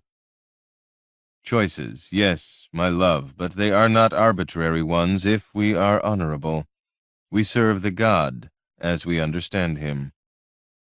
"Indeed, my lord," said Leontes crisply, as if trying to draw a sword through the seductive softness of the Empress's voice. "A war in the name of Holy Jad is not as other wars." He glanced at Giselle again. "Nor can it be said that the Anti are unfamiliar with invasions." Of course they weren't. She'd implied as much herself. Her people had conquered the Batiaran Peninsula, sacking Rhodius, burning it, which made it difficult to argue against the idea of an invading army, or ask for mercy. She wasn't doing that.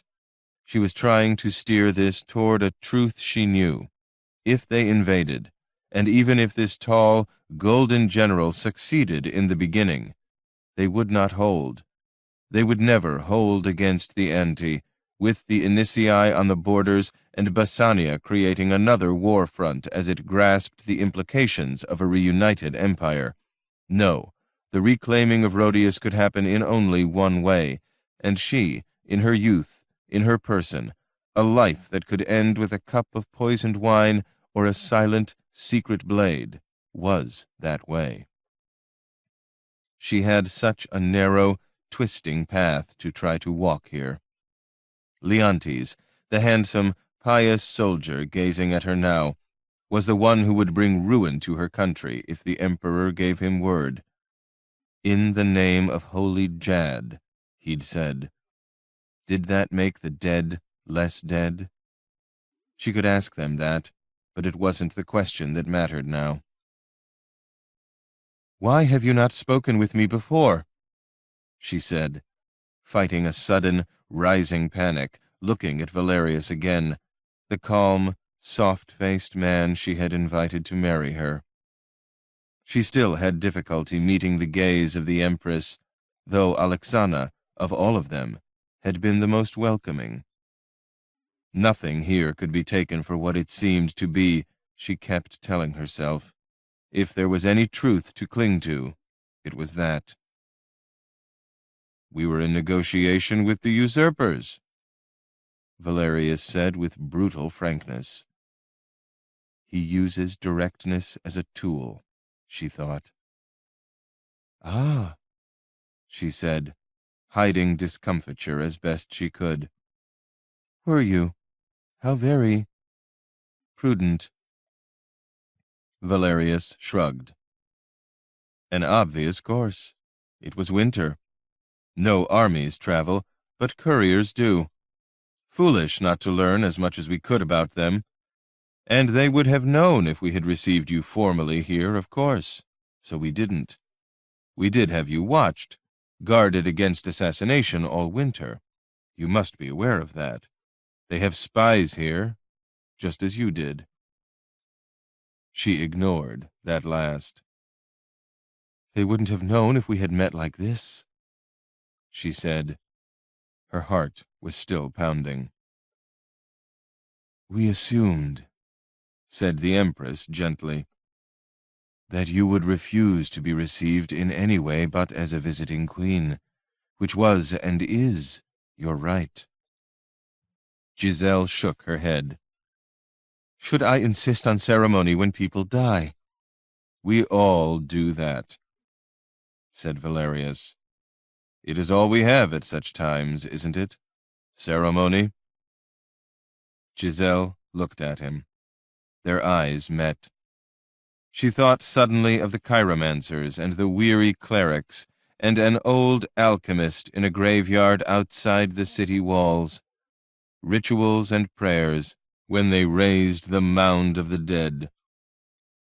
"You should know," the Emperor went on, his voice still mild, "that Udric in Verena, who calls himself regent now, by the way, has offered an oath of fealty to us and, something new, to begin paying a formal tribute, twice annually. In addition, he has invited us to place advisors in his court, both religious and military." Details, a great many of them. Giselle closed her eyes. You should know. She hadn't, of course.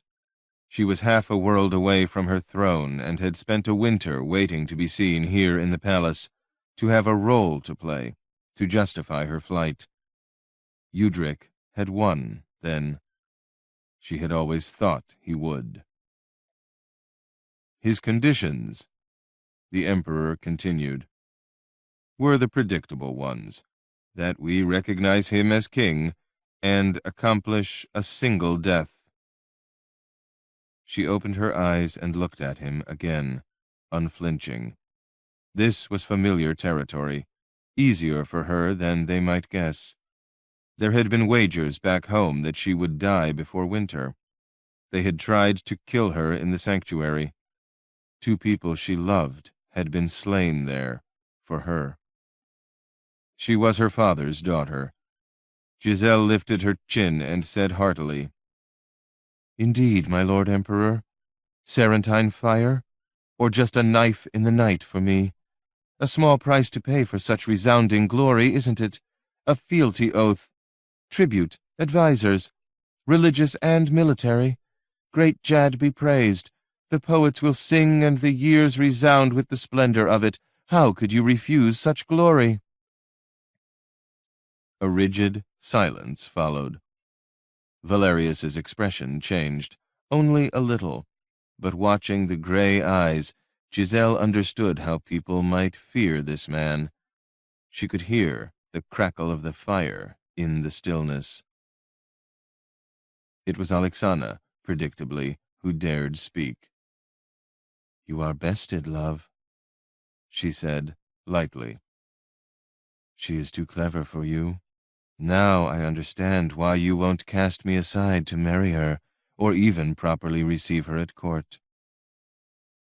Someone made a choking sound. Giselle swallowed, hard. Valerius turned to his wife. He said nothing, but his expression changed yet again, became odd now, strangely intimate, and a moment later it was Alexana who colored a little and then looked down.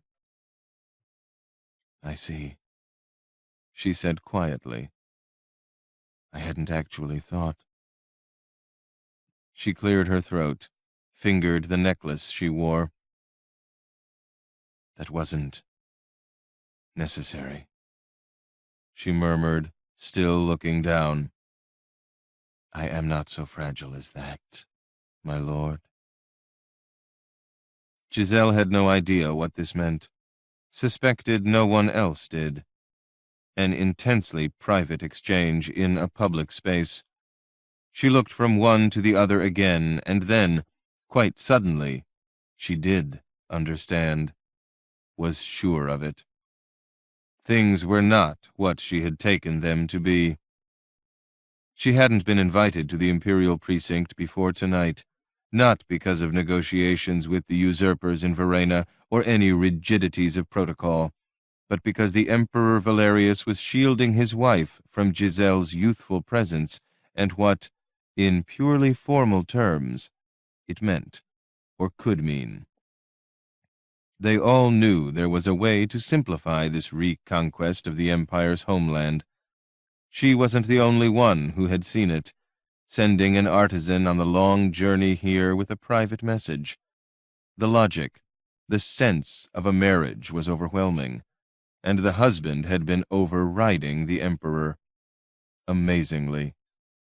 Which meant, if she was right in this sudden line of thought, that she had been admitted here now, tonight, only because a different decision had now been made. Spring was coming, was here, in fact. She took a breath. "You are invading us, aren't you?" she said flatly. Valerius of Sarantium turned from his wife to look at Giselle. His expression grave as a cleric's again, thoughtful as an academician. He said simply, "Yes, in fact we are, in your name and the gods. I trust you will approve." He wasn't really asking, of course. He was telling her, and not just her. Giselle heard, almost felt a ripple pass through the small, luxurious room as men shifted where they stood or sat.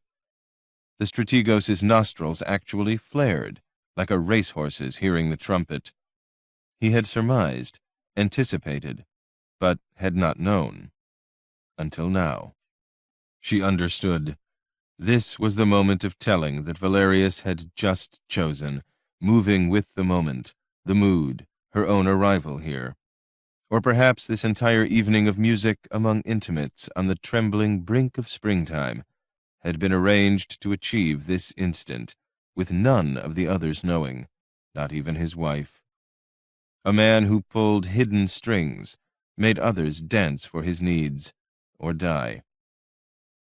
She looked at Alexana and found the other woman's steady gaze waiting for hers. Giselle, gazing into those depths, imagining what those dark eyes could do to a man or a certain kind of woman, understood something else, entirely unexpected. Improbable as it was, she has an ally here, who also wanted to find a way to guide them all around this invasion and what it portended. Not that it seemed to matter. "The Emperor is to be congratulated." A third woman's voice interjected, Styliani's tone cool as the night wind outside. It seems his taxation officers have been more diligent than rumor suggests. It is a miracle of the god and his regent upon earth that adequate funds for an invasion are in the treasury after all. The ensuing pause was brittle. Styliani, Giselle thought, had to have extraordinary confidence in her situation to speak in this way, in this company. But she would, wouldn't she? By birth and marriage and disposition. Valerius turned to look at her, and his expression, remarkably, was amused again. An emperor receives the aid he deserves, Seranios once said. I don't know what that suggests about me and my servants, but there are ways of funding a war. We've decided to rescind pay for the Eastern Army this year. No point bribing Bassania for a peace and paying soldiers to keep it. Leontes looked startled. He cleared his throat. This has been decided, my lord? He had obviously not been consulted. A fiscal matter, Strategos. I do wish to meet with you tomorrow to discuss the possibility of offering the soldiers land in the east to settle. We have discussed this in the past, and the Chancellor has now proposed we do it. Leontes was too experienced to further betray his surprise. Of course, my lord. I will be here at sunrise, though I regret that I have been made a liar over something I said this afternoon at the wedding. I promoted the bridegroom and posted him east. Now he loses not only his promised increase in salary, but all his income. Valerius shrugged. Repost him. Take the fellow west with you. A small matter, surely. Leontes shook his head. I suppose it is, but I never take newly married men to a campaign. Commendable, Leontes, said the Empress. But I'm sure you can make exceptions. Bad for an army, exalted lady. So is obduracy, surely, said his own wife from her seat near the Empress. She set down her wine cup. My dear, really, you obviously think the fellow is competent. Appoint him to your private staff, pay him yourself as you pay the others, post him east to Eubulus as your observer for a year, or until you think it is all right for him to be called west and killed in war. The crisp precision of this in a woman, Giselle thought, looking from face to face to face, must surely be galling to the men assembled. Then she reconsidered, looking at the Empress. They might be accustomed to such things here, unlike her own court, where a woman speaking with authority could be marked for murder. On the other hand, Giselle had reigned in Verena in her own name. Neither of these women did. It mattered. It did represent a difference. And as if to underscore that, Styliani Delena spoke again. Forgive me, my lords, this presumption. I was ever too inclined to speak my mind. There was no real contrition in her tone, however. A trait of your father's, the Emperor said quietly. It need not be a failing. Need not be, Giselle thought. The room seemed laden and layered with intricacies of past and present and what was to come. Nuances coiling and spreading like incense, subtle and insistent. Styliani rose and made a graceful obeisance. Thank you, my lord. I will ask your permission and the Empress's to withdraw. If matters of war and policy are to be discussed, it is proper that I take my leave. It was, of course. No one spoke to gainsay her. Giselle wondered if she'd expected someone to do so. Her husband? If so, she would be disappointed. Leontes did escort his wife toward the door, but turned back to the room as she went out. He looked at the Emperor and smiled. The two men had known each other, Giselle remembered hearing, from before the day when the first Valerius had been placed upon the throne. Leontes would have been very young then.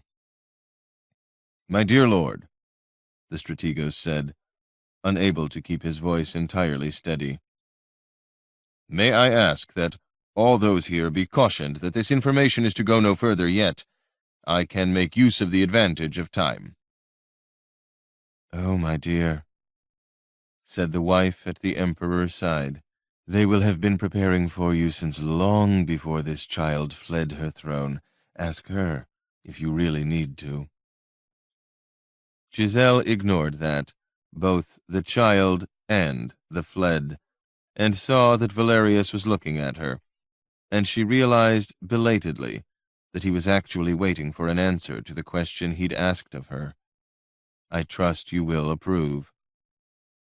Formality, a courtesy, she thought. Such things mattered to him, it seemed, worth knowing. He would always be courteous, this man on the golden throne, even as he did exactly what he chose to do and accepted or courted any consequences that might fall to others. "Do I approve?" she repeated. "My lord, of course I do." She lied. "Why else did I sail to Sarantium?" She sank low in obeisance again, mainly to hide her face now and what was in her eyes. She was seeing the burial mound again, not this elegant, lamp-lit palace room, was remembering civil war and famine, the festering aftermath of plague, was savagely lamenting the absence of a single living soul she could trust, wishing, almost, that she had died in Verena after all, and not lived to hear this question asked of her, as she stood utterly alone in a foreign land where her answer, truth or lie, carried no weight or meaning in the world. "I really do not feel well," said Pertenius of Eubulus, spacing his words with care. They were in a modest room on the upper floor of the secretary's home. Pertenius lay prostrate on a dark green couch, one hand over his eyes, the other on his stomach. Crispin, at a small window, stood looking down on the empty street.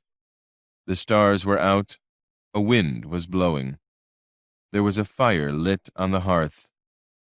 On a desk against the wall between couch and window was an assortment of documents, books, writing implements, papers of different colors and textures. Scattered among these, Crispin had seen them as soon as he'd entered the room, were his own early sketches for the dome and wall of the great sanctuary. He had wondered how they came to be here, and then remembered that Leontes' secretary was also the official historian of Valerius's building projects. In an unsettling way, Crispin's work was part of his mandate. "Why a bison?" Pertenius had said, standing unsteadily in the street outside his door. "Why so much of you on the dome?" Both, as it happened, shrewd questions. Crispin, no admirer of the dry-as-dust secretary, had come inside and up the stairs. Challenged, intrigued, both. Probably a waste of time, he realized, glancing over at the recumbent secretary. Pertenius looked genuinely ill. If he'd liked the man more, he might have been sympathetic. "Too much wine of an afternoon can do that to you," he said mildly. "Especially if one doesn't normally drink." "I don't," said Pertenius. There was a silence. "She likes you," the secretary added. "More than me." Crispin turned away from the window. Pertenius had opened his eyes and was looking at Crispin. His gaze and tone were both quite neutral, a historian noting a fact, not a rival making complaint. Crispin wasn't deceived. Not about this. He shook his head, leaning back against the wall by the window. Shirin? She likes me, yes, as a link to her father, not as anything more. He wasn't actually certain that was true, but he thought it was, most of the time. Think of her fingers slipping your tunic up from behind and then sliding back down along your skin. Abruptly, Crispin shook his head again, for a different reason this time. He hesitated, then said, Shall I tell you what I think? Pertenius waited. A listening sort of man, privy to much, in his profession, by his nature. He really didn't look well. Crispin suddenly wished he hadn't come up here. This wasn't a conversation he wanted to be having. With an inward shrug and a flicker of irritation that he was being placed in this situation, or had placed himself in it, he said, I think Shirin is tired of being beset by men every time she steps out of doors. It makes for a difficult life, though some women might think they want it. Pertenius nodded slowly, his head heavy on his shoulders. He closed his eyes, struggled to open them again. Mortals seek fame, he said sententiously. Unaware of all it means, she needs a protector, someone to keep them away. There was truth to all of this, of course. Crispin decided not to say that a secretary and historian was unlikely to prove sufficient deterrent as an acknowledged lover to achieve that protection. Instead, he murmured, temporizing, You know there are those who have commissioned love spells from the chiromancers. Pertenius made a sour face. Foe, he said. Magic. It is unholy. And it doesn't work. Crispin added. You know this? The other man asked. His eyes were briefly clear. Aware suddenly of a need for caution, Crispin said, We are taught by the clerics that it doesn't, friend. Irritated again, he added, In any case, have you ever seen Shirin wandering the streets before dawn against her will and desire, her hair unbound, compelled to where some man waits in his open doorway? Oh, Chad, said Pertenius, with feeling. He groaned. Illness and desire, an unholy mix. Crispin suppressed a smile, looked out the partly open window again. The air was cool. The street below was empty and silent. He decided to leave, considered asking for an escort. It was not particularly safe to cross the city at night alone, and his own house was a distance away. He said, You'd do well to get some sleep. We can talk another. Do you know that they worship bison in Sauradia? Said Pertenius abruptly. It is in Metractes' History of the Rhodian Wars. Again, Crispin felt a flicker of alarm. His regret at being here grew more intense. I remember Metractes, he said casually. I was made to memorize him as a child. Dismally dull. Pertenius looked offended. Hardly so, Rhodian. A fine historian, a model for my own histories. I beg your pardon, Crispin said quickly. He is, voluminous, certainly. Comprehensive, said Pertenius. He closed his eyes again. The hand came back up to rest over them. Will this feeling pass? He asked plaintively. In the morning, Crispin said. with sleep. There is little else to be done for it. Am I going to be sick? It is certainly possible, Crispin said. Do you want to stand by the window? Too far. Tell me about the bison. Crispin drew a breath. Pertenius's eyes had opened again, were on him. There is nothing to tell, and everything. How does one explain these things? If words would do, I wouldn't be a mosaicist. It is as the roebuck and the rabbits, and the birds and the fish and the foxes and the grain in the fields. I wanted them all on my dome. You have the sketches here, Secretary. You can see the design. Jad created the world of animals as well as mortal man. That world lies between walls and walls, west and east, under the hand and eye of the god. All true, not the truth. Pertenius made a vague sign of the sun disk. He was visibly struggling to stay awake. You made it very big. They are big, Crispin said, trying to keep the edge out of his voice. Ah, you've seen one. And Rhodius is up there, too. My dome, you said. Is that pious? Is it proper in a sanctuary? Crispin had his back to the window now, leaning against the ledge.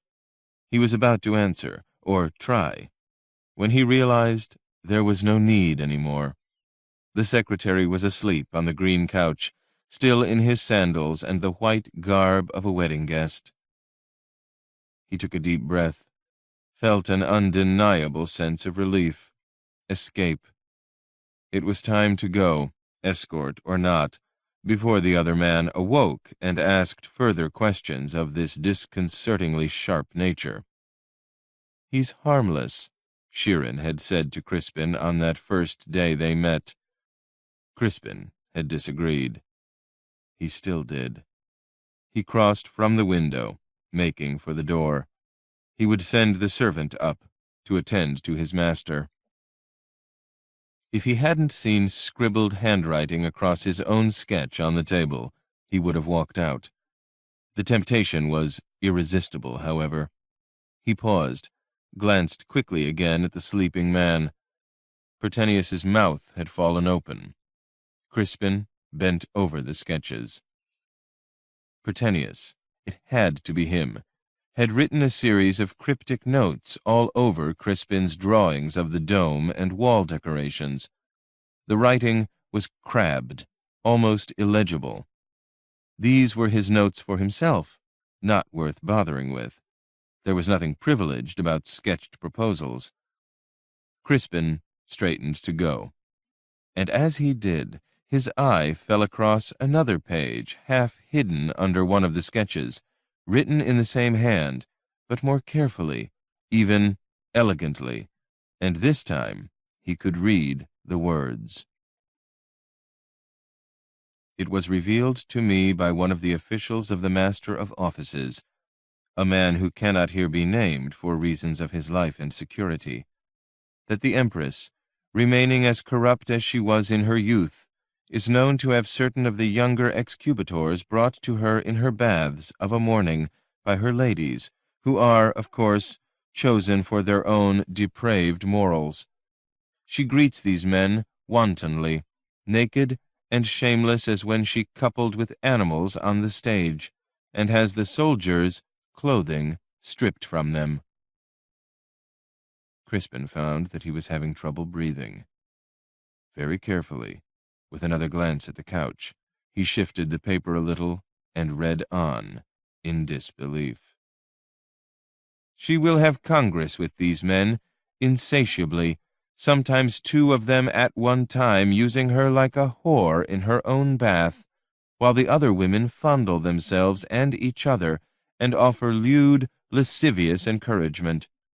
A virtuous girl from Eubulus, the official told me in great secrecy, was poisoned by the Empress for daring to say that this conduct was impious. Her body has never been found. The unspeakable whore who is now our empress always has her holy men detained outside the baths in the morning until after the soldiers have been dismissed through a hidden inner door. She then greets the clerics, half naked, the reek of carnality about her, making a mockery of the morning prayers to holy Jad. Crispin swallowed hard. He felt a pulse throbbing in his temple. He looked over at the sleeping man. Pertenius was snoring now. He looked ill and gray and helpless. Crispin became aware that his hands were shaking. He released the sheet of paper when it began to rattle in his grasp. He felt rage and fear and, beneath them both like a sounding drum, a growing horror. He thought he might be sick. He ought to go, he knew. He needed to go from here. But there was a power to this exquisitely phrased vituperation, this venom, that caused him, almost without volition, as if he'd been rendered subject to a dark spell, to leap to another page. When the Trachesian farmer who foully murdered to claim the throne for his illiterate relative was finally seated there in his own right, though not his own peasant name, for he abandoned that as a vain effort to abandon the dung smell of the fields, he began to more openly practice his night-time rites of demons and black spirits, ignoring the desperate words of his holy clerics and ruthlessly destroying those who would not be silent. Petrus of Trachesia, the Knights Emperor, turned the 7 palaces of the imperial precinct into unholy places, full of savage rituals and blood at darkfall. Then, in a vicious mockery of piety, he declared an intention to build a vast new sanctuary to the god. He commissioned evil, godless men, foreigners, many of them, to design and decorate it, knowing they would never gainsay his own black purposes. It was truly believed by many in the city in this time that the Trachesian himself conducted rituals of human sacrifice in the unfinished sanctuary by night, when none were allowed but his own licensed confederates. The empress, besmeared with the blood of innocent victims, would dance for him, it was said, between candles lit in mockery of the holiness of Jad. Then, naked, with the emperor and others watching, the whore would take an unlit candle from the altar, as she had done in her youth on the stage, and she would lie down in sight of all and— Crispin crammed the papers back together. It was enough. It was more than enough. He did feel ill now. This unctuous, watchful, so discreet secretary of the Strategos, this official chronicler of the wars of Valerius's reign and his building projects, with his honored place in the imperial precinct, had been spewing forth in this room the accumulated filth and bile of hatred. Crispin wondered if these words were ever meant to be read, and when. Would people believe them? Could they shape, in years to come, an impression of truth for those who had never actually known the people of whom these ugly words were written? Was it possible? It occurred to him that if he but walked from here with a randomly chosen sheaf of these papers in his hand, Pertenius of Eubulus would be disgraced, exiled, or, very possibly, executed. A death to Crispin's name. Even so, it stayed in his mind to do it, standing there over the cluttered table, breathing hard, imagining these pages as crimson-hued with their hatred, listening to the sleeping man's snores and the snap of the fire and the faint, distant sounds of the night city.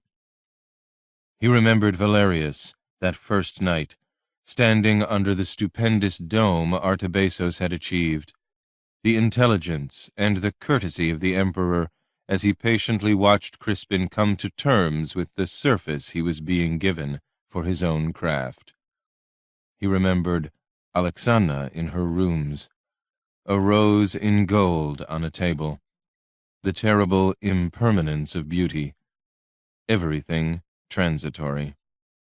"Make me something that will last," she had said. Mosaic, a striving after the eternal. He'd realized that she understood that, and had understood even then, that first night, that this woman would be with him always, in some way. That had been before the man, now sleeping gape-mouthed on his couch, had knocked and entered, bearing a gift from Stiliani Delena. Crispin remembered, and now understood in a very different way, the devouring glance Pertenius had cast about Alexandra's small, rich, firelit chamber, and the expression in his eyes when he'd seen the Empress with her hair unbound and seemingly alone with Crispin late at night. The unspeakable whore who is now our Empress. Abruptly, Crispin left the room. He went quickly down the stairs. The servant was dozing on a stool in the hallway under an iron wall sconce. He snapped suddenly awake at the sound of footsteps, sprang up. "Your master is asleep in his clothing," Crispin said brusquely. "See to him." He unlocked the front door and went out to where there was cold air and a darkness that appalled him so much less than what he had just read by firelight. He stopped in the middle of the street, looked up, saw stars, so remote, so detached from mortal life, no one could invoke them. He welcomed the cold, rubbing hard at his face with both hands as if to cleanse it.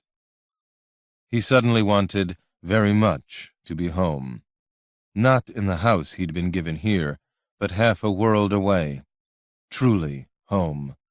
Beyond Trachesia, Sauradia, the black forests and empty spaces, in Verena again. He wanted Martinian, his mother, other friends too much neglected these past 2 years, the comfort of the lifelong known. False shelter, that. He knew it, even as he shaped the thought. Verena was a cesspool now, as much or more than Sarantium was, a place of murder and civil violence and black suspicions in the palace, without even the possibility of redemption that lay overhead here on the sanctuary dome. There was, really, nowhere to hide from what the world seemed to be, unless one played holy fool and fled into a desert somewhere, or climbed a crag. And, really, in the great scale and scheme of things, he took another deep breath of the cold night air. How did a fearful, bitter scribe's malevolence and lecherous dishonesty measure against the death of children?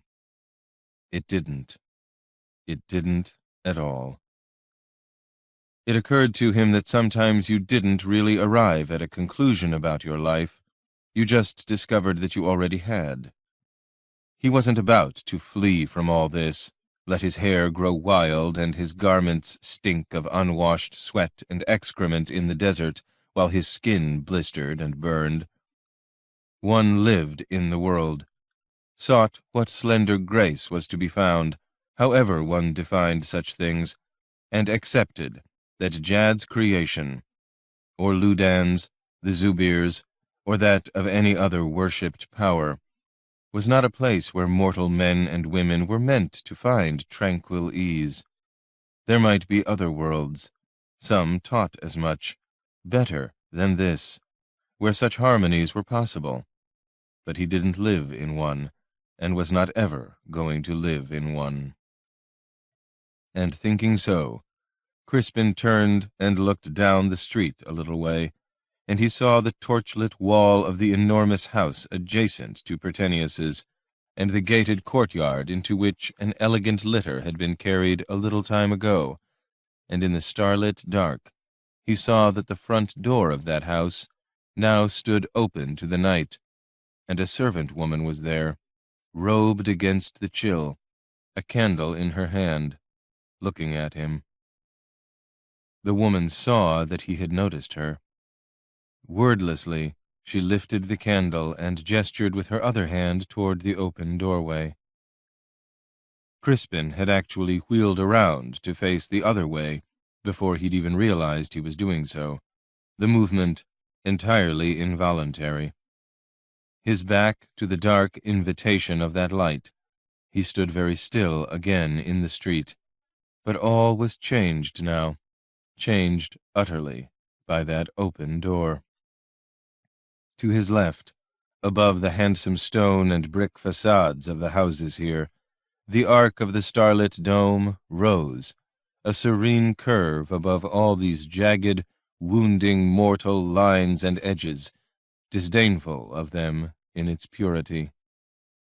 But made by a mortal man, a man named Artibesos, one of those who lived down here among all the cutting, human interactions of wife, children, friends, patrons, enemies, the angry, indifferent, bitter, blind, dying. Crispin felt the wind rise, imagined the slim serving girl shielding her candle in the open doorway behind him, visualized his own tread approaching her, passing through that door, became aware that his heart was pounding. I am not ready for this, he thought, and knew that in one way it was simply untrue, and in another he would never be ready for what lay beyond that door, so the thought was meaningless. But he also understood, alone on a starlit night in Sarantium, that he needed to enter that house. Need had many guises, and desire was one of them, the jagged edges of mortality. A door his life had brought him to, after all. He turned around. The girl was still there, waiting. Her task was to wait. He went toward her. No supernatural fires flitted or sparked in the night street now. No human voices came to him of watchman's cry or night-walker's song, or faction partisans careening from a distant tavern, heard over the rooftops. There were 4 torches, spaced evenly in iron brackets along the beautifully fashioned stone wall of the great house. The stars were bright above him, the sea behind now, almost as far away. The woman in the doorway was very young, Crispin saw, no more than a girl, fear in her dark eyes as he came up to her. She held out her candle to him, and, without speaking, gestured again inside, toward the stairs which were unlit by any lamps at all. He took a breath, felt the hammering presence of something deep within himself, and acknowledged a part, in the heavy current of the moment, of what the intensity of this stirring meant. The fury of mortality. Darkness, some light carried, but not very much. He took the flame from the girl's cold fingers and went up the winding stair. There was no illumination but his own, throwing his moving shadow against the wall, until he reached the upper landing, and turned and saw a glow. Orange, crimson, yellow, rippled gold, through the partly opened door of a room along the corridor. Crispin remained still for a long moment, then he blew out his candle and set it down.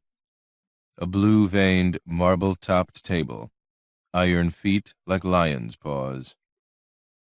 He went down the hallway, thinking of stars and the cold wind outside, and his wife when she died, and before, and then of the night last autumn here, when a woman had been waiting for him in his room before dawn, a blade in her hand.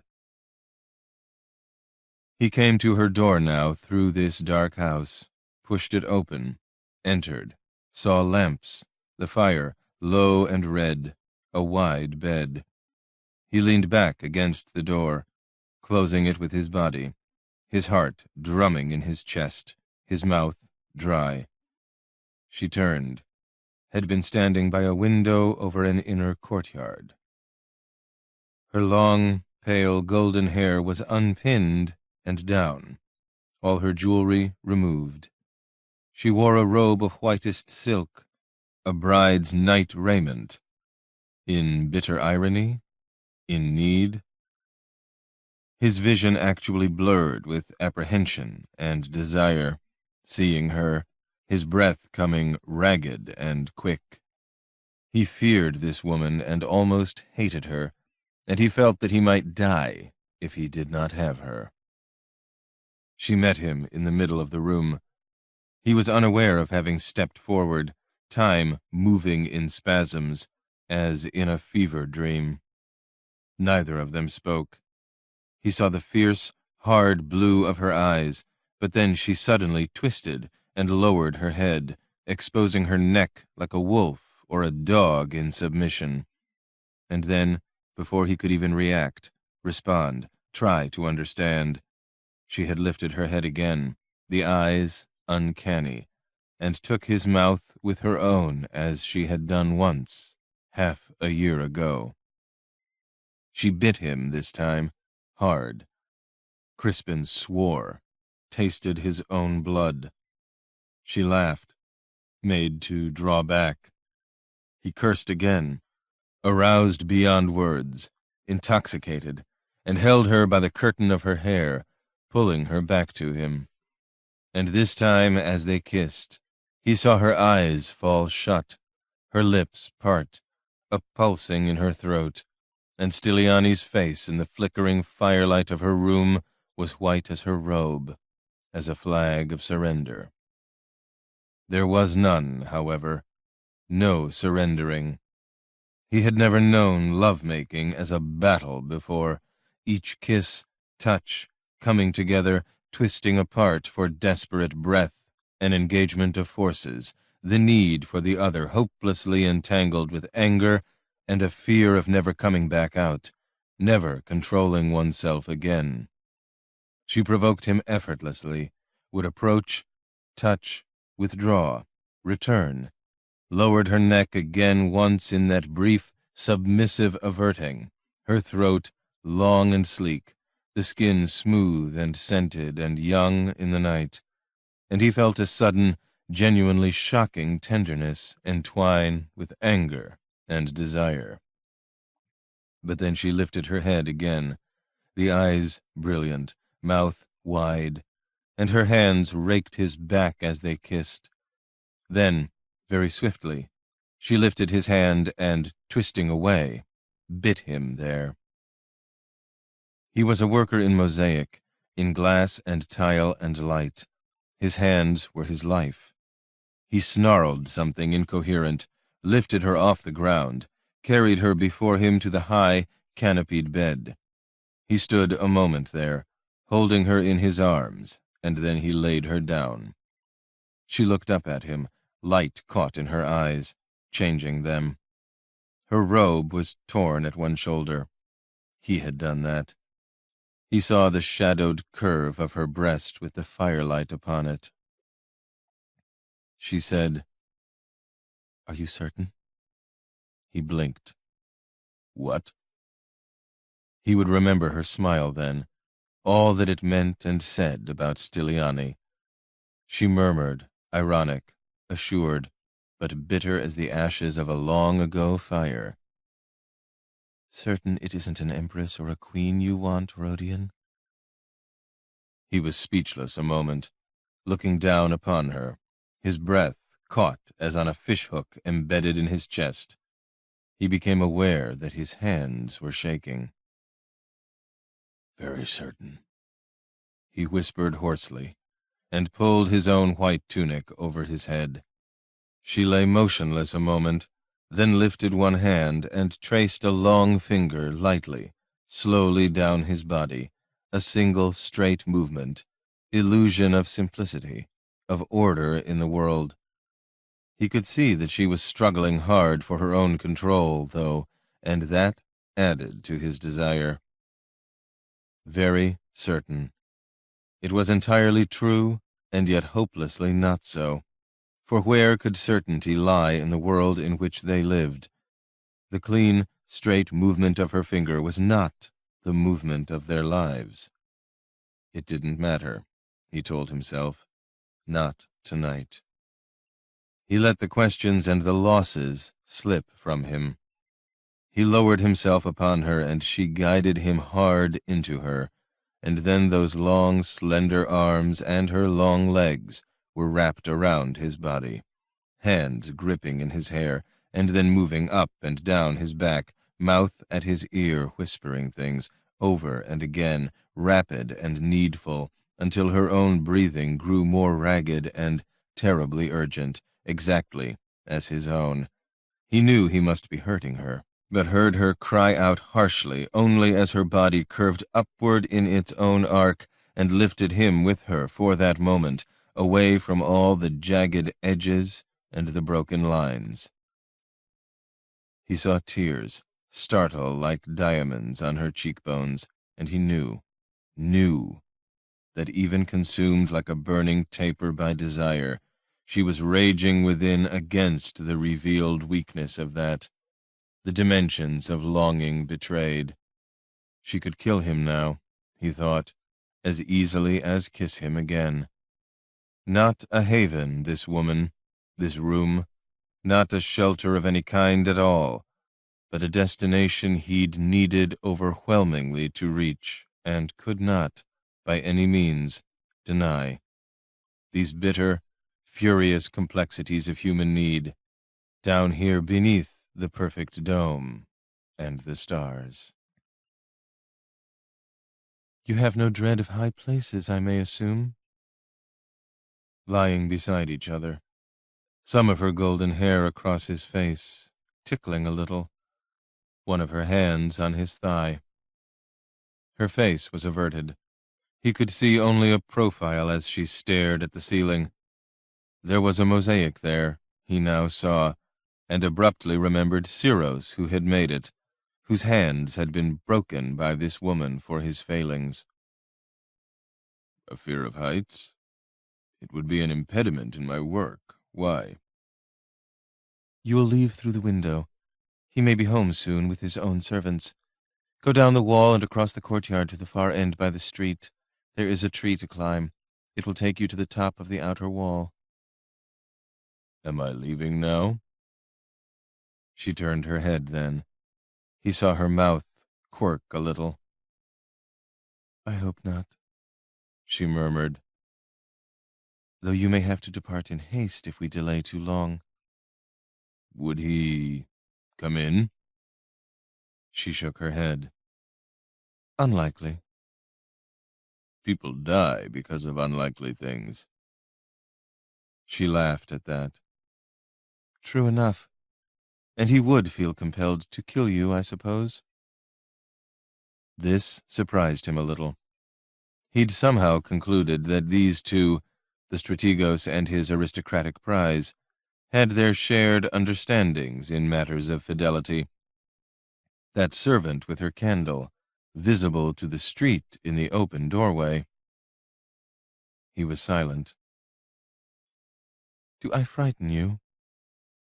She was looking at him now. Crispin shifted to face her. There seemed no reason to dissemble. He nodded his head. But in yourself, not because of your husband. She held his glance a moment, and then, unexpectedly, looked away. He said, after a pause, I wish I liked you more.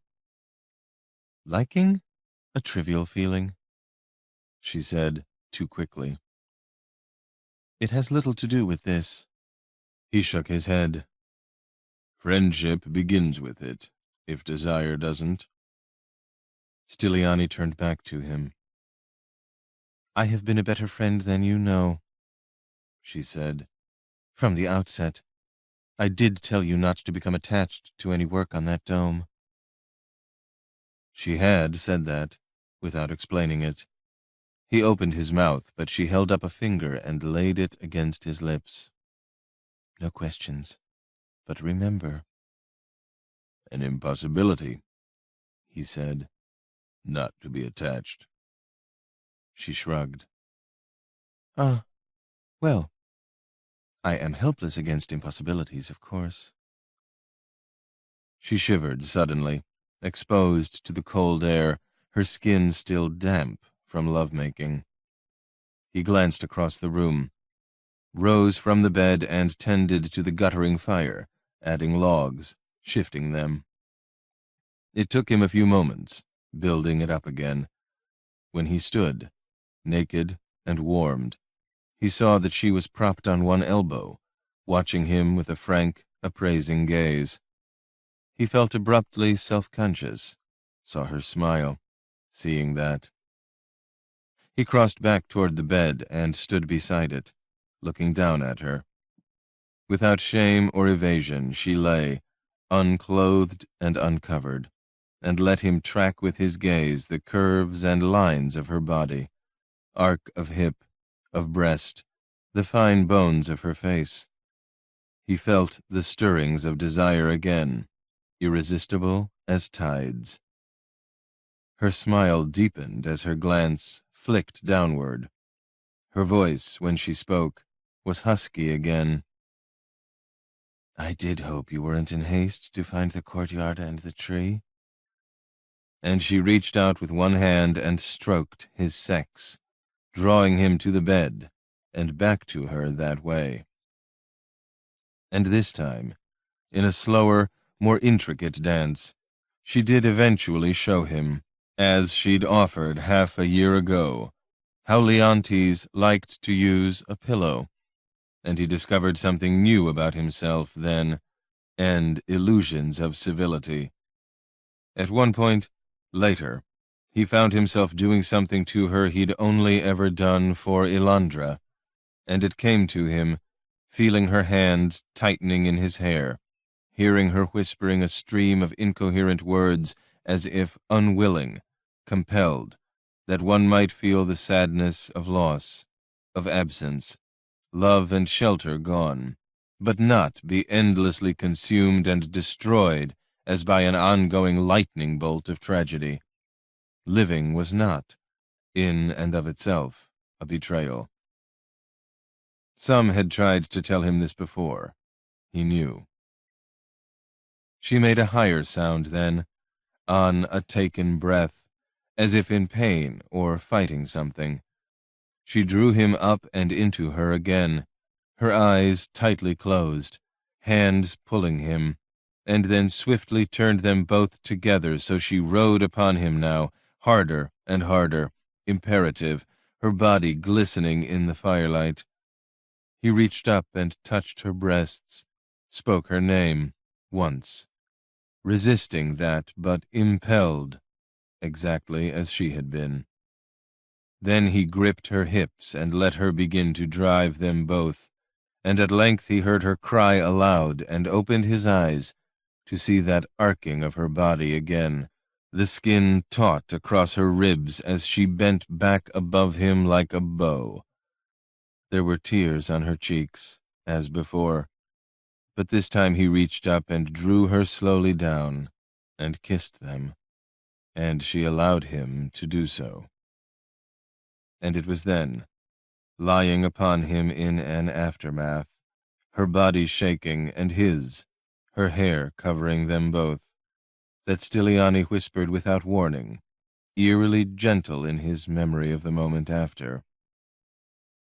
They will invade your country later in the spring. No one knows yet. It was announced to some of us tonight in the palace. Certain events must happen now. I will not say I am sorry. A thing was done once, and all else follows. Remember this room, though, Rodion. Whatever else I do. In his confusion, his mind not yet working properly, the sudden knife's blade of fear, all he could say was, Rodion, only that, still.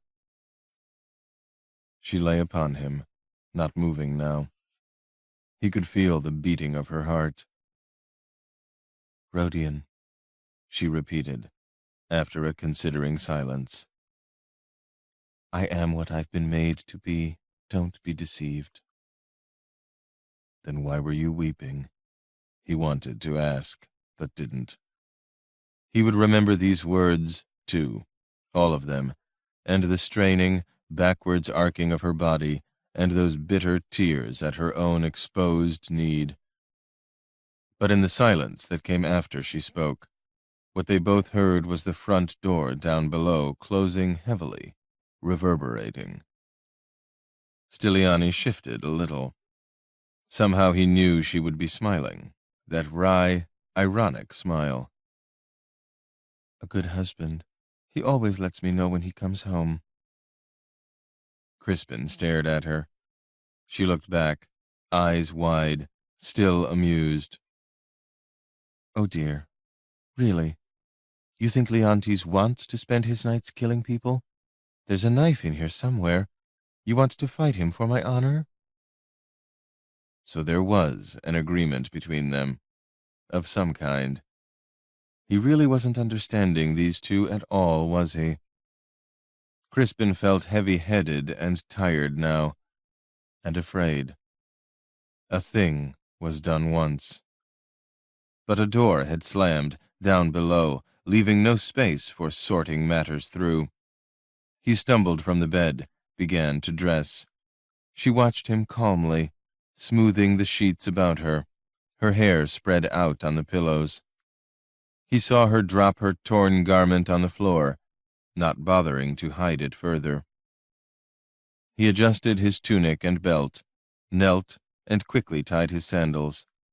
When he stood again, he looked at her for a moment. The firelight was low again, the candles burnt out. Her naked body was chastely covered by the bed linens. She sat propped on pillows, motionless, receiving and returning his gaze, and Crispin abruptly realized then that there was a kind of defiance in this, as much as anything else, and understood that she was very young, and how easy it was to forget that. "Don't deceive yourself," he said, "while trying so hard to control the rest of us. You are more than the sum of your plans." He wasn't even sure what that meant. She shook her head impatiently. "None of that matters. I am an instrument." His expression wry, he said, "A prize, you told me last time. An instrument tonight. What else should I know?" But there was an odd, entirely unexpected ache in him now, looking at her. She opened her mouth and closed it. He saw that she'd been taken off guard, heard footsteps in the hallway outside. "Crispin," she said, pointing to the window. "Go, please." It was only when he was crossing the courtyard, past the fountain, making for the indicated olive tree at the corner near the street, that he realized she'd spoken his name. He climbed the tree, crossed to the top of the wall. The white moon was up now, halfway to full. He sat on a stone wall above the dark, empty street, and he was remembering Zodicus, and the boy he'd once been himself, crossing from wall to tree. The boy, and then the man. He thought of Linen, could almost hear her commenting on what had just passed. Or perhaps he was wrong. Perhaps she would have understood that there were elements here more complex than simple desire. Then he laughed a little, under his breath, ruefully. For that was wrong, too. There was nothing the least simple about desire. He looked up and saw a figure silhouetted in the window he'd just left. Leontes. The window was pulled shut, the curtains drawn in Styliani's bedroom. Crispin sat motionless, hidden upon a wall. He looked across the street and saw the dome rising above the houses. Artabasos's dome, the Emperor's, Jad's. Crispin's own. Below, a flicker at the corner of his eye, one of those utterly inexplicable eruptions of flame that defined Sarantium at night, appeared in the street and vanished, like dreams, or human lives and their memory. What, Crispin wondered, was ever left behind? They will invade your country later in the spring. He didn't go home. Home was very far away. He jumped down from the wall, went across the street, cutting up a long, dark lane. A prostitute called to him from shadow, her voice a kind of song in the night. He kept going, following an angling of the laneway, and eventually came to where it opened onto the square across from the imperial precinct gates, with the front of the sanctuary on his right. There were guards on the portico all night long. They knew him as he approached, nodded, opened one of the massive doors. There was light inside, enough to let him work. Chapter 6. Same hour of night, same wind, 4 men walking elsewhere in the city, under that risen moon. It was never entirely safe in Sarantium after nightfall, but a party of 4 could feel reasonably secure. 2 of them carried heavy sticks. They walked briskly enough in the cold, slowed somewhat as the road sloped downward and then back up, by wine consumed and the bad foot one of them dragged. The oldest, small and portly, was wrapped in a heavy cloak to his chin, but swore whenever the wind gusted and sent debris tumbling down the dark street.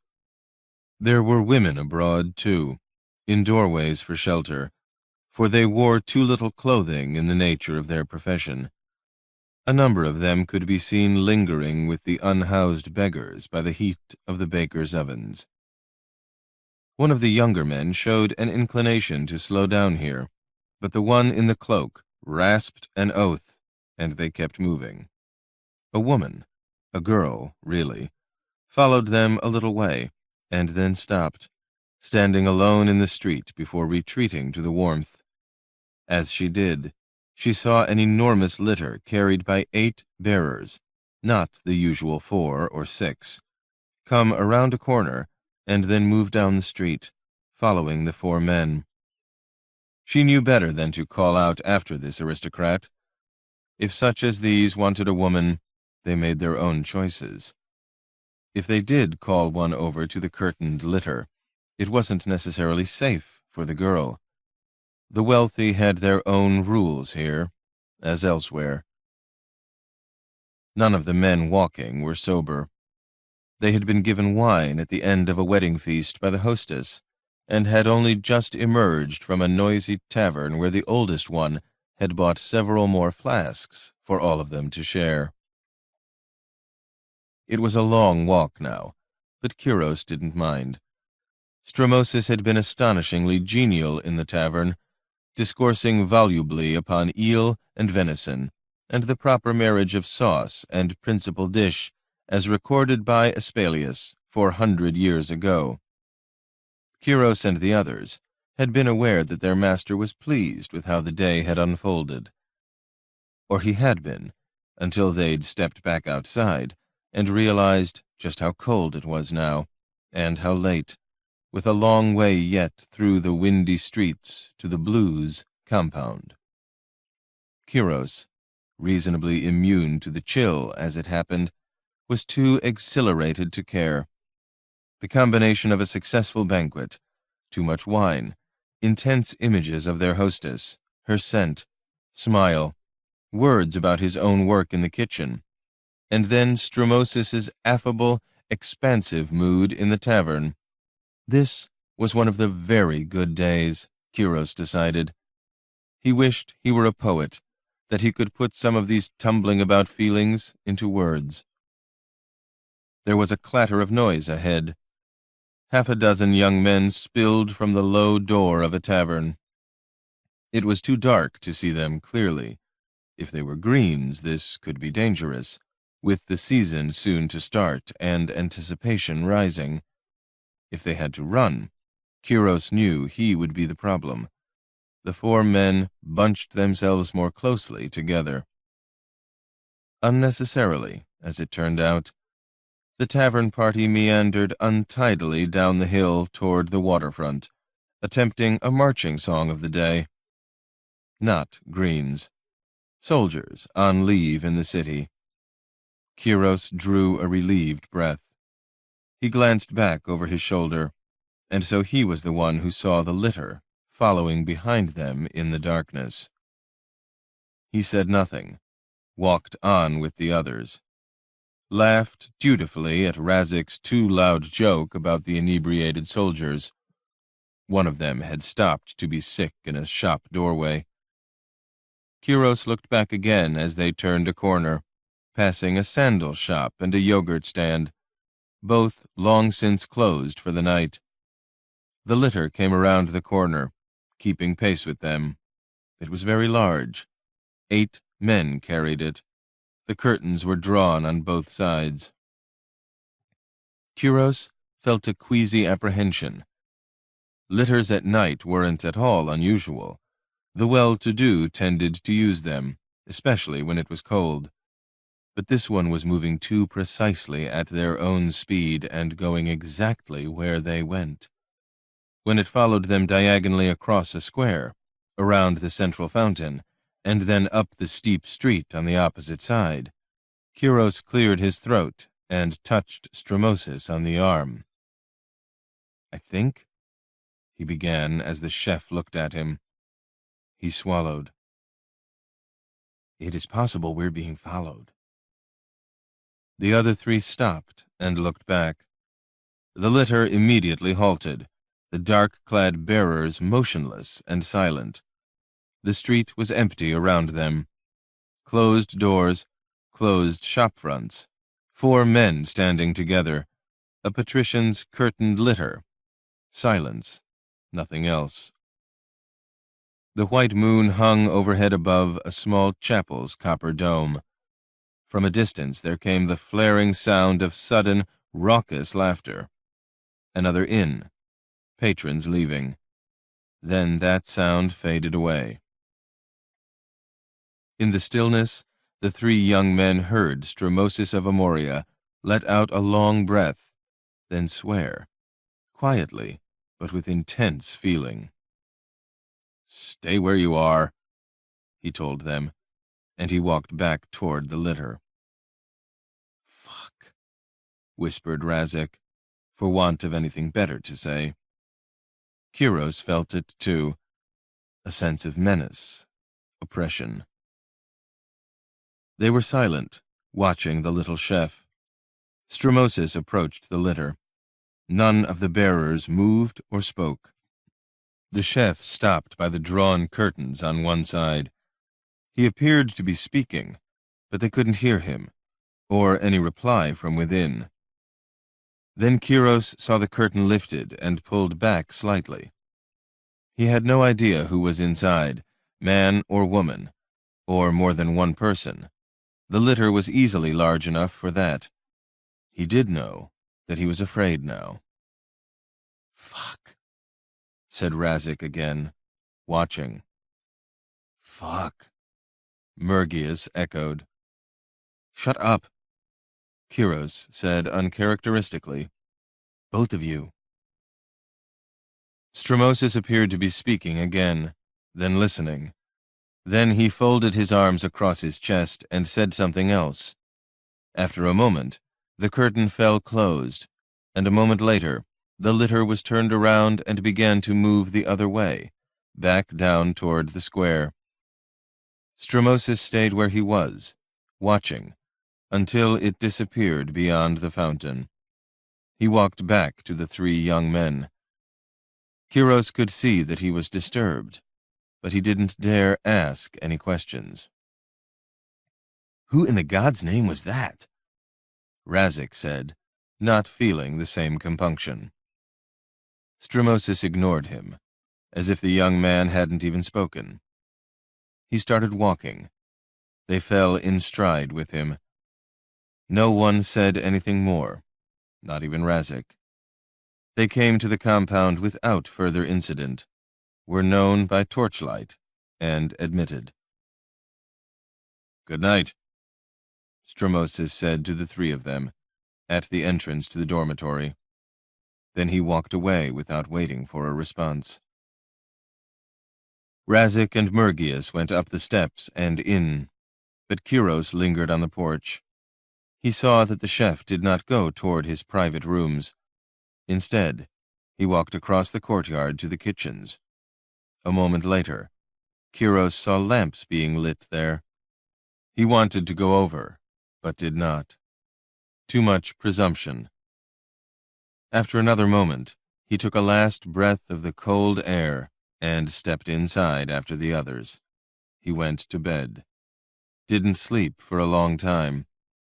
A very good day and night had been, obscurely, changed into something else. In the kitchen, Stromosis of Amoria moved with precision to build up the fire, light the lamps, pour himself a cup of wine. He watered it judiciously, then took a knife, sharpened it, and rhythmically chopped vegetables. He cracked 2 eggs, added the vegetables, sea salt, a generous pinch of expensive Eastern pepper. He beat the mixture in a small, chipped bowl he'd had for years and used only for himself. Heated a saucepan on a grate placed over the cooking fire, drizzled olive oil into it, and made himself a flat-bottomed egg dish, flipping it intuitively. He set the saucepan down on a stone surface and selected a white and blue patterned plate from a shelf. He transferred his swift creation to the plate, decorated the surface with flower petals and mint leaves, and then paused briefly to evaluate the effect. A chef who is careless about how he feeds himself, he was fond of telling his assistants, will become careless about feeding others. He wasn't hungry at all, but he was disturbed, and had needed to cook. And once a dish had been well made, it was very much a crime in his interpretation of Jad's created world not to enjoy it. He sat on a high stool at the work island in the center of the room, and ate alone, drinking the wine, refilling his cup, watching the white moon's light falling on the courtyard outside. He'd thought Kiros might come over here, and wouldn't entirely have minded company, but the boy lacked, as yet, confidence to go with his perceptiveness. Stromosis realized that his wine cup was empty again. He hesitated, then refilled it, mixing less water than before. It was rare for him to drink this much, but he didn't often have an encounter like the one in the street just now. He'd been offered a job, and had refused. 2 such proposals today, in fact. First from the young dancer, and then in the dark, just now. Not a problem, those in themselves. It happened often. People knew of him, desired his services. Some had the money to pay him. He was happy here with the Blues, however. It wasn't an aristocratic kitchen, but it was an important one, and he had a chance to play a role in changing perceptions about his own art and passion. It was said that the Greens were now searching for a master chef. Stromosis had been amused and pleased. But the person who'd made him the offer from inside that sumptuous litter was different. Someone he knew very well, in fact, and memories, including those of his own deferential, complicitous silences on certain matters in times past, were with him now. The past does not leave us until we die, Protonius had written long ago, and then we become someone else's memories until they die. For most men, it is all that endures after them. The gods have made it so. The old gods themselves were almost gone now, Stromosis thought, looking at his wine cup. And how many living souls remembered Protonius of Trichesia? How did a man leave a name? He sighed, looking around his familiar kitchen, every corner of it thought out, allocated, and imposing of order in the world. Something is about to happen, the little chef thought suddenly, alone in a circle of lamps. He'd thought he knew what it was, hadn't been shy about offering his views. A war in the West. What thinking man could miss the signs? But sometimes thought and observation were not the keys. Sometimes the locked doors were opened by something within the blood, in the soul, in dream. He wasn't so sure any more of what it was that was approaching, but he did know that if Lysippus the Colesian was in Sarantium again, and moving about in his litter in the darkness, that blood and dream would be part of it. Someone else's memories until they die. He wasn't afraid for himself, but it did cross his mind to wonder if he should be. It was time to go to bed. He didn't want to go to bed. He ended up dozing where he sat on his stool, bent forward, the plate and cup pushed away, his head pillowed on his folded arms as the lamps burned slowly down and the dark drew back in. In the heart of that same night, the wind so keen outside it seemed that God was withholding spring from his world, a man and a woman were drinking spiced wine by a fire on their wedding night. The woman sat on a backless, cushioned seat, the man on the floor by her feet, his head resting against her thigh. They watched the flames in a silence characteristic of her, but unusual for him. It had been a very long day. One of her hands rested lightly on his shoulder. Both of them were remembering other flames, other rooms. A slight awkwardness inhabited the place, an awareness of the other chamber, and the bed, just beyond the beaded arch of a door. He said, at length, "You haven't worn that scent before, have you? You don't wear any perfume usually, do you?"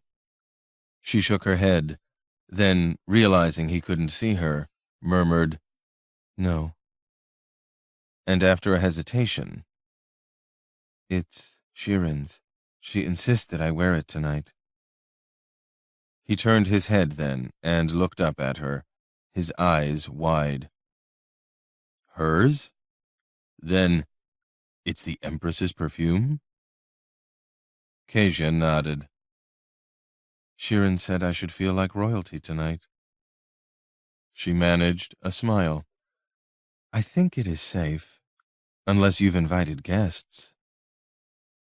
Their guests had left them some time ago at the front door, departing with bawdy jests and a ragged soldier's chorus of one particularly obscene song.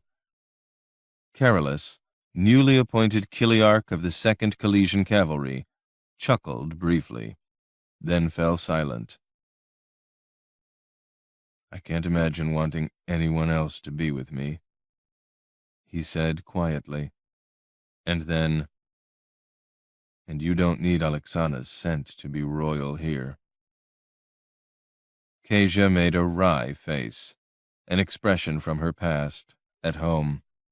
She seemed to be recovering those aspects of herself, slowly.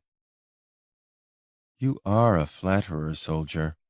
Did that work on the girls in taverns?" She had been a girl in a tavern. He shook his head, still serious, intent. "Never said it. Never had a wife." Her expression changed, but he was looking into the fire again and couldn't see it. She looked down at him, at this soldier, this husband. A big man, black hair, broad shoulders, thick hands, a burly chest. And she abruptly realized, wondering at it, that he was afraid of her, of hurting or distressing her. Something twisted, oddly, Within Casia, then, as the firelight danced, there had been a pool of water once, far in the north. She would go there to be alone. Eramitsu, the clever one. Too sharp, disdainful. Before the plague, and then an autumn road with her mother standing among falling leaves, watching them lead her away, roped to the other girls.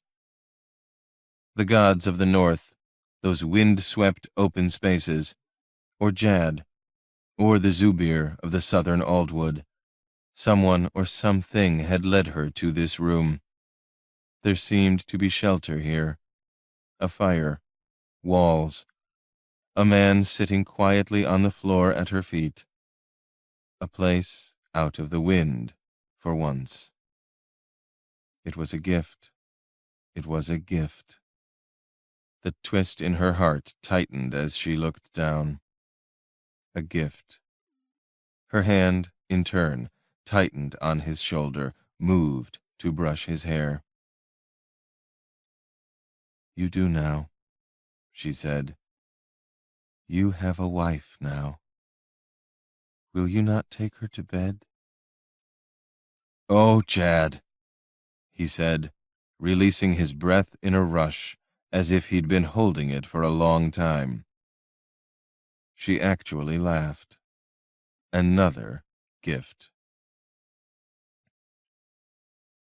Mardach of the 1st Amorian Infantry, summoned north from the borderlands to Diapolis with his company.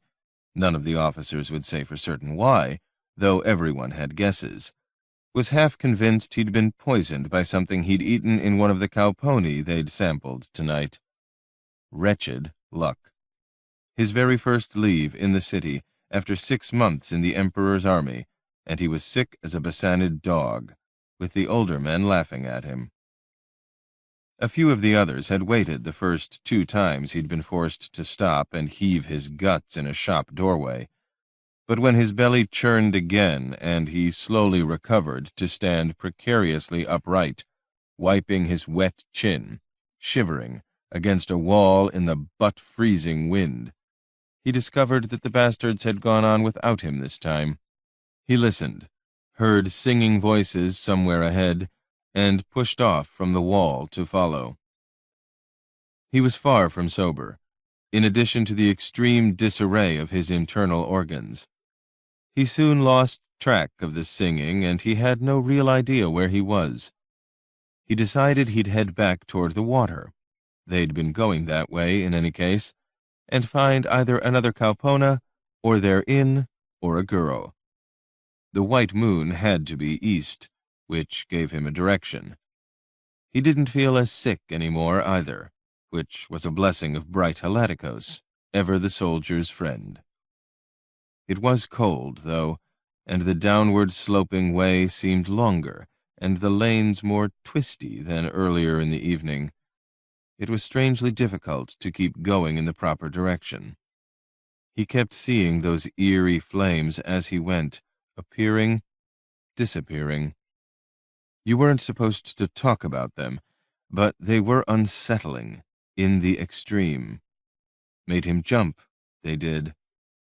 Mardach kept walking, cursing under his breath.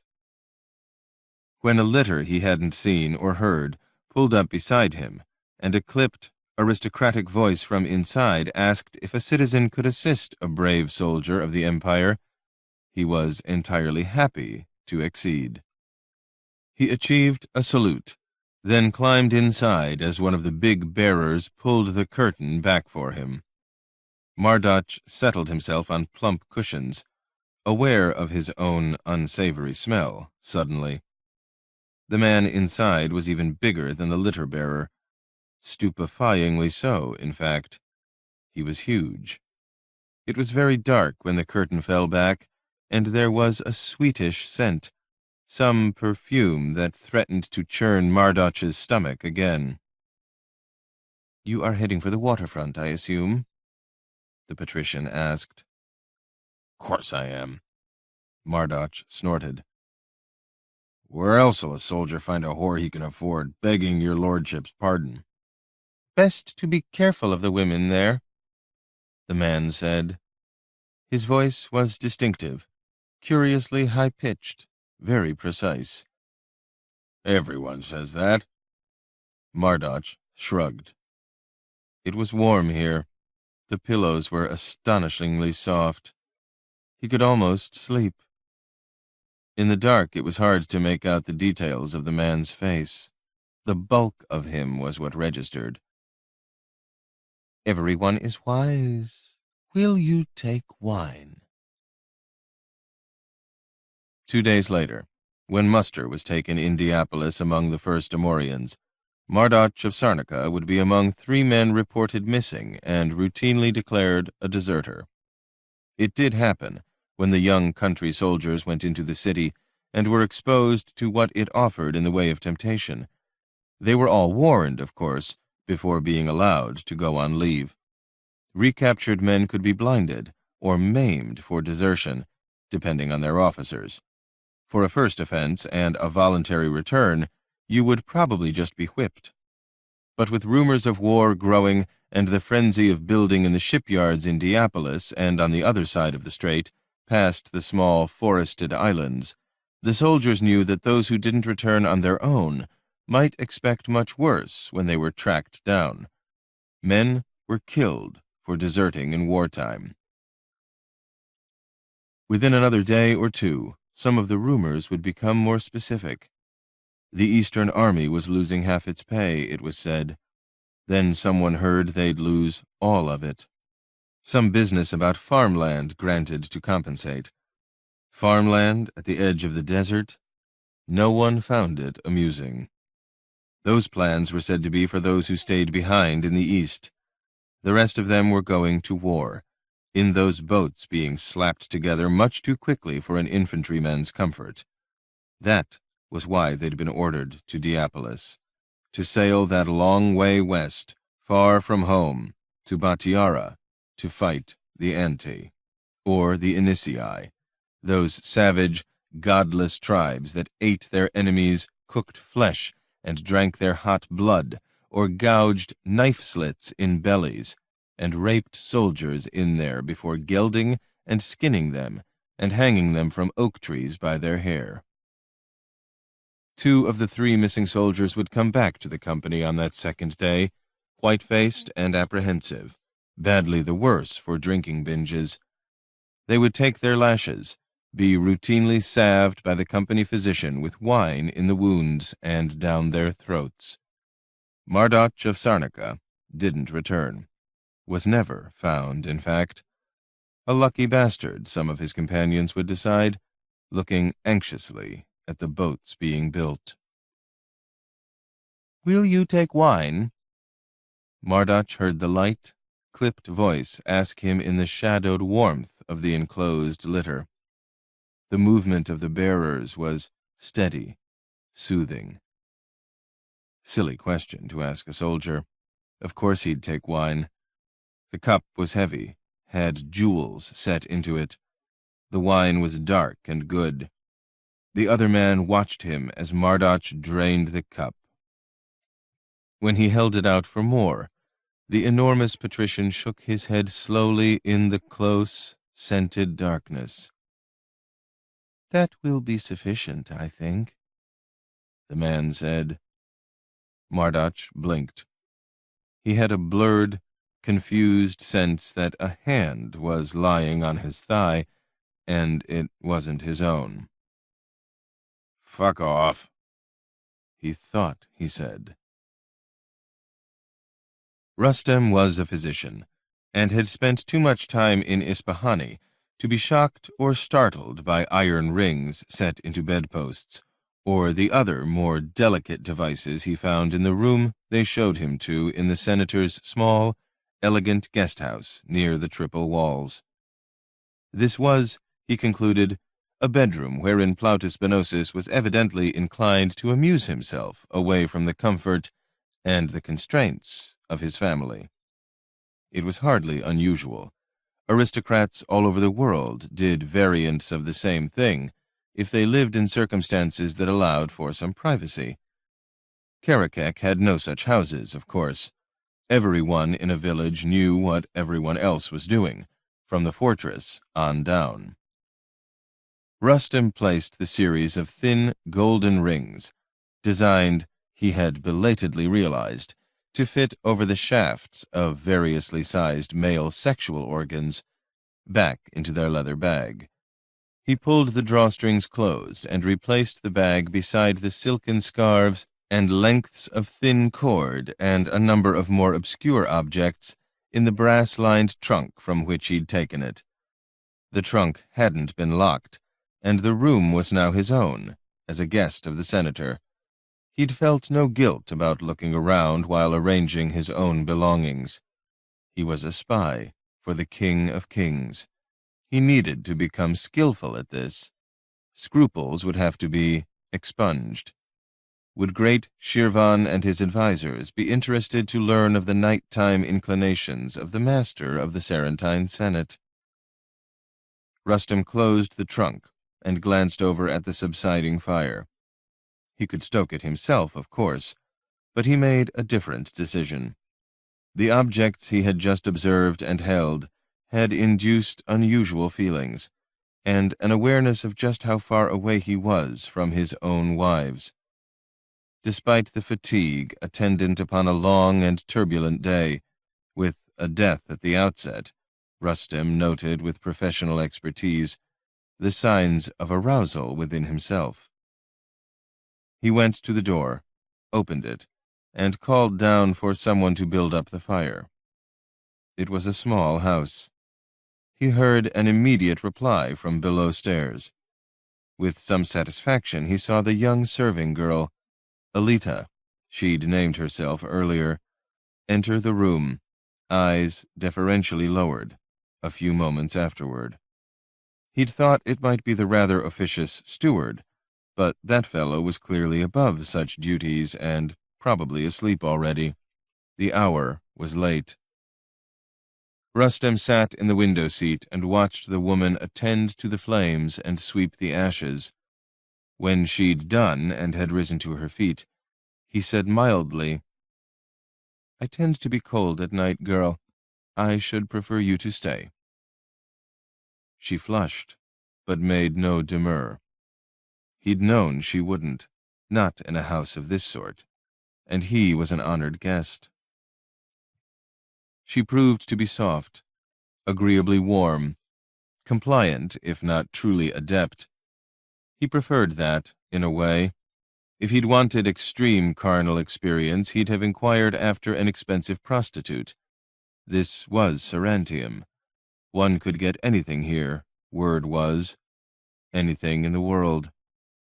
He treated the girl kindly, letting her stay in the bed with him after. Her own was certainly going to be no more than a pallet in a cold room below, and they could hear the wind outside. It did occur to him, as he felt his mind beginning to drift, that the servants might have been instructed to keep a watchful eye on this visiting Bassanid, which would explain the girl's acquiescence as easily as anything else. There was something amusing in that, and something disturbing, too. He was too tired to sort it through. He fell asleep.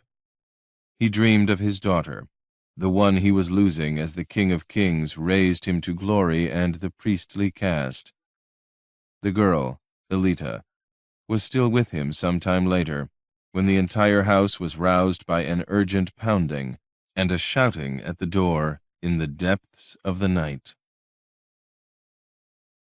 Moving in a litter through darkness from the imperial precinct to her own city home, an unexpected escort riding beside her, Giselle decided, long before they arrived, what she intended to do. She thought that she might in time be able to reclaim some pride in that fact. It would be her choice, her decision made. That didn't mean that anything she did would necessarily succeed. With so many other plans and schemes now in place, here and back home, the odds were overwhelmingly against her. They always had been, from the time her father died and the auntie had reluctantly crowned his only living child. But at least she could think, act, not bob like a small boat on the great wave of events. She had known, for example, exactly what she was doing when she sent an angry, bitter artisan halfway across the world with a proposal of marriage to the Emperor of Sarantium. She remembered standing before that man, Caius Crispus, alone at night in her palace, letting him look, demanding that he gaze his fill of her. "You may tell the Emperor you have seen the Queen of the Ante very near." She flushed, remembering that. After what she'd encountered in the palace tonight, the measure of her innocence was clear. It was past time to lose some of that innocence. But she couldn't even really say what plan tonight's decision, with the unworthy thread of fear still in it, might further. She only knew she was going to do it. She lifted the curtain a little, could see the horse still keeping pace beside her litter. She recognized a chapel door.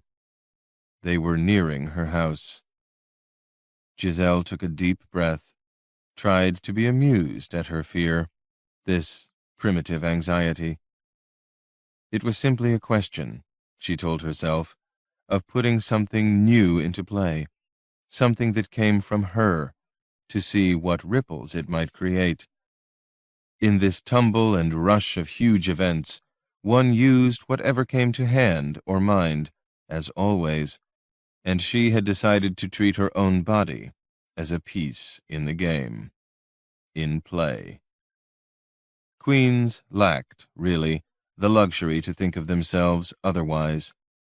In an elegant room in a palace tonight, the Emperor of Sarantium had taken away from her any lingering illusions about consultation, negotiation, diplomacy, anything that might forestall for Batiara the iron-edged truth of war.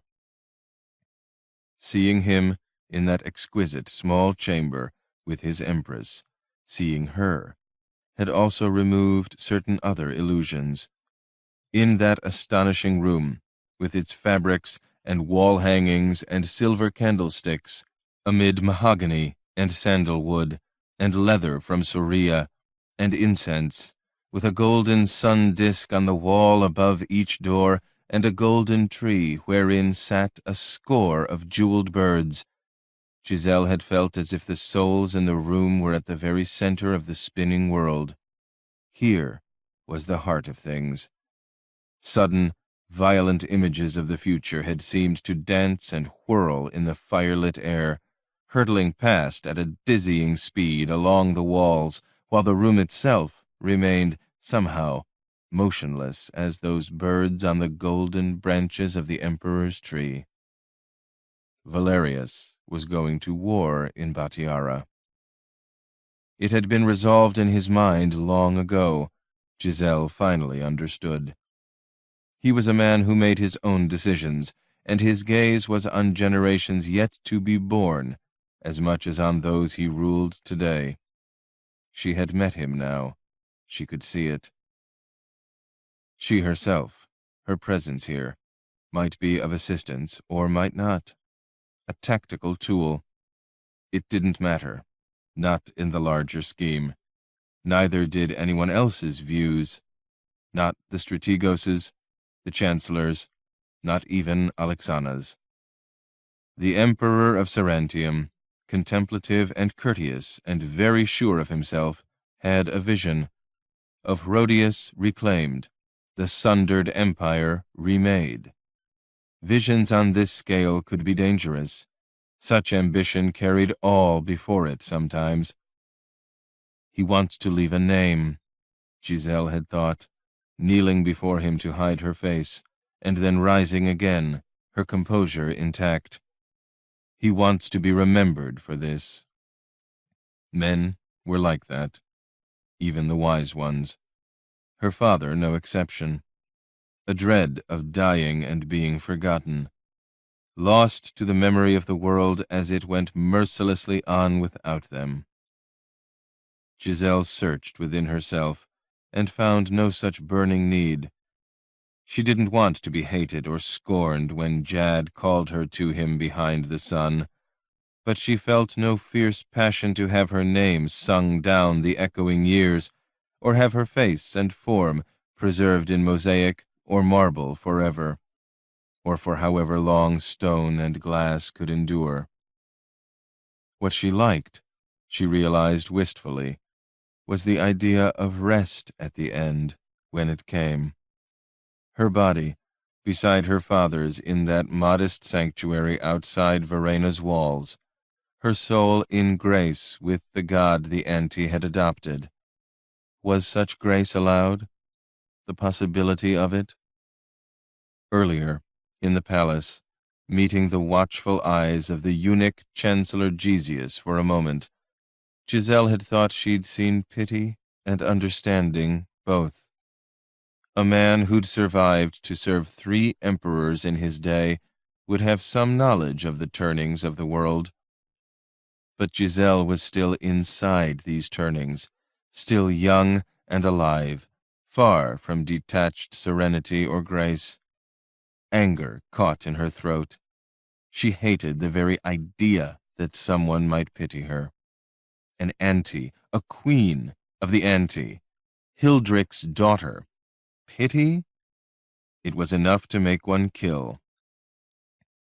Killing was not, in the circumstances, a possibility tonight. Other things were, including the spill of her own blood. An irony?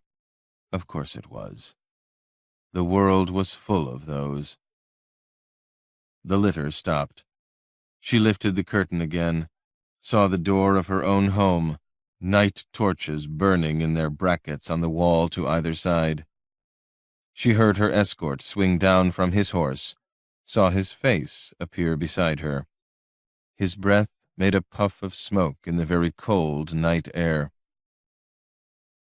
"We have arrived, gracious lady. I am sorry for the chill. May I help you alight?" She smiled at him, found that she could smile quite easily. "Come in to warm yourself. I'll have a mulled wine made before you ride back through the cold." She looked straight into his eyes. The pause was brief. "I am greatly honored," said Golden Leontes, supreme strategos of the Sarantine armies. A tone that made one believe him. And why not believe him? She was a queen. He handed her out of the litter. Her steward had already opened the front door. The wind was gusting and swirling. They went in. She had servants build the fires on the ground floor and upstairs, and prepare spiced, heated wine. They sat near the larger fire in the reception room, and spoke of necessarily trivial things. Chariots and dancers, the day's minor wedding at a dancer's home. War was coming. Valerius had told them tonight, changing the world. They talked of games in the hippodrome, of how unseasonably windy it was outside with winter due to have ended by now. Leontes, easy and relaxed, told of a holy fool who had apparently just installed himself on a rock beside one of the landward gates, and had vowed he would not descend until all pagans and heretics and Kindath had been expelled from the holy city.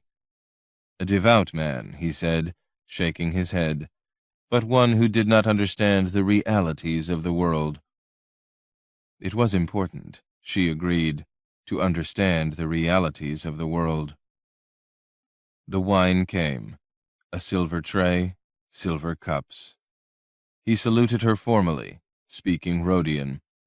His courtesy was flawless. It would be, she knew, even as he led an army ravaging through her home, even if he burned Verena to the ground, unhousing her father's bones. He would prefer not to torch it, of course. Would do so if he had to, in the god's name. Her heart was pounding, but her hands, she saw, were steady, revealing nothing. She dismissed her women, and then the steward. A few moments after they left, she stood and set down her cup. her decision, her act, and crossed the room. She stopped before his chair, looking down at him, bit her lower lip, and then smiled. She saw him smile in turn, and pause to drain his wine before he stood up, entirely at ease, accustomed to this. A golden man. She took him by the hand and up the stairs and to her bed.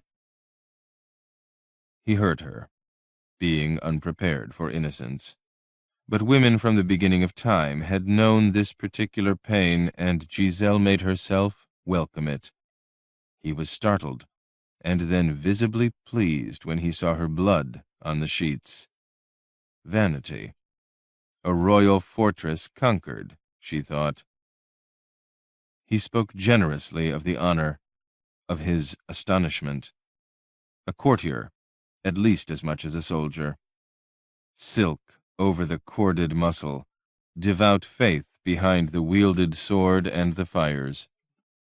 She smiled, said nothing at all, made herself reach for him, that hard, scarred soldier's body, that it might happen again. Knew what she was doing, had no idea what it might achieve. Something in play, on the board, her body. Face to a pillow that second time, she cried out in the dark, in the night, for so many reasons. He'd thought of going to the stables, but it seemed there were some conditions, some states of mind, that not even standing with servitor in the mahogany stall the Blues had made for his horse would address. There had been a time, long ago, not so long ago, when all he'd wanted was to be among horses, in their world, and now, still a young man by most measures, the finest stallion the world knew was his own, and he was the most honored charioteer on the gods' created earth, and yet somehow tonight such dreams made real were not enough to assuage. An appalling truth. He had been to a wedding ceremony today, watched a soldier he knew and liked marry a woman clearly worthy of him. He'd had a little too much to drink among convivial people, and he had seen, first at the ceremony, and then during the reception afterward, the woman who troubled his own nights. She had been with her husband, of course. He hadn't known Plautus Benosis and his second wife would be among the guests. Almost a full day in her presence. It was difficult. And so it seemed the undeniable good fortune of his life was not sufficient to address what was afflicting him now. Was he hopelessly greedy? Covetous? Was that it? Spoiled like a sulky child, demanding far too much of the god and his son?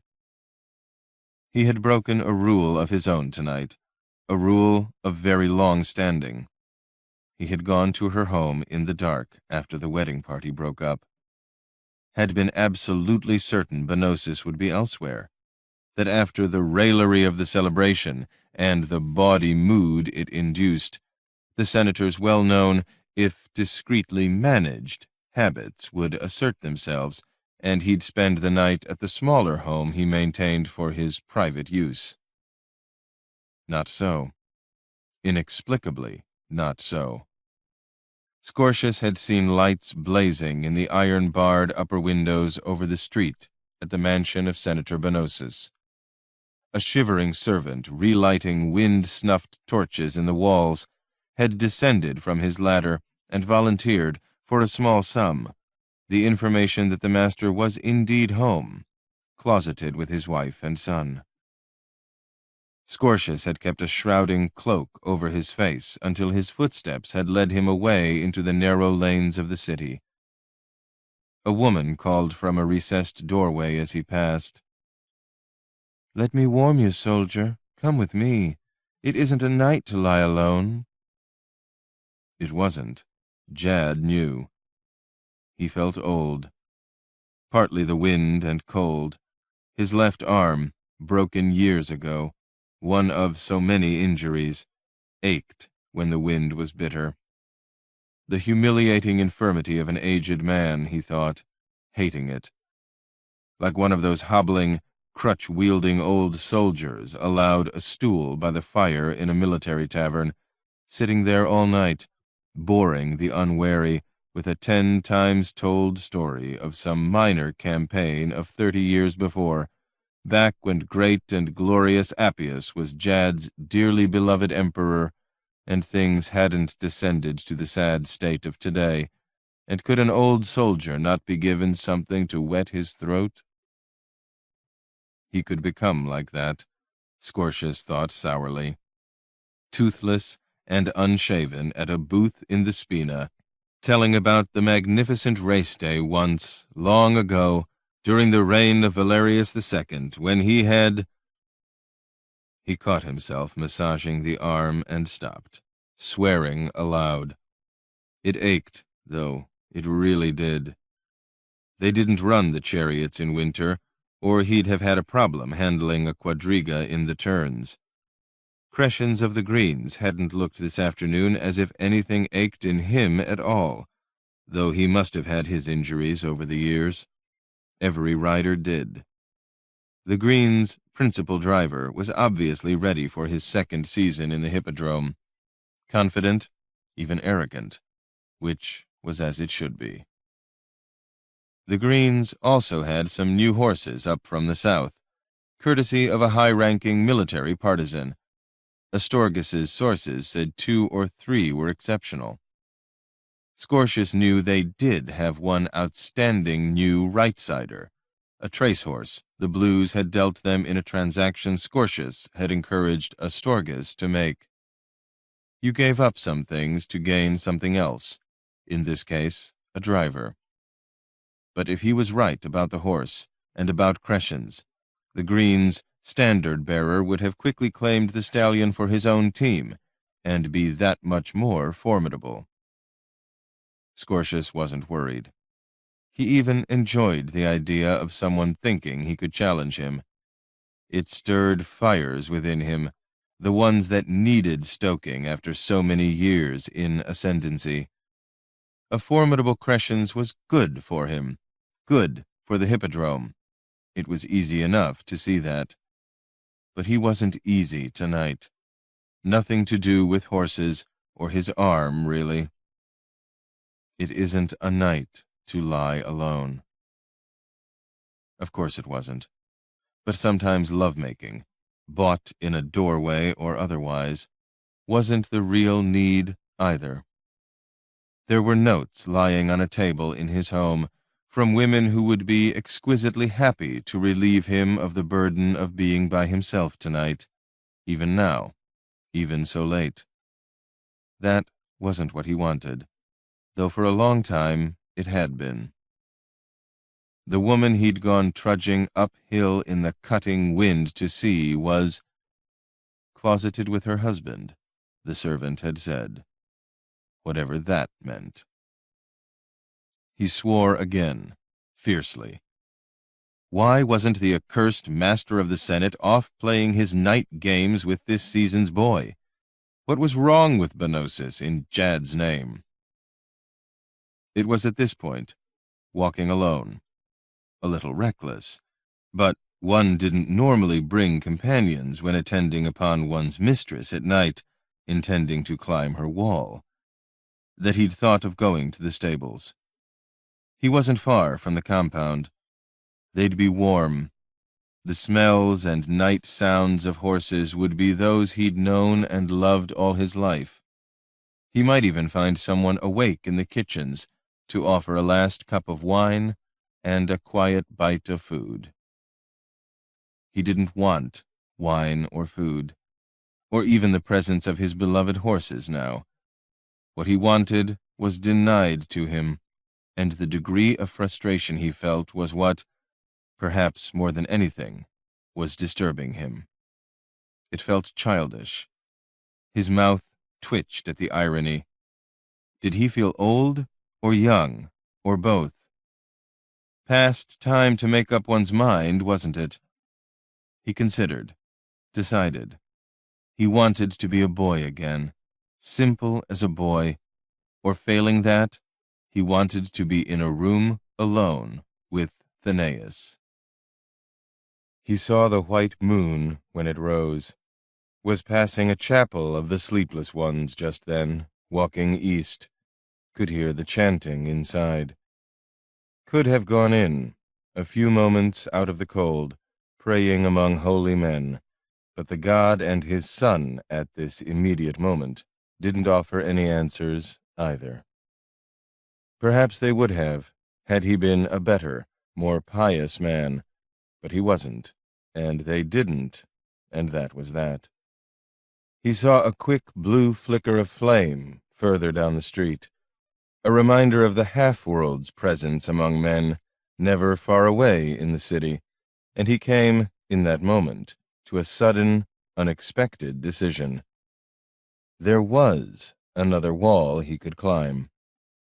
If he was awake and abroad and this restless, perhaps he could put the mood to use.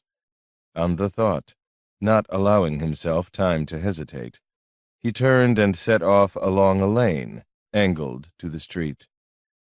He walked briskly, kept to shadows, became motionless in a doorway when he saw a party of drunken, singing soldiers stumble out of a tavern. He remained where he was a moment, and watched a massive litter appear from blackness at the other end of the street, and then turned down the steep road they took, heading toward the harbor. He considered this for a moment, and then shrugged. There were always stories unfolding in the night. People died, were born, found love or grief. He went the other way, uphill again, rubbing his arm at intervals, until he came again to the street, and then the house, where he'd spent much of the afternoon and evening in celebration of a wedding.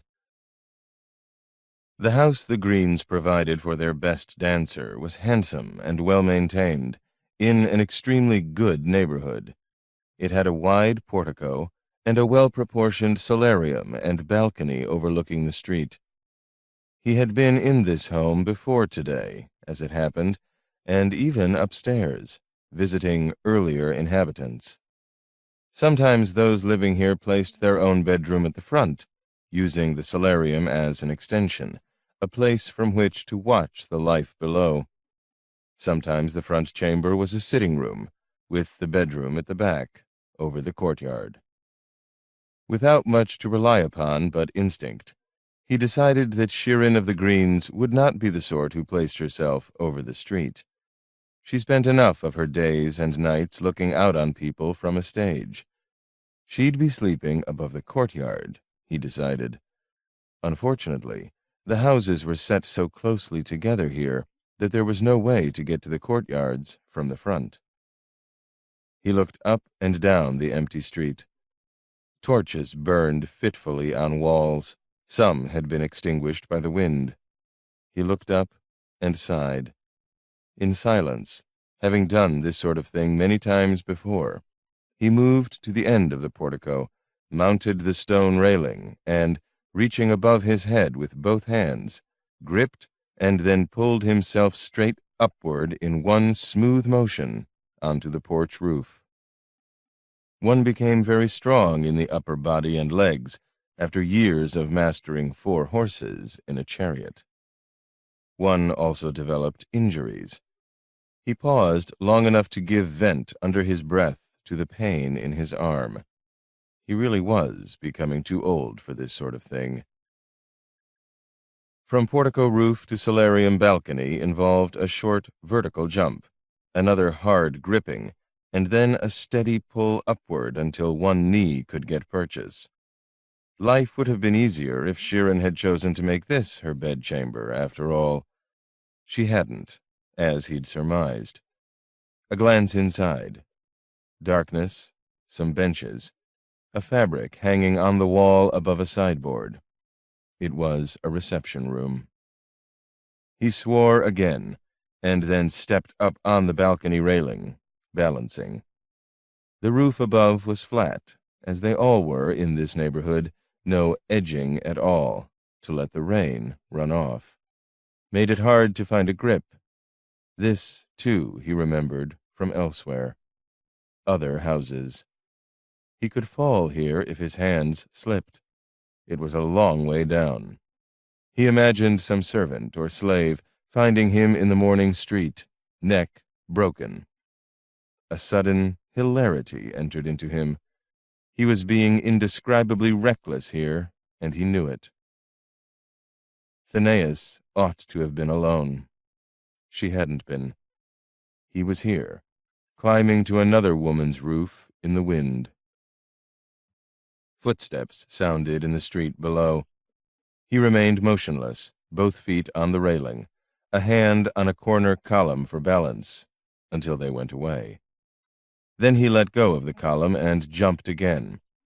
He got both hands flat on the roof, the only way to do this successfully, and, grunting, levered himself up and onto it. A hard movement, not without cost.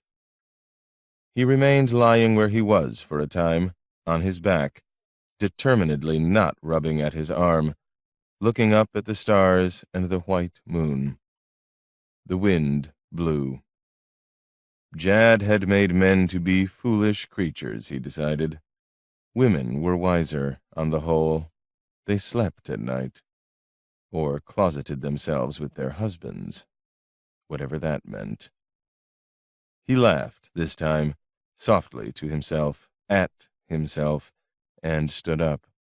He walked, treading lightly, toward the place where the roof ended at a view of the interior courtyard below. He saw a small fountain, dry still at winter's end, stone benches around it, bare trees. The white moon shone, and the stars. Windy night, brilliantly clear. He realized that he felt happy, suddenly, very much alive. He knew exactly where her bedroom would be, could see the narrow balcony below. He took another look at the pale moon. A sister of the god, the Kindath called it. A heresy, but one could, privately, understand it sometimes. He looked over the roof edge. Going down would be easier. He dropped to his stomach, swung his legs over the side, lowered himself as far as he could, hands stretched above him. Then he dropped neatly to the balcony, landing silently, like a lover or a thief.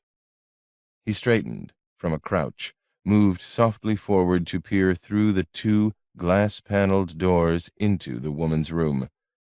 One door, oddly, was ajar in the cold night. He looked at the bed. No one there. "There is a bow trained on your heart. Stop where you are. My servant will kill you happily if you do not declare yourself," said Shirin of the Greens. It seemed wise to stop where he was. He had no idea how she'd known he was there, how she'd had time to summon a guard. It also occurred to him, very belatedly, to wonder why he'd assumed she would be sleeping alone. "Declare yourself," she'd ordered. He did have his self-respect. "I am Helaticos, son of Jad," he said gravely. "My father's chariot is here. Will you come ride with me?" There was a silence. "Oh, my," Shirin said, her voice changing. "You?" Speaking quickly, in a low tone, she dismissed the guard. After he'd left, she swung open the door to the balcony herself, and Scortius, pausing to bow, entered her chamber. There came a light tapping at the inner door. Shirin crossed, opened it only a crack, accepted a lit taper from the servant briefly revealed in the hallway, and then closed the door again. She moved about the room, lighting candles and lamps herself. Scortius saw the bed covers in disarray. She had been asleep, was dressed now, however, a dark green robe buttoned high over whatever she wore to bed, if anything. Her dark hair, cut short, just reached her shoulders. A fashion emerging. Shirin of the Greens set fashions for the women of Sarantium. She was barefoot, high-arched, moving dancer light over her floor. He felt, looking at her, a quick pulse of desire. This was a very attractive woman. He loosened his cloak, let it fall to the floor behind him. He began to feel a measure of control returning with the warmth. He knew all about this sort of encounter. She finished with the candles, turned back to him. "I take it Thenaeus was with her husband?" Asked it with such a wide-eyed, innocent smile. He swallowed hard, opened his mouth, closed it, watched her sit, still smiling, on a cushioned seat near the banked fire. "Do sit down, charioteer," she murmured, her back straight, exquisitely poised. "One of my women will bring us wine." With great confusion and very real relief, he sank into the indicated seat. The problem was that he was an absurdly attractive man. Shedding his cloak, clad still in white from the wedding, Scortius appeared permanently young, immune to all the aches and doubts and infirmities of lesser mortals. She'd been lying alone, by choice, of course. Jad knew there were enough who would have offered their versions of solace in the dark, had she asked or allowed. But Shirin had discovered that the greatest luxury of status, the real privilege it conveyed, was the power to not allow, and to ask only when and where she truly desired. There would come a time when it would make sense to take a protector, perhaps even an important husband from the army, or one of the wealthy merchants, or even someone from the imperial precinct.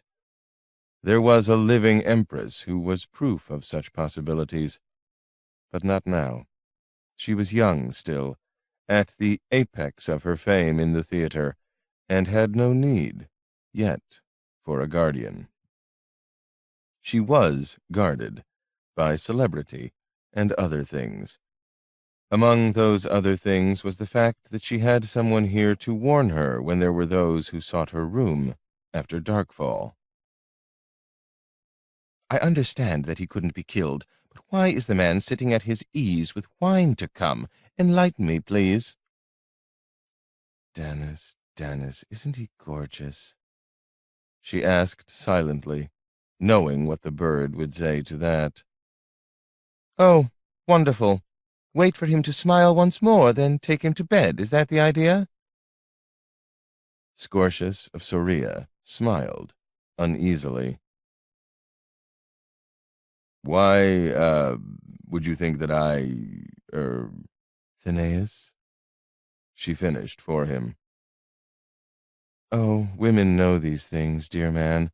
I saw you looking at her this afternoon. I must say she's exquisite." No. I mean, I'd, say rather that women may see strands of stories where none are really to be found." His smile grew more assured. "Though I must say you are exquisite." "You see, I knew it," said Dennis. "You know what this man is like. Stay where you are. Don't smile back." Shirin smiled, lowered her eyes demurely, hands in her lap. "You are too kind, charioteer." A scratching at the door again.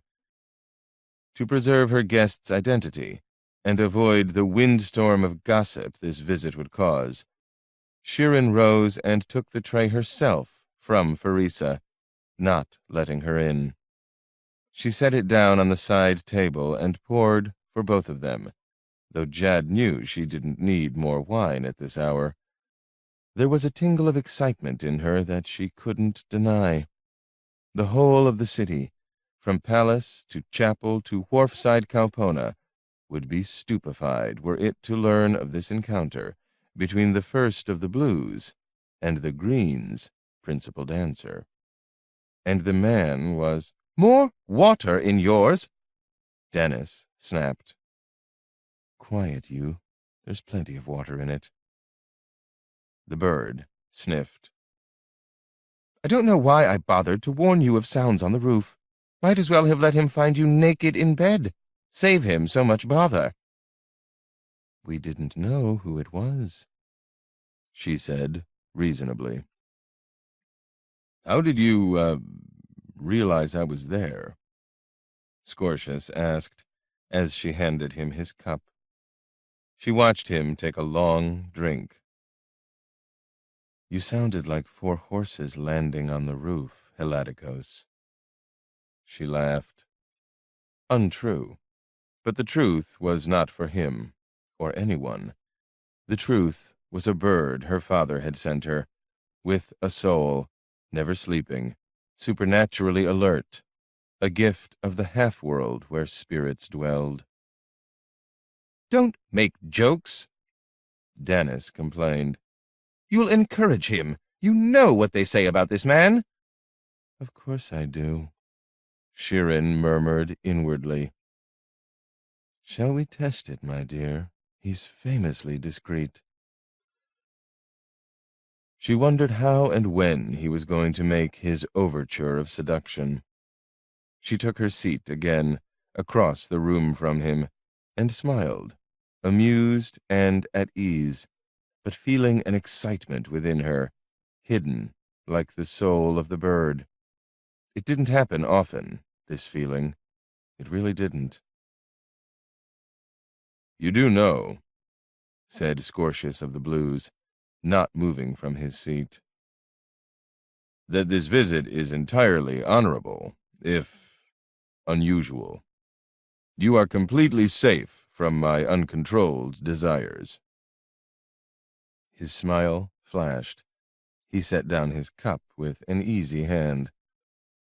"I'm only here to make you an offer, Shirin, an agent with a business proposal." She swallowed hard, tilted her head thoughtfully.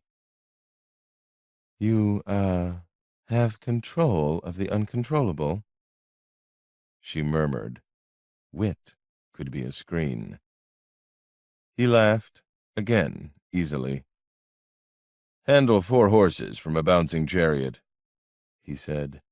"You learn." "What is the man talking about?" Dennis expostulated. "Quiet. I may decide to be insulted." "Yes," she said coolly, sitting up straight, holding her wine carefully. "I'm sure you do. Go on." She lowered her voice, changing its timbre. Wondered if he'd notice. The change in her tone was unmistakable. This was an actress. She could convey a great deal merely with a shift of voice and posture. And she just had. He wondered again why he'd assumed she'd be alone. What that said about her, or his sense of her. An awareness of the woman's pride, at the very least. Self-contained, making her own choices. Well, this would be her own choice, whatever she did. That was, after all, the point of what he'd come to say, and so he said it, speaking carefully. "Astorgus, our factionarius, has been wondering aloud and at some length what it would take to induce you to change factions." What she did was change position again, rising swiftly, a taut uncoiling. She set down her cup, staring coldly at him. And for this you enter my bedchamber in the middle of the night? It began, more and more, to seem a bad idea. He said, defensively, "Well, this isn't really the sort of proposal one would want to make in a public—" "A letter? An afternoon visit? A private word exchanged during today's reception?" He looked up at her, read the cold anger, and was silent, though within him, looking at the fury of her, something else registered, and he felt again the stirrings of desire. Being the man he was, he thought he knew the source of her outrage. She said, glaring down at him, "As it happens, that last is exactly what Stromosis did today." "I didn't know that," he said. "Well, obviously," she said, tartly. "Did you accept?" he asked, a little too brightly. She wasn't about to let him off so easily. "Why are you here?" Scortius became aware, looking at her, that she was wearing nothing at all beneath the silk of her dark green robe. He cleared his throat. "Why do any of us do what we do?" he asked in turn, question for question for question. "Do we ever really understand?" He hadn't expected to say that, actually. He saw her expression change. He added, "I was restless, couldn't sleep, wasn't ready to go home to bed. It was cold in the streets. I saw drunken soldiers, a prostitute, a dark litter that unsettled me for some reason. When the moon came up, I decided to come here. Thought I might as well try to accomplish something, so long as I was awake." He looked at her. "I'm sorry." "Accomplish something," she echoed dryly, but he could see her anger slipping away. "Why did you assume I'd be alone?" He'd been afraid she'd ask that. "I don't know," he admitted. "I was just asking myself the same question. There is no man's name linked to yours, I suppose, and I have never heard you to be—" He trailed off, and saw the ghost of a smile at the edge of her mouth. "Attracted to men?" He shook his head quickly. "Not that.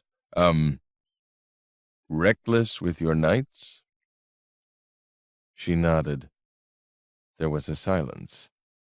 He needed more wine now, but was reluctant to let her see that. She said, quietly, "I told Stromosis I couldn't change factions." "Couldn't?" She nodded. "The Empress has made that clear to me." And with that said, it seemed painfully obvious, actually. Something he ought to have known, or Astorgus, certainly. Of course, the court would want the factions kept in equilibrium, and this dancer wore Alexana's own perfume. She didn't move or speak. He looked around, thinking it through, saw the wall hangings, the good furnishings, flowers in an alabaster vase, a small crafted bird on a table, the disturbing disarray of the bed coverings. He looked back up at her, where she stood in front of him. He stood up as well. "I feel foolish now, among other things. I ought to have understood this before troubling your night." He made a small gesture with his hands. "The Imperial Precinct won't let us be together, you and I. You have my deepest apologies for the intrusion. I will leave you now." Her expression changed again, something amused in it, then something wry, then something else. No, you won't, said Shirin of the Greens. You owe me for an interrupted sleep. Scortius opened his mouth, closed it, then opened it again, when she came forward and put her hands behind his head and kissed him. There are limits to what the court can decree, and if there are images of others that lie down with us, she murmured, drawing him to the bed, it will not be the first time in the history of men and women. His mouth was dry with excitement, unexpectedly. She took his hands and drew them around her body by the bed. She was sleek and firm and extremely desirable. He didn't feel old anymore. He felt like a young chariot racer up from the south, new to the glories of the great city, finding a soft welcome in candle-lit places where he had not thought to find such a thing at all. His heart was beating very fast. Speak for yourself, he managed to murmur. Oh, but I am, she said softly, cryptically, before letting herself fall back onto the bed and pulling him down with her amid the scent, unmistakable, of a perfume only 2 women in the world could wear. Well, I'm grateful you had the decency to silence me before you— Oh, Dennis, please, please, be gentle. Ha! Was he? Shirin's inward voice was lazy, slow. Some of the time. The bird made an indignant sound. Indeed. I wasn't, said the dancer after a moment. I don't want to know. When you behave— Dennis, be gentle. I'm not a maid, and it has been a long time. Look at him, sleeping there, in your bed. No care in the world. He has cares, trust me. Everyone does. But I'm looking. Oh, Dennis, isn't he a beautiful man? There was a long silence. Then, yes, said the bird, silently. The bird that had been a girl, slain at dawn one autumn in a grove in Sauradia. Yes, he is. Another stillness. They could hear the wind outside in the dark, turning night. The man was, indeed, asleep, on his back, hair tousled. Was my father? Asked Shirin abruptly. Was he what? Beautiful? Oh. Another silence. Inward, outward. Darkness in the room with the candles burnt out. Then, yes, said the bird again. Yes, he was, my dear. Shirin, go to sleep. You are dancing tomorrow. Thank you, Dennis. The woman in the bed sighed softly. The man slept on.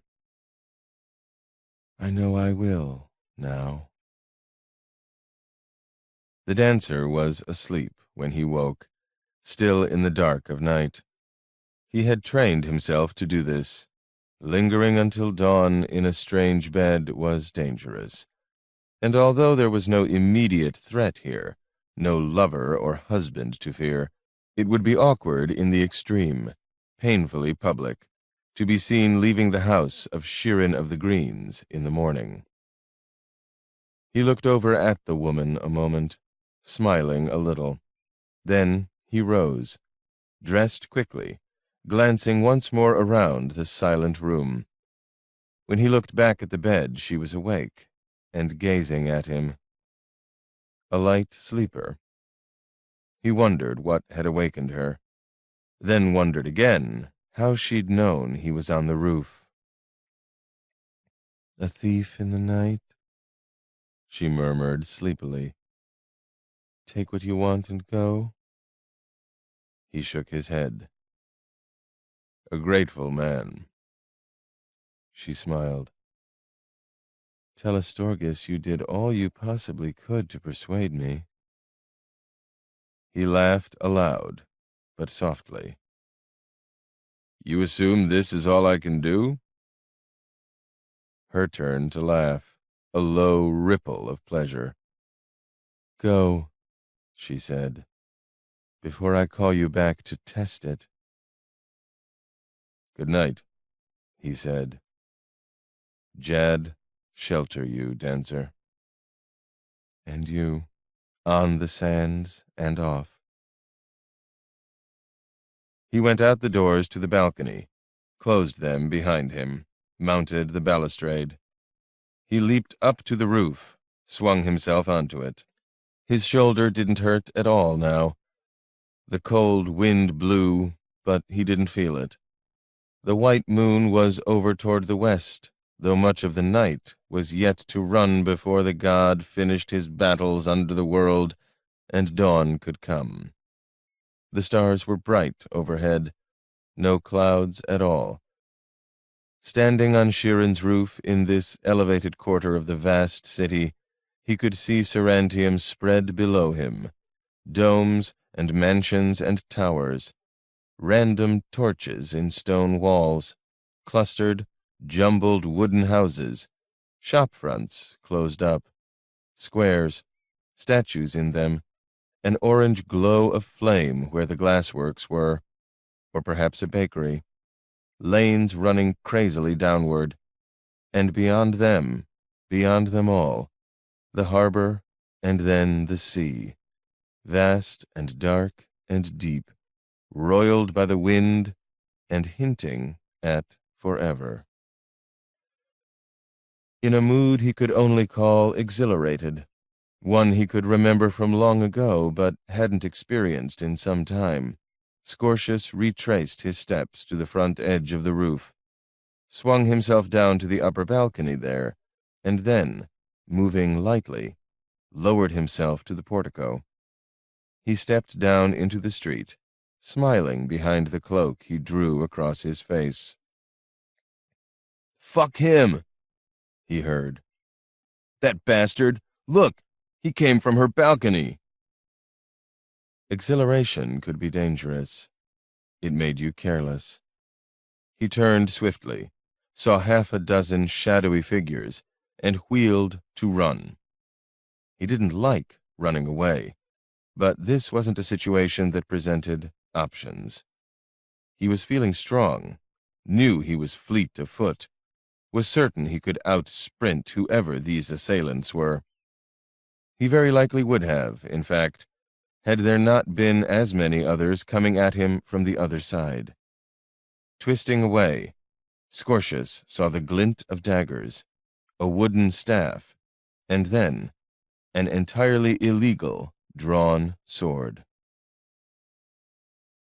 They had been planning to sing to her. The idea was to gather in the street below what they assumed to be her bedroom above the front portico, and offer music in her glorious name. They even had instruments. The plan, however, had been Cleander's. He was their leader, and when it emerged that his father had confined him to his quarters for the accidental death of that Bassanid servant, the young green partisans had found themselves drinking irritably and without purpose in their usual tavern. The talk had been of horses and prostitutes. But no self-respecting young man of lineage could be expected to submit tamely to confinement on a spring night in the very week the racing was to begin again. When Cleander showed up, he seemed a shade uneasy to those who knew him best, but he grinned in the doorway as they shouted their welcome. He'd actually killed a man today. It was undeniably impressive. Cleander drank 2 quick glasses of unmixed wine, and offered a definitive opinion about one woman whose rooms were not far from his father's house.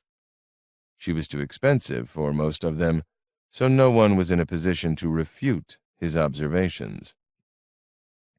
Then he pointed out that they'd planned to chorus Sheeran's undying fame, and he saw no reason to allow the late hour to forestall them. She'd be honored, he told the others.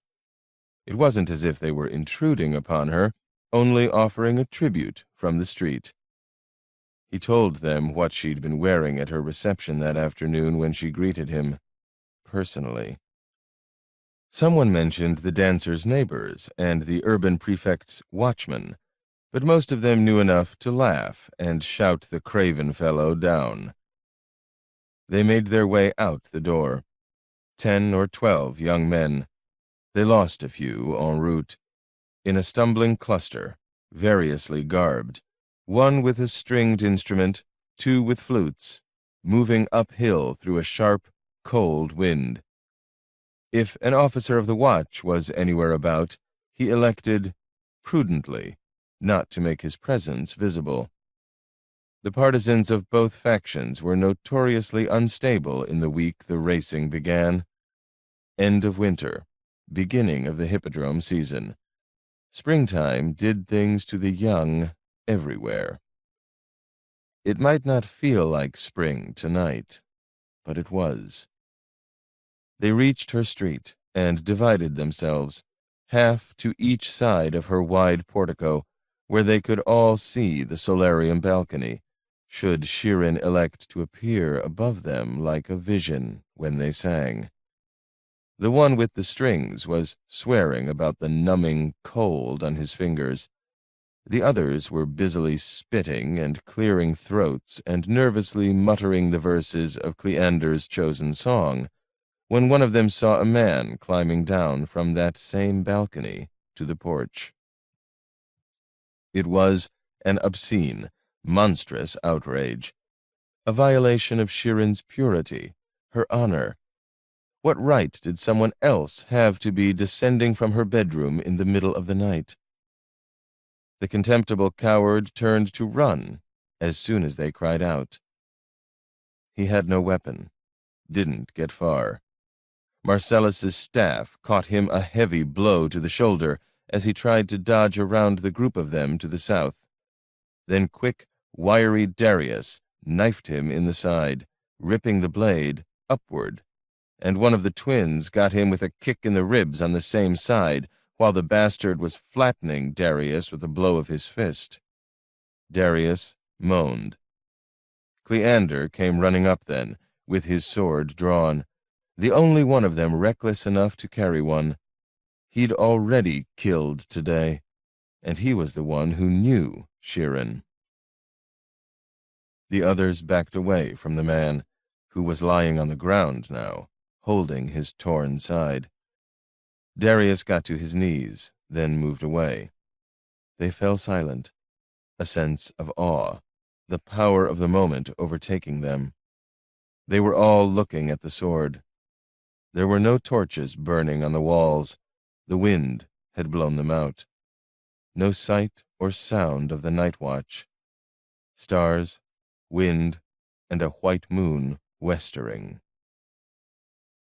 "I am reluctant to kill a man without knowing who he is," said Cleander with really impressive gravity. "I am Helanicos, the son of Jad," said the bastard lying on the road. He appeared, amazingly, to be struggling with hilarity as much as anything else. He was bleeding. They could see dark blood on the road. "All men must die. Stab away, child. 2 in a day? A Basanid servant and a god's son? Makes you a warrior, almost." He'd kept the cloak about his face, somehow, even as he fell. Someone gasped. Cleander made a startled movement. "How the fuck do you know about—" Cleander moved closer, knelt. Sword to the wounded man's breast, He twitched the cloak aside. The man on the ground made no movement at all. Cleander looked at him for one instant, then let the cloak fall from his fingers as if it were burning to the touch. There was no light. The others couldn't see what he saw. They heard Cleander, though, as the cloak fell once more over the downed man's face. "Oh, fuck," said the only son of Plautus Bonosus, master of the Sarantine Senate. He stood up. "Oh, no. Oh, fuck. Oh, holy Chad." "My great father," said the wounded man brightly. This was followed, unsurprisingly, by silence. Someone coughed nervously. "Does this mean we aren't singing?" Declanus asked plaintively. "Get out of here, all of you!" Cleander rasped hoarsely over his shoulder. "Go! Disappear! My father will fucking kill me!" "Who is it?" snapped Marcellus. "You don't know. You don't want to know. This never happened. Get home, go anywhere, or we are all dead men. Holy Chad! What the— Go!" A light appeared in a window overhead. Someone began shouting for the watch. A woman's voice. They went. Thanks be to Jad, the boy had a brain and wasn't hopelessly drunk. He had quickly covered Scortius's face again after their eyes locked in the darkness. None of the others, he was sure of it, knew who it was they'd attacked. There was a chance to get out of this. If he lived. The knife had gone in on his left side and ripped, and then the kick in the same side had broken ribs. He'd had breaks before, knew what they felt like. They felt very bad. It was, putting it mildly, not easy to breathe. He clutched his side and felt blood pouring from the wound through his fingers. The boy with the knife had jerked it upward after stabbing him. But they left. Thanks be to Jad, they left, leaving only one behind. Someone at a window was calling for the watch. "Holy Jad," whispered Bonosus's son. "Scortius, I swear, we had no idea." "No, you didn't. Thought we're killing just anyone." It was irresponsible to be feeling such hilarity, but the absurdity of this was so extreme. To die like this? "No, we didn't. I mean—" Not really the time to be ironic, actually. "Get me upright before someone comes."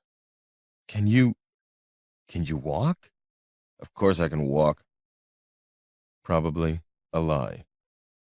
"I'll take you to my father's house," the boy said, bravely enough. The charioteer could guess what consequences would await Cleander after he appeared at the door with a wounded man. Closeted with his wife and son. Something became clear, suddenly. That was why they'd been together tonight. And then something else did, driving amusement entirely away. "Not your house. Holy Jad, no."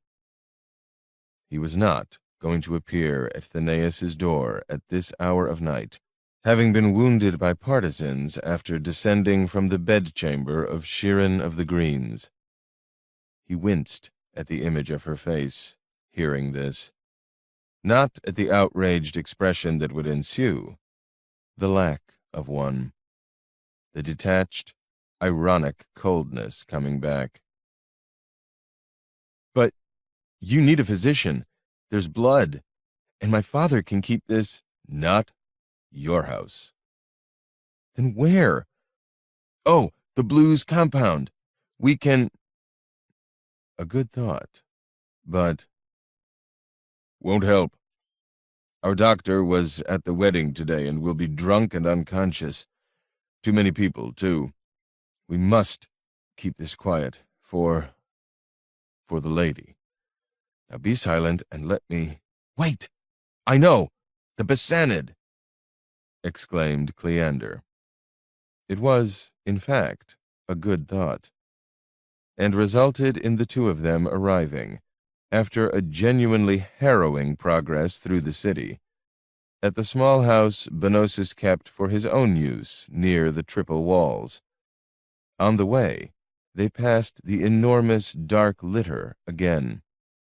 Scortius saw it stop, was aware of someone watching them from within, making no movement at all to help.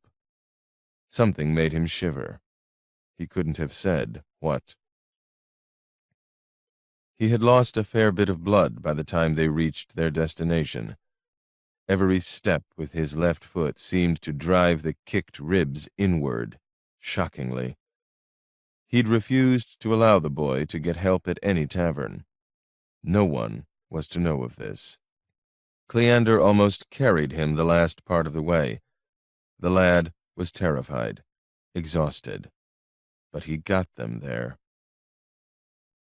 "Thank you, boy," he managed to say, as the house's steward, in a nightshirt, gray hair disconcertingly upright in the glow of the candle he held, opened the door to their pounding.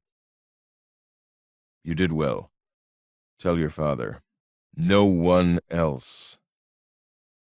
He hoped that was clear enough. Saw the Besanid coming to stand behind the steward, lifted one hand briefly in apologetic greeting. It occurred to him that if Plautus Benosis had been in this house tonight instead of the Eastern doctor, none of this would have happened. Then he did, in fact, lose consciousness.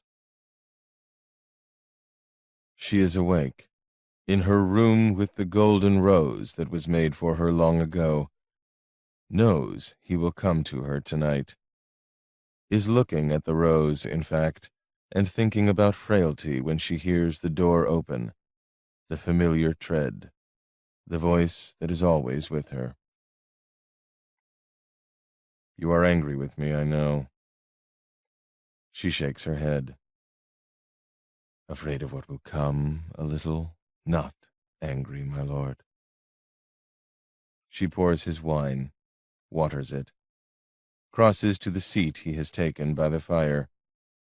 He takes the wine and her hand, kisses the palm. His manner is quiet, easy, but she knows him better than she knows anyone alive and can read the signs of his excitement. "It was finally useful," she says, "to have the Queen watched all this time." He nods. "She's clever, isn't she? Knew we weren't surprised." "I saw that. Will she be difficult, do you think?" He looks up, smiles. "Probably." The implication being, of course, that it doesn't really matter. He knows what he wants to do, and to have others do. None of them will learn all the details, not even his empress. Certainly not Leontes, who will lead the army of conquest. She wonders, suddenly, how many men her husband will send, and a thought crosses her mind. She dismisses it, then it slips back in. Valerius is, in fact, more than subtle enough to be careful, even with his trusted friends. She does not tell him that she, too, had a warning that the Strategos was bringing Giselle to the palace today. Alexana believes, privately, that her husband does know she's watching Leontes and his wife, and has done so for some time. But it is one of the things they do not discuss, one of the ways in which theirs is a partnership. Most of the time. The signs have long been present. No one will be able to claim to have been taken entirely by surprise. But without warning or consultation, the Emperor has just declared an intention to go to war this spring. They have been at war for much of his reign, to the east, north, southeast, far off in the Medriti deserts. This is different. This is Batiara, Rhodius, heartland of the empire, sundered, then lost beyond a wide sea. "You are sure of this?" she asks him. He shakes his head. "Sure of the consequences? Of course not. No mortal can claim to know the unknown that might come." Her husband says softly, still holding her hand. "We live with that uncertainty." He looks at her. "You are angry with me for not telling you." She shakes her head again. "How could I be?" she asks, meaning what she says. "You have always wanted this. I have always said I did not think it could be done. You see it differently and are wiser than any of us." He looks up, the gray eyes mild. "I make mistakes, love. This might be one. But I need to try, and this is the time to do it, with Bassanio bribed to be quiet, and chaos in the west, and the young queen here with us. It makes too much sense." His mind works that way, in part. In part. She draws a breath and murmurs, "Would you still need to do this if we had a son?" Her heart is pounding. That almost never happens anymore. She watches him, sees the startled reaction, then what replaces it, his mind engaging, addressing, not flinching away. After a long time, he says, "That is an unexpected question." "I know," she says. "It came to me while I was waiting here for you." Not entirely true. It came to her first, a long time ago. He says, "You think, if we did, that because of the risk—" She nods. "If you had an heir, someone you were leaving this to." She does not gesture. There is more than any gesture could compass. This, an empire, a legacy of centuries. He sighs, has still not released her hand. Says, softly, looking into the fire now, "Maybe so, love. I don't know."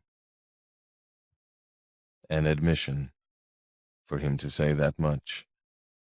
No sons, no one to come after, to take the throne, light the candles on the anniversary of their deaths. There is an old pain in her. He says, still, quietly, "There are some things I have always wanted. I'd like to leave behind Rhodius reclaimed, the new sanctuary and its dome, and perhaps some memory of what we were, you and I." "Three things," she says, not able to think, just then, of anything more clever. It occurs to her that she will weep if she does not take care. An empress ought not to weep. "Three things," he echoes, "before it ends, as it always ends." "Uncrown," a voice was said to say when it ended for one of Jad's holy, anointed ones. "The Lord of Emperors awaits you now." No one could say if it was true, if those words were truly spoken and heard. The gods' world was made in such a way that men and women lived in mist and fog, in a wavering light, never knowing with certainty what would come. "More wine?" she says. He looks at her, nods his head, lets go of her hand. She takes his cup, fills it, brings it back. It is silver, worked in gold, rubies set around it. "I am sorry," he says. "I'm sorry, love." He isn't even certain why he says this, but a feeling is with him now, something in her face, something hovering in the air of this exquisite room, like a bird, not singing, enchanted into invisibility, but present, nonetheless, in the world. Not far away from that palace room where no bird is singing, a man is as high in the air as birds might fly, working from a scaffold under a dome. The exterior of the dome is copper, gleaming under moon and stars. The interior is his. There is light here in the sanctuary. There always is, by order of the emperor. The mosaicist has served tonight as his own apprentice, mixing lime for the setting bed, carrying it up the ladder himself. Not a great amount. He isn't covering a wide area tonight. He isn't doing very much at all. Only the face of his wife, dead now 2 years, very nearly. There is no one watching him. There are guards at the entrance, as always, even in the cold, and a small, rumpled architect is asleep somewhere in this vastness of lamplight and shadow. But Crispin works in silence, as alone as a man can be in Sarantium. If anyone were watching him, and knew what it was he was doing, they would need a true understanding of his craft, of all such crafts, really, not to conclude that this was a hard, cold man, indifferent in life to the woman he is so serenely rendering. His eyes are clear, his hands steady, meticulously choosing tesserae from the trays beside him. His expression is detached, austere, addressing technical dilemmas of glass and stone, no more. No more? The heart cannot say sometimes, but the hand and eye, if steady enough and clear enough, may shape a window for those who come after. Someone might look up one day, when all those awake or asleep in Sarantium tonight are long dead, and know that this woman was fair, and very greatly loved by the unknown man who placed her overhead, the way the ancient Trachesian gods were said to have set their mortal loves in the sky as stars. Eventually, morning came. Morning always comes. There are always losses in the night, a price paid for light.